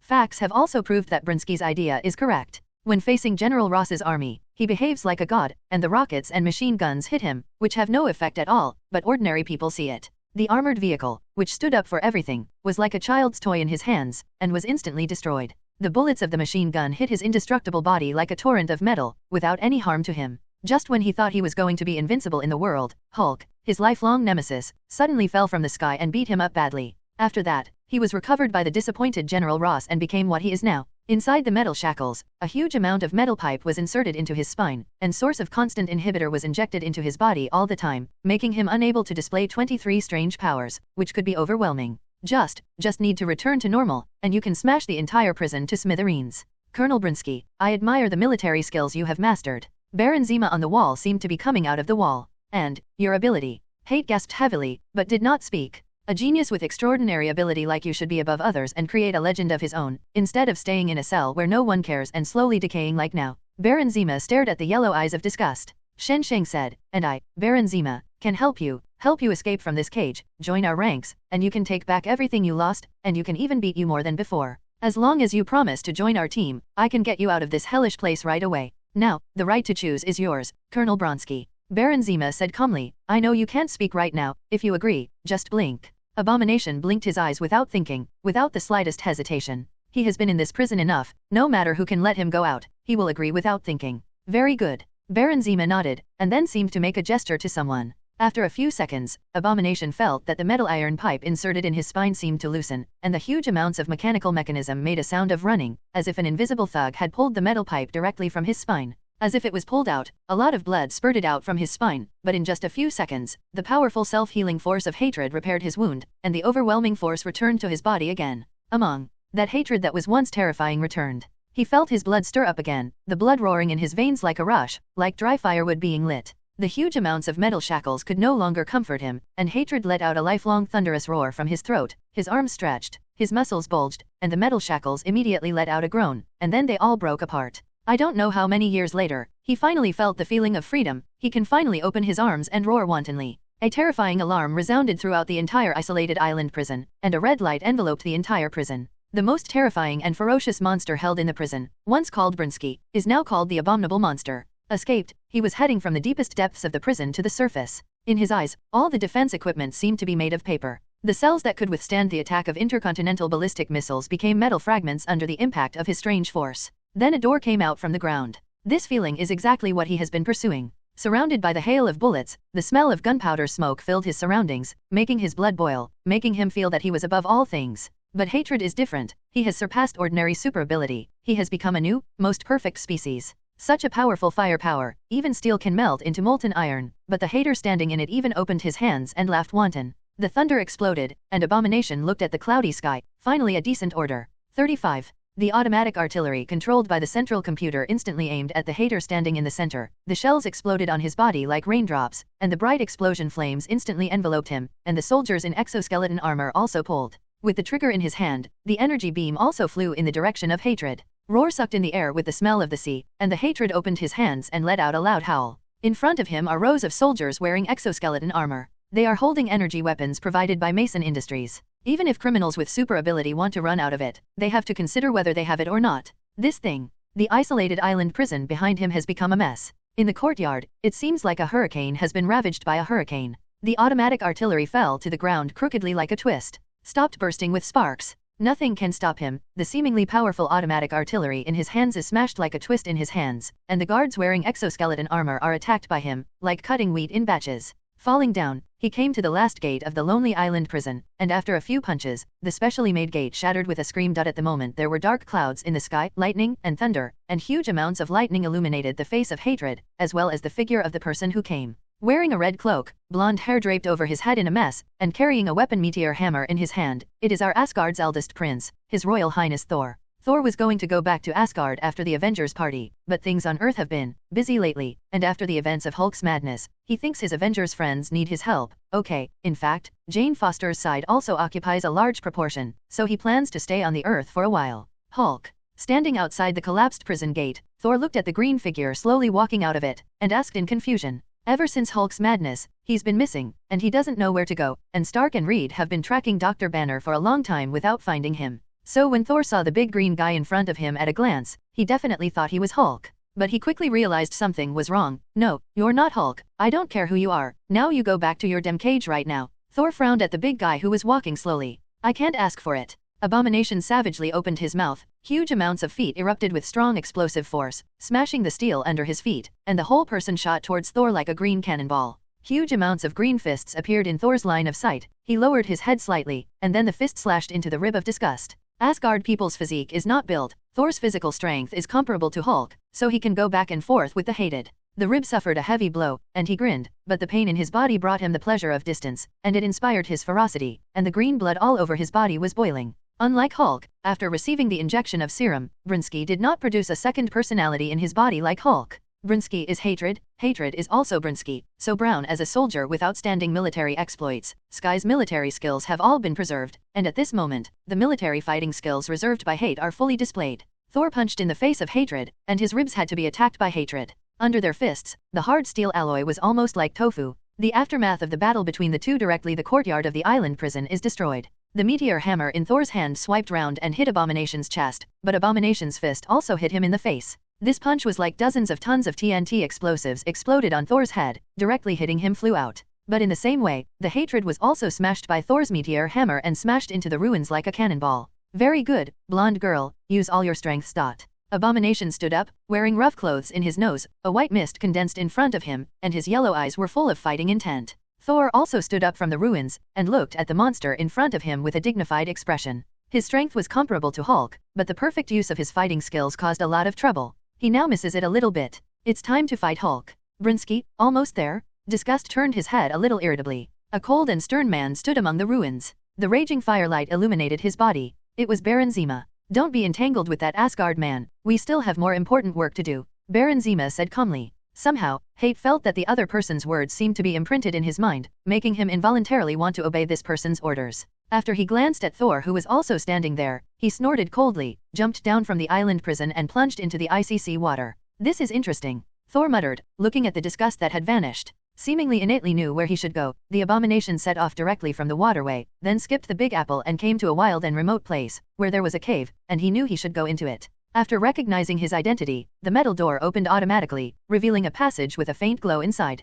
Pretend to be a ghost, Abomination said disdainfully, and then walked into the passage. At the end of the passage was an all-metal room, and a man dressed in purple stood there, seemingly waiting for Abomination to arrive. You are very welcome, Colonel Brunski, the man said calmly. Call me Abomination? Abomination snorted coldly. The man in front of him, all right, under his 3-meter-tall body, is like a child who is still underage, and he has to lower his head to be able to see what this man looks like. So, what do you think? Want what? We've met before, Brown. Abomination. Baron Zemo looked up at Abomination, not at all timid because of the difference in body size. I can provide you with a huge amount of platform, then your talents have been fully displayed, and you have achieved achievements that you have never imagined. Definitely all of this, all under my command. Abomination lowered his head, then put his ugly face on Baron Zemo's face, and the heavy breath sprayed on his face. Then, Baron Zemo, why don't I smash you directly, and then I myself led myself. Baron Zemo looked at Abomination's ugly face. A scepter was added in his hand like a conjuration. The tip of the stick was against Abomination's throat, and a breathtaking light flashed on it. Abomination only felt a coolness from his own.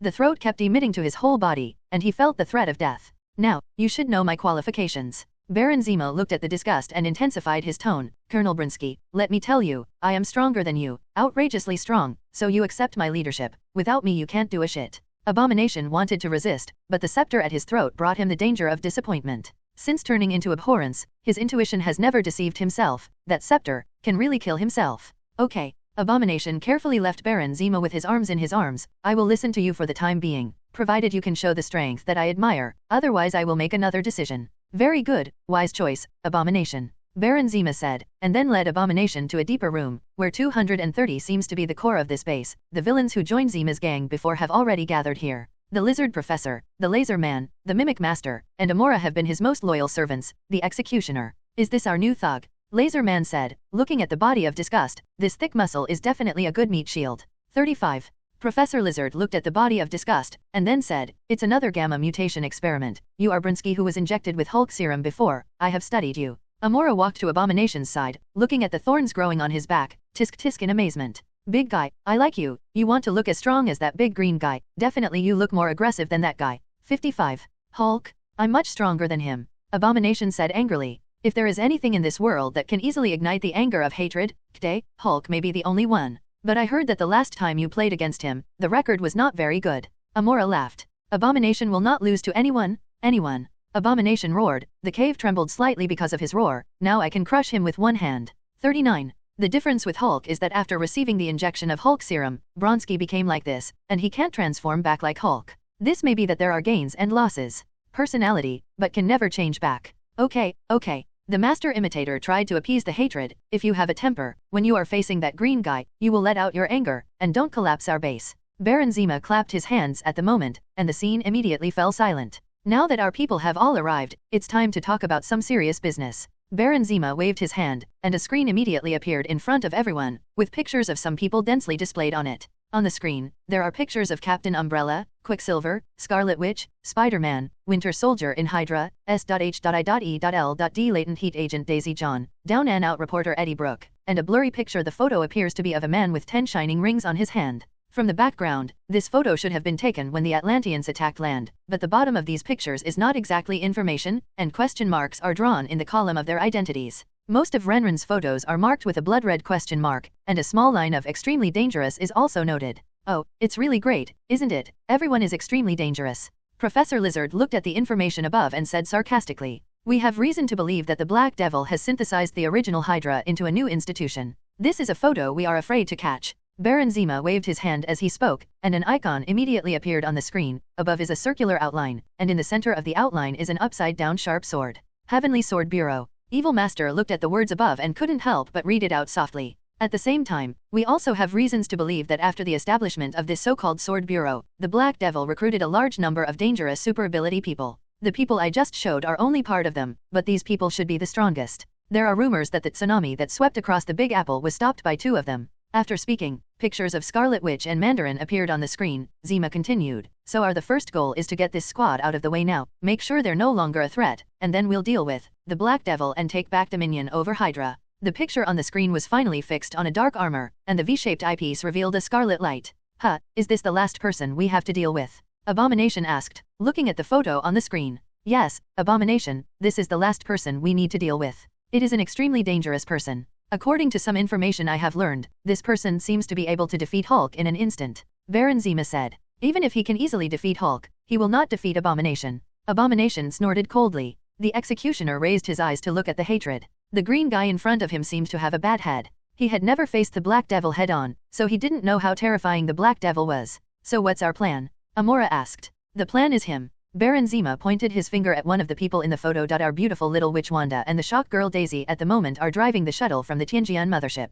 This time their destination is located outside the city of the Big Apple, and they came back according to the Tianjian satellite before. The signal from indicates that there have been abnormal energy fluctuations here, which may be an extraordinary event. The Tianjian agent had explored this place before. According to their description, they saw a terrifying monster. The detection device they carried was directly damaged by powerful energy fluctuations. This is definitely an extraordinary event above grade A, so only Wanda and Daisy need to be dispatched together. We're there in a few minutes. Wanda glanced at Daisy, finding her fiddling with her fingers. "Oh, I'm just a little nervous." Daisy scratched her head a little embarrassedly after feeling Wanda's gaze. "You know, my super ability is off and on and off, although after that incident, I've been able to control my ability as I want, but after all, this is the first time I've been in the field since I was able to control my ability. You know, I'm afraid." "It doesn't matter, Daisy, we are a group, we will face any difficulties together." Wanda knew what Daisy meant. She was just afraid that her ability would suddenly not be able to be used during the battle, and then she would hold back. "Yeah, we're a group." Daisy chewed the word group in her mouth. When she joined S.H.I.E.L.D., she already thought she was part of a group, but unfortunately not only director Nick Fury, but also Phil Coulson agent. Other S.H.I.E.L.D. people don't seem to believe him so much, and after joining the Tianjian game, everything has changed. The Heavenly Sword game seems to have magic power, which makes people want to merge into it unconsciously. In the Heavenly Sword game, regardless of her background, she met Pietro and Wanda who were born in Hydra, and she also saw the streets of the Big Apple City. The hero Spider-Man, he also saw the unfortunate reporter Eddie who was used as a mount by alien creatures. These people are not heroes in the traditional sense, they all have their own shortcomings, but in the Tianjian game, they can rest assured that their backs will be handed over to their comrades. This was also one of the reasons why Daisy followed the Tianjian Bureau with all her heart. Most importantly, Jean also helped him find Ji Ying, his long-lost mother, so that she could break the shackles in his heart and control the abilities in his body as he wanted. "Yeah, the Tianjian Bureau has become my home." The light of self-confidence flickered in Daisy's eyes. She has a trustworthy comrade in arms. What else is there to fear?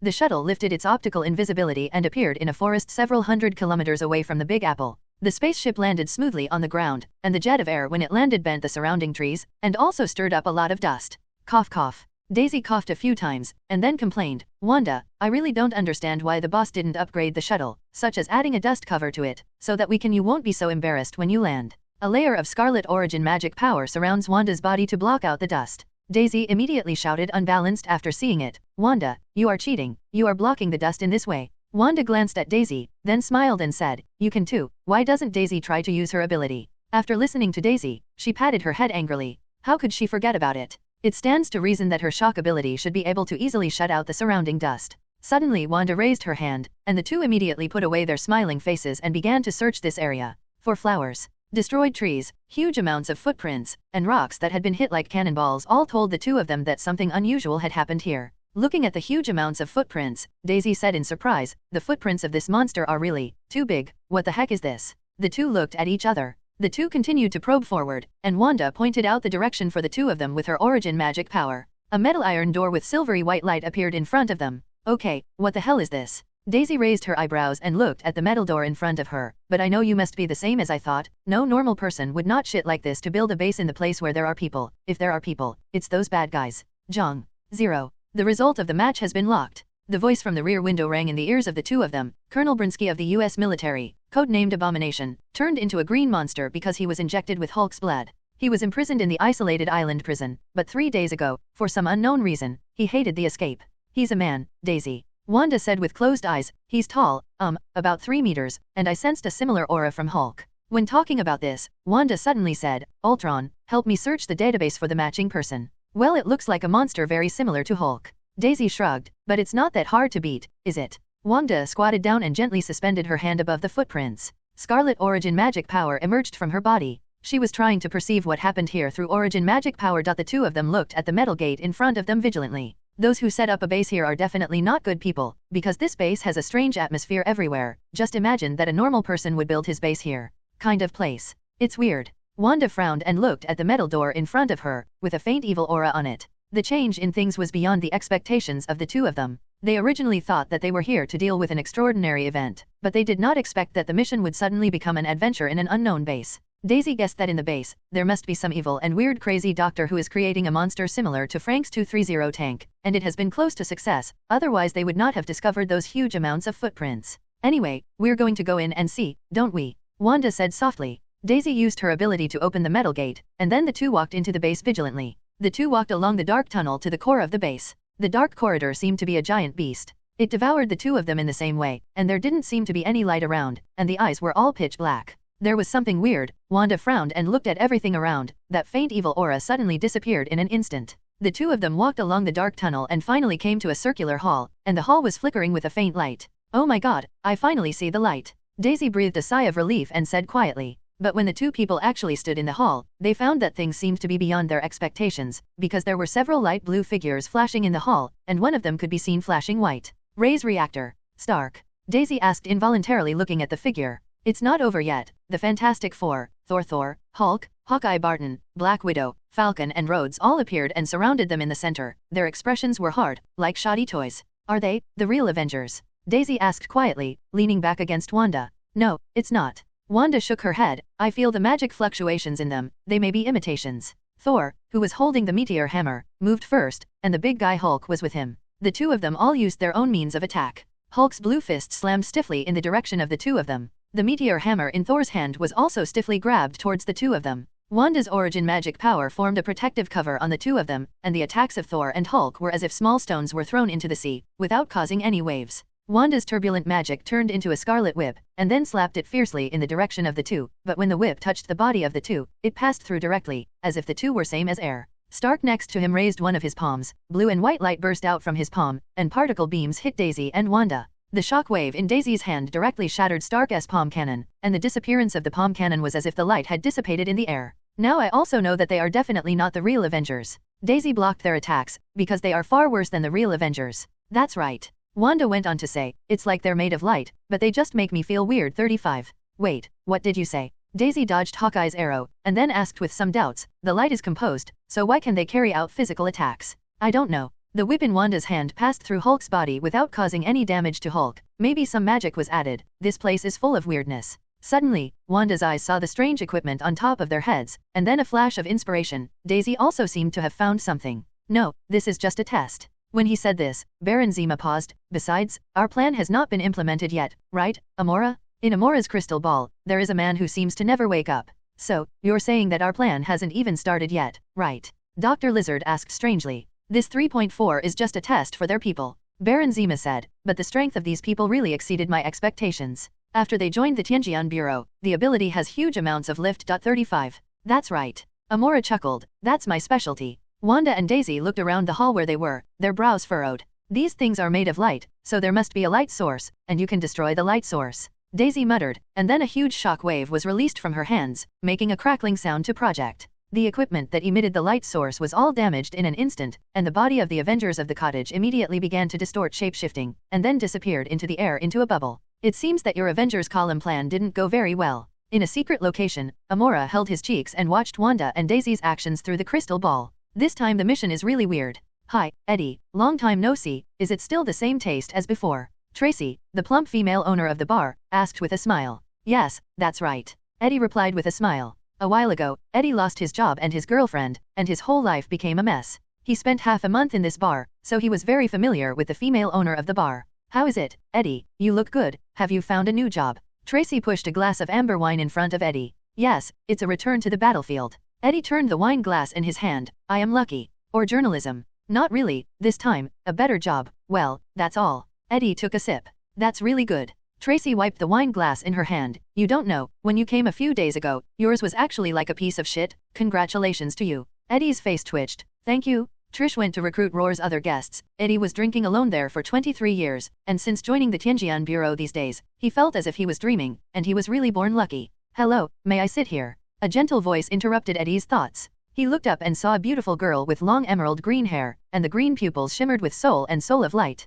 Oh, definitely. Eddie said hurriedly. But, Eddie, I think we're leaving, and this person makes me uncomfortable. Venom's deep voice echoed in Eddie's mind. Shut up, I'm busy with business. Eddie reprimanded, but when he saw the woman raising his beautiful eyebrows suspiciously, he hurriedly explained, I'm not talking to you again. I have some bad habits. I'm a psychiatrist. The woman said with a shallow smile, I often come into contact with all kinds of people. In my opinion, people who like to talk to themselves are usually because of too much pressure. Eddie blinked, suppressing the abnormal thoughts that had just arisen in his heart.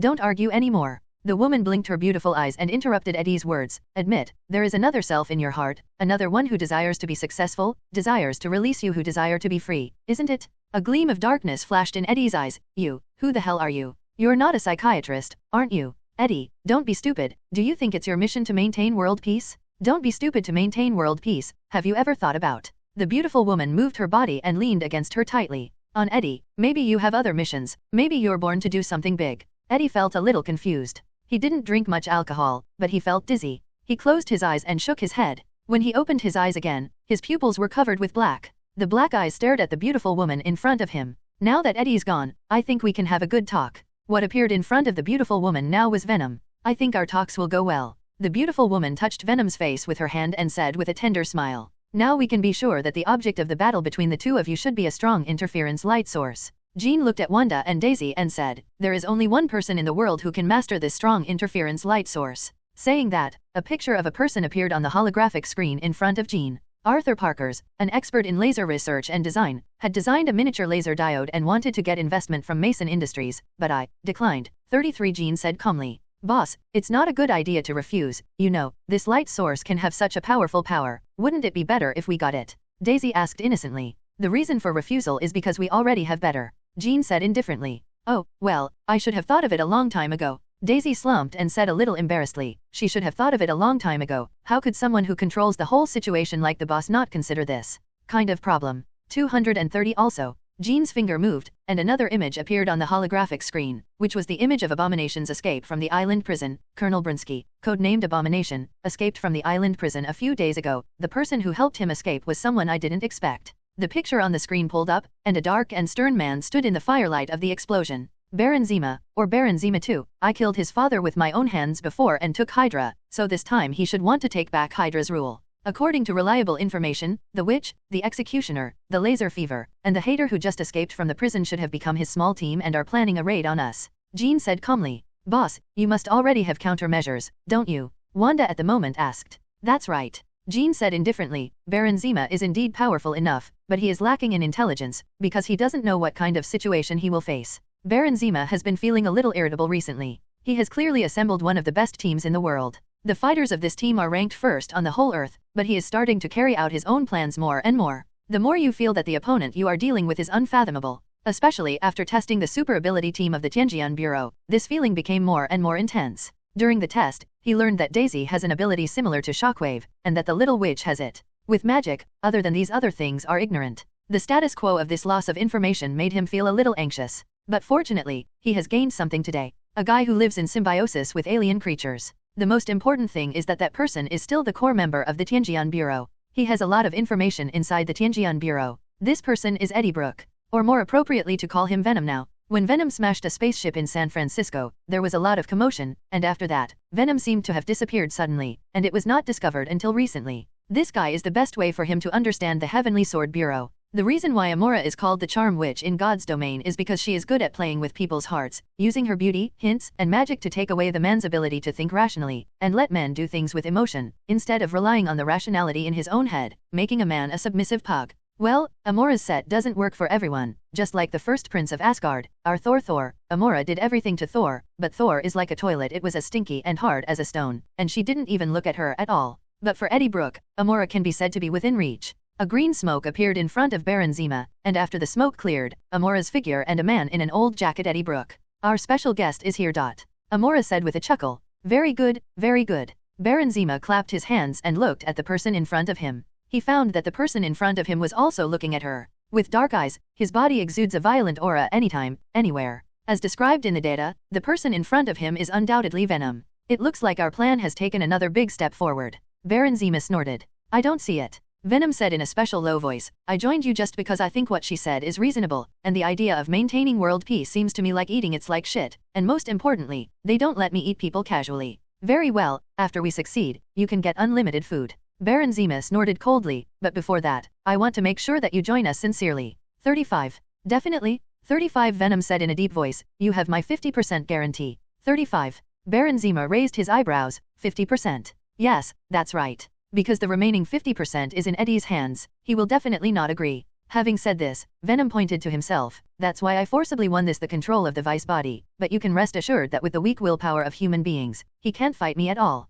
I hope your guarantee is valid. Baron Zemo took a deep look at Venom and said, then I guarantee your loyalty. I need you to provide all the information about the Tianjian Bureau, about the super ability team, and that damn Black Devil. I want you to tell me everything you know. No problem. Venom grinned, as long as you promise not to touch my room after attacking the Tianjian Bureau base. It's a deal, said Baron Zemo with a chuckle. You guys are in trouble. One-way communication was connected to Jean's exclusive line in the Tianjian Bureau mothership.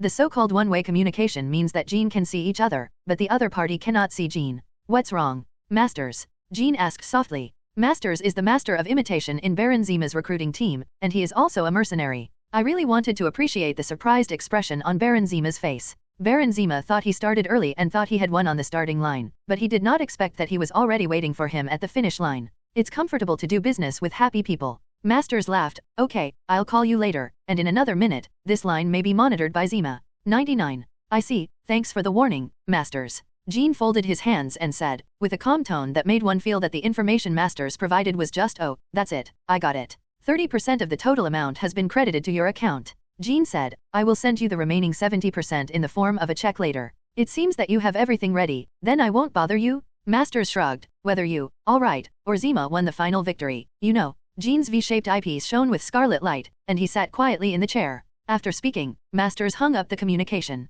A man named Eddie Brooke in your team was charmed by Amora. Masters said, he has leaked all the situation of your team and the location of the headquarters, and promised you'd better make some preparations to lead Zemo into your base. Somewhere, in the base of the Tianjian Bureau. A burst of green smoke suddenly appeared in the base out of thin air. After the green fog dissipated, Baron Zemo led his team to appear in the base. At the moment, the gate of the base was closed, there was no one in the base, only the humming sound of the exhaust fan. The whole base was terrifyingly quiet, and the dim white lights hit everyone, making it a bit eerie. This is not so much the base camp of the place, it is more like a cage, a prison specially used to detain their uninvited guests. From the moment I stepped into this place, this feeling was born from the bottom of Baron Zemo's heart, and the feeling of unease reached the extreme. I haven't found any trace of living people here. Amora frowned and said, there seems to be a sense of enchantment here, and we seem to have stepped into a trap. Everyone put their eyes on Eddie in unison. It was the information he provided, and it was he who led them here. It can't be wrong. Venom's low voice sounded, this is the headquarters of the Tianjian Bureau. Our boss is also a man who understands magic.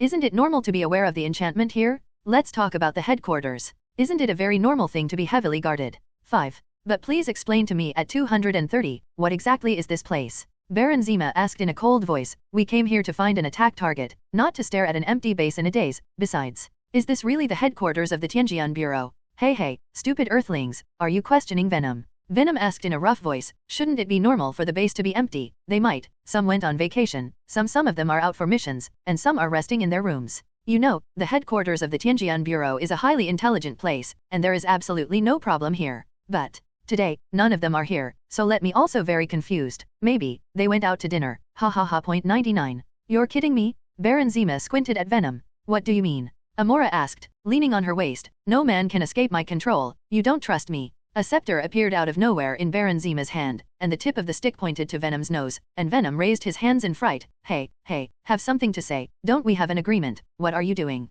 This time Baron Zemo finally reacted. You are not Venom. Who are you? There was a cold light in his eyes. Where did he go? With a bang, the scepter in the hands of Baron Zemo was slapped away by Dr. Lizard. What are you doing? Baron Zemo asked coldly. There was a black light in Dr. Lizard's eyes. No one in this world can bully Eddie. Only I can bully him. The low voice said from Dr. Lizard's mouth. He is not Dr. Lizard, but Venom? Hey, thanks dude. Wait, what did you say? Eddie reflected and mumbled. What the hell is going on? Amora asked with anger and unwillingness. How did he get out of my control? Hey, pretty witch. Eddie patted Dr. Lizard on the shoulder. I think it's your charm, or Venom, just likes alien mother symbiotes. A cloud of black substance emerged from Dr. Lizard's body and followed Eddie's hand into his body. Venom doesn't like women, and Venom wants to eat his beautiful head. 35 Venom's voice it sounded in Eddie's mind. Dr. Lizard, who lost the Venom parasite, fell to the ground, not knowing his life or death. Okay, buddy, here's your chance. Black matter poured out of Eddie's body.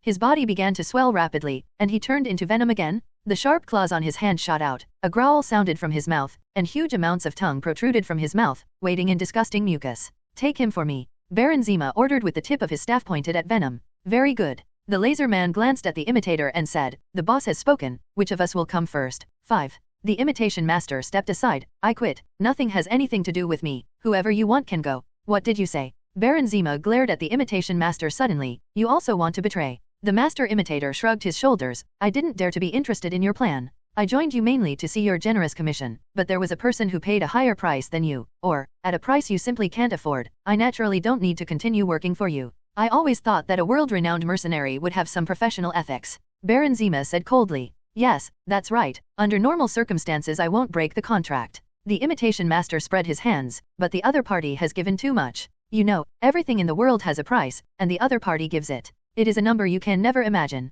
In front of this price, anyone can be bought, and any rule can be accommodated. You should know this. Baron Zemo was so angry that he almost turned his back. Before the battle started, there were 2 or 5 boys in his team. Dr. Lizard was lying on the ground and his life and death were unknown. Wu Zei's head, and then kicked it in front of the ball. But reason told him he couldn't do it, and now he was in a very dangerous situation, and he should evacuate immediately. What, are you going to fight? Abomination asked. No, we have to evacuate immediately. Amora, what are you waiting for? Asked Baron Zemo sharply. Stupid Earthlings, didn't I tell you before that a barrier has been set up here, and my teleportation ability can't be used here? It's all your stupid plan. Amora was furious. Lu eyebrows stand upright. Why are you in such a hurry to go out? The cold and harsh electronic synthesis sound rang in the ears of everyone, and the dark armor appeared in front of them from the sky. The fun has only just begun. When Baron Zemo saw the Black Devil appearing in front of him, he couldn't help clenching the scepter in his hand. The unease in his heart was confirmed at this moment, but to his surprise, he didn't feel any fuss, or that he has already accepted this setting. Winter Soldier, Wanda, Captain Umbrella, Quicksilver, Daisy, and the 2 and 5 Aberdeen Venom all appeared beside Jean, and a circle surrounded Baron Zemo and his small group. Helmet Zemo, someone like you who still holds ridiculous ideas, I thought you would recognize the truth after your father died. Jean looked at Baron Zemo and said calmly, your father just had the same ridiculous idea as you. What nonsense. Baron Zemo's eyes shot a cold light. Black Devil, Hydra has always been our Zemo family. This has been confirmed since the end of World War II. Alexander Pierce is just a joker, and now the person who should get out of Hydra should be you. Baron Zemo clenched the scepter in his hand. The Black Devil lineup in front of him looked very strong, and the imitation master on his side also became the 2nd or 5th boy and said he would quit, but he should have withdrawn in time and remained neutral. Mix it up with this thing. Dr. Lizard is lying on the ground, not knowing whether he is alive or dead, and now there are Laser Man, Abomination, Amora, and the Executioner on his side. When facing the Black Devil and his superhero team, he is not without a fight. Abomination, come on. Baron Zemo pointed the tip of his staff, and the eager Abomination roared immediately, and then rushed towards Daisy, who was closest to him. Come on, big guy, you are the Frank Stan monster. Daisy looked at the hatred rushing towards her, her eyes blazing with flames, proving that her time had come. A powerful shockwave poured out from Daisy's body, and the powerful low-frequency vibration directly distorted the air around her, and the ground she stood on began to crack and shatter because of the low-frequency vibration released from her body. Abomination's huge body was immediately shaken out by Daisy's shockwave, and hit the metal wall of the room like a green cannonball, creating a big hole. Abomination roared violently, struggled to jump down from the wall, and then slammed his fists on the ground. Rumble. The cracked ground cracked like a roaring earth dragon, swept across the direction of Daisy quickly. Amora also attacked Daisy, who was in it, but found that her green magic was blocked by red magic. Your opponent is me, the Witch of God's domain. Wanda looked at Amora with a cold expression. Then see if you have the ability. Amora raised her eyebrows and said sarcastically. Wanda didn't say any more. The powerful origin magic power condensed into a short knife in her hand, and then she quickly rushed to the opposite Amora. The short knife in her hand pointed directly at the opponent's heart.